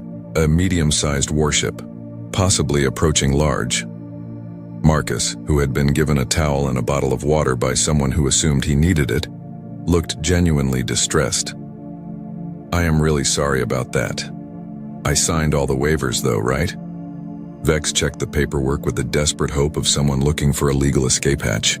The human had indeed signed all the waivers, every single one, including the one about equipment damage, which Vex had included as a joke because nobody had ever damaged the gauntlet before. It was supposed to be indestructible. It was not, apparently, indestructible against humans. Captain Yenna, still grinning with the satisfaction of someone who had won a significant amount of money on her bets, stepped forward. Commander Vex, I think we need to have a conversation about human training protocols. There are no human training protocols, Vex said. They use the same ones as everyone else. Yes, and that is the problem, Yenna replied. She turned to Marcus. Quick question. What do you consider a light morning jog? Oh, just 20 miles or so, Marcus said. Nothing major. Gets the blood flowing. Yenna looked at Vex. Convert that. Chitwick did the math. 12 standard units. And what? Yenna continued. Do you do for an actual workout? Marcus shrugged. Depends on the day. Upper body, lower body, core, usually about 2 hours. Mix of strength training and cardio. Maybe some swimming if there is a pool. 2 hours, Vex repeated slowly, after running 12 standard units. Well, yeah, Marcus said. That is just the warm-up. You need to properly train afterward. The observation room had gone very quiet. It was the kind of quiet that happens when a large group of people simultaneously realize they have made a terrible mistake in their understanding of reality. What? Chitwick asked in a very small voice. Do humans consider difficult exercise? Marcus thought about it. I mean, there is this thing called an Ironman triathlon. You swim for about 2.4 miles, bike for 112 miles, then run a marathon. That is pretty challenging. How long is a marathon? Someone asked. 26.2 miles. More conversion calculations. More horrified silence. And humans do this voluntarily? Vex asked. Oh sure, Marcus said. It is pretty popular. I have done a few. Great way to spend a weekend. Yenna was nodding with the expression of someone whose worldview was being validated. This is what I tried to tell Command. Human recreational activities are what most species would classify as advanced military torture. Their idea of fun is our idea of war crimes. That seems harsh, Marcus said. Marcus, your planet has an entire continent where everything is venomous or otherwise capable of killing you, and you people decided to live there anyway, Yenna countered. You have animals called drop bears, box jellyfish, and something called a cassowary, which is apparently a bird but also a velociraptor. Your plants can cause pain that lasts for years, and you call it Australia and treat it like a tourist destination. Okay, but Australia is beautiful, Marcus protested. Also, drop bears are not real. That is just a thing we tell tourists. The fact that you have to specify which deadly animals are real and which are made up to scare people is proving my point, Yenna said. Vex was still processing the numbers. He pulled up human physical standards from the galactic database. This says humans have average endurance. Average for humans, Yenna corrected. The problem is that humans wrote those reports. They do not realize their average is everyone else's exceptional. Do you know what a human considers couch potato behavior? Sitting around only exercising 3 times a week. They are apologetic about it. I mean, I could be in better shape, Marcus offered.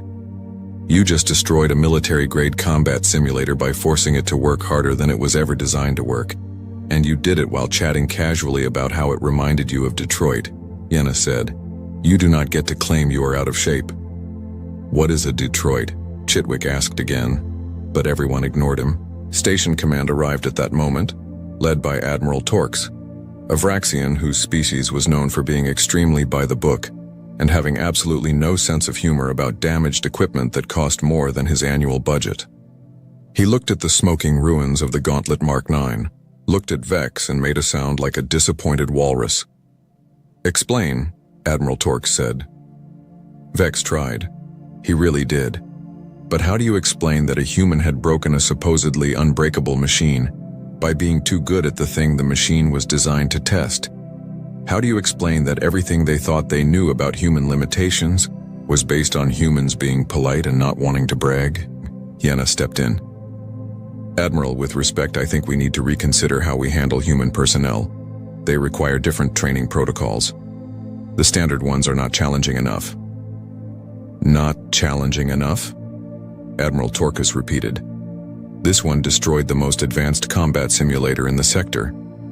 Because it was too easy, Yenna said. He called it a warm-up, sir. The Admiral looked at Marcus, who gave a little wave. Is this true? I mean, I would not say it was easy, Marcus said diplomatically. It was a pretty good workout. 7 out of 10. Could use some refinement in the AI tactics and maybe better cooling systems, but overall decent. 7 out of 10, the Admiral repeated. Decent, Vex added, his voice hollow. As a warm-up, Yenna finished. The Admiral was silent for a long moment. Then he sighed, which in Vraxian sounded like a leaking hydraulic line. Draft new protocols, human-specific. Clearly, we have been underestimating them. Underestimating is one way to put it, Yenna muttered. The emergency meeting of Station Kronos 7 command staff took place 3 hours later, after the fires were put out and Sludge had finished cataloging the damage in a document titled, Why I Am Requesting Early Retirement, a technical analysis of broken dreams. Marcus had been asked to wait outside, which he did cheerfully, doing something he called push-ups in the corridor. After his first 100, several passing personnel decided to take alternate routes. Inside the conference room, Admiral Torx was reviewing the incident reports with the kind of expression that suggested he was reconsidering all his life choices. So let me be certain I understand this correctly, the Admiral said. The human completed 15 levels of the Gauntlet simulation, setting a new facility record by approximately, forever? He did this while the simulator was actively trying to kill him with scenarios we did not even know existed in the programming. He did this so effectively that the AI worked itself into literal thermal shutdown, and his primary complaint is that it was not challenging enough. That is accurate, sir, Vex confirmed, his forearms slumped in defeat. And he was not enhanced? No cybernetics, no genetic modifications, no performance-enhancing substances? We checked, Chitwick said. 3 times. He is baseline human. This is apparently normal for them. Normal, the Admiral repeated, as if testing the word to see if it would make sense. It did not. Captain Yenna leaned forward. Admiral, I have been saying this for years.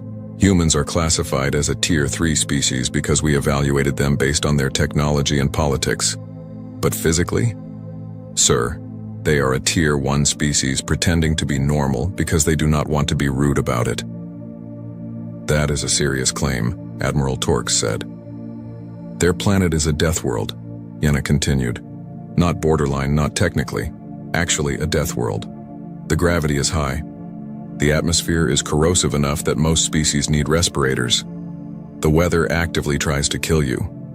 They evolved as persistence predators, which means they are designed to chase things until those things die of exhaustion. They have adrenaline, which is essentially a built-in combat stimulant. They can ignore pain through sheer stubbornness, and they think this is all completely unremarkable because every other human is exactly the same way. So what do you propose? The Admiral asked. New classification, human protocol training standards. We build simulators that actually challenge them, which means simulators approximately 5 times more intensive than what we use for everyone else. The Admiral considered this. The cost is less than replacing the gauntlet every time a human needs certification, Sludge burbled from his corner. I have run the numbers. If we get more humans coming through, and based on their expanding role in galactic affairs we need equipment that can handle them. This means significant upgrades to processing power, cooling systems, and structural integrity. Also, possibly therapy for the AI. The AI needs therapy? The AI experienced existential dread, Sludge said. It had a purpose, which was to challenge warriors. Then it met a human and realized that some beings cannot be challenged by conventional means. This has caused what I can only describe as a crisis of confidence in the code. Fine, Admiral Torx said. Draft the new protocols. Budget approved. I will deal with Central Command and their inevitable questions about why we need funding equivalent to a small fleet. Anything else? The human wants to know when the new simulator will be ready, Vex said quietly. Everyone looked at him. He asked? The Admiral said. He is, I believe the phrase is, eager to try again, Vex confirmed. He mentioned something about wanting a proper challenge next time. The room was silent. Then Yenna started laughing again.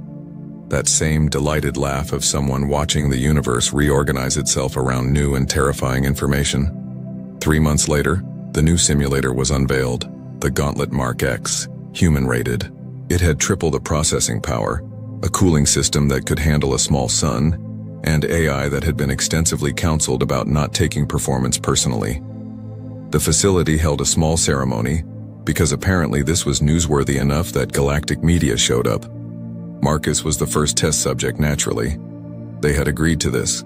He walked into the new chamber, which hummed with barely restrained power, and gave a thumbs up to the control room. Commander Vex, who had been demoted to Human Liaison Officer, which he suspected was just a nice way of saying, the person responsible for this mess, activated the simulation. It was set to Legendary Nightmare Mode, a difficulty that had been created specifically for humans and was theoretically impossible for any other species to survive for more than 30 seconds. Marcus ran it for 2 hours. When he emerged, slightly more sweaty than before but still fundamentally fine, he stretched his arms and considered the experience. Pretty good, he said. I would give it a solid 7 out of 10, maybe 7.5, definitely a decent warm-up. Chitwick fainted. He just collapsed directly into unconsciousness, his body's way of saying that it could not process this reality anymore. Vex stared at the human, then at the monitoring equipment which showed the simulator had performed flawlessly and was still operating within acceptable parameters, then back at the human. 7 out of 10, he said flatly. Yeah, Marcus confirmed. The AI tactics were much better this time. Really appreciated the varied approach. The difficulty curve was solid. My only critique would be that it plateaued a bit around the 90-minute mark. Maybe add some more escalation in the final phases? More escalation, Vex repeated.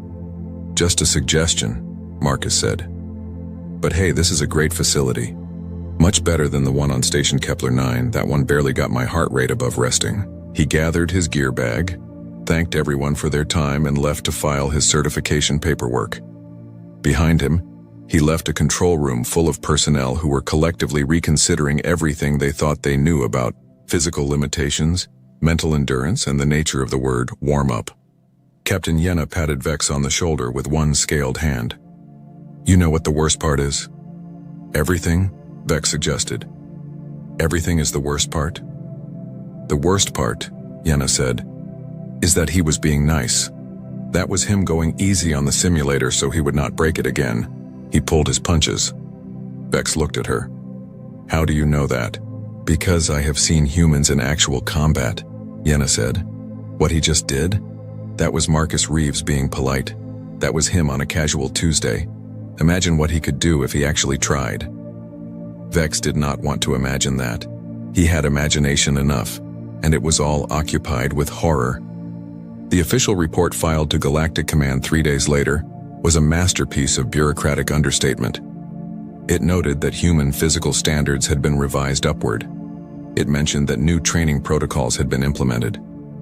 It suggested in very careful language that perhaps humanity's classification as a Tier 3 species was due for review, at least in terms of individual combat capability. What it did not mention, because nobody wanted to put it in writing, was the conversation Admiral Torkus had with his counterpart at Central Command.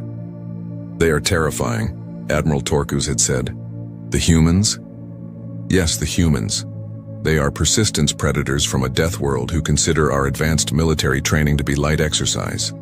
They have a concept called no pain, no gain, which means they do not consider it worthwhile unless it hurts. They think suffering is character building. Their idea of fun is our idea of war crimes. And they are all like this. Every single one of them. Surely you are exaggerating. I wish I was, Admiral Torque said. I truly, desperately wish I was. Back at Station Chronos 7, Marcus was filling out his certification paperwork in the administrative office, chatting pleasantly with the clerk about whether the station had a decent gym. The clerk, a Zellian with 6 eyes, all of which were currently staring at Marcus with a mixture of awe and terror, mentioned there was a fitness facility on Deck 12. Great, Marcus said. I need to get my real workout in.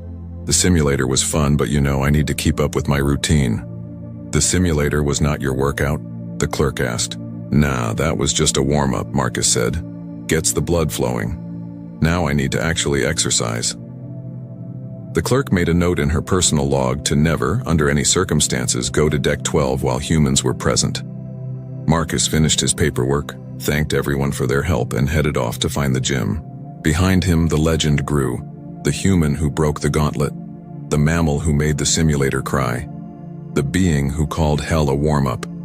And somewhere in the station's social networks, someone posted a video compilation of Marcus running the Gauntlet Mark X with the title "Human does literally nothing impressive by human standards, accidentally redefines galactic combat training." It got 40 million views in 6 hours. The top comment was from Captain Yenna. Wait until you see what they call a fun weekend. I have been running the Human Training Protocol facility for half a standard year now. We have processed 73 humans through advanced combat certification. Not one of them has failed. Not one has complained. Several have asked if we can make it harder. I have learned things about humanity that I wish I could unlearn. I know about CrossFit, which is apparently a cult based on suffering. I know about ultramarathons, which are races that last for days. I know about something called Hell Week, which is military training so intense that the name itself is considered accurate, not hyperbolic. I know that when a human says something is easy, it would kill me. When they say something is moderate, it would kill my entire unit. When they say something is challenging, it would require orbital bombardment to survive. And I know that Marcus Reeves, the human who started all this, just qualified as an instructor. He will be training the next generation of galactic warriors. He assures me he will go easy on them. I am updating my will. But I will admit, and I will only say this once, humans have made us better, stronger, more capable, They have forced us to reconsider our limits. And in a galaxy that is growing more dangerous, perhaps we needed that. Perhaps we needed someone to show us what is actually possible when you refuse to accept limitations. Perhaps we needed humans, even if they are absolutely terrifying. End log. Marcus's review of the facility, posted to the Galactic Training Network. Station Chronos 7 has excellent facilities and helpful staff. The new human protocol simulator is a solid warm-up option. 4 out of 5 stars. Would recommend. Only downside is the gym on Deck 12 needs heavier weights. The Grand War Chamber of the Veloxy hegemony was a place designed to make visitors feel small. It floated in orbit around the gas giant Theros 9, a massive crystalline station that caught the light of 3 distant suns and scattered it across walls that stretched higher than most buildings on most worlds. The ceiling disappeared into shadow above. The floor was polished to a mirror shine. Every surface, every angle, every carefully placed light was built to remind anyone who entered that they stood in the heart of the most powerful civilization in the known galaxy. And today, it was full. Representatives from over 60 conquered species filled the observation galleries. Military commanders from a dozen Veloxy battle fleets occupied the central ring of seats. Are their iridescent scales catching the light as they shifted and murmured among themselves? Advisors, strategists, weapons engineers, and political officers crowded the upper tiers. The air hummed with the low buzz of 100 different languages being whispered through translation devices. At the center of it all, raised above everyone else on a platform of black crystal, sat Supreme Arbiter Calyx Vone. He was impressive even by Veloxy standards. Nearly 3 meters tall when he stood, with 4 arms folded across a chest covered in scales that shifted between deep blue and bright silver depending on how the light hit them. His eyes were large, golden, and carried the look of someone who had never once in his life been told no. He had conquered 11 species. He had overseen the expansion of the hegemony across 2 full galactic arms. He considered warfare not as a challenge, but as a simple math problem, and he had never gotten the answer wrong. Today was supposed to be routine, a strategic summit, a review of border territories, resource allocation, fleet deployments, the kind of meeting that happened every cycle and produced the same predictable results. Then Scout Commander Yvril asked to speak. She was young. That was the first thing everyone noticed. Young and small for a Veloxy, barely 2 meters, with scales that had not yet darkened to the deep colors of maturity. She stood at the speaker's platform below Calyx Vone's seat and looked up at the assembled power of the hegemony, and her hands were shaking. She had just returned from a deep-range reconnaissance mission. 6 months in the Orion Arm, operating alone in a stealth vessel, cataloging species in a region the hegemony had never bothered to explore properly. Most of what she found was unremarkable. Pre-spaceflight civilizations. Minor spacefaring species with no military capability.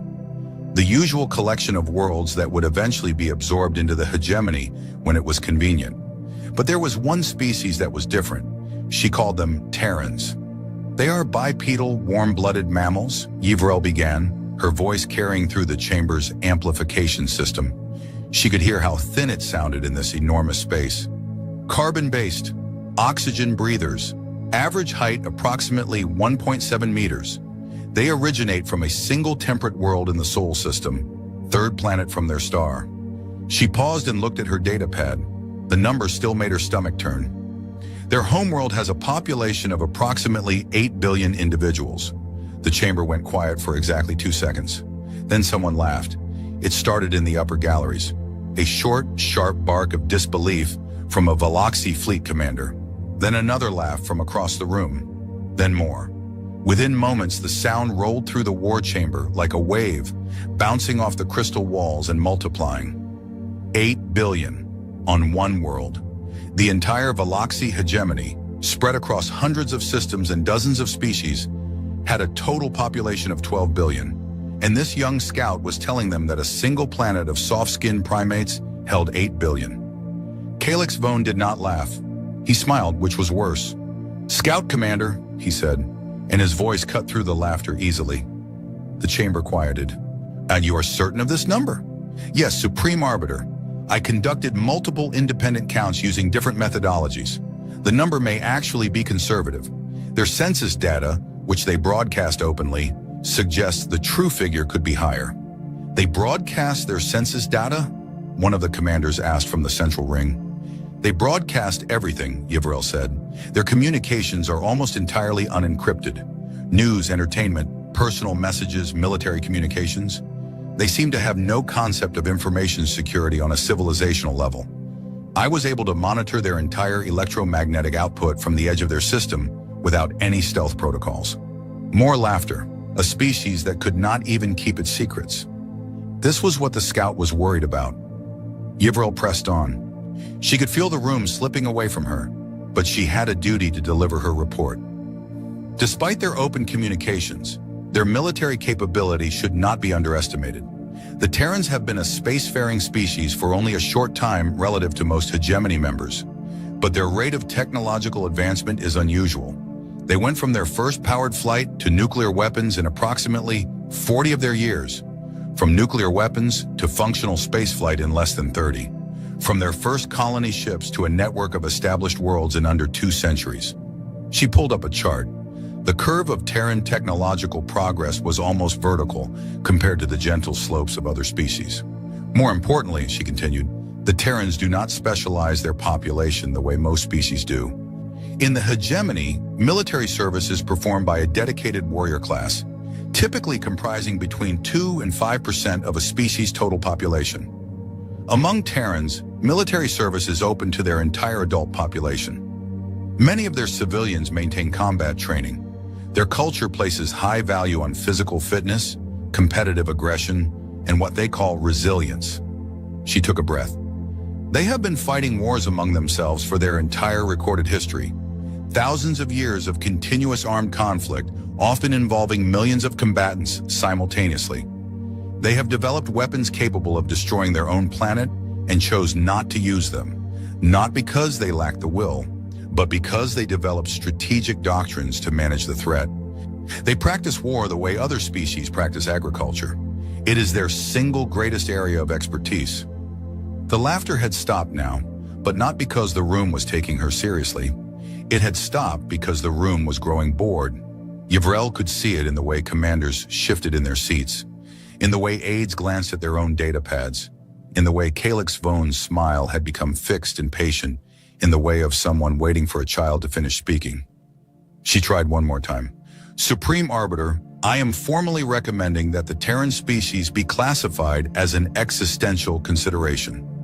I recommend that all hegemony operations maintain a minimum buffer of 50 light years from known Terran territory. I recommend that no contact, hostile or otherwise, be initiated until a full strategic assessment can be completed by a dedicated analysis team. She lowered her data pad. I believe that a military confrontation with this species would be catastrophic for the hegemony. The silence that followed was the worst kind. Not the silence of consideration, the silence of pity. The kind of silence that fills a room when everyone present is embarrassed on someone's behalf. Calix Vaughn leaned forward in his seat. Scout Commander Yivrel, he said, and his tone was gentle in the way that a blade is gentle before it cuts. I appreciate your thoroughness, truly. Deep-range reconnaissance is difficult and lonely work, and the hegemony values the dedication of its scouts. He paused. However, you are young, and you have, I think, made the mistake that many young officers make when they encounter their first unknown species. You have confused quantity with quality. He stood, all 4 arms unfolded, and he gestured broadly at the assembled chamber. The hegemony has faced large populations before. The Grelic had 6 billion on their homeworld when we arrived. They had nuclear capability. They had a warrior culture. They lasted 6 rotations. The Vren had 4 billion in orbital defense platforms. They lasted 8. Numbers, Scout Commander, are meaningless without the technology, the strategy, and the will to use them effectively. He looked down at her. 8 billion soft-bodied primates on a single temperate world, broadcasting their secrets to anyone who listens, fighting among themselves like animals in a pit. This is not a threat. This is a species that has not yet learned to be quiet in a dangerous universe. The laughter came back, louder this time, more confident, Commanders slapped their hands on the arms of their seats. Someone in the gallery made a crude joke about Death World primates that got a roar of approval. Yvrel stood at the speaker's platform and felt something cold settle in her chest. Not embarrassment. Something deeper than that. Something that felt like standing at the edge of a cliff and watching someone walk toward it with their eyes closed. Supreme Arbiter, she said quietly. With respect, the Grelic did not have faster-than-light travel. The Vren did not have artificial intelligence. The Terrans have both, and they have had them long enough to build things with them that I could not fully catalog in 6 months of observation. I saw shipyards in their system that were producing vessels at a rate that exceeded our most productive facilities by a factor of... That will be sufficient, Scout Commander. Calyx Vone's voice had lost its gentleness. You have delivered your report. It has been heard and noted. You are dismissed. The word dismissed landed like a door slamming shut. Yvrel stiffened. She looked around the chamber one last time, searching for a single face that showed doubt, concern, anything other than amusement or indifference. She found one. In the far corner of the central ring, partially hidden behind a column of dark crystal, sat Drenok. He was a Torvan, one of the few non-Veloxi permitted at the war table, kept around because his species had a talent for pattern recognition that even the Veloxi grudgingly respected. He was old by any species standards. His gray-green skin was scarred from campaigns that predated most of the officers in the room. His 3 eyes watched Yvrel with an expression she could not quite read. He was not laughing. Yvrel gathered her datapad and left the speaker's platform. The chamber buzzed behind her as the summit moved on to resource allocation reports and border patrol schedules. Her report was already forgotten. A footnote. A joke that would be retold in officers' clubs for cycles to come. The young scout who came back from the Orion Arms scared of monkeys. She was halfway down the corridor outside the chamber when she heard footsteps behind her. Heavy, uneven footsteps. Torvan footsteps. She stopped but did not turn around. Scout Commander? Drenok's voice was like gravel being poured into a metal container. He moved to stand beside her. He was shorter than her but twice as wide, built like something designed to survive impacts. You did well in there, he said. I was laughed at and reprimanded. Yes, those two things are not mutually exclusive with doing well. You delivered an accurate report to people who did not want to hear it. That is the definition of doing your job. Yvrel finally looked at him. His 3 eyes studied her with an intensity that was almost uncomfortable. You believe me? She asked. I believe your data. Data does not care whether anyone laughs at it. He paused. I have a question. Your report was thorough, but there was one thing you did not describe in detail. What? Their ships. You talked about production rates and fleet numbers? You did not talk about the ships themselves. Yeah, what did they look like? Yvrel was quiet for a long moment. She had not included detailed ship descriptions in her report because she had not known how to describe what she had seen in terms that would make sense to the war chamber. The hegemony built beautiful warships, elegant curves, flowing lines, gleaming hulls that reflected the light of whatever star they orbited. Hegemony vessels were designed to inspire awe, to make enemies understand, at first sight, that they faced a superior civilization. Terran ships were not like that. Wrong, she said finally. Their ships looked wrong, like they were built by something that expected to die and did not care. Drenok said nothing for a long time. His scarred face was unreadable. I was at the Vren campaign, he said eventually. I was at Grelic. I have fought 7 species for the hegemony, and I have won every time. And I have never once heard a scout describe an enemy's ships the way you just described theirs. He put one heavy hand on her shoulder. Keep your data, Scout Commander. Keep your reports. Keep everything. I have a feeling someone will want to see them again. And when they do, they will not be laughing. He turned and walked back toward the war chamber, his uneven steps echoing down the crystalline corridor. Yvrel stood alone in the hallway for a long time. 3 days later, the orders came down from the Supreme Arbiter's office. A standard subjugation fleet of 200 warships was being assembled and dispatched to the Terran border system designated Artemis IV, a minor colony world. Minimal strategic value. The operation was classified as a corrective incursion, intended to test Terran military response times and claim resources for the hegemony. 200 warships, For a species the Supreme Arbiter considered barely worth noticing. He had told his staff it was overkill, that 50 ships would probably be sufficient, but there was no reason not to be thorough. Yavrel read the orders on her datapad in her quarters aboard the scout station. She read them twice. Then she set the pad down on her desk and stared at the wall. She thought about the Terran shipyards she had seen from the edge of their system, the massive orbital structures that never stopped moving, never stopped building, producing ship after ship after ship with a relentless mechanical rhythm that had reminded her of a heartbeat. She thought about the electromagnetic chatter she had intercepted, not the military transmissions, which were surprisingly sparse and tightly coded when they wanted them to be, but the civilian ones. Music, stories, arguments, laughter, a species that filled every frequency with the noise of being alive. She thought about the number that had made the war chamber laugh, 8 billion, and she thought about what Dranak had not said, but she had understood anyway, that the problem was not the number. The problem was what you got when you took 8 billion members of a species that had spent its entire existence learning how to fight and gave them a reason to stop fighting each other and start fighting something else. Somewhere in the Orion Arm, on a dusty half-finished world called Artemis IV, what 2 million humans went about their daily lives. They farmed, they built, they raised children. They watched their sky and wondered what was out there. They were about to find out, and so was the hegemony. Artemis IV was not a beautiful world, not yet. It was the kind of planet that needed another 100 years of work before anyone would put it on a postcard. The air was thin and dry, the soil was rust-colored and stubborn. The oceans were shallow and tasted of iron. 2 million humans lived there, spread across a handful of settlements connected by dirt roads and rail lines that cut through flat, empty plains stretching to every horizon. The largest settlement was called New Thessaly. It had a population of about 400,000, which made it the closest thing to a city on a world that was still more construction site than civilization. It had a spaceport, a university, a hospital, 3 bars, and a municipal building where the colonial governor held meetings that nobody wanted to attend. The buildings were low and square and built from local stone because importing materials from Seoul was expensive and the colonists were practical people.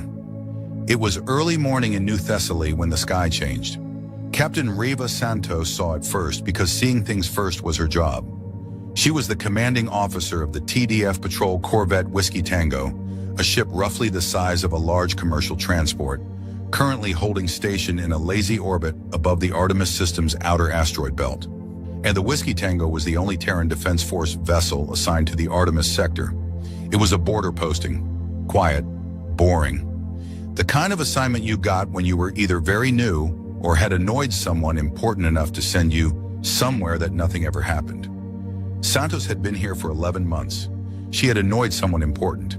She was sitting in her command chair with her feet up on the edge of the console, drinking her 4th coffee of the morning and reading a novel on her personal tablet when her sensor officer said something that made her put the coffee down. "Captain, I have contacts, multiple contacts, FTL signatures at the system boundary." Santos swung her feet off the console. "How many?" The sensor officer stared at his screen. He was young, fresh out of the academy. He had never seen a real contact in his entire career.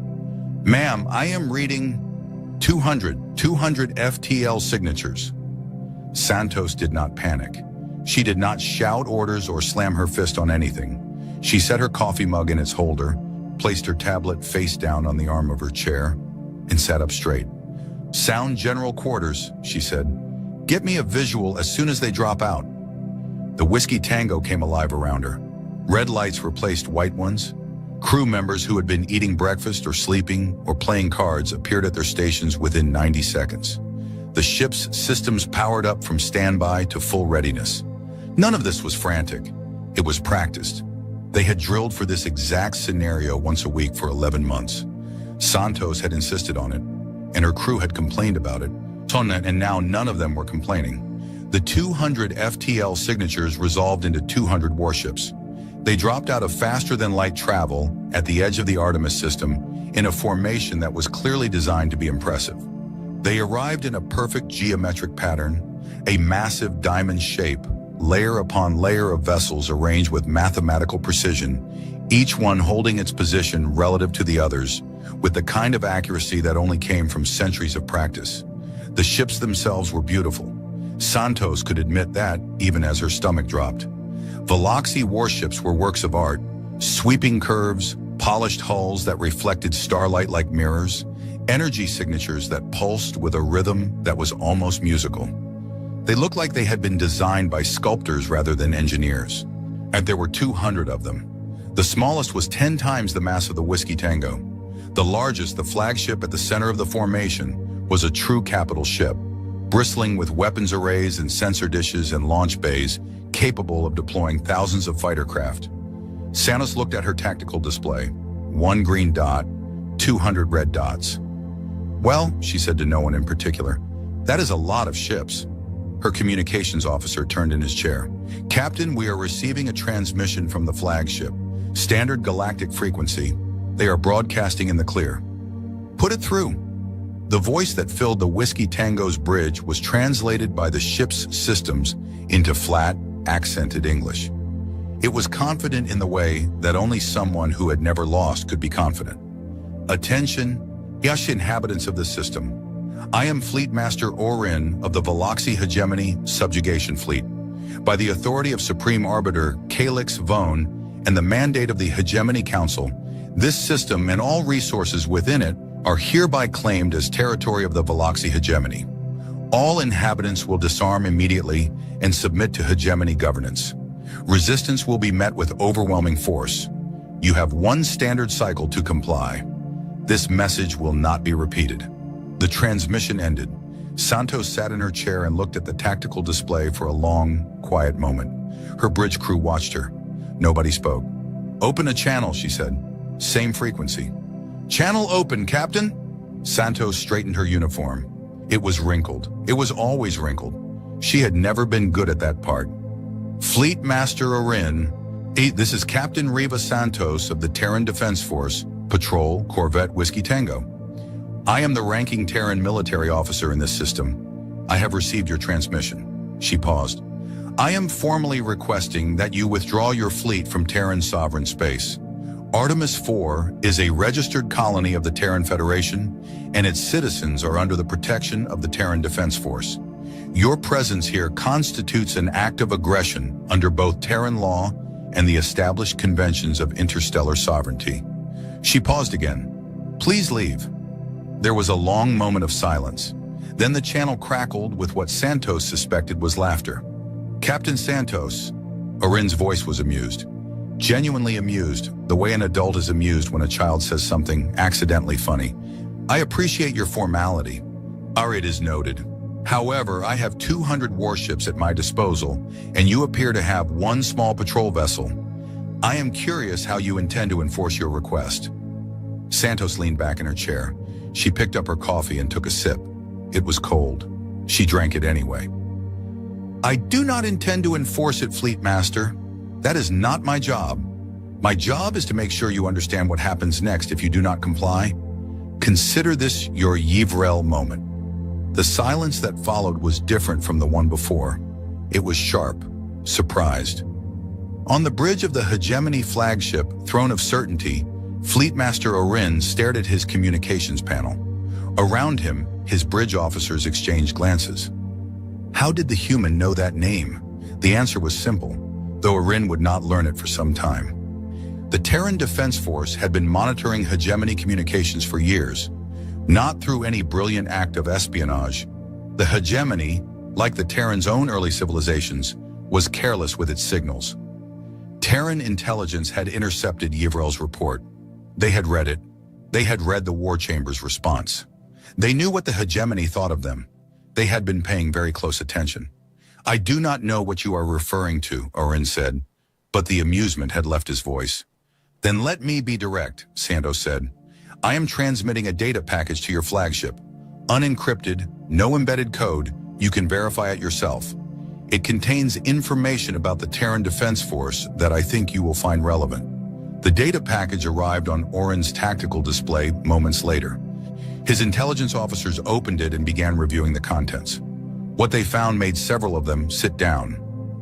Force projection capabilities of the Terran Defense Force, total fleet strength, ship classifications, crew complements, industrial output of the Sol system's orbital shipyards, population mobilization protocols, reserve force numbers. The numbers were large, not large the way a hegemony fleet was large the way a natural disaster was large in a way that did not seem to belong in the same universe as the single small corvette that was transmitting them. Fleet Master, one of Orin's intelligence officers said carefully, if these numbers are accurate, they are not accurate, Orin said. They are propaganda, inflated figures designed to intimidate. It is the oldest trick in warfare, but his voice was less certain than it had been. Santos continued speaking. Her tone had not changed. She was not angry. She was not afraid. She sounded like a teacher explaining something to a student who was about to make a mistake. Fleet Master, the Terran Defense Force maintains a standing fleet of over 15,000 warships. That number does not include reserve vessels, system defense platforms, or allied fleet contributions. In the event of a threat to a Terran colony, the Defense Force is authorized to execute what we call a case iron response, full combat mobilization of the nearest expeditionary fleet, with reinforcements following on a continuous basis until the threat is neutralized. She let that settle. You have brought 200 ships to threaten a world of 2 million people. I want you to understand that the response to this action will not be proportional to the size of this colony. It will be proportional to the threat. Any threat to any Terran world is treated as a threat to all Terran worlds. That is not a policy decision. It is doctrine. It is built into the command structure at a level that cannot be overridden by any single officer, including me. You are stalling, Orin said. You are one ship. You are trying to buy time. Yes, Santos said. I am absolutely trying to buy time. I am being completely honest with you about that. The question you should be asking is what I am buying time for. Orin's jaw tightened. He was young for a fleet master. Calix Vone's protege, chosen for this assignment because it was supposed to be simple. A training exercise with real targets. A chance to prove himself before moving on to more important commands. He had not expected to feel uncertain. He looked at his tactical display. 200 warships, 1 corvette. The math was simple. The math was always simple. All ships advance, he ordered. Standard approach formation. Begin landing preparations for ground forces. On the bridge of the Whiskey Tango, Santos watched the red dots begin to move. She nodded slowly. She had expected this. She had hoped for a different outcome. The way you hope the weather will be nice even though you have already packed an umbrella. But she had expected this. Communications, she said. Coded FTL burst. Priority 1. Following message. She took a breath. Whiskey Tango to Forge Actual. Artemis 4. They did not listen. Case iron. The message was short. Her kit traveled at faster than light speeds through a network of relay beacons that the hegemony did not know existed, using an encryption protocol that the hegemony could not break, to a destination that the hegemony had never mapped. It arrived at its target in seconds. Santos turned to her helm officer. Move us out of their approach path. Weapons to standby. Do not power up targeting systems. Ma'am, the helm officer looked confused. We are not engaging? We are not engaging. We are observing. But ma'am, if they reach the colony, they will reach the colony. We cannot stop 200 warships with 1 corvette, Lieutenant. That was never the plan. The Whiskey Tango slid gracefully out of the hegemony fleet's path and took up a position at a safe distance. Santos sat in her chair and watched the red dots advance toward Artemis 4. Far away on the bridge of the Throne of Certainty, Orin watched the corvette move aside. He had expected it to run. He had expected it to fight. He had not expected it to simply step out of the way and watch. Beside him, a communication arrived on a private channel. Drenak, the Torvan advisor, was monitoring the operation from hegemony space. His message was brief.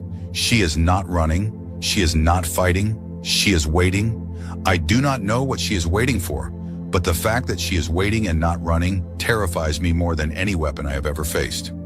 Fleet Master, I strongly advise you to reconsider this operation. Orin closed the message without replying. The hegemony fleet entered orbit around Artemis 4 3 hours later.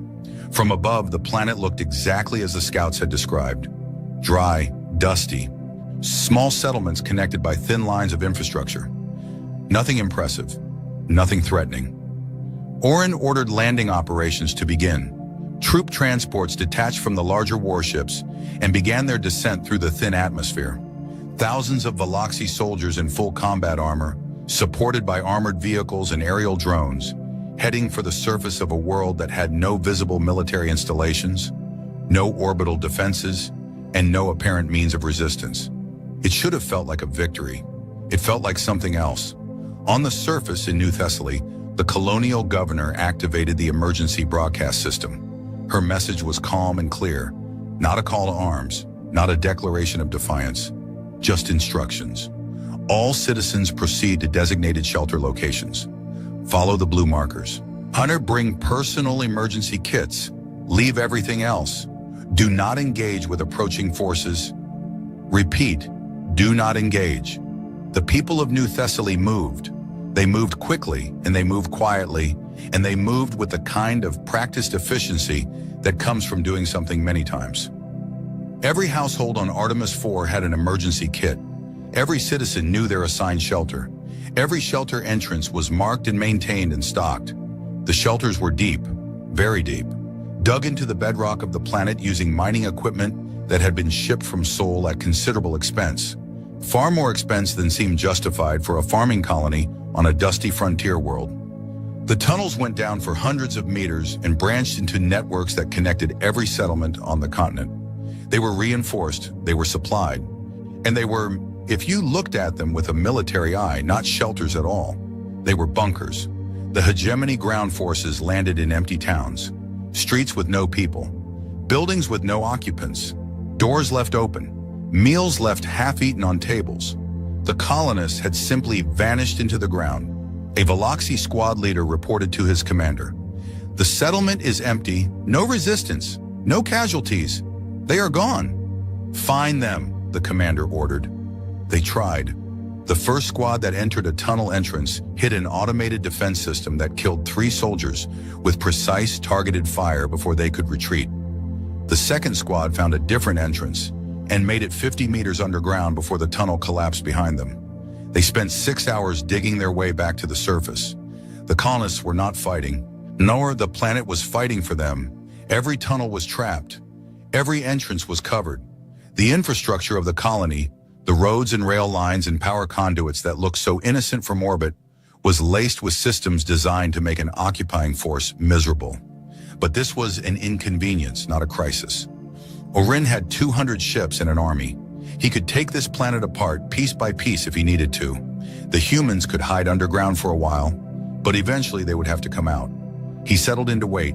In orbit above him, the Whiskey Tango drifted silently. Captain Santos sat in her chair and drank another cup of coffee and watched the tactical display and said nothing. On the surface outside New Thessaly, a grizzled farmer named Hector Moran was the last civilian to reach his shelter entrance. Well, he was 67 years old. He had come to Artemis 420 years ago because he wanted to build something with his hands. And he had built a farm that covered 200 acres of land that had never grown anything before he touched it. He was proud of that farm. He had put his life into that soil. He paused at the shelter entrance and looked up. The sky was full of alien warships. They caught the light of the local star and glittered like cruel jewelry against the pale blue atmosphere. Hector Moran had served in the Terran Defense Force for 12 years before becoming a farmer. He had fought in 3 engagements. He knew what warships looked like, what they could do, and what they meant. He also knew what a case iron signal meant, because every veteran did. He looked at the sky full of hegemony ships and shook his head slowly. "Hey, poor bastards," he said. Then he went underground and sealed the door behind him. Far away in the dark space between Artemis and Sol, something was moving. Something that did not show up on any sensor. Something that made no sound and cast no light and left no trail. Something very, very large. There is a particular kind of darkness between stars that most species never experience. It is not the darkness of a night sky, or a deep cave, or a room with the lights off. It is the darkness of nothing. True, absolute, infinite nothing. No light, no heat, no matter worth mentioning. just vacuum stretching in every direction, farther than the mind can hold. In that darkness, something moved. It did not announce itself. It did not glow. It did not pulse with energy signatures or broadcast identification codes, or leave the faint gravitational ripple that most faster-than-light drives produced. It moved through the void the way a shark moves through deep water, silent, patient, aware. The TDF Thermopylae was 2 kilometers long. That number does not mean very much on its own. Space is large, and 2 kilometers is a small thing measured against the distance between worlds. But the Thermopylae was not measured against the distance between worlds. It was measured against other warships, and against other warships, it was enormous. It was roughly 8 times the length of the largest Veloxi capital ship in the fleet, currently occupying Artemis IV. It massed more than any 40 of those ships combined. It was a Forge-class dreadnought, and there were only 12 of them in the entire Terran Defense Force. Not because the Terrans could not build more, because 12 was enough. The Thermopylae did not look like a Veloxi warship. Veloxi warships were elegant. They curved and swept and gleamed. They were designed to be seen and admired. The Thermopylae was designed to do a job. It was angular. Flat planes of armor met at hard edges. There were no curves, no flowing lines, no aesthetic concessions of any kind. The hull was a dark matte gray that absorbed light rather than reflecting it. The surface was studded with weapons emplacements, sensor arrays, and launch bays, all of them recessed into the armor rather than mounted on top of it. Everything that could be protected was protected. Everything that could be hidden was hidden. The ship looked like it had been carved from a single block of metal by someone who hated anything that was not functional. Scout Commander Yvrel had described Terran ships as looking like they were built by something that expected to die and did not care. She was half right. The Thermopylae was built by something that expected to be hit by everything the universe could throw at it and intended to keep fighting anyway. On the bridge of the Thermopylae, Admiral Jun Seo Park sat in his command chair and read the latest tactical update from Captain Santos. Park was 61 years old. His hair was silver, his face was lined, his hands were steady. He had been a flag officer in the Terran Defense Force for 19 years and had commanded the 7th Expeditionary Fleet for the last 7. In that time, the 7th had never been deployed in a full combat operation. It had conducted patrols, exercises, humanitarian missions, and enough readiness drills to fill a lifetime. It had trained and prepared and waited. Park had spent those 7 years hoping he would never have to use his fleet for its intended purpose. He was a thoughtful man. He read poetry. He played the cello badly. He had a daughter who taught biology on Mars and a son who built furniture on Earth. He did not love war, but he was very, very good at it. The case iron signal from the Whiskey Tango had reached Terran Command through the relay network in seconds. It had been verified, authenticated, and escalated in under a minute. The 7th Expeditionary Fleet had received its activation order within 15 minutes of Santos sending her message.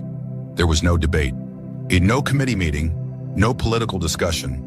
Case iron was not a request. It was a trigger, a predetermined response built into the deepest level of Terran military doctrine. When a Terran colony was threatened, the nearest expeditionary fleet moved. Automatically, immediately. The way your hand moves away from a hot surface before your brain has finished processing the pain. The 7th Fleet had made the jump to Artemis in under 6 hours. Not because it was close. The 7th had been stationed at Kepler Station, nearly 40 light-years from Artemis. It made the journey in under 6 hours because Terran FTL drives were faster than anyone in the hegemony knew. The hegemony had estimated Terran FTL capability based on Yvrel's observations of civilian traffic in the Sol system. Cargo ships, colony transports, passenger liners, slow, ponderous vessels that plodded between systems at speeds the hegemony considered adequate. They had not observed Terran military vessels because Terran military vessels did not want to be observed. The Terran Defense Force had learned long ago that the best advantage in any conflict was an advantage the enemy did not know you had. Their warships ran dark, no active emissions, no beacon pings, no energy signatures beyond what could be masked by background radiation. When a Terran warship moved through space, it moved like a submarine in an ocean of nothing. You did not see it. You did not hear it. You did not know it was there until it wanted you to know. And now 40 Terran warships sat in the darkness at the edge of the Artemis system, waiting for Admiral Park to give the order. Park read Santos's report for the third time. To 200 hegemony warships, ground forces deployed to the surface, colony populations secured in deep bunkers, no Terran casualties. The hegemony fleet was in standard occupation formation, spread across orbital positions above Artemis 4, focused on the planet below. They were not watching the dark. Fleet status, Park said. His flag captain, a woman named Torres with short dark hair and the kind of calm that came from 20 years of service, responded immediately. All ships report battle ready, Admiral. Weapons hot. Drives standing by, awaiting your order. Park nodded. He looked at the tactical display. 200 red dots clustered around the blue-green circle of Artemis 4. One lonely green dot, Santos and the Whiskey Tango, sitting at the system's edge. And 40 more green dots, invisible to everyone else, she arranged in a loose formation in the dark. Signal the fleet, Park said. Plan meridian. I will go in first. The fleet will jump on my mark 30 seconds after I arrive. Standard doctrine. No one fires until I give the word. Torres raised an eyebrow a fraction of an inch. You want to go in alone first, sir? I want them to see one ship. I want them to have a moment to think about what one ship means before they see 40. Torres nodded. She understood. This was not about tactics. This was about a message. Signal sent, Admiral. Fleet acknowledges. Thermopylae is clear to jump. Park looked at the tactical display one more time. Then he set down his datapad and straightened in his chair. Take us in. The Thermopylae jumped. It dropped out of FTL at the edge of the Artemis system, roughly 2 million kilometers from the hegemony fleet's outermost picket ships. It did not try to be subtle about its arrival. The moment it appeared in normal space, it activated a single sensor pulse. One massive burst of active scanning energy that swept across the entire system like a searchlight being turned on in a dark room. The pulse hit every hegemony ship simultaneously. Every sensor screen on every vessel in Orin's fleet suddenly displayed a new contact. On the bridge of the Throne of Certainty, the reaction was immediate. Contact, the sensor officer shouted. Single contact, bearing 271 mark, positive 15. Range 2 million kilometers. It just appeared. No FTL wake detected. No approach trajectory. It was simply not there, and then it was. Orin turned from the surface operation reports he had been reviewing. Siri, classification? The sensor officer stared at his display. He ran the scan again. He checked his calibrations. He looked at the numbers, and the numbers did not change, and he felt something cold slide down his spine. Fleet Master, the contact is... I am having difficulty classifying it. Its mass reading exceeds any warship in our registry. It is reading as approximately 2 kilometers in length. 2 kilometers, Orin repeated. Yes, Fleet Master. Its power output is... The sensor officer paused. Fleet Master, its power output is registering as a stellar anomaly. Our sensors are interpreting it as a small star. I believe this is an error in our classification algorithms. They are not designed to process a warship of this magnitude. Orin stared at the tactical display. A single red dot sat at the edge of the system. It was the largest contact his fleet had ever registered. Armor composition? He asked. Unknown, Fleet Master. The material does not match any known alloy in our database. It is reflecting our scans in ways I cannot interpret. I have never seen readings like this. The bridge was very quiet. Then the communication channel opened. The voice that came through was human, male, calm in the way that deep water is calm, with something vast and heavy underneath the surface. This is Admiral Jun C.O. Park of the Terran Defense Force, 7th Expeditionary Fleet, aboard the dreadnought Thermopylae. I am addressing the commanding officer of the Veloxi Hegemony Fleet, currently in orbit around Artemis 4. Park paused. When he spoke again, his voice carried the same quiet steadiness. You are occupying a Terran world. You were warned. Well, you were given the opportunity to leave. That opportunity has now expired. Another pause. You have 30 seconds to begin withdrawal procedures before I am joined by the rest of my fleet. I strongly recommend you use that time wisely. The channel closed. 30 seconds. Orin stood on his bridge and felt the weight of those 30 seconds like a physical thing pressing down on his chest.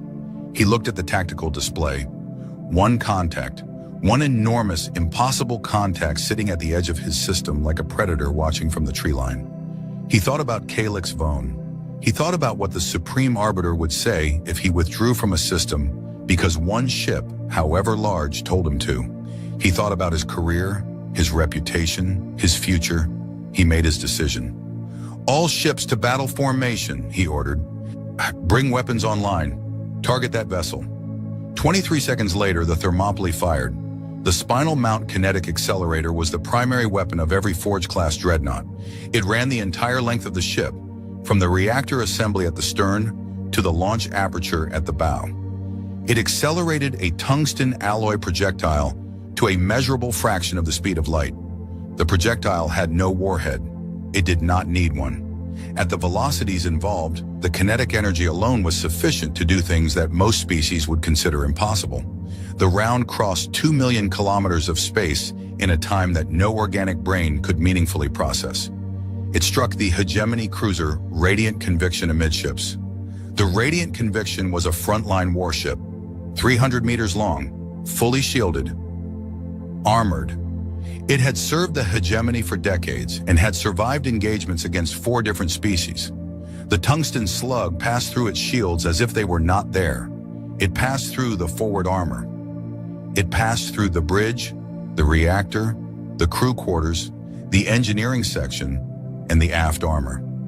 It exited the other side of the ship and continued onward, striking the cruiser directly behind the Radiant Conviction and passing through that ship as well, and then hitting a third ship behind that one. 3 warships, 1 round.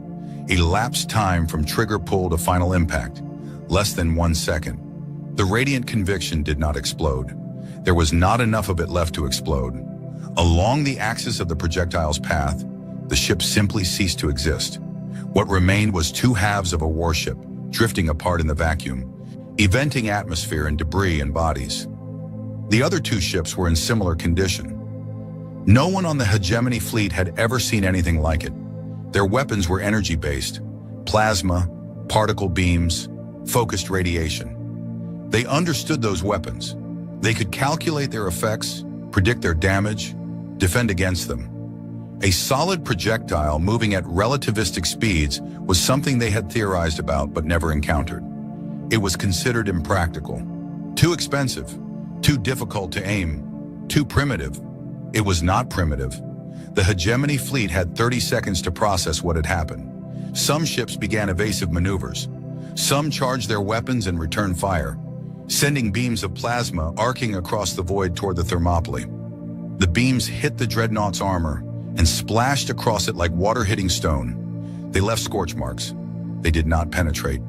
Then the 30 seconds were up, and the rest of the 7th Fleet arrived. 40 warships dropped out of FTL in a pattern that surrounded the hegemony fleet on all sides. They did not arrive in formation. They arrived in a spread.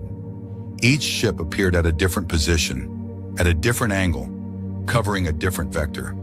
There was no geometric elegance, no neat lines, no diamond patterns. They appeared like wolves materializing from fog, each one already in position, already moving, already targeting. Destroyers, cruisers, frigates, carrier groups. And at the center of them all, the Thermopylae, vast and dark and patient.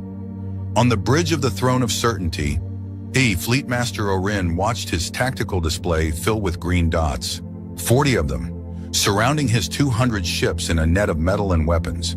His sensor officer was reading off contacts with a voice that had gone flat and mechanical, the way voices go when the brain behind them is trying not to process what it is seeing. 40 warships, Fleetmaster. Multiple classifications.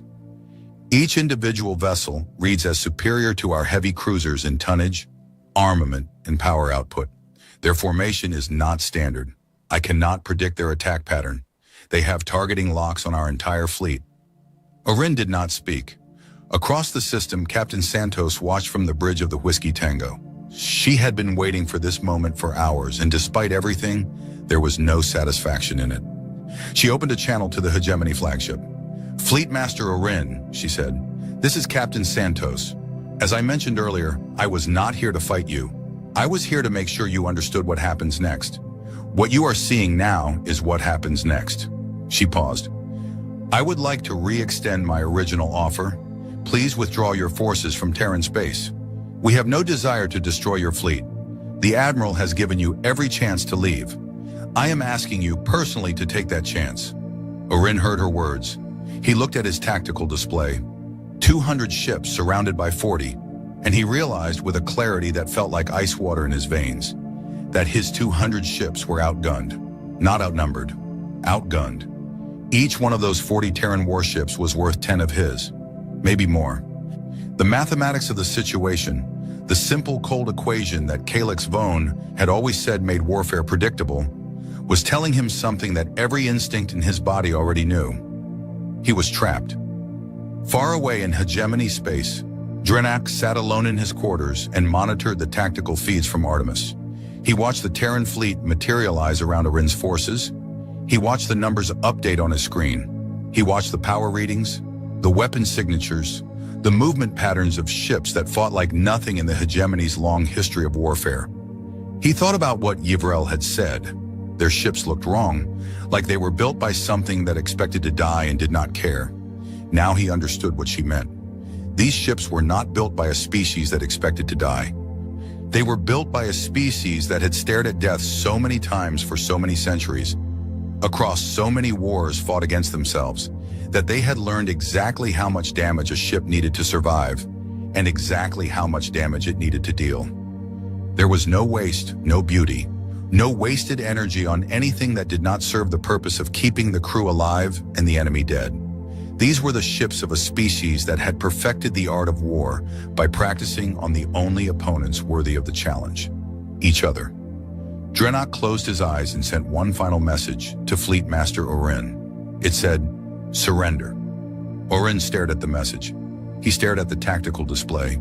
He stared at the dark shape of the Thermopylae, visible through the bridge viewport, blotting out the stars like a wound in space. Around him, his bridge crew waited in silence. The entire fleet waited. 200 warships, the pride of the Veloxi hegemony, surrounded by 40 ships from a species they had laughed at. Nobody was laughing now. Fleet Master Orin chose to fight. He did not choose it because he believed he could win. The tactical display told him everything he needed to know about his chances, and the numbers were not kind. He chose to fight because of what waited for him if he did not. If he surrendered 200 warships without firing a shot, Calix Vone would destroy him. Not metaphorically. The Supreme Arbiter did not tolerate failure, and he absolutely did not tolerate cowardice. Orin would be stripped of his rank, his family would be disgraced, and he would spend whatever remained of his life in a cell beneath the war chamber, one an example to anyone who might consider the unthinkable act of retreating from a lesser species. At least if he fought, there was a story to tell. A fleet that went down swinging against an overwhelming force was a fleet that could be honored. Defeat in battle was acceptable. Surrender was not. It was a stupid reason to condemn thousands of soldiers to death. Orin knew that. He gave the order anyway. "All ships, engage," he said. His voice was steady. He owed his crews that much. "Fleet formation Primus. Concentrate fire on the large vessel. All fighter wings launch. All point defense systems active." 200 warships pivoted and opened fire. The void between the hegemony fleet and the Terran fleet lit up with plasma. Bright blue bolts of superheated matter streaked across the darkness, converging on the Thermopylae from dozens of angles simultaneously. Particle beams lanced out like needles of white light. Missile batteries dumped their payloads into space, sending swarms of guided munitions arcing toward the nearest Terran contacts. It was an impressive display. The combined firepower of 200 Veloxi warships was enough to crack the crust of a small moon. It was the kind of concentrated destructive power that had ended wars in hours, that had broken species, that had made the name of the hegemony synonymous with unstoppable military force across 2 galactic arms. The Thermopylae took all of it. Plasma bolts struck the dreadnought's armor and dissipated. Particle beams scored lines of molten metal across the hull that cooled and hardened almost instantly. Missiles detonated against the surface in flashes of light that briefly illuminated the ship's massive silhouette before fading to nothing. The armor held. On the bridge of the Thermopylae, Admiral Park felt the deck vibrate beneath his feet as the ship absorbed the combined fury of an entire fleet. Warning lights flickered on damage control panels. Somewhere deep in the ship, a secondary hull plate buckled under sustained fire and was immediately reinforced by automated repair systems. Damage report, Belriron, Park said. Outer armor degradation at 7% in sectors 12 through 15, Torres reported. No penetration, no system damage, no casualties. 7%, 200 warships firing everything they had, and they had scratched the paint. Return fire, Park said. All batteries. Our fleet-wide engagement authorized. The Thermopylae responded. The spinal mount fired again. Another tungsten slug crossed the void at a speed that turned physics into a weapon. It struck a hegemony battlecruiser and passed through it and through the destroyer behind it. 2 more ships gone in less than a second. But the spinal mount was just one weapon. The Thermopylae carried hundreds of others. Broadside railgun batteries opened up, each one hurling projectiles that were smaller than the spinal mount's rounds but still devastating. Point defense turrets designed to intercept incoming missiles were repurposed to shred fighters. Missile tubes launched salvos of autonomous munitions that selected their own targets, adjusted their own trajectories, and struck with a precision that was almost surgical. And then the rest of the 7th Fleet opened fire. The 40 Terran warships had been waiting in their positions, weapons locked, drives ready. When Park gave the order, they attacked from every direction at once. There was no single line of battle, no neat formation exchanging volleys across a defined front. The Terran ships came at the hegemony fleet from above, below, ahead, behind, and both sides simultaneously. Terran doctrine did not believe in fair fights. The doctrine had a name. It was called overwhelming response, and it had been developed over centuries of human warfare. Its core principle was simple. When you fight to end the fight as fast as possible, with as much force as possible, taking as few losses as possible. There was no honor system, no ritual combat, no tradition of meeting your enemy blade to blade and testing your courage against theirs. There was only the objective, neutralize the threat, and the most efficient path to achieving it. The hegemony fought in formations because formations were elegant and disciplined and had worked for 1,000 years against species that fought the same way. Their ships held their positions relative to each other, maintaining overlapping fields of fire, protecting each other's flanks, advancing and retreating as a single coordinated unit. The Terrans did not fight like this. Each Terran ship operated with a degree of independence that would have been considered insubordination in the hegemony navy. Captains made their own tactical decisions within the framework of the Admiral's plan. Ships broke formation, reformed, broke again. They used the hegemony's own ships as cover, ducking behind damaged vessels to avoid return fire, emerging from unexpected angles to deliver devastating broadsides. They were faster. That was the thing that Arin could not get past. His ships were not slow. Valoxi warships were considered among the most maneuverable in the known galaxy.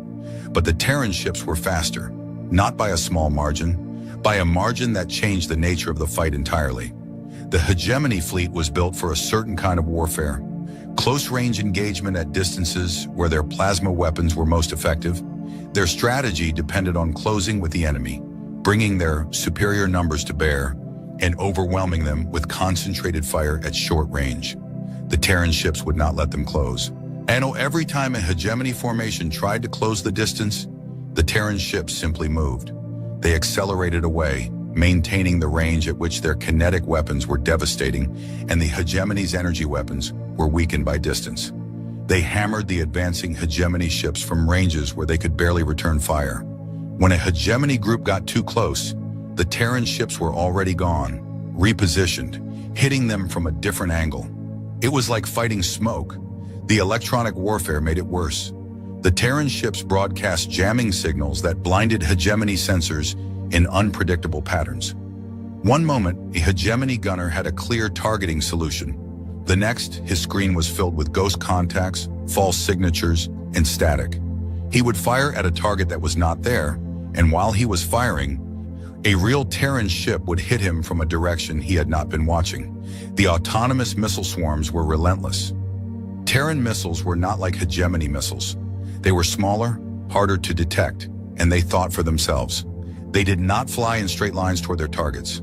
They cooperated with each other, dividing into groups, approaching from multiple vectors, timing their impacts to overwhelm point defense systems. A hegemony cruiser could shoot down 10 missiles. It could not shoot down 10 missiles coming from 10 different directions at the same time. Ship after ship fell. On the bridge of the Throne of Certainty, Orin watched his fleet die on the tactical display. Red dots flickered and went dark. Each one was a ship. Each ship had a crew. Each crew had families waiting for them back in hegemony space. A hegemony heavy cruiser, the Eternal Mandate, tried to make a run at the Thermopylae. It charged straight in, all weapons firing, its captain screaming orders to concentrate everything on one point of the dreadnought's hull. The Thermopylae did not even try to dodge. It simply absorbed the fire and responded with a broadside that tore the Eternal Mandate apart from stem to stern. The pieces drifted away, glowing and spinning, and the Thermopylae moved on. Orin's fighter wings fared no better. The hegemony launched thousands of small attack craft from its carrier vessels. They were fast and numerous and piloted by some of the best aviators in the hegemony navy. They swarmed toward the Terran fleet in coordinated waves. The Terran point defense systems ate them alive. Every Terran ship was covered in small, rapid-fire turrets controlled by targeting computers that operated faster than any organic pilot could react.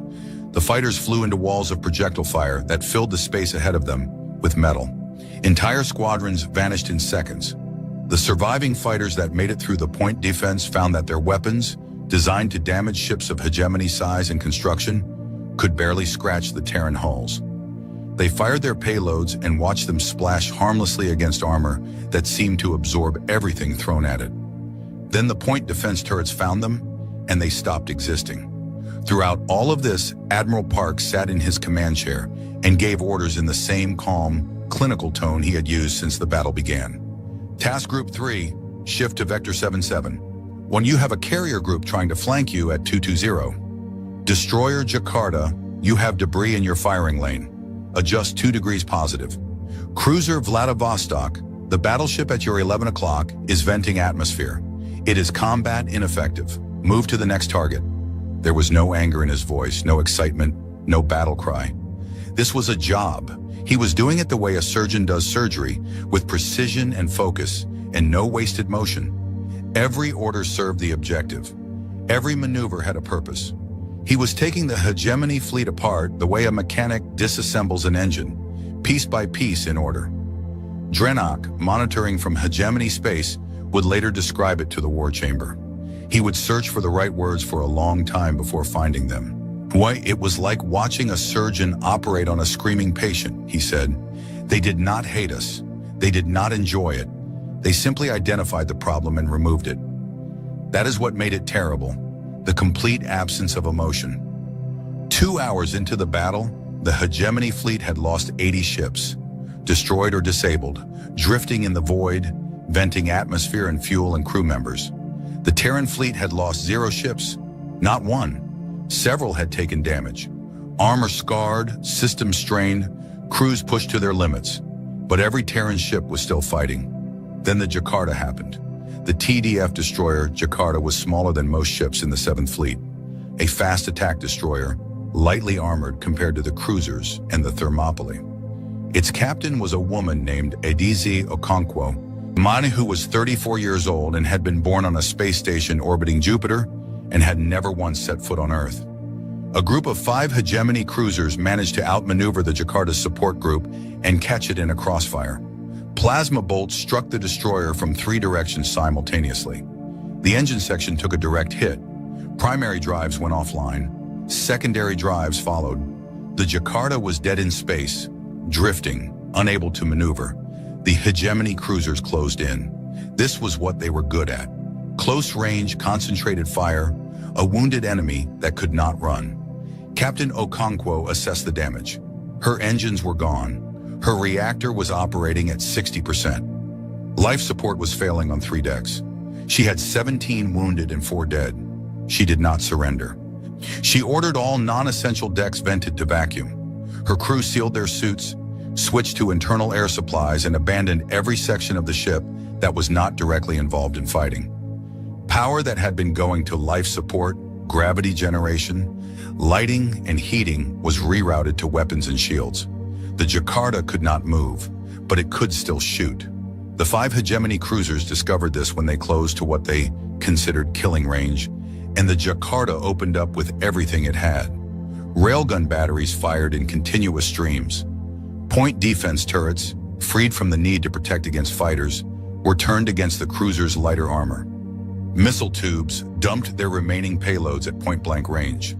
The first hegemony cruiser died almost instantly. The second lost its weapons array and began to drift. The third tried to retreat and took a railgun volley through its reactor. The fourth rammed the Jakarta's debris field and lost its navigation systems.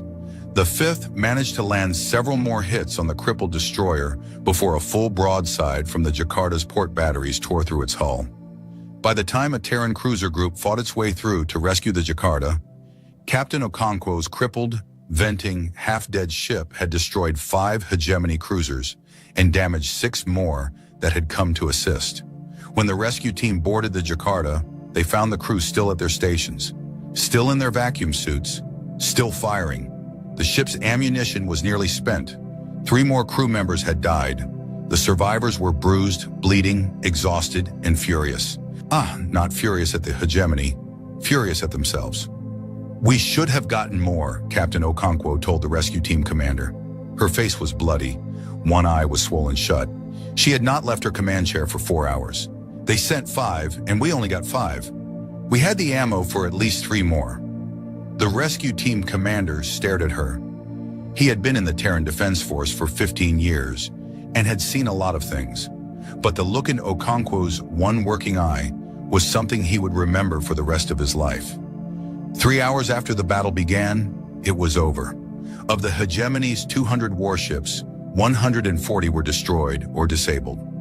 Broken hulls drifted in the void around Artemis 4, surrounded by clouds of debris and frozen atmosphere, and the bodies of the dead. The remaining 60 ships had been herded by the Terran fleet into a tight cluster, surrounded on all sides. Their weapons still active, but their tactical situation hopeless. Admiral Park opened a channel. "Fleet Master Orin, you have fought. Your fleet has fought. The courage of your officers and crews is not in question.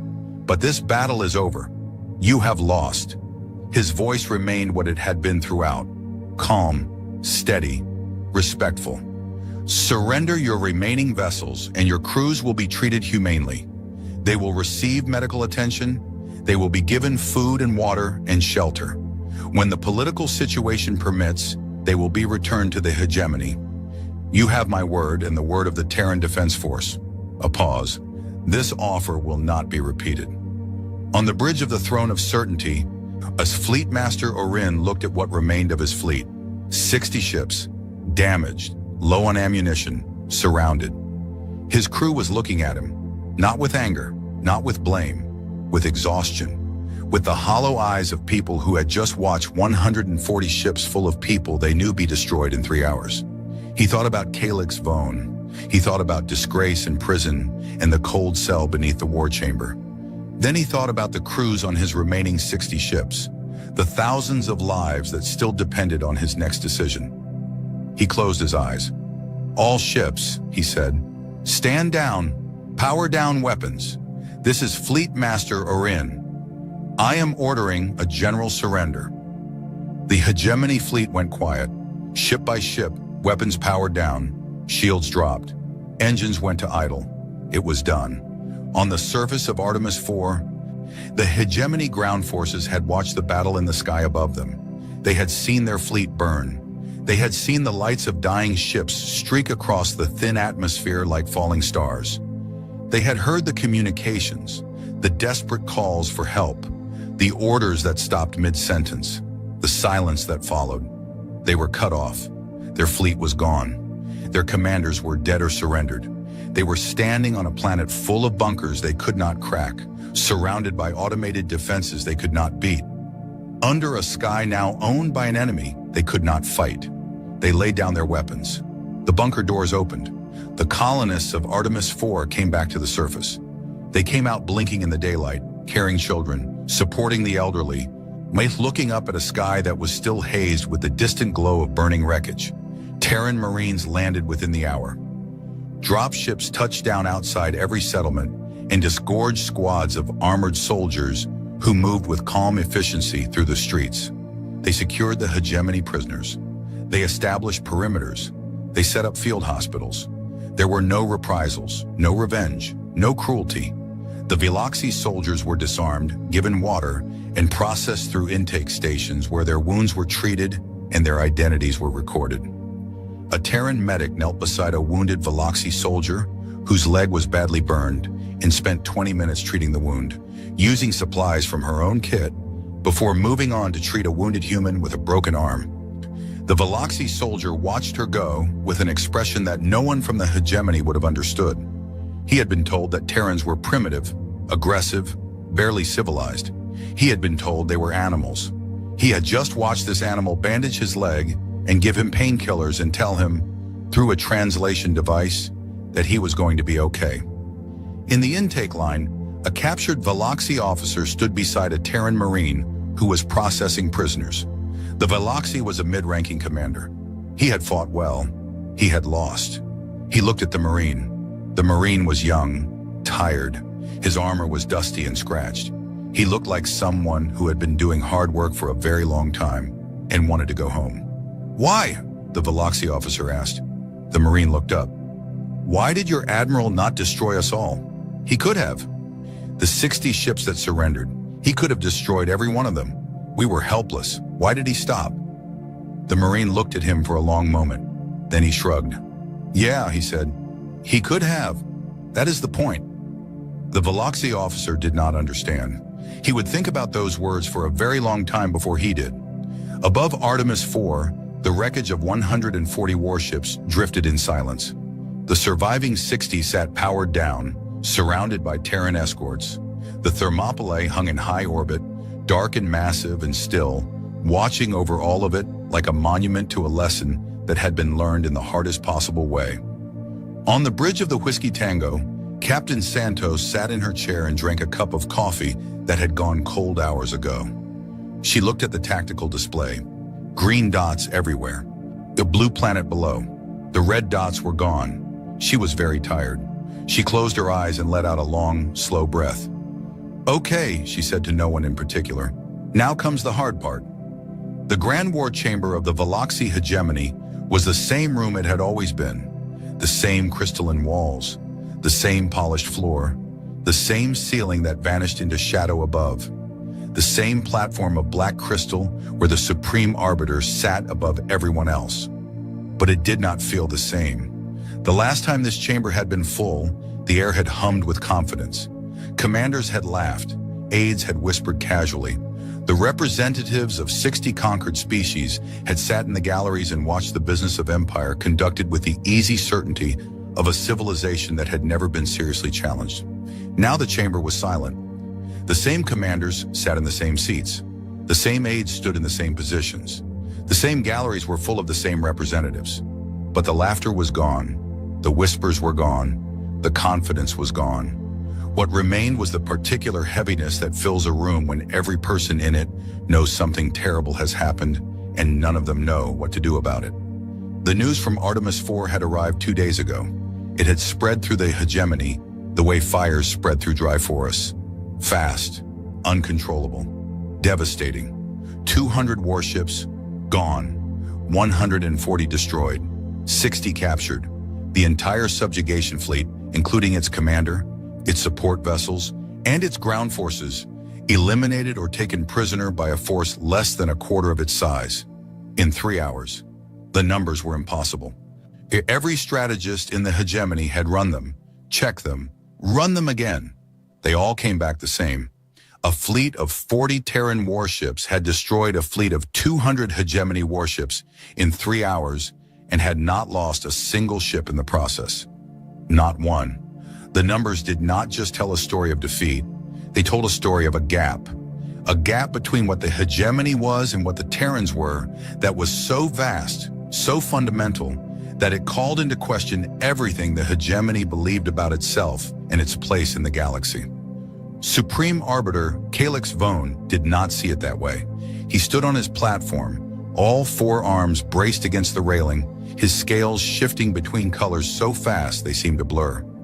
His golden eyes swept the chamber with the fury of someone who had been personally insulted by the universe. Yes, this was a failure of command, he said. His voice filled the chamber. It was loud, it was angry, it was absolutely certain. Fleet Master Orin was given a simple assignment. He failed. His failure is not an indication of Terran strength. It is an indication of his weakness. He paced on his platform. His steps rang against the black crystal. The Terrans caught us off guard. They used surprise and unfamiliar weapons. This will not happen again. I am ordering a full mobilization. 2,000 warships, every available fleet. We will return to Terran space with a force so overwhelming that no amount of tricks or primitive kinetic weapons can save them. He turned to face the chamber directly. The hegemony does not lose. The hegemony has never lost. What happened at Artemis was not a loss. Nah, it was a lesson in the consequences of sending a child to do a warrior's work. I will not make that mistake again. The chamber was quiet, not the quiet of agreement, the quiet of people who wanted to say something and were afraid. Then a voice spoke from the back of the central ring, a rough, gravelly voice that sounded like rocks being broken. You are wrong. Every head in the chamber turned. Drenok stood. He had not been invited to speak.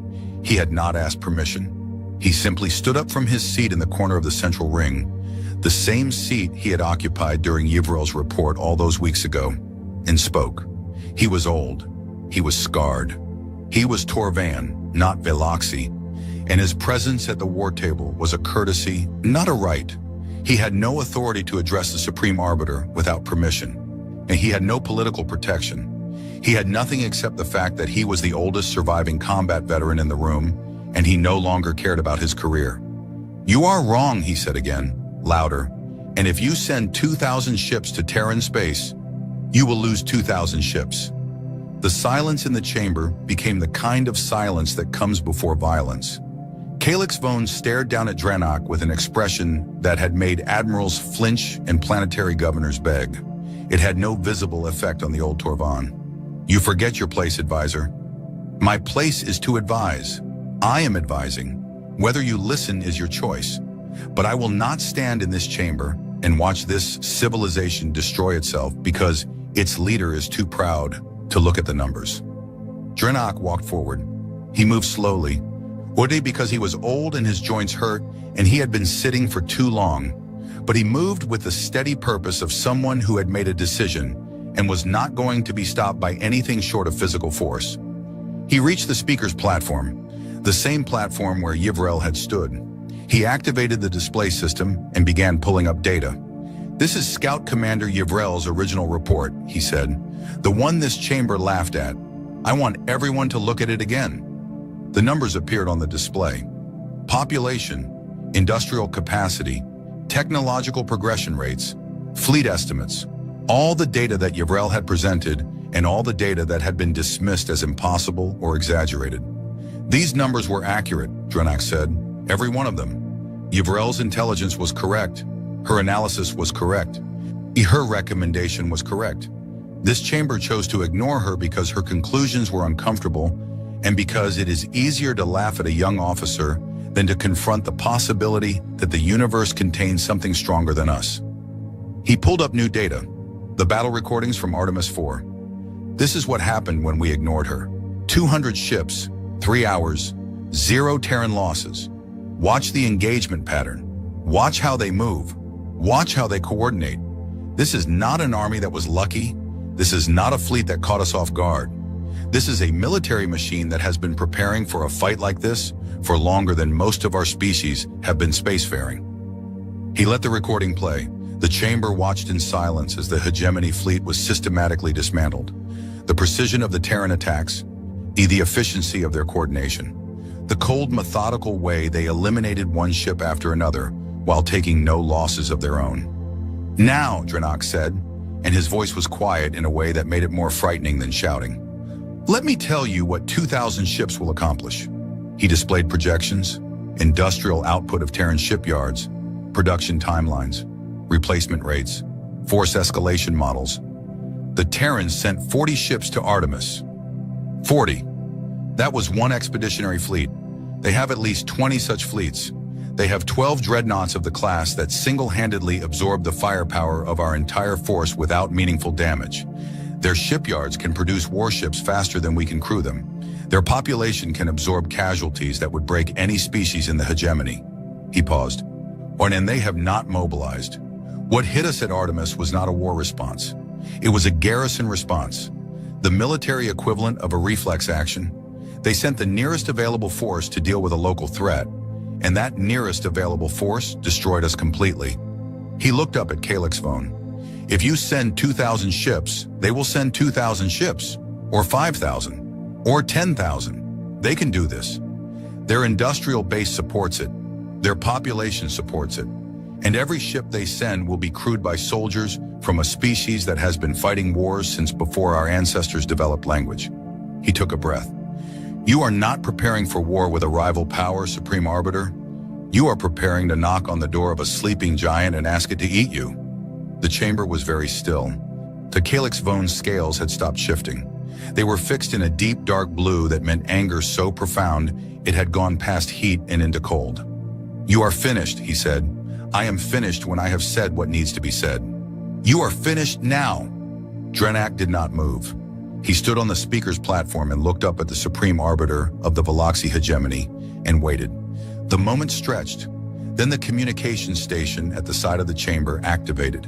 An incoming transmission, Priority 1, from outside hegemony space, from Terra. The communications officer looked at Calyx Vone. The Supreme Arbiter nodded once sharply. The transmission was put through. The voice was human, female, calm in a way that was different from Admiral Park's calm. Park's calm had been the calm of controlled force, and this was the calm of someone who was very good at talking and preferred it to every alternative. This is Ambassador Chen Wei of the Terran Diplomatic Corps. I am broadcasting on behalf of the Terran Federation government. This message is addressed to the Supreme Arbiter of the Veloxi hegemony and the assembled members of the Hegemony Council. The chamber was frozen. Every face turned toward the speakers. First, I want to express the Terran Federation's sincere desire for peace. We do not seek war with the hegemony. We do not seek territory. We do not seek conquest. We are aware of the hegemony's history, its achievements, and its position in this region of the galaxy. We respect what you have built. Her voice remained steady and warm. However, the system of Artemis IV is Terran sovereign space. Its citizens are Terran citizens. When your fleet entered that system and threatened those citizens, it triggered a defensive response. That response has concluded. Your surviving personnel and vessels are being treated humanely, and we are prepared to discuss their return at your earliest convenience. A pause, measured, deliberate. We would prefer to be your neighbors. We would prefer to trade, to exchange knowledge, to build something together. The galaxy is large enough for both of us, and we believe that cooperation between our civilizations could produce benefits that neither of us can achieve alone. Another pause. Longer this time. But if you choose war, we need you to understand something about us. It is not a threat. It is not a boast. It is simply information that we believe you should have before making your decision. The ambassador's voice did not change in tone. It did not become harder or colder or louder. It stayed exactly the same, and somehow that made what she said next worse. If you choose war, we will not fight the way you fight. We will not stop when honor is satisfied. We will not negotiate when the balance shifts. We will not accept a partial victory or a face-saving compromise. We will keep coming until the threat to our people no longer exists. Completely, permanently. That is not a policy choice. It is not something our leaders decided. It is a cultural reality that has been shaped by 10,000 years of warfare among ourselves. It is who we are. She let that sit for a moment. We do not want to show you who we are. We would very much prefer to show you who we can be when we are not at war. We are builders. We are explorers. We are curious and creative, and deeply interested in the universe and everything in it, including you. We would rather study your civilization than fight it. We would rather learn from you than destroy you. But we will do what we must to protect our people, every time, without hesitation, without limit. The ambassador's voice softened slightly. We are transmitting coordinates for a proposed diplomatic summit on neutral ground, a moon in the Kepler 442 system that belongs to neither of our civilizations. We propose a meeting within 30 standard days. No weapons, no warships, just representatives, sitting in a room, talking about the future. A final pause. We hope you will come. Ambassador Chen Wei, Terran Diplomatic Corps, signing off. The transmission ended. The Grand War Chamber of the Veloxy hegemony was absolutely silent. 200 beings in a room designed to project power, and not one of them made a sound. Calyx Vone stood on his platform. His forearms were rigid at his sides. His golden eyes stared at the communication station, as if the message might come back and say something different. He looked around the chamber. He looked at his fleet commanders, his strategists, his weapons engineers, his political officers. He looked at the faces of every species in the gallery, the conquered peoples who had watched the hegemony's dominance go unchallenged for centuries. He looked for support, for someone who would stand and say, yes, we fight. For someone who would give him the excuse he needed to do what every part of his pride was screaming at him to do. He found nothing. The commanders did not meet his eyes. The strategists studied their data pads. The weapons engineers were quiet.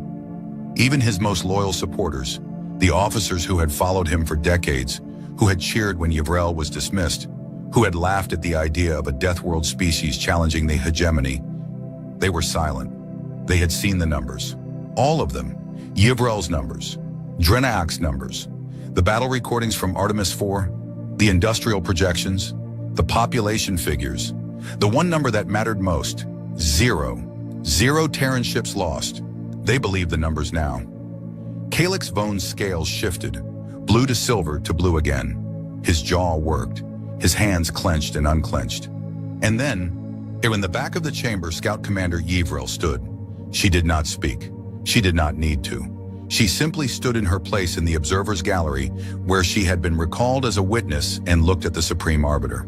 Her face was calm. Her hands were steady. She was no longer the nervous young officer who had trembled on the speaker's platform while the chamber laughed at her. She stood and she waited, and she let her presence say everything that needed to be said. I told you, and you laughed, and people died because you laughed. Calyx Vone looked at her. Something passed across his face. Not apology. He was not capable of that, but recognition. The recognition that comes when you realize that the person you dismissed was the only person in the room who was right. He closed his eyes. Send a response to the Terran Diplomatic Corps, he said. His voice was quiet, stripped of its fury, stripped of its certainty, just a voice. Inform them that the hegemony will attend the summit. The chamber exhaled, not with relief, with something more complicated than relief, with the sound of a civilization that had just looked over the edge of an abyss and chosen, barely, to step back. 3 months later, the neutral moon in the Kepler 442 system was small and airless and entirely unremarkable. It had been chosen precisely because it belonged to no one and mattered to no one and had no strategic value whatsoever. It was a blank space, a fresh page. The summit had gone better than anyone expected and worse than anyone hoped. There had been arguments, accusations, walkouts, moments where the entire process seemed ready to collapse. But there had also been agreements, small ones at first, prisoner exchanges, border definitions, communication protocols, then larger ones, trade frameworks, scientific cooperation, a mutual non-aggression treaty that both sides knew was only as strong as the will behind it. It was not peace, not yet, but it was the absence of war, and for now that was enough. On an orbital station above a neutral world, the first joint Terran hegemony research facility opened its doors. It was a modest thing, a converted trading post really, fitted with laboratories and meeting rooms, and a cafeteria that served food from 12 different species and did a bad job with all of it. Dranok visited the station 6 months after the summit. He walked its corridors slowly, observing. He watched Veloxi scientists working beside human scientists, measuring the same phenomena, arguing about the same data, making the same frustrated faces when experiments did not go the way they expected. It was awkward. The old tensions were still there, visible in the stiff body language and the careful politeness and the way people from both species tended to cluster with their own kind during break periods. But they were there, in the same room, working on the same problems. That was something. He found a corner of the cafeteria where a human engineer was sitting across from a Veloxi technician. The human had pushed a cup of dark liquid across the table toward the Veloxi. "Try it," the human said. She was grinning in the way humans did when they were about to enjoy someone else's discomfort. "It is called coffee. It is the foundation of our entire civilization." The Veloxi technician picked up the cup with 2 hands and sniffed it cautiously. His scales rippled in a pattern that indicated suspicion. He took a small sip. His reaction was immediate and dramatic. His scales went flat. His eyes widened. His mouth opened and closed several times. He set the cup down with the careful deliberation of someone placing an armed explosive on a table. "That," he said, "is the worst thing I have ever tasted. It is bitter and hot, and it burns, and I think it may be poisoning me." The human laughed. Not the cruel laughter of the war chamber, a different kind. The kind that comes when you are sharing something ridiculous with someone you are beginning to know. "Yeah," she said, "it is terrible. Have another sip. It grows on you." Nothing that tastes like this should be allowed to grow on anyone. "We drink 4 cups a day. That explains so much about your species." Dranok watched them from across the room. He did not smile. Torvans could not smile. But something in his old, scarred face softened. Yvrel had been promoted. Quietly, without ceremony, without any public acknowledgement that her original report had been correct. She was now Director of Xenological Intelligence, a position that had been created specifically for her, tasked with reviewing and analyzing every scout report in the Hegemony's database. Her first act was to pull every report that had been dismissed over the past century and flag them for reevaluation. There were a lot of them. She did not seek credit. She did not seek an apology from Calix Vone. She did not even seem angry. When Dranok asked her about it, she simply said that being right was not the point. The point was making sure the next warning was heard. Captain Santos received a commendation and a new assignment. She was now the Terran Ambassador-at-Arms to the Hegemony border region, a position that was half diplomat and half military liaison, and entirely suited to someone who could tell an enemy fleet to leave and mean it. She still drank too much coffee. She still wore a wrinkled uniform. She was, by all reports, very good at her job. Fleet Master Orin was returned to the Hegemony as part of the prisoner exchange. He was not punished, though the threat of it hung over him for months. In the end, the political reality was that punishing the commander of Artemis would mean publicly acknowledging the scale of the defeat. And Calix Vone preferred to let the matter fade from public attention. Orin was quietly reassigned to a desk position in logistics. He did not protest. He spent his evenings writing a detailed analysis of Terran military doctrine that no one in the high command asked for, and that would, years later, become required reading at the Hegemony's Naval Academy. Captain Okonkwo of the Jakarta received the Terran Star of Valor. Her ship was repaired and returned to service. She requested and received assignment back to the 7th Fleet. When asked by a reporter why she had not taken the promotion she was offered, she said that she liked her ship and she liked her crew, and she was not finished yet. Admiral Park returned to Kepler Station with the 7th Fleet. He wrote a brief action report that ran to exactly 4 pages. It covered the engagement, aimed the tactics, the outcome, and his recommendations. It was precise and clinical and contained no emotion of any kind. But he also wrote a private letter to Terran Command. It was not included in the official record. It was personal. He wrote it late at night, alone in his quarters, with a glass of something strong and his cello leaning against the wall in the corner. The letter said many things. It discussed the battle. It discussed the enemy. It discussed the performance of his fleet and his officers, and the terrible mathematics of destroying 140 ships full of living beings who had done nothing wrong except follow the orders of leaders who had made a catastrophic mistake. But the last paragraph was the one that mattered. They learned, Park wrote, that is the best outcome. They saw what we are capable of, and they chose to talk instead of fight. And that means something. It means the galaxy might be a little bit bigger tomorrow than it was yesterday, a little bit more open, a little bit more connected. He paused. He looked at the words on the screen. The galaxy is too big and too beautiful for the alternative.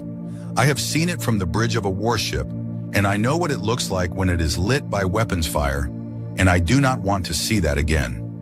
I want to see it lit by the light of stars and the glow of stations, where people from different worlds sit together and drink terrible coffee and argue about things that do not matter. He set down his glass. But keep the 7th Fleet ready, just in case the next ones do not learn as quickly. He signed the letter, sent it, and went to bed. Outside his window, the stars burned. Billions of them, old and young, bright and dim, each one a sun. Each sun possibly warming a world. Each world possibly holding someone looking up at the sky and wondering what was out there. The galaxy was very large and it was full of questions, and for the first time in a long time, at least 2 civilizations were asking them together. It was not a happy ending. It was not a sad ending. It was a beginning, and that was enough. Hubris kills empires faster than any dreadnought. Commander Victor thought subjugating the Aegis mining colony was a mere footnote in his brilliant military career. He handed humans the keys to his planetary refineries, expecting broken slaves. 3 days later, he watched his entire armada burn from the inside out.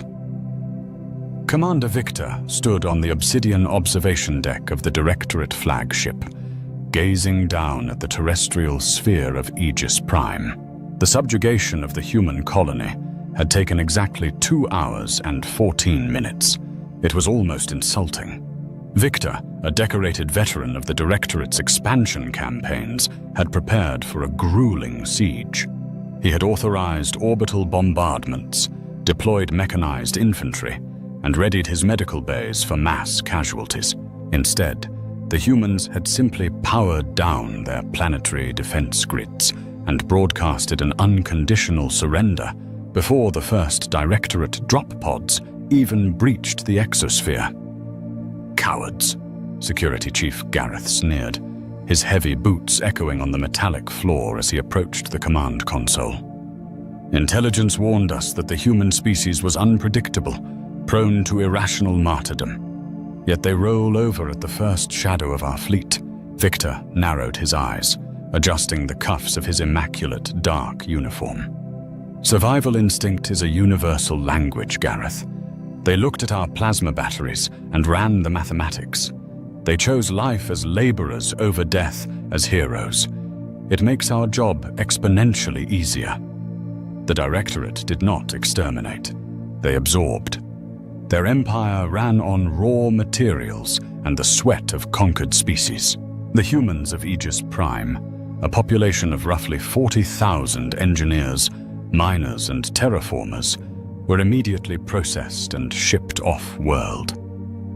Their destination was Tartarus 9, a volcanic, hostile moon dedicated to refining hypertritium, the volatile fuel that powered the Directorate's faster-than-light drives. Within 12 hours of the surrender, the human workforce was fitted with neural dampening collars, heavy biomechanical rings locked around their necks. The collars were designed to suppress aggressive neurological spikes, monitor biometric output, and, if necessary, detonate via remote command.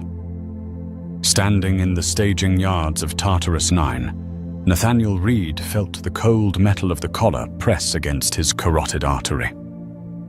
Nathaniel was the chief foreman of Aegis Prime, a man whose broad shoulders and calloused hands spoke of a lifetime of grueling physical labor. Beside him stood Chloe Simmons, the colony's lead systems architect, her sharp eyes scanning the monolithic, brutalist architecture of the Directorate refinery. "Keep your heart rate steady, Chloe," Nathaniel whispered, barely moving his lips. The roaring exhaust of the atmospheric scrubbers drowned out his voice to anyone standing more than a foot away, but the collars monitored vitals. Panic could trigger a pacification shock. "I'm fine, Nate," Chloe replied, her gaze fixed on the glowing blue conduits running along the refinery's vaulted ceilings. "Look at their energy grid. It's archaic, high yield, but entirely unshielded from localized feedback loops. They rely purely on brute force." "Just focus on the plan," Nathaniel muttered, stepping forward as a line of heavily armored Directorate guards shoved them toward the processing vats. "We have 72 hours before the fleet refuels and leaves orbit. We need to be inside their network by tomorrow." Day 1 of the enslavement began with brutal efficiency. The humans were thrust into the lower levels of the refinery, an infernal labyrinth of extreme heat, toxic fumes, and deafening machinery. Their task was to manually calibrate the magnetic containment fields of the raw hypertritium, a job the Directorate considered too hazardous for their own personnel. Victor watched the camera feeds from his pristine orbital command center, sipping a glass of synthesized wine. He expected a high mortality rate. He expected weeping, collapse, and despair. What he saw instead was deeply unsettling in its mundanity. The humans organized themselves with terrifying speed. Without needing to be whipped or shouted at, Nathaniel Reed took charge, orchestrating his people into specialized shifts. They didn't fight the machinery. They adapted to it. By the 8th hour, a team led by Chloe Simmons had dismantled a malfunctioning plasma drill, ostensibly to repair it. "What are they doing in Sector 4? Victor asked Twort, tapping a polished finger against his command throne. Chief Gareth zoomed in on the feed. On the screen, Chloe was elbow-deep in the drill's casing, her hands moving with practiced, methodical precision. "Repairing the containment housing, Commander. The previous alien workforce damaged it 3 cycles ago." "And they figured out our technology in 8 hours?" Victor asked, a flicker of genuine surprise breaking his stoic facade. "They are a highly mechanical species, sir. Crude, but resourceful. Their efficiency is actually a benefit. We are already running at 90% of our daily quota, and the shift isn't even over." Victor watched Nathaniel Reed walk through the toxic ash of the refinery floor, patting a young human on the back, offering a canteen of water, pointing out structural weaknesses in the rock face. The foreman looked entirely defeated, a broken man making the best of a living hell. Victor smiled, satisfied. "Increase the quotas by 20% for tomorrow. Let us see how resourceful they truly are when their backs are against the wall." Down in the suffocating heat of Sector 4, Chloe wiped a mixture of sweat and industrial grease from her forehead. She slid the heavy casing back over the plasma drill and engaged the locking mechanisms. "It's done," she whispered to Nathaniel, who was pretending to inspect the drill bit. "Did you bypass the governor?" Nathaniel asked. "Better," Chloe smirked, her eyes gleaming in the dim red emergency lighting. "I didn't just bypass the mechanical governor. I tapped the drill's power cell directly into the frequency of our neural dampening collars. The Directorate thinks these collars are just monitors. They don't realize they are two-way transmitters. Every human neck in this facility is now a wireless routing node. We have a localized biological mesh network, and it's completely invisible to their security scanners." Nathaniel nodded slowly, his face devoid of emotion to satisfy the overhead cameras. "Good. Phase 1 is complete. Tomorrow, we start feeding them ghosts." Day 2 dawned with a suffocating blanket of sulfurous clouds pressing down on the glass domes of Tartarus 9. Inside the Directorate Command Center, Overseer Dominic, Victor's direct superior from the core worlds, was projecting a holographic transmission into Victor's office. The reports from your sector are highly unusual, Victor, Dominic said, his aristocratic features cast in sharp blue light. Your hypertritium yields have not just met the new 20% increase, they have exceeded the baseline by 400%. Are these numbers fabricated? Absolutely not, Overseer, Victor replied, standing rigidly at attention. The human workforce is highly motivated. They possess an obsessive-compulsive need to optimize their environment.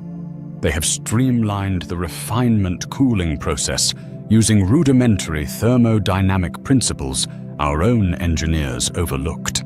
Dominic's holographic eyes narrowed. Do not praise the slaves, Commander. Just ensure the fleet is fully fueled by tomorrow evening. The Ascendancy requires your armada at the front lines.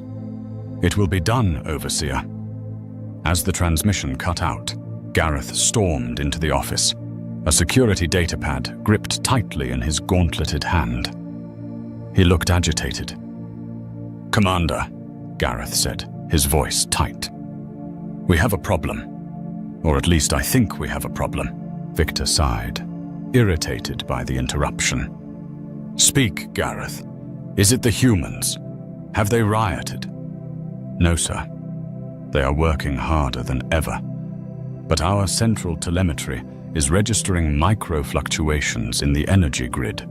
It's barely perceptible, a drop of 1,000th of a volt every few seconds across the network. Machinery degradation, Victor dismissed, waving a hand. They are pushing the drills to 400% capacity. Of course, there will be power fluctuations. That was my initial thought, Gareth pressed, stepping closer to the desk. But the fluctuations are rhythmic. They form a mathematical sequence. Prime numbers, Commander. The power grid is stuttering in prime numbers.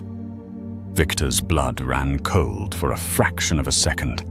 He pulled the datapad from Gareth's hand and stared at the telemetry logs. The data was undeniable. The energy spikes weren't random. They were deliberate pulses. Bring me the human foreman, Victor ordered, his voice dropping to a dangerous whisper. Now. 10 minutes later, Nathaniel Reed was thrown violently into Victor's pristine office. The human hit the polished floor hard, his heavy boots skidding. He smelled of sulfur, sweat, and ozone. His hands were bound in magnetic cuffs, and the neural dampening collar flashed a warning red. Victor circled his desk, looking down at the kneeling human, like an entomologist studying a particularly repulsive insect. Foreman Reed, Victor said smoothly. You have been very compliant, very helpful. Your people have shattered our production quotas. We just want to survive, Commander, Nathaniel said, his voice trembling slightly. He kept his eyes locked on the floor, the perfect picture of a terrified, broken slave. You promised that if we worked, our families on Aegis Prime would be spared. We are just trying to prove our worth to the Directorate. Victor crouched down, suddenly grabbing Nathaniel by the hair and forcing his head up. Then explain to me why my security chief believes your people are using our industrial equipment to broadcast an encrypted signal through my energy grid. Nathaniel's breath hitched. Sweat beaded on his temples. His heart rate, monitored by the collar, spiked dramatically.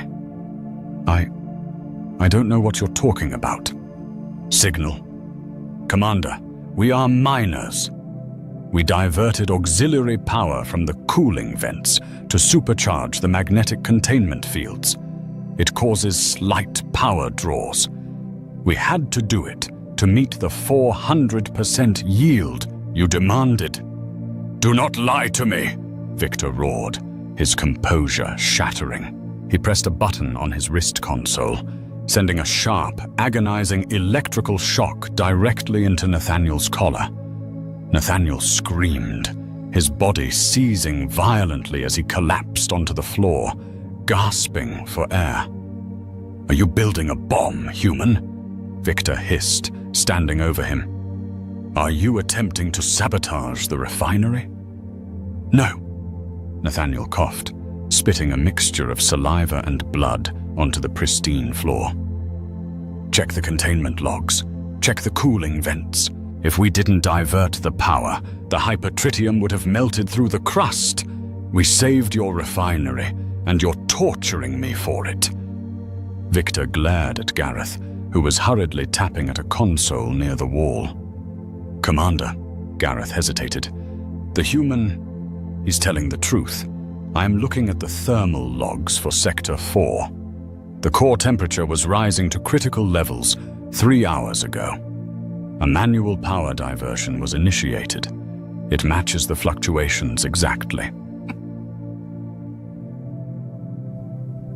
Victor stared at the bloody, trembling human on the floor.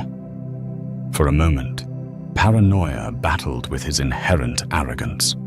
The human looked so pathetic, so entirely outmatched.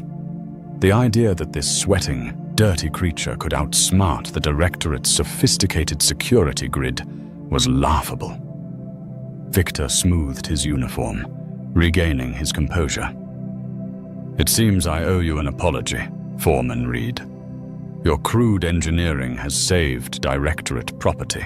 But let this be a lesson. Do not alter our systems without my direct authorization.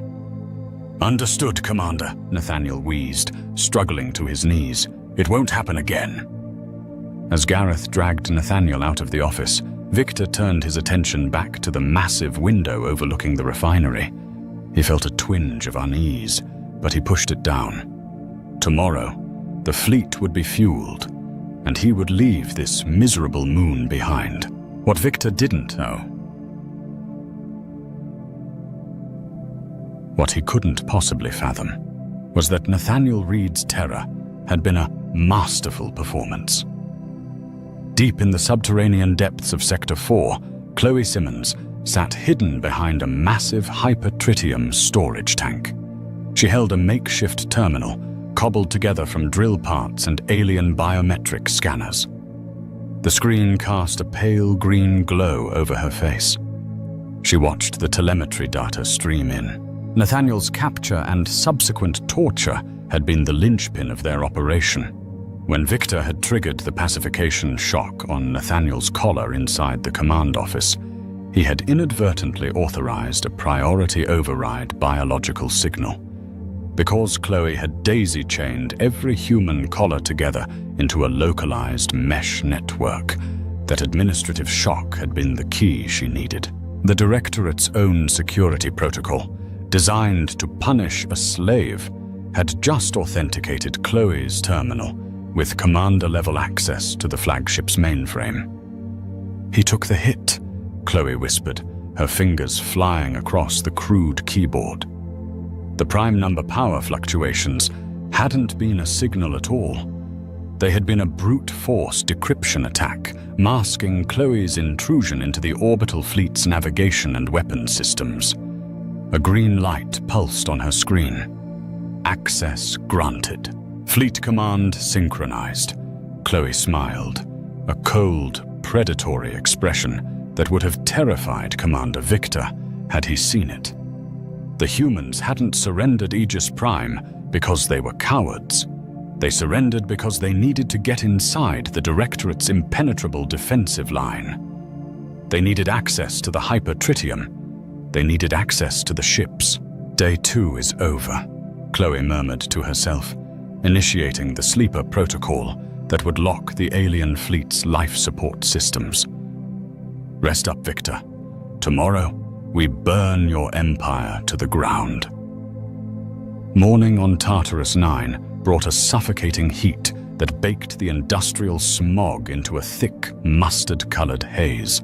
Inside the pristine, climate-controlled sanctuary of the Directorate flagship's bridge, Commander Victor Cross watched the massive orbital tethers detach from the planetary refinery below. The hypertritium transfer was complete. His armada was fully loaded, their massive, faster-than-light drives thrumming with raw, volatile power, ready to propel the fleet back to the front lines of the Ascendancy's war. Victor checked his chronometer and allowed himself a rare, self-satisfied smile. 72 hours. In exactly 3 days, he had conquered a human colony, relocated their entire working population, shattered his production quotas, and fully refueled his armada. It was a masterclass in military efficiency. He was already drafting the report to Overseer Dominic in his head, anticipating the commendations and the inevitable promotion to Fleet Admiral. "All support umbilicals retracted, Commander," Security Chief Gareth Hayes announced from the tactical station, his voice crisp. "The refinery is switching back to automated holding patterns. The human laborers are being herded back into the containment barracks for their rest cycle." "Excellent," Victor said, clasping his hands behind his back. "Leave a minimal garrison on the surface to maintain order. The humans have proven themselves docile, but I want snipers positioned on the guard towers just in case. Initiate pre-flight ignition sequences across the fleet. We jump to slipspace in 20 minutes. Down on the toxic, ash-covered floor of Sector 4, Nathaniel Reed was not heading to the containment barracks. He leaned heavily against a rusted blast door, his ribs screaming in agony from the brutal electroshock torture Victor had inflicted upon him the previous afternoon. The metallic tang of blood still coated his teeth, but his mind was razor-sharp, counting down the seconds with cold precision. Beside him, cloaked in the shadows of a massive coolant pipe, Chloe Simmons knelt on the grated floor, furiously typing on a cobbled-together terminal built from scavenged bioscanner parts and drill casings. "They're detaching the fuel lines," Nathaniel whispered, his eyes scanning the catwalks above for Directorate patrols. "Victor is getting ready to run. Let him try," Chloe muttered, her fingers dancing across the crude, glowing keys.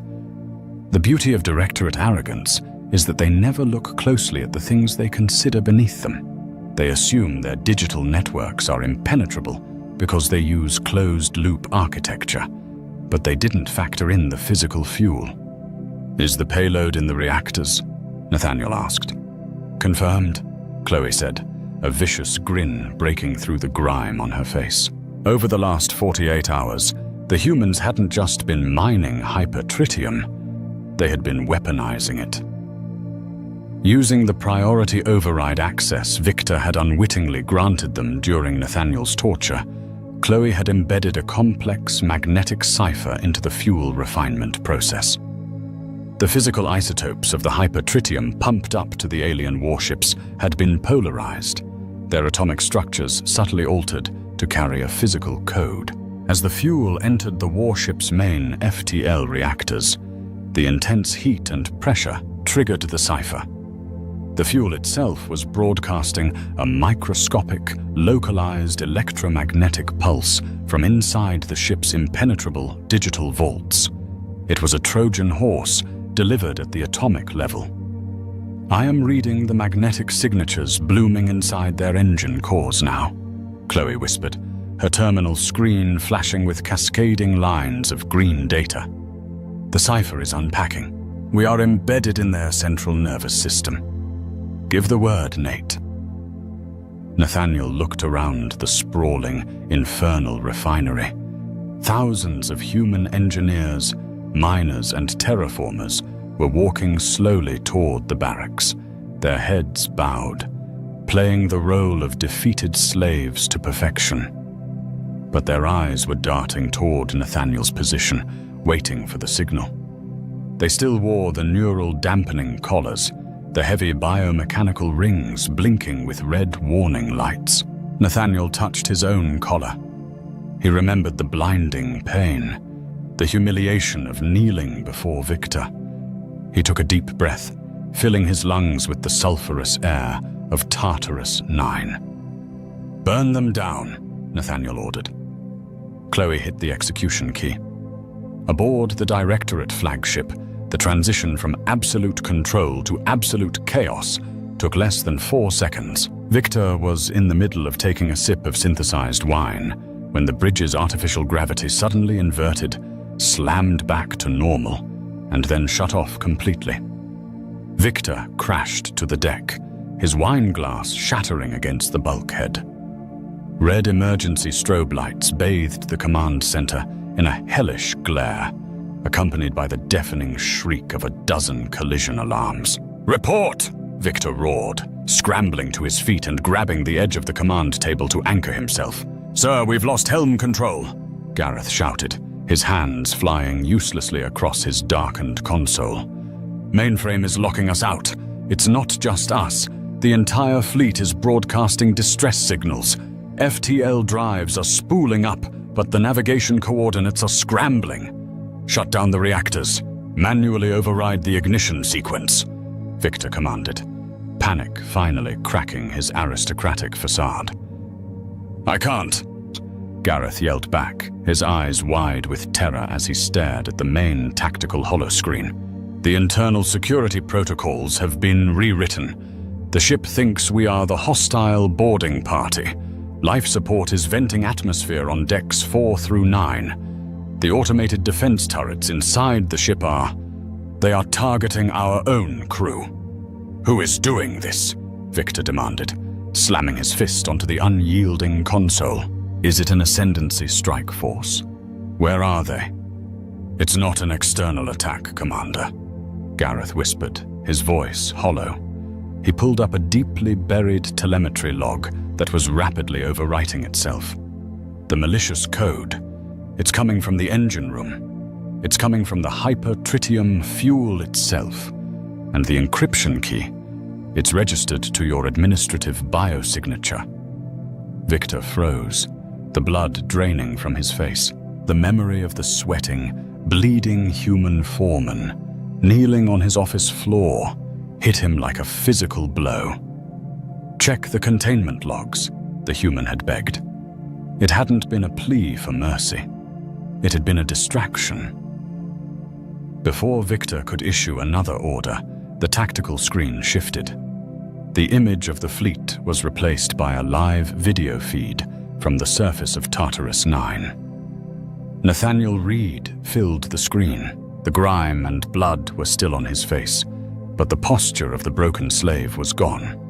He stood tall, his eyes burning with an intensity that made Victor instinctively take a step back.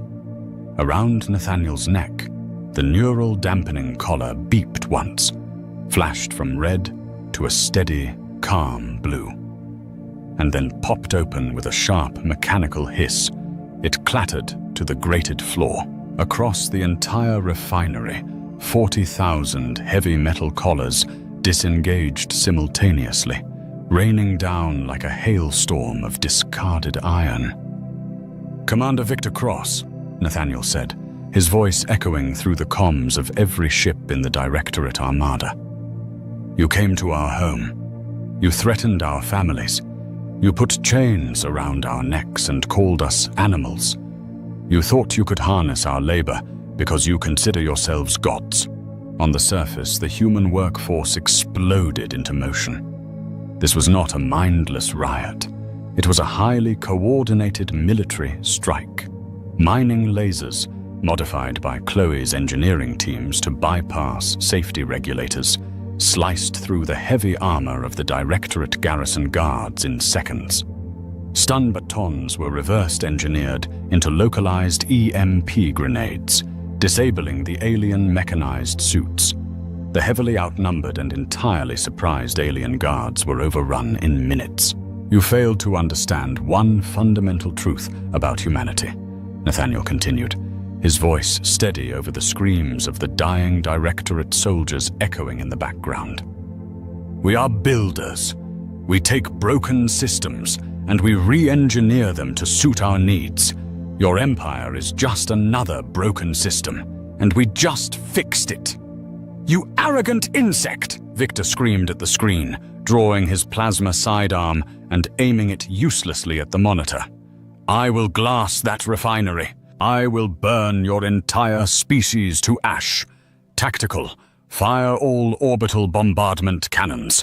Target Sector 4. "Sir, the cannons won't respond," Gareth cried out. "Wait. The dreadnoughts on our port flank. Their weapons arrays are coming online, but they aren't aiming at the surface, Commander. Victor looked out the massive obsidian observation window. Outside in the void of space, the heavy plasma cannons of 3 Directorate dreadnoughts were rotating, the massive barrels locked onto the flagship. "They're aiming at us," Victor whispered, dropping his sidearm. "I've locked your fleet's navigation systems into a localized gravity well, Victor." Chloe Simmons' voice chimed over the comms, cold and analytical.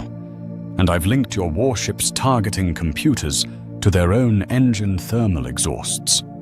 Your ships think they are surrounded by enemy targets. In about 30 seconds, your own armada is going to blow itself out of the sky." "No," Victor breathed, realizing the inescapable finality of the trap. They hadn't just disabled the fleet. They had turned the Directorate's overwhelming firepower into a circular firing squad. "This is Foreman Nathaniel Reed of the independent colony of Aegis Prime." Nathaniel's voice returned, carrying a harsh, unyielding authority. "To the Directorate forces currently trapped in orbit, you have 20 seconds to abandon ship and launch your escape pods toward the surface. If you surrender, you will be processed and put to work in the refineries. We have a lot of rebuilding to do, and we have a very strict quota to meet." Victor stood paralyzed as the escape pod alarms began shrieking throughout his ship. His crew, the elite soldiers of the Directorate, were fleeing, abandoning their posts in a desperate bid for survival.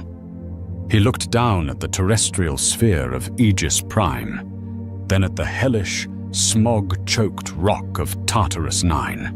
3 days ago, he had been a conqueror. Now, he was a prisoner, outsmarted by engineers and miners who had used his own hubris as the ultimate weapon. Outside the viewport, sing into the flagship's hull.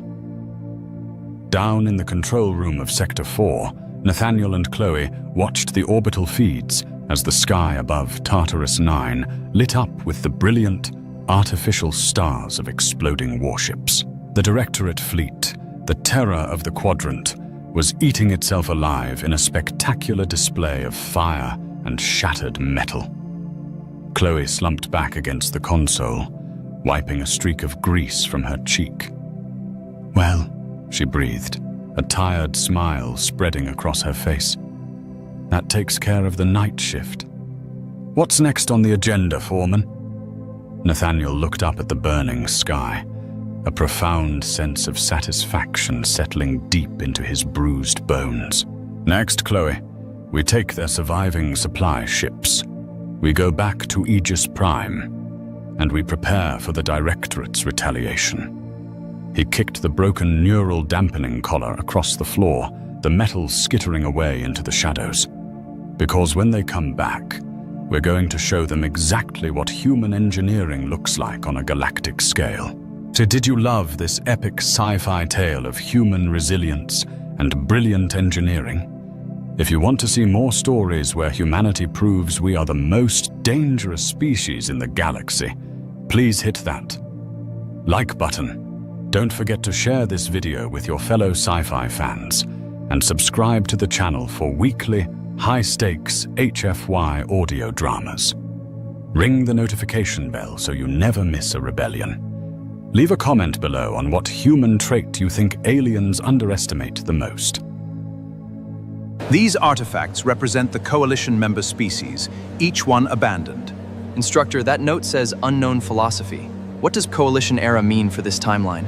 The Combat History and Weapons Evolution module at Interstellar Coalition Academy ran every semester, a mandatory component of the comprehensive tactical education curriculum that every cadet completed regardless of their operational track specialization. The module's first session covered what Instructor Veleth consistently described as the universal trajectory, the documented pattern across virtually every Coalition member species in which increasingly sophisticated technology rendered hand-to-hand and close-quarters melee weapons obsolete, consigning them to ceremonial or cultural roles and eventually to museum contexts. It was, as Veleth regularly noted, one of the clearest demonstrations of civilizational progress available. The point at which a species no longer needed to be physically close to its threats to address them was, empirically, the point at which it began developing the capacities that eventually brought it to the stars.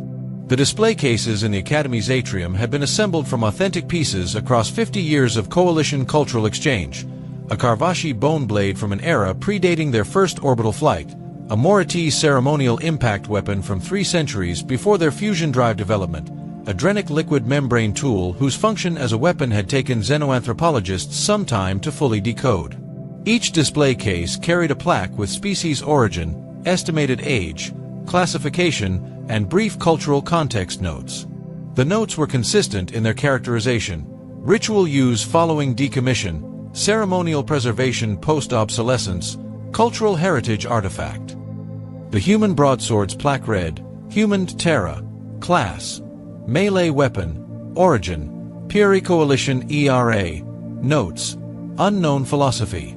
Relan Ashby studied this plaque for longer than the other cadets spent on the entire display. His expression wasn't confused. It was the expression of someone performing a calculation. Instructor Veleth, recognizing the quality of attention Relan was giving the display, approached. The unknown philosophy note, Relan said, has been there since this exhibit opened, according to the archive date on the display case. He looked up. Nobody's updated it. The notation reflects genuine uncertainty, Veleth said. The classification team that assembled this exhibit could not determine the cultural framework behind the artifact's preservation. Most species' pre-technological weapons have clear decommission rationale, ritual significance, governmental collection, heritage preservation. This piece's provenance documentation contained notes suggesting it was maintained in active functional condition until comparatively recently, which the team found philosophically inconsistent with artifact classification. How recently? Relan asked. Veleth accessed the exhibit archive on a nearby terminal. The provenance documentation for the human broadsword was more extensive than most of the other cases. Multiple pages of chain of custody records, maintenance logs, condition reports. The most recent maintenance notation in the provenance record, Veleth said, reading carefully, is from a pause, 47 years ago, which would be approximately 11 years after first contact with the Coalition, Relan said, and before Earth's formal member acceptance. Veleth looked at the documentation more carefully. 47 years ago was not pre-coalition era in any meaningful sense. The artifact hadn't been ancient when it entered the exhibit. It had been a recently maintained functional weapon. The classification as pre-coalition era refers to the weapon's design origin, Veleth said slowly, not its operational history. Right, Relan said. The design is ancient. The practice isn't. He turned to look at the class behind him, which had gathered with the collective attention of people who'd noticed a conversation developing outside the expected parameters of a weapons history lecture. Sword-based martial practice has been continuous on Earth for roughly 3,000 years. It's not ceremonial. It's not heritage preservation. It's an active martial discipline. There are probably 60 million practitioners currently. The class absorbed this with the particular quality of silence that follows information that requires significant restructuring of a premise. 60 million, said a Carvacci cadet, doing what appeared to be mental arithmetic. Approximately, Relan said. Active practitioners of various disciplines. Fencing, historical martial arts, competitive forms. He looked back at the display. We also make new ones constantly. The sword design has been continuously developed for the same 3,000 years. The exhibit has an old one because whoever donated it had a newer model and thought the older one would be more contextually interesting. Veleth was quiet for a moment, looking at the display plaque. The notation Unknown Philosophy had seemed adequate when the exhibit was assembled. It seemed considerably less adequate now. You practice, the Drenic cadet said. Not quite a question. Since I was 8, Relan said. My father's side of the family has maintained continuous practice across 4 generations. My grandfather competed internationally. My mother's family has a different tradition. Their lineage goes back to a different regional practice. Different regional tradition, Veleth said. You're describing distinct schools of a continuous 3,000-year practice. Several hundred distinct schools, Rieland said, some of which have significant philosophical, not just technical, frameworks attached to them. The unknown philosophy notation, Veleth thought, had been produced by a classification team that had correctly identified it didn't understand humanity's framework and had incorrectly assumed the framework was absent rather than simply undocumented. I could update the notation, Veleth said. The philosophy, Rieland said, is somewhat difficult to summarize in a plaque. He looked at the broadsword. The short version is that maintaining the capacity for something dangerous doesn't require a reason outside the discipline of maintaining it. The practice itself is the reason. The class was very quiet. Veleth looked at the display case, at the broadsword that was approximately 700 years old but had been maintained in functional condition until 47 years ago, and considered the specific nature of a civilization that carried ancient weapons forward not because they needed them anymore, but because the act of carrying them forward was itself worth doing. I'm going to need to revise the module, Veleth said finally, with the resigned tone of an instructor who has discovered that 3 semesters of curriculum contain a significant analytical gap. I'd be happy to assist with the research, Rieland said. I suspected you might say that, Veleth said. It took Rieland 4 sessions with the exhibit team to produce language that was both accurate and brief enough for a display case. The final version read, Notes. The preservation, continuous practice, and active development of close-quarters melee combat represents an ongoing human cultural philosophy that cross-indexes with discipline, historical continuity, and the principled maintenance of physical capability. See extended reference document for full context. The extended reference document was 43 pages. Several months later, the Academy opened a new elective titled Comparative Martial Philosophies of Coalition Species.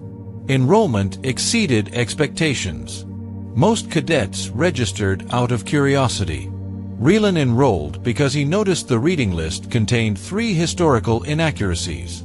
Instructor Veleth quietly revised the syllabus before the second lecture. The end.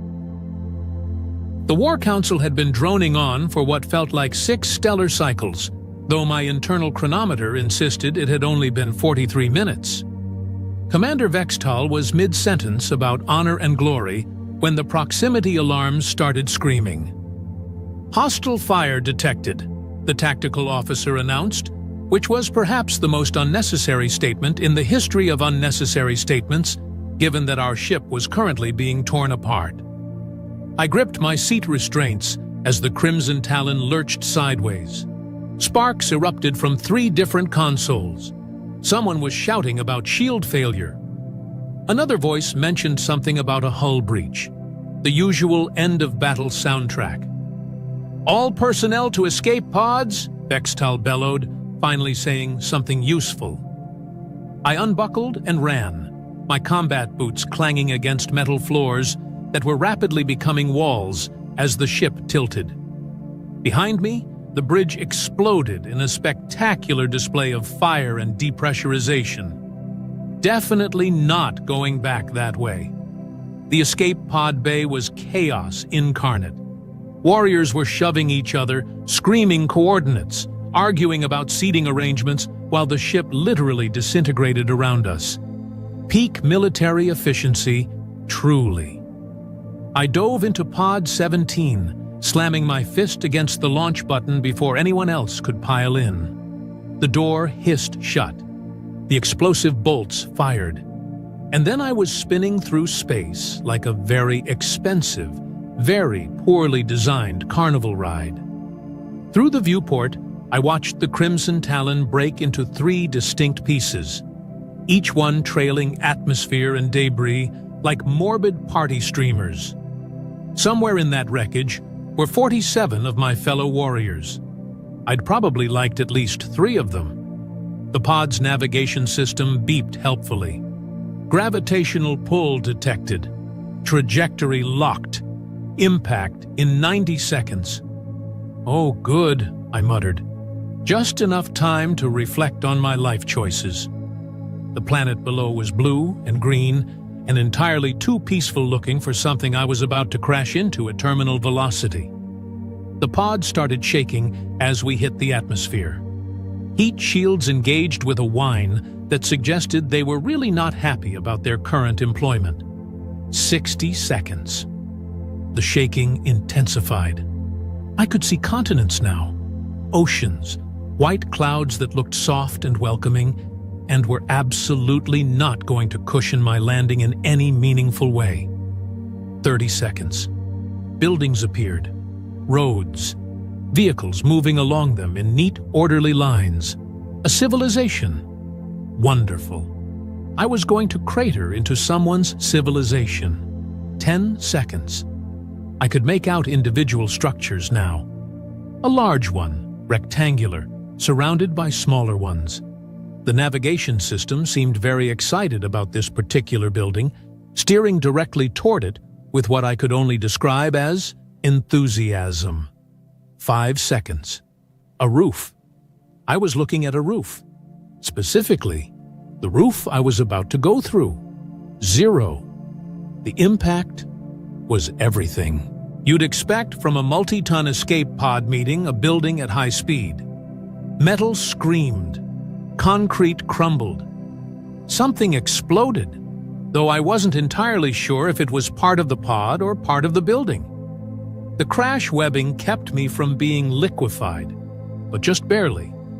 When the world stopped spinning, I ran a quick self-diagnostic. All limbs present and functional, spine intact, minor lacerations, combat armor holding. Could be worse. I could be dead. I hit the emergency release. The pod door blew outward with a bang, and I stumbled out into, of all things, a classroom. The walls were covered in colorful displays. Small desks sat in neat rows. Charts about mathematics hung beside images of historical figures. And seated at those desks were approximately 30 small humans, all staring at me with expressions ranging from shock to fascination to what might have been hunger, but was probably just curiosity. At the front of the room, behind a larger desk covered in papers and what appeared to be a half-eaten sandwich, sat a human female. She had dark hair pulled back in a practical style, glasses perched on her nose, and an expression of such profound, bone-deep exhaustion that I recognized it immediately. I'd seen it in the mirror enough times. She looked at me, then at the smoking crater where part of her ceiling used to be, then back at me. Then she sighed, long and weary, as if I was just one more item on a very long list of problems she didn't have time to deal with. "You're late," she said softly, her voice carrying despite its quiet tone. "For your last lesson." I stared at her. Behind me, the escape pod sparked and hissed. Debris continued to fall from the ceiling. The entire room smelled like burnt metal and ozone. And this human, this impossibly calm human, had just delivered what was either a threat or an observation, and I couldn't tell which. I began, then stopped, because what exactly does one say in this situation? Apologies for the entrance. She picked up a marker, stepped around her desk, and walked to the whiteboard at the front of the room with the casual confidence of someone who had seen far stranger things than alien warriors crashing through her ceiling. "Class, this is, and I'm going to take a wild guess here, not a scheduled fire drill." One small human raised their hand. "Miss Parker, is that an alien?" "Very observant, Jamie." "Yes, that appears to be an extraterrestrial being who has just destroyed roughly 40% of our classroom infrastructure." She turned to me. "Do you have a name, or should I just mark you down as unplanned visitor number 3? "Krell," I said, because my brain had apparently decided that normal conversation was the appropriate response to this surreal situation. Krell of the Crimson Talon, 3rd Assault Division. And? What do you mean? Number 3? Miss Parker's lips twitched in what might have been amusement. We had a raccoon last month that I'm fairly certain was not native to this dimension. Before that, a very confused exchange student who claimed to be from the future. You're actually my first alien warrior, though, so congratulations on that distinction. Another hand shot up. Are you going to kill us? Marcus! Miss Parker's voice sharpened.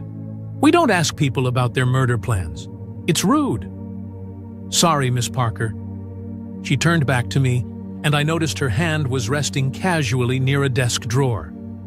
Well, are you going to kill us, Krell of the Crimson Talon? I looked at the small humans. They looked back with the kind of fearless curiosity that only children possess, the kind that hasn't yet learned that the universe is full of things that want to eat them. One was actually waving at me. Another was sketching something in a notebook, probably documenting this for posterity. No, I said slowly. No, that would be unnecessarily complicated. Good answer. Her hand moved away from the drawer, though I noticed she didn't relax entirely. In that case, you have 2 options.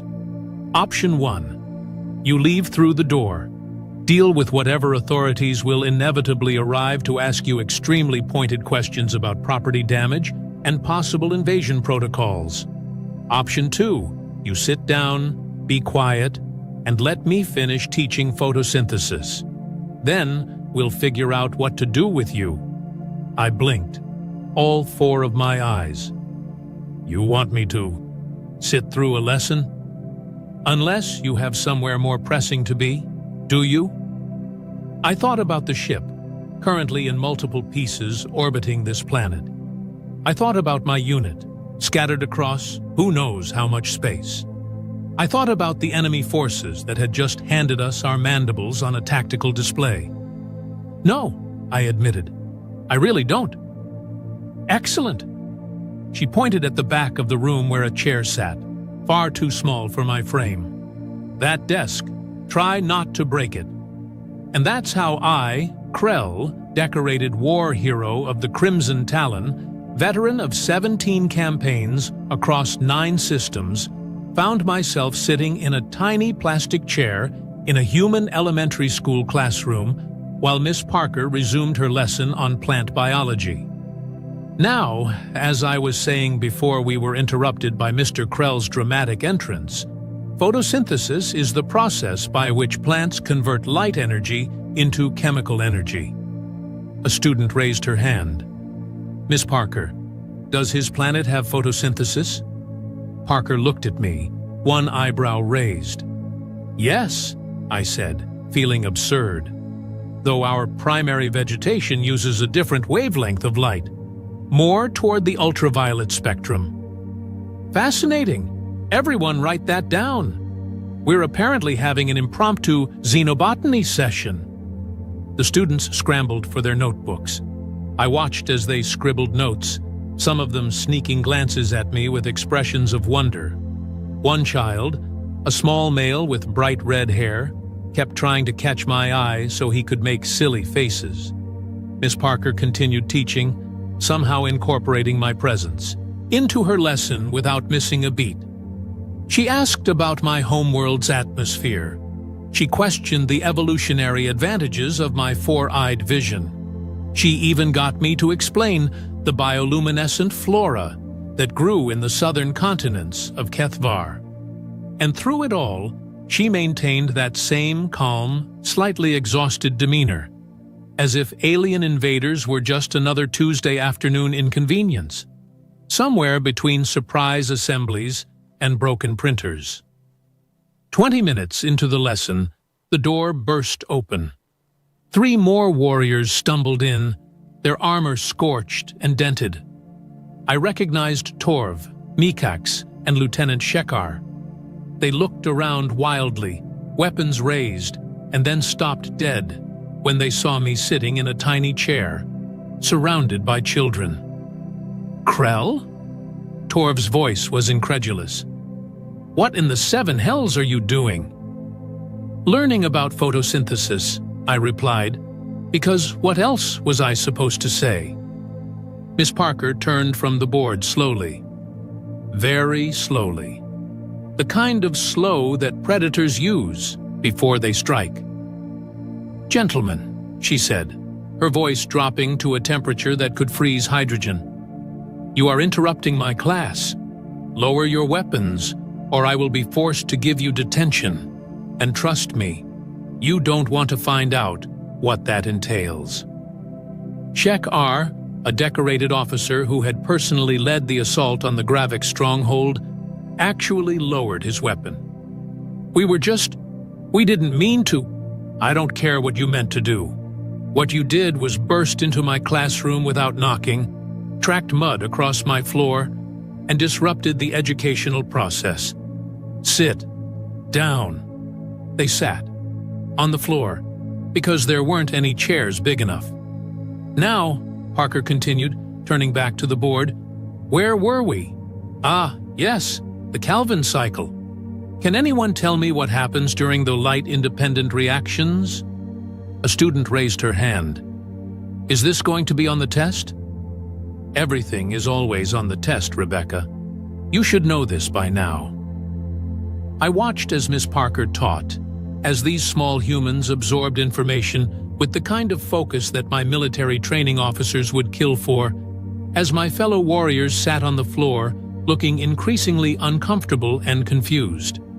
And then I noticed the way Parker's hand kept drifting toward that desk drawer, the way she positioned herself between us and the children, the way her eyes tracked every movement we made, cataloging threats, calculating responses. This human wasn't calm because she was unaware of danger. She was calm because she'd already assessed the situation, made her plans, and decided that the best way to control 4 heavily armed alien warriors was to treat them like misbehaving students. It was possibly the most terrifying thing I'd encountered in my entire military career. The lesson continued for another 15 minutes before the real authorities arrived. I heard sirens first, then shouting, then the distinctive sound of military vehicles pulling up outside. Parker glanced at the window. Well, that was faster than usual. Class, please remain seated and calm. Mr. Krell and his friends are about to have a very interesting conversation with some very serious people. Are they going to take them away? Jamie asked, sounding disappointed. Probably, but perhaps we'll see them again. Education has a way of bringing people together, after all. She looked at me, and her expression softened slightly. You survived a ship destruction, a catastrophic landing, and an entire photosynthesis lesson. I'd say your odds of surviving whatever comes next are pretty good. The door burst open again. This time it was humans in military uniforms, weapons drawn, faces hard. Everyone down, hands where we can see them. The students ducked under their desks with practiced ease. My warriors and I raised our hands, a universal gesture of surrender that apparently transcended species. But before the soldiers could storm in, Parker stepped forward, placing herself directly between us and the armed forces. Gentlemen, you are interrupting my class. Again. I'm going to need you to wait in the hallway until the period ends. We have 7 minutes remaining, and these students have a test on Friday. The lead soldier stared at her. Ma'am, these are potentially hostile alien combatants who crashed through your roof. Yes, and they've been very well behaved for the last 40 minutes. They've even contributed to our science discussion. I'm not about to reward educational participation with immediate arrest. It sends the wrong message. Miss Parker, 7 minutes. Her voice could have cut steel. Unless you want to explain to the superintendent why you felt it necessary to traumatize 30 children by conducting a military operation during their science lesson, I suggest you wait outside. The soldier looked at us, looked at her, looked at the children peeking out from under their desks. Then, incredibly, he nodded. 7 minutes. Then they're coming with us. Fair enough. Parker turned back to the class. All right, everyone, back to your seats. Let's review what we've learned today. Who can summarize the main stages of photosynthesis? Hands shot up. And for 7 more minutes, we sat in that damaged classroom, surrounded by debris and armed soldiers and the very real possibility of imprisonment, or worse, learning about plants. When the period finally ended, Parker walked to her desk and pulled open that drawer I'd been watching. Inside wasn't a weapon, as I'd suspected. It was a roll of stickers.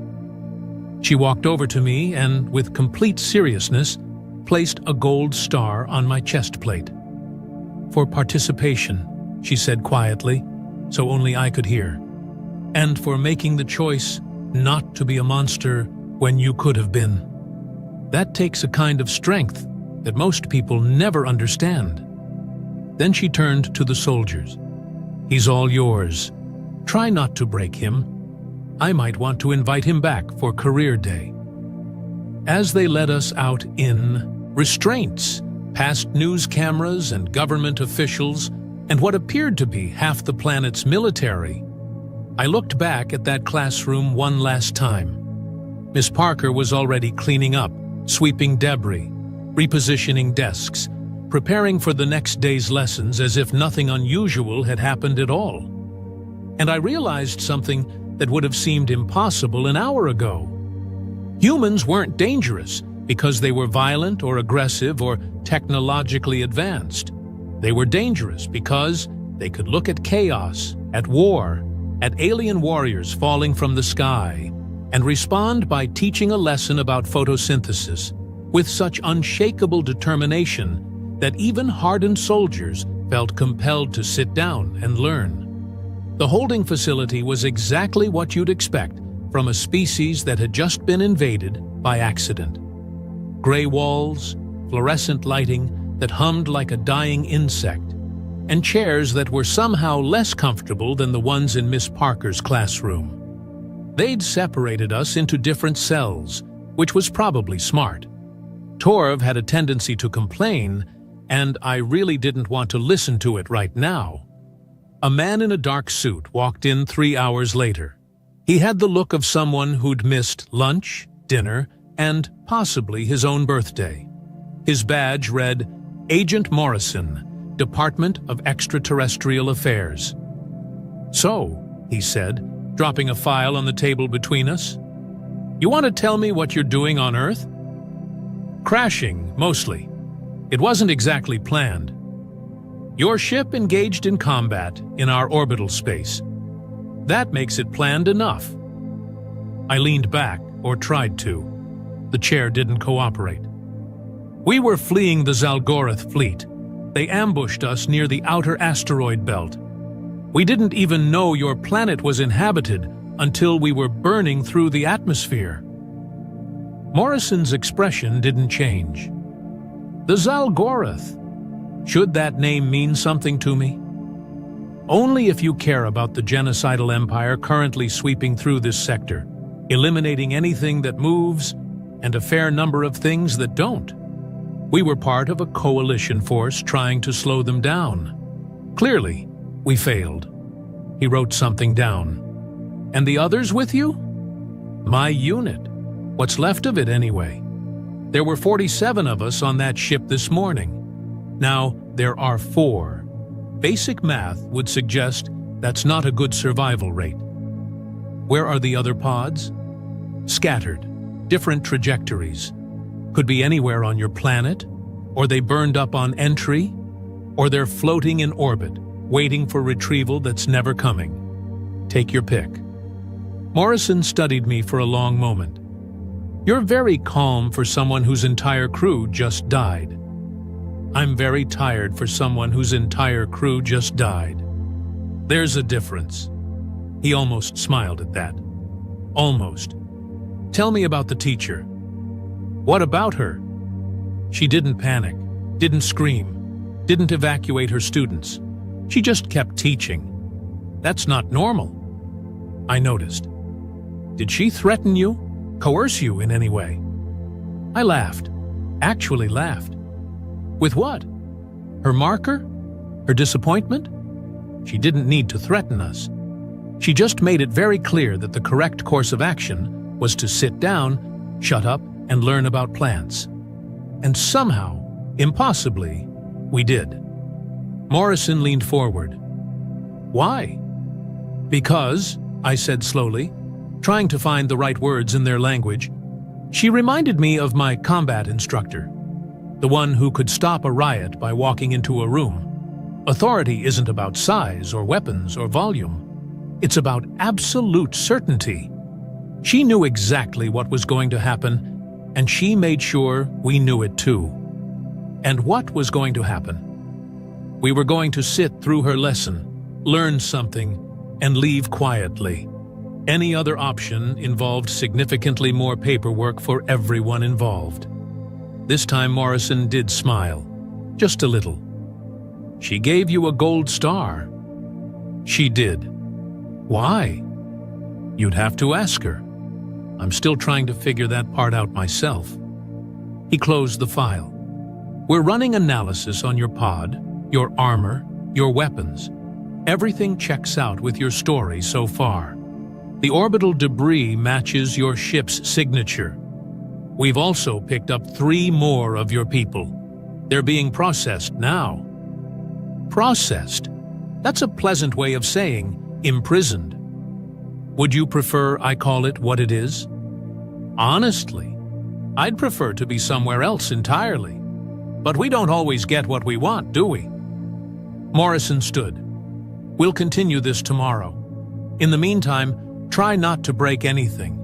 The repairs to that school are coming out of someone's budget, and that someone is very unhappy about it. Send them my regards." He paused at the door. "For what it's worth, Krell, I believe you. About the Zalgorath, about the accident, about all of it. But belief doesn't change protocol. You're still unidentified aliens on sovereign territory, and that means procedures, evaluations, and a lot of very boring meetings. Sounds delightful. Oh, it won't be, but it beats being shot on sight, which was option 2. After he left, I sat in that uncomfortable chair and stared at the gold star still stuck to my chest plate. The adhesive was surprisingly strong. I'd tried to remove it earlier, but it had refused to budge, clinging on with what felt like spite. Participation. She'd given me a sticker for participation. I'd led assault teams through fortified positions. I'd coordinated orbital strikes. I'd held the line at the Battle of Keithus Ridge while 3 divisions retreated behind me. And the thing I'd receive recognition for on this planet was sitting quietly while learning about chlorophyll. The universe had a truly bizarre sense of humor. 2 days passed in a blur of interviews, medical examinations, and cultural orientation sessions that mostly involved humans explaining concepts like personal space and appropriate greetings and please don't eat the local wildlife.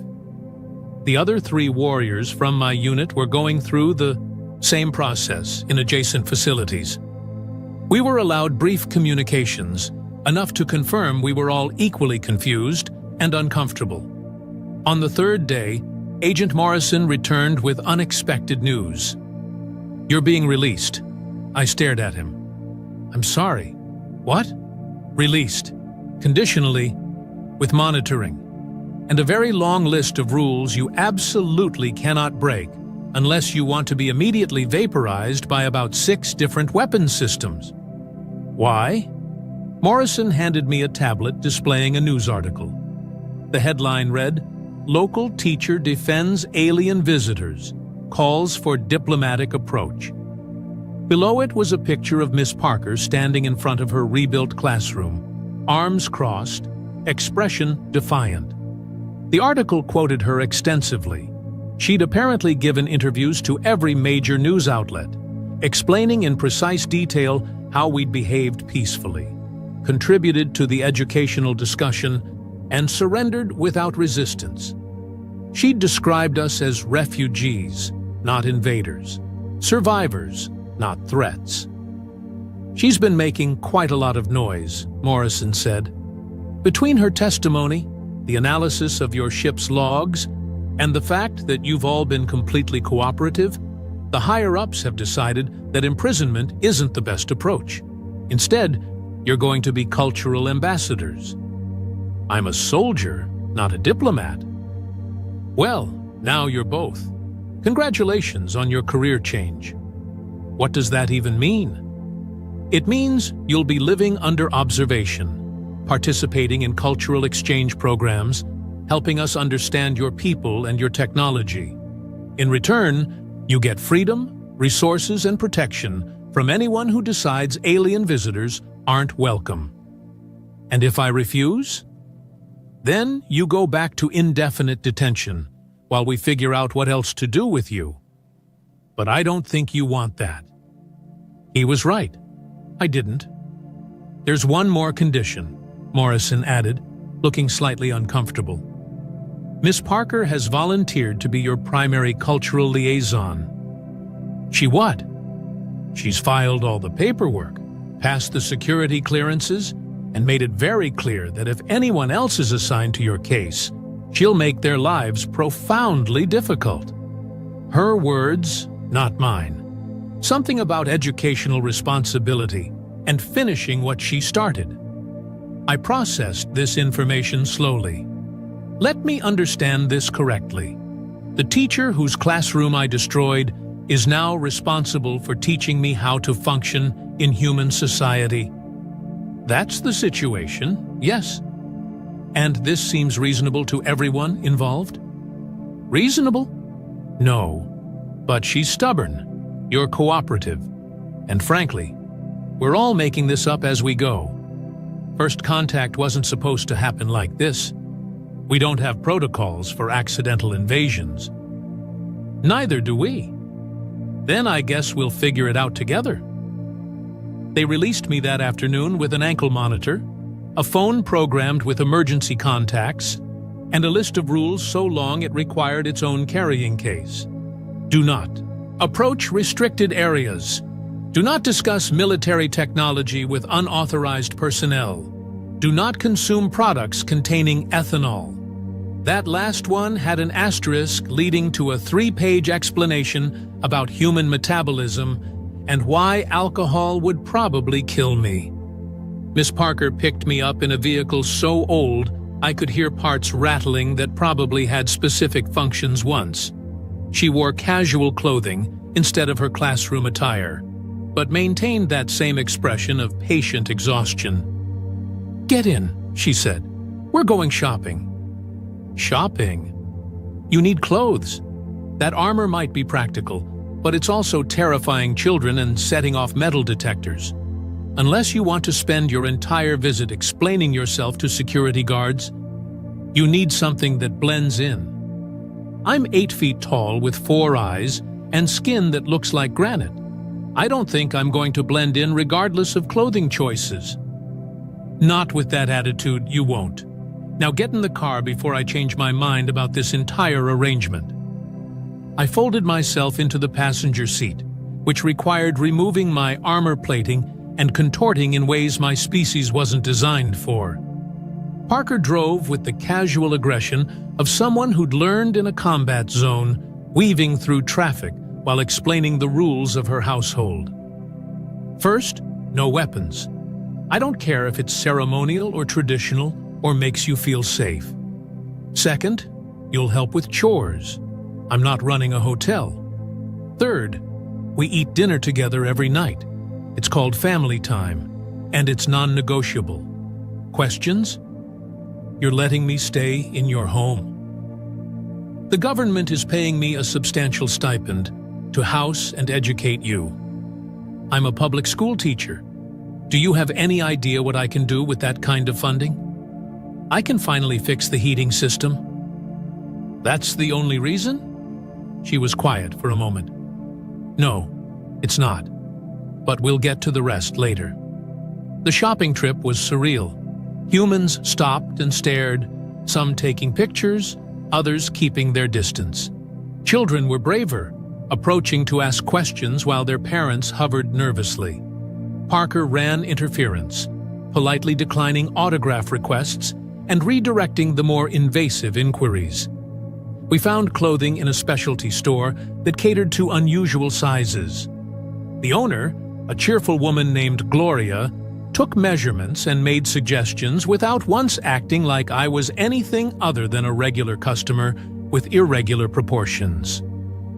"The blue brings out your eyes," she said, holding up a shirt. "All 4 of them."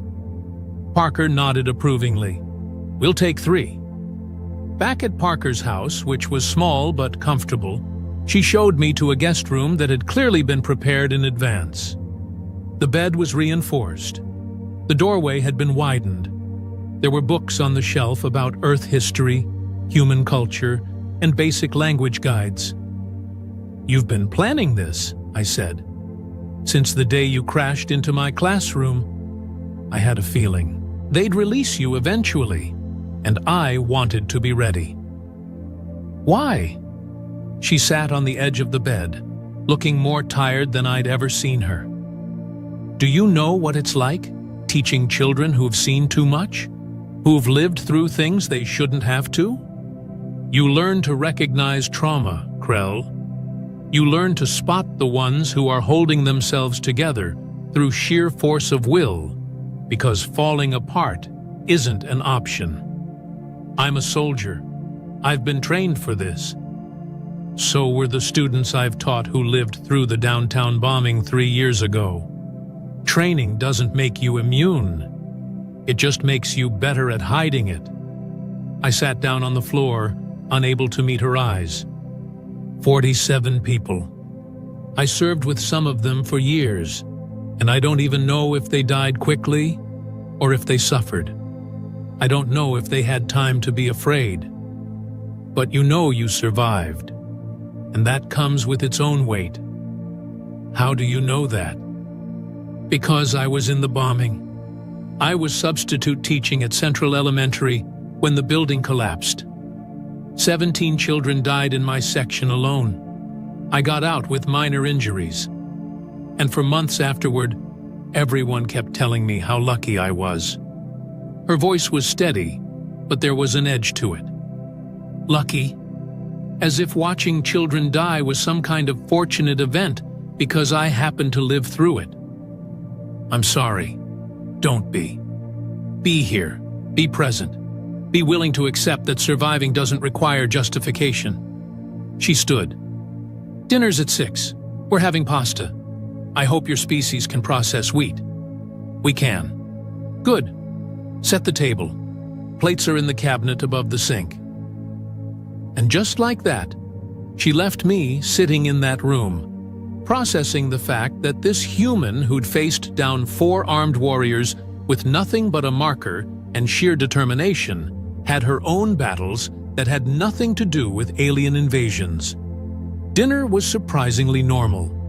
We ate, we talked about mundane things like weather and the structural integrity of her roof, and we carefully avoided discussing anything too heavy. It was comfortable in the way that fragile things are comfortable, requiring gentle handling and careful words. Afterward, while washing dishes, I asked the question that had been bothering me since the classroom. "The gold star. Why did you give it to me?" Parker dried a plate thoughtfully. "Because you made a choice. You could have reacted with violence when you crashed. You were armed, trained, and probably terrified. But you assessed the situation, recognized you weren't in immediate danger, and chose cooperation. That's not instinct. That's character. Or self-preservation. Maybe, but I prefer to think it was decency." She put the plate away. The universe you've described sounds brutal, Krell. Empires destroying each other, endless war, survival at any cost. But you sat in my classroom and learned about plants because I asked you to. That tells me something important. What? That maybe there's hope for all of us, after all. The weeks that followed established a routine. Mornings involved language lessons and cultural studies. Parker was a demanding teacher, correcting pronunciation and challenging assumptions with the same energy she brought to her regular students.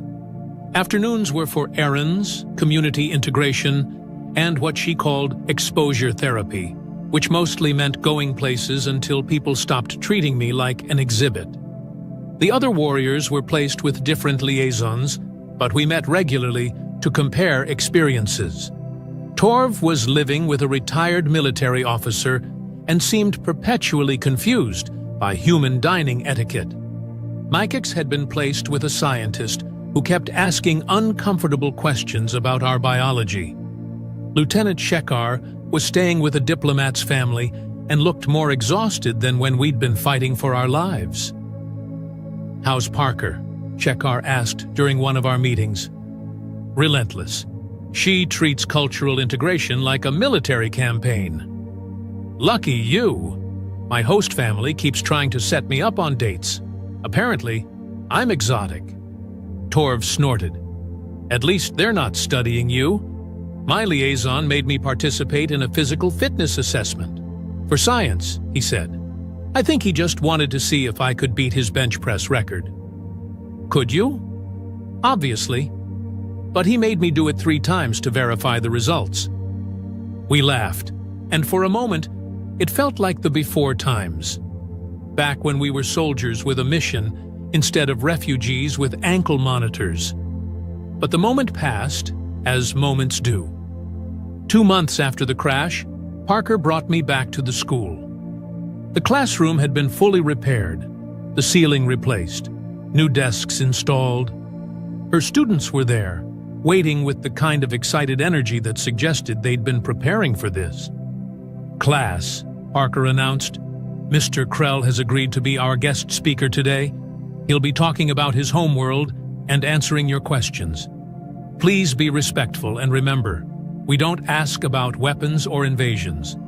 Those topics are off limits." Hands shot up immediately. I spent the next hour describing Kethvar, my planet's twin suns, the floating cities built into the mountain ranges, the bioluminescent forests that glowed at night. I talked about our food, our festivals, our traditions of storytelling around the fire. I carefully avoided mentioning the war, the loss, the reason I could never go home. When the lesson ended, Jamie approached with a drawing. "I made this for you." It showed me standing next to Miss Parker, in front of the rebuilt classroom. Both of us were smiling. Above us, written in careful letters, were the words, "Friends from far away." "It's perfect," I said, and meant it. Parker walked me out afterward, and we stood in the parking lot watching students board buses. "You're good at this," she said. "Teaching, I mean. You should consider it as a career option." "I'm a soldier." "You were a soldier. Now you're something else. Something you get to choose."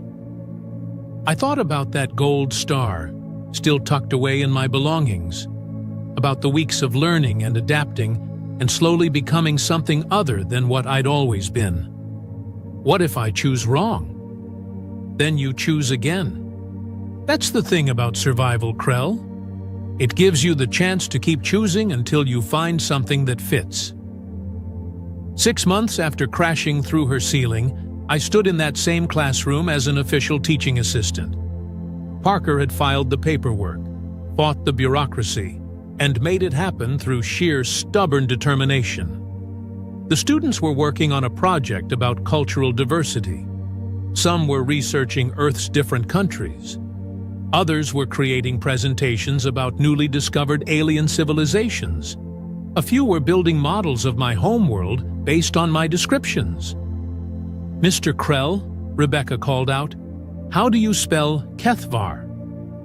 I spelled it out, watching as she carefully wrote each letter. Parker caught my eye from across the room and smiled. Not the tired smile I'd first seen, but something genuine and warm. And I realized that I'd found it, the thing that fit. Not soldier, not warrior, not refugee, teacher. The Zalgorath were still out there. The war continued. My people were still fighting and dying among the stars. But here, in this classroom, in this small corner of a planet I'd crashed into by accident, I was building something instead of destroying it. The bell rang. Students packed up, chattering about homework and weekend plans. Parker started erasing the board, preparing for the next class. Same time tomorrow? I asked. Same time tomorrow, she confirmed. And Krell? Thank you. For what? For being late to your last lesson. If you'd been on time, I'd have missed all of this. She had a point.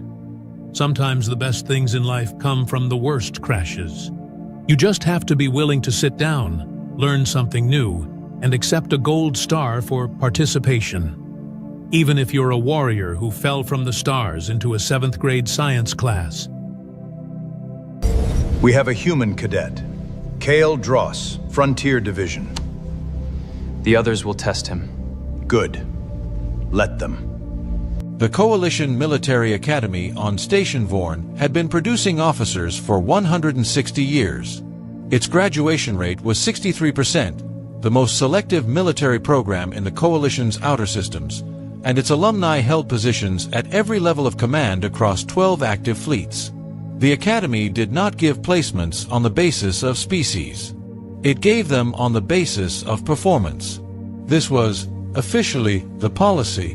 What the policy did not fully account for was the informal hierarchy of expectation that developed in any institution old enough to have traditions, the accumulated weight of which species had historically performed at which levels, who the program had been designed to develop, and who had arrived as a recent addition to the invitation list.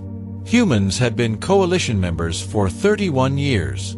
Human cadets had been attending the academy for 19. In 19 years, 11 humans had graduated.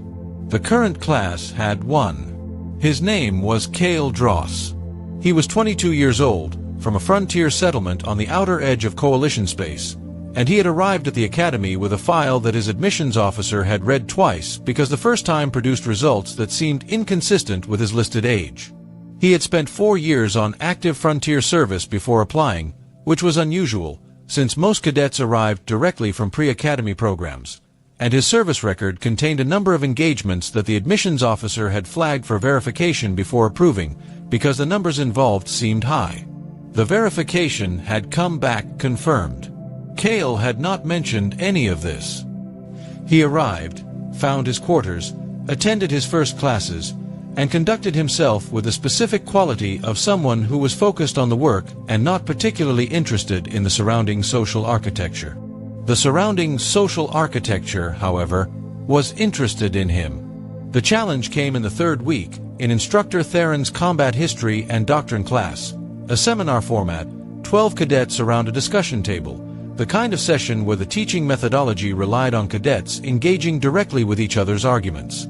The topic was the doctrine of asymmetric engagement, how smaller forces achieved outcomes against numerically superior opposition. Cadet Zeth, a Relcari, 4th year, top of the current rankings, introduced the human question the way that certain cadets introduce questions, which is to say with the timing and tone of someone who has prepared it. For the purpose of this discussion, Zeth said, addressing the class generally in a way that made it clear the address was specific, it might be useful to establish a baseline for what different species actually bring to asymmetric engagement. Combat experience as a reference point. A pause precisely calculated. What would the kill count be for a typical Earth soldier at Dross's stage of service? For context, several cadets smiled. The category of smile that happens in rooms where a hierarchy is being enforced and the audience has decided which side they are on. Instructor Theron, at the head of the table, said nothing. He had been waiting for this moment since he read the file. Kale looked at Zeth with the steady light brown eyes that had, the Wren had noted over 3 weeks, never changed expression based on what was happening around them, only based on what Kale was thinking. "That's a reasonable question," Kale said, in the tone of someone who genuinely found it reasonable. "Do you want the Frontier Service number or the total?" The smiles held. Zeth said, with the specific patience of someone setting up a punchline, "Let's say total." For context, Kale said a number. The smiles stopped. Not all at once. The way a wave stops, the ones closest to him first, then spreading outward as each cadet processed what they had heard and ran their own internal calculation of whether the number was plausible for a 22-year-old human from an outer frontier settlement. Zeth said, with considerably less patience than before, "That's not possible." "The verification is in my admissions file," Kale said. "If you want the operational breakdown, the engagements are documented. Most of them have footage." Instructor the Wren spoke for the first time since the question was asked. "The footage is available through the Academy's operational archive. I've already pulled the relevant files." He looked at the class. "Since we are discussing asymmetric engagement, reviewing actual case studies seems appropriate." He pressed the display control. The classroom wall became a screen. What followed was 40 minutes that the Wren had structured carefully, because he had read the file and he understood that what it contained was not simply impressive numbers. It was a specific and complete education in exactly what the class was supposed to be studying. The frontier engagements Kale had participated in over 4 years were case studies in asymmetric doctrine applied under conditions that most of the cadets at the table had encountered only as theoretical exercises. Resource scarcity, communication blackout, numerical disadvantage, zero extraction possibility. The footage was not dramatic in the way that Academy training simulations were dramatic. It was documentary footage, the specific grain and angle of field recording systems, the sound of actual environments, the kind of visual record that carries weight precisely because it is not produced. By the 4th engagement case study, the classroom was completely silent. Not the silence of boredom. The silence of a room where 12 cadets and 1 instructor were watching something that was actively updating their understanding of what the discussion they had been having was actually about. Cadet Zeth, by the 8th case study, was not smiling. He was watching the display with the expression of someone doing a calculation that was going to take longer than the class period to finish. When the final case study ended, the Wren turned the display off. "Asymmetric engagement doctrine," he said to the class, "is most usefully studied not as theory but as practice. The question of what different species bring to the context," he looked at Zeth with the precise neutrality of a good instructor, "is an excellent one. The answer, as we have just seen, is frequently more complex than baseline assumptions suggest." The class ended. Cadets filed out. Several stopped near Kale's position at the table, not to speak, but with the specific body language of people who had updated their assessment and were not yet certain what the new assessment was. Zeth stopped at the door. He stood there for a moment with the expression of someone who had asked a question expecting a particular answer and had received a complete education instead. "The Frontier Service number," he said, to the room generally, as though finishing a thought he had started 3 weeks ago. "And the total are different." "By about 60, Kale said simply. Zeth left. Kale gathered his materials from the desk, the training spear he had brought for the practical component, his notes, and looked at Instructor the Wren, who was still at the head of the table. "You already had the footage pulled," Kale said. It was not a question. "Since the 2nd week," the Wren said. "I was waiting for the right discussion topic." Kale looked at him for a moment with those steady eyes. Then something moved in his expression, not satisfaction, not pride. Something quieter than both. "Asymmetric engagement," he said. "It's always been the most interesting doctrine." He picked up the spear and walked out. The Wren stayed at the table for a moment. Then he opened the class performance record and began writing his assessment of the session. Under Cadet Dross, he wrote 3 words, already teaching it. The hull screamed before I even understood we were under attack.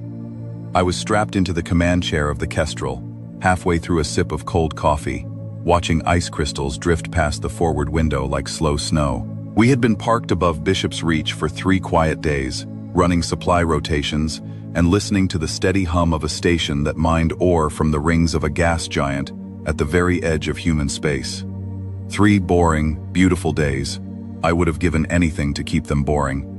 Then the sky tore open. 6 shapes dropped out of folded space all at once, so close to the station that the gravity wash rattled my teeth. They were enormous. Each one was longer than Bishop's Reach itself, dark and ribbed like the bones of something that had died and learned to keep moving anyway. They did not slow. They did not hail us first, the way ships are supposed to. They simply arrived, fanned out in a slow, patient arc, and waited. Captain Holt, my pilot, Owen Webb, had gone pale under his freckles. His hands were already on the controls. "Captain, those aren't ours." "I can see that, Owen. Those aren't anybody's." He was right, and that was the thing that made the back of my neck go cold.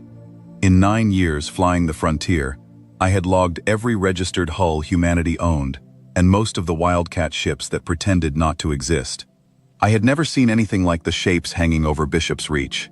They had no running lights, no insignia, no visible engines, just a faint shimmer along their flanks like heat coming off summer pavement.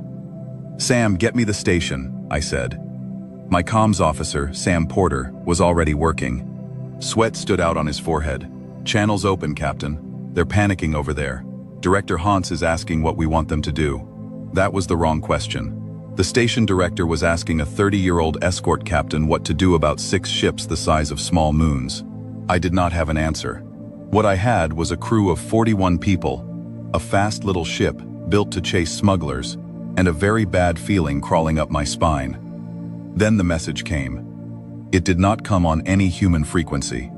It came on all of them at once, and on a few we did not even use, flooding every receiver on the station and aboard my ship with the same flat, patient voice. The translation matrix stumbled, caught up, and turned it into words I could understand. I have heard that recording 1,000 times since. I will never forget a syllable of it. "Population of the listed system. You are addressed by the Concordance. Your species has been surveyed, indexed, and assigned. Your compliance rating is provisional. You will cease all transmissions, power down all weapons, and prepare your installations for assessment. Resistance will be recorded and corrected. Submission will be rewarded with continued existence. This message will not repeat. The assessment begins now." For a moment, nobody on the bridge said anything. The coffee was still cold in my hand. I set it down very carefully, the way you set down something when you do not trust yourself to hold it. "Indexed," Lena Voss said quietly. She was my science officer, sharp-eyed and usually the calmest person in any room. She did not sound calm now. "They said surveyed and indexed, Captain. They have been watching us. For a long time, long enough to give us a number." "Compliance rating," Marcus Lowe added from the tactical station. Marcus was a big man with a slow voice, and the slowness was gone. "They've got a file on us, like we're livestock that hasn't been weighed yet." I have thought a great deal about that moment, in the years since, about what it must look like to be on the other side of it. The Concordance had done this before. They had done it hundreds of times. They dropped out of the dark above some young species frontier, recited their flat little speech, and watched the lights go dark and the weapons power down. They had a script, and the script always worked, because every species they had ever met had done the math the same way the Concordance had. 6 impossible ships against 41 people meant you put your hands up and prayed. They had a number for us, a provisional rating.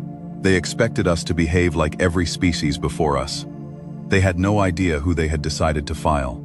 "Director Hans is asking again," Sam said. His voice cracked. "He wants orders, Captain.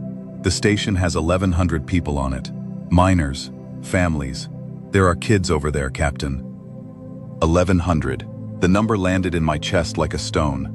I unstrapped from the command chair and stood, because I think better on my feet, and because I did not want my crew to see how badly my legs wanted to shake. "Lena," I said, "tell me about those ships. Fast. What are they built to do?" She pulled the sensor returns onto the main display, layering them over each other, her hands moving in quick, clean gestures.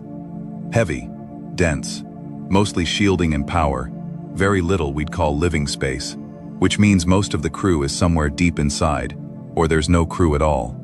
The shimmer along the flanks is a deflection field, and it's tuned, Captain. Tight. I'm reading energy capacitors charging across all 6. They're warming up to fire. Tuned for what? She looked up at me, and I saw her understand the question a half-second before she answered it. Energy weapons. The field is shaped to bleed off beam and plasma. It's a wall against the kind of war they expect to fight.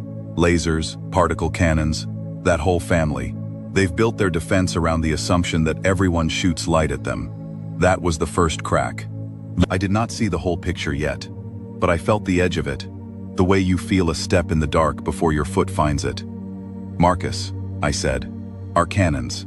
If we hit one of those fields with everything the Kestrel has, what happens? Nothing good for us, he said honestly. We tickle it, they notice, they turn around. We become a very small cloud. That's what I thought. I turned to the window. Bishop's Reach hung in front of us, a wheel of light and metal, turning slowly against the bruise-colored bands of the gas giant. And beyond it, gleaming faintly in the planet's outer ring, a long, slender structure I had walked past a dozen times without thinking about it. The ore launcher. Bishop's Reach did not ship its ore in slow tugs. That cost too much fuel. Instead, the station mined the dense metal out of the rings, packed it into raw slugs, and fired those slugs along a rail nearly 4 kilometers long, flinging them at tremendous speed toward a collection point in the inner system, where they could be caught and processed. It was a mass driver, a cargo gun. It threw rock and metal so fast that the slugs glowed. It was not a weapon. Nobody had ever built it to be a weapon. The Concordance, surveying us from the dark, indexing us, assigning us a number, would have looked at that launcher and seen exactly what it was, a tool for moving ore. They had built their beautiful tuned shields to stop the war they expected. They had never once imagined that the war they were about to start would be fought with rocks. Sam, I said, and my voice came out steadier than I felt. Patch me through to Director Hans. Private channel, just him and me. A click. A frightened breath on the other end. Captain Holt? Please. I don't know what they want me to do. The station was never built for. Marcus, I need you to listen to me, I said. I need you to stop talking and listen, because we have about 4 minutes and then those ships are going to start their assessment, and I don't think we are going to like what that means. Can you do that? Can you listen? A swallow. Yes, I can listen. Your ore launcher, is it loaded? A pause. The kind that means a person is trying to understand a question that makes no sense. The launcher? Yes. There's a slug in the rail and a full magazine behind it. We were going to do a shipment run tomorrow. But Captain, that's a cargo gun. It can't. I know what it is. I need control of it. I need to be able to aim it. And I need you to do exactly what I tell you. Exactly when I tell you. And I need you to start evacuating everyone you can into the deep core sections and the lifeboats right now. This second, while we talk. Can you give me the launcher? The silence stretched so long I thought I had lost him. Then, in a voice that had found something underneath the fear, he said, "It was built to throw ore at the inner system. The inner system is that way. A beat. Those ships are not that way." No, I agreed. They're not. But the rail traverses. It was designed to adjust for orbital drift. How far can it swing? Enough. His voice firmed. It can swing enough. I'll route control to your ship. I'll get my people into the core. Captain Holt. Another pause. Whatever you're about to do it well. I have replayed that exchange more times than I can count. A frightened administrator who had never held a weapon in his life, deciding in the space of one breath to hand a cargo gun to a stranger, because the alternative was watching his station get assessed. People talk about the great battles of the war that followed, the fleets and the admirals and the famous last stands. They forget that it started with a man named Hans and a machine for throwing rocks. Lena, I said, I need a firing solution. Treat the launcher as a kinetic weapon. Lead the nearest ship. Account for the field. But I don't think the field is going to matter, because their deflection is tuned for energy, and a slug of solid metal at launcher velocity is just mass. Mass doesn't care about their wall. She was already running it, her fingers flying. Working. Captain, if you're right, if that field really is energy only, then a slug at full launcher speed is going to hit them like a falling mountain. They will not see it as a threat.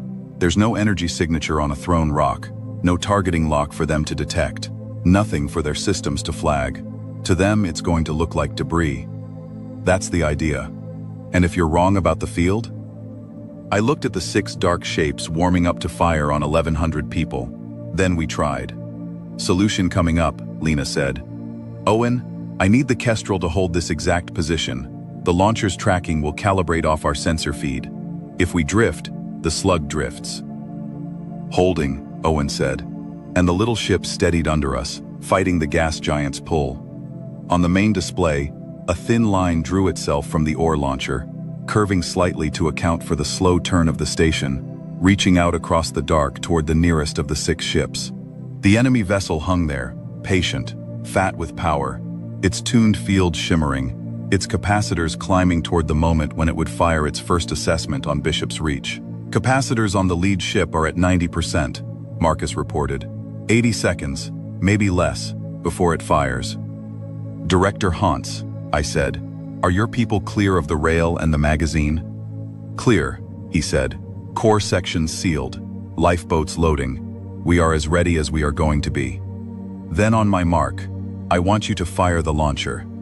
Not one slug, the whole magazine, everything in the rail, one after another, as fast as it will cycle. Empty the gun. He did not ask why. I think he understood. A single slug they might dismiss as a freak piece of debris, an accident of the rings. A continuous stream of metal slugs, each one moving fast enough to glow, would be unmistakable. And by the time their tuned shields realized that the falling mountains were not going to bleed off the way light did, it would be far, far too late to do anything but feel it. Capacitors at 95, Marcus said. Captain.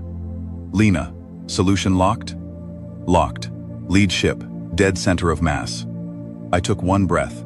I thought about 1,100 people in the core sections. I thought about the flat, patient voice that had called us a listed population and given us a number. I thought, for just a moment, about how very surprised they were about to be. Fire, I said. Empty the gun. Bishop's Reach lit up.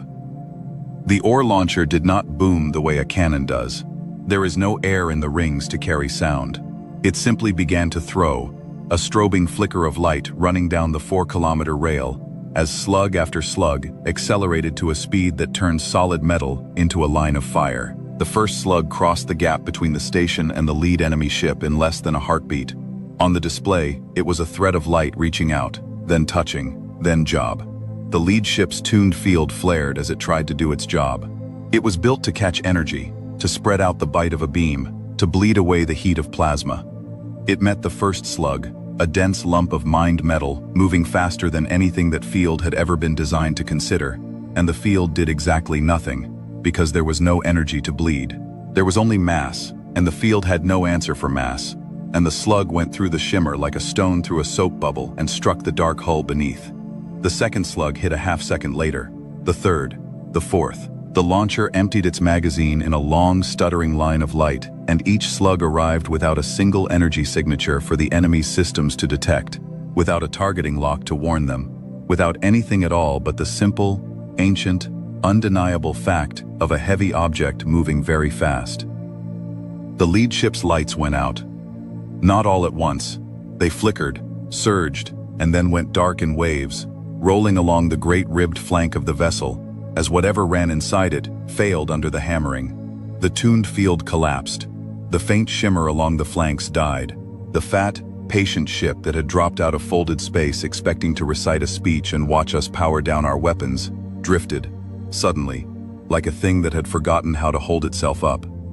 Capacitors on the lead ship just went cold, Marcus said, and there was awe in his slow voice. It's Captain, it's tumbling, it's not firing. It's not anything, it's just falling. For a long moment, nobody on the bridge breathed. Then the other 5 ships moved. They had not understood, at first. I think that is the part that mattered most. Their systems had registered debris, a flag they had surely seen 1,000 times in 1,000 ring systems, and dismissed it, because nothing in their long history had ever thrown a mountain at them on purpose. By the time they understood that one of their own had just been struck dead by a cargo gun, the launcher was already empty, and Bishop's Reach was already reloading, and my little ship was already moving. "Owen, get us into the rings," I said. "Deep into the rings, right into the densest part, and I want you to fly like you've never flown before. Lena, keep the launcher fed off our feed. Director Hans, reload and fire again the instant you're able. Marcus, I want a debris map. The thickest rock in this system. Find it, because that is where we are going to live, and that is where they are going to come, and that is where their pretty energy shields are going to be worth exactly nothing." The Kestrel dove. Owen took us off the open dark above the station and down into the rings of the gas giant, into the slow grinding sea of ice and rock that wheeled around the planet in bands kilometers thick. Boulders the size of cities drifted past the window. Owen threaded them at a speed that should not have been possible, banking, rolling, using the rock for cover, and the 5 surviving enemy ships came after us, and after the station, and they fired. Their weapons were beautiful and terrible. Lances of pale fire reached out across the rings, splitting boulders, boiling ice into bright clouds. They were energy weapons, every one of them, exactly as Lena had said, because the Concordants built their war around the assumption that everyone fought with light. And in the rings, in the dense grinding rock, those beautiful weapons hit ice and stone far more often than they hit us, because Owen Webb kept a mountain between us and them every single time, and because a beam that strikes a boulder stops at the boulder. Owen flew like a man who had stopped being afraid, because fear had become a luxury he could not afford. A lance of pale fire boiled past the forward window, so close that the heat bloom whited out every sensor we had, and for one blind second, we were flying on nothing but the map inside Owen's head. In that second, he rolled us around a tumbling mountain of ice on pure instinct, and when the sensors cleared, we were threading a canyon of frozen rock with walls a kilometer high on either side, and a glowing scar burned across the boulder we had been hiding behind a heartbeat earlier. "How are you doing that?" Marcus asked, very quietly, the way a person speaks in a place that feels holy or doomed. "I am not thinking about it," Owen said through his teeth. "The moment I think about it, we stop existing. So please, all of you, do not make me think about it." Behind us, the great dark ships tried to follow us into the rock and could not. They were built for the clean, open geometry of deep space, where their range and their power and their patience decided everything, and in the grinding maze of the rings, they were blind giants swinging at shadows. Every time one of them committed to a firing line, the rock drank the shot. Every time one of them slowed to pick a careful path between the boulders, it handed the station's launcher another fistful of seconds to reload. I watched it unfold on the display, and somewhere underneath the terror, I felt the whole shape of the war we did not yet know we were in. They had the strength, we had the dark, and the rocks, and a pilot who refused to think about what his hands were doing, because thinking about it would have been the end of all of us. "They don't like the rings," Lena said, watching the sensor returns. "Their fire's getting wild. They're built to fight in open space, Captain, where their range and their shields and their power matter. In here, in the rock, it's close, and it's ugly, and it's confused, and that's not the war they know how to fight." "Then that's the only war we're going to give them," I said. "Director Hans, status." "Launcher reloaded," he said, and his voice had changed entirely now, had become the voice of a man who had discovered something about himself in the last 4 minutes that he was never going to forget. "Magazine full. Tell me where to throw." "Lena." "Second target locked," she said, same as before, dead center. "They still aren't reading the slugs as a threat, Captain. Their systems keep flagging them as debris and discarding them. They have not adapted. They do not know how." There it was again. That second crack, wider now, opening into something I could finally see the shape of. The Concordants had a number for us. They had a script. They had built their entire way of war on the certainty that they understood the species they hunted. And the thing they had never planned for, the gap in all their long, careful indexing, was that humans do not fight the war you expect. We fight the war we can win. We take the cargo gun, and we make it a weapon. We dive into the rock where your beautiful ships go blind. We throw mountains at things that have never once considered the possibility of being struck by a mountain. Fire, I said. Empty the gun again. Bishop's Reach lit up a second time, and a second enemy ship learned what the first had learned, that a tuned energy field is a wall against the war the Concordance knew, and an open door to the war humans were about to teach them. The slugs went through the shimmer and into the dark hull, and the lights rolled and died, and the great ribbed shape stopped firing and began, slowly, to fall. 2 down, 3 left, and those 3, at last, understood that something was wrong. They broke off. All 3 of the surviving ships pulled away from the station and away from the rings, climbing back toward open space where their war made sense. And for one wild moment, I thought we had done it. I thought we had actually driven them off with a cargo gun and a fast little ship and the desperate cleverness of 1,100 frightened miners. Then I saw what they were doing, and my stomach dropped.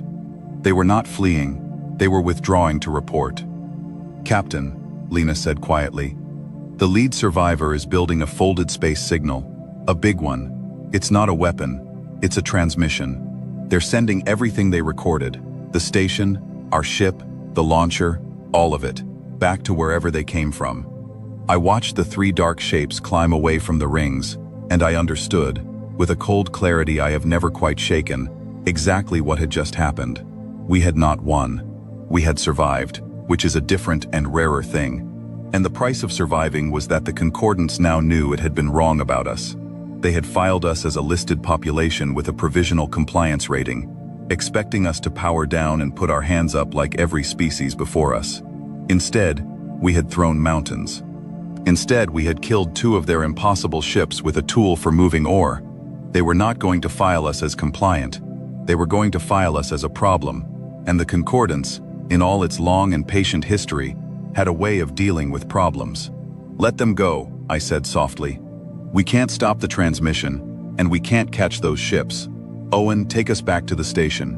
Director Hans, get me a casualty count and a damage report. Lena, I want every scrap of data we just recorded on those ships, their weapons, their shields, their movements, packaged and ready to transmit the instant we're clear of the rings. Every fleet, every world, every listening post humanity has. They need to know what's coming, and they need to know how it can be hurt. What it can be hurt with," Marcus said slowly, "is rocks." "Then that's what we tell them," I said. The Kestrel rose out of the rings as the 3 enemy ships folded space and vanished, carrying their report into the dark. Below us, Bishop's Reach turned slowly, scorched along one flank where a stray beam had caught it. Lifeboats clustered around its core like ducklings, but turning, intact, alive. 1,100 people. The first 1,100 people in human history to look up at the Concordance and refuse to power down. Director Hans's voice came over the channel one last time before we cleared the rings. He sounded exhausted and shaken, and underneath all of it, fierce. "Captain Holt," he said, "when you make that report, when you tell them what we did here, make sure you tell them this too. A breath. We didn't know who they were, but now they know who we are." I looked at the dark where the 3 ships had vanished, carrying their data home, and I thought about the flat, patient voice that had given us a number, and I thought about how very, very surprised somebody, somewhere, was about to be when they read what their survey ships had recorded above a frontier mining station nobody had ever heard of. "They started something here today," I said. "I don't think they understand yet what they started, but they will." We cleared the rings. Sam opened every channel humanity had, and I sent the warning out into the dark, the first warning of the war, carrying the data and the casualty count and the simple, impossible fact that 6 of their ships had come to assess us, and only 3 had gone home. I did not know then how far it would go. I did not know about the fleets, or the colony at Halden's World, or the thing they would build to end us, or the long, terrible road between that day above Bishop's Reach and the day it finally stopped. I did not know that the Concordance kept a record of every species it had ever broken, an index of subdued peoples reaching back further than human history, and that they were about to open a new entry under us. I only knew 2 things, as the Kestrel turned for home, with the warning streaming out behind it. The first was that the deadliest war humanity had ever faced had just begun. The second was that the Concordance had no idea, none at all, that the deadliest creatures in that war were going to be us. The recording from Bishop's Reach reached the Human Council 11 hours before the Concordance's reply did, and in those 11 hours, everything changed. I was in a debriefing room on Anchor Station, the great spinning hub above the inner colonies, when the Council finally understood what they were looking at. I had flown the Kestrel straight there, running her engines hot the whole way, because I did not trust a transmission to carry the weight of what we had seen. Some things you have to say in a room. The room was full of admirals and ministers and pale-faced analysts, and at the head of the long table sat Admiral Ruth Calder, a small gray-haired woman with eyes like cold iron, who had spent 40 years preparing for a war nobody believed would ever come. She watched the playback twice, the 6 ships dropping out of folded space, the flat patient voice giving us a number, the ore launcher emptying its magazine into a tuned shield that had no answer for mass, 2 enemy vessels going dark and falling, 3 withdrawing to report. When it finished, the room was silent, and Admiral Calder looked down the table at me with those iron eyes. "You hit them with a cargo gun," she said. "Yes, Admiral. Because their shields are built to stop energy weapons, and a thrown rock has no energy signature for them to detect." "Yes, Admiral. Their entire defense is tuned for the war they expect. Beams, plasma, particle cannons, anything that flies is light. They never built a wall against mass, because in all their history, nobody ever made them." She was quiet for a moment. Then she stood, walked to the long window, and looked out at the colonies turning below us, millions of lights, billions of people, a species that had spread across a double handful of worlds and thought, until 11 hours ago, that it was alone and safe. "They will come back," she said. "Not with 6 ships, with 600. They've recorded everything you did, which means by the time they arrive, their shields will be retuned, their tactics rewritten, their estimate of us corrected. The cargo gun worked once. It worked because it was a surprise. We will not get that surprise again." She turned. "But you taught me something more important than the trick, Captain Holt. You taught me how they think. They surveyed us. They indexed us. They assigned us a number before they ever fired a shot. That is a species that fights by formula. They have a procedure, and they have used it so many times on so many worlds that they have forgotten how to fight anyone who breaks the procedure." Her iron eyes found mine. "We are going to break their procedure so badly that their formula stops working entirely. And you, Captain, are going to help me do it." That was how the war truly began for me. Not above Bishop's Reach, where I had simply been trying to keep 41 people alive, but in that room, with Admiral Calder telling me that the thing which made humans dangerous was not the cargo gun, but the mind that had thought to use it. The Concordance's reply arrived 11 hours later. It was not a fleet, it was a message, broadcast on every frequency exactly as the first one had been, flat and patient and utterly without mercy. I have it memorized too. Population of the surveyed worlds. Your compliance rating has been revised. Your species has demonstrated capacity for resistance. Resistance is a correctable condition. A correction fleet has been assigned. Your installations, your vessels, and your worlds will be brought into accordance. You are advised that no surveyed species has remained out of accordance for longer than required. This message will not repeat. No surveyed species had ever stayed out of accordance. That was the line that told me everything I needed to know. They had done this hundreds of times, maybe thousands, and they had a perfect record, and they were telling us about that record, the way a hunter tells a cornered animal that running is pointless. It was meant to break our nerve before the fleet ever arrived. It did not break our nerve. It made us furious, and furious humans are the most dangerous thing in the galaxy, though the Concordance had not yet learned that. We had 2 months before the correction fleet could reach us. 2 months is nothing for a navy. It is nothing for shipyards, but it is an eternity for a species with its back against the wall, and 1,000 clever, frightened, determined minds all pointed at the same problem. What we did in those 2 months has been written about endlessly since, and most of it is true, though the writers always make it sound grander and cleaner than it was.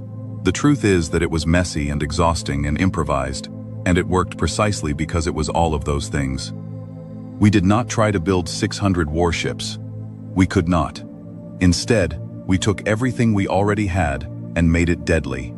Ore haulers got mass drivers welded to their spines. Cargo guns turned into ship killers. Mining ships were packed with the heavy slugs that had killed 2 Concordance vessels above Bishop's Reach. Civilian freighters were stripped and filled with sensors and decoy emitters. Every shipyard in human space worked without stopping, not building grand fleets, but turning the ordinary machinery of a spacefaring civilization into 1,000 different ways to hurt an enemy that fought by formula. We did not have the Concordance's beautiful shields, or their patient, overwhelming power.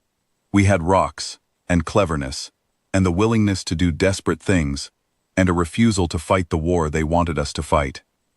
What I remember most from those weeks is not the shipyards, it is the messages. They came in faster than anyone could read them, from every corner of human space, from people nobody had asked. A retired propulsion engineer named Cora Hadley, who had not touched a drive coil in 30 years, walked into a yard on Ceres and rebuilt 3 burned-out injectors in a single night, then asked, quietly, where she could be useful next. A crew of asteroid miners from the deep belt painted a name on the side of their cargo launcher, a name they would not tell command, and flew it out to the staging line without orders, because they had heard what one launcher had done above Bishop's Reach, and they had decided that their rock thrower would do the same. Children sorted supply crates. Teachers learned to run sensor boards. An old freighter captain who had retired to a quiet colony world brought his ship back into service himself, scrubbed the rust off her, and signed on as a decoy pilot, which is the most dangerous job in a deception fleet and the least likely to bring you home. Nobody coordinated this. That is the part the Concordance could never have modeled. There was no single voice on a network telling humanity to rise, no nexus issuing the order. There were 1 billion separate decisions made by 1 billion separate people who had all, somehow, arrived at the same conclusion on their own, which was that they would rather throw everything they had at this enemy than live the small, safe life the enemy was offering. Asha said it best, late one night, watching the volunteer ships stack up in orbit like grain pouring into a silo. She said the Concordance kept waiting for our leaders to surrender, and they had not understood yet that we did not work that way, that the war did not run from the top down, that you could not make us stop by capturing whoever was in charge, because in the end, every single one of us was in charge. And we had me, apparently, because Admiral Calder had decided that the captain who threw mountains was exactly the kind of mind she needed close. My new orders came 3 weeks in. The Concordance, it turned out, did not simply appear out of nowhere. Their folded space travel required staging points, forward relays they seated ahead of a correction fleet to coordinate the jump and gather final survey data on the target. Our listening posts had detected one of these relays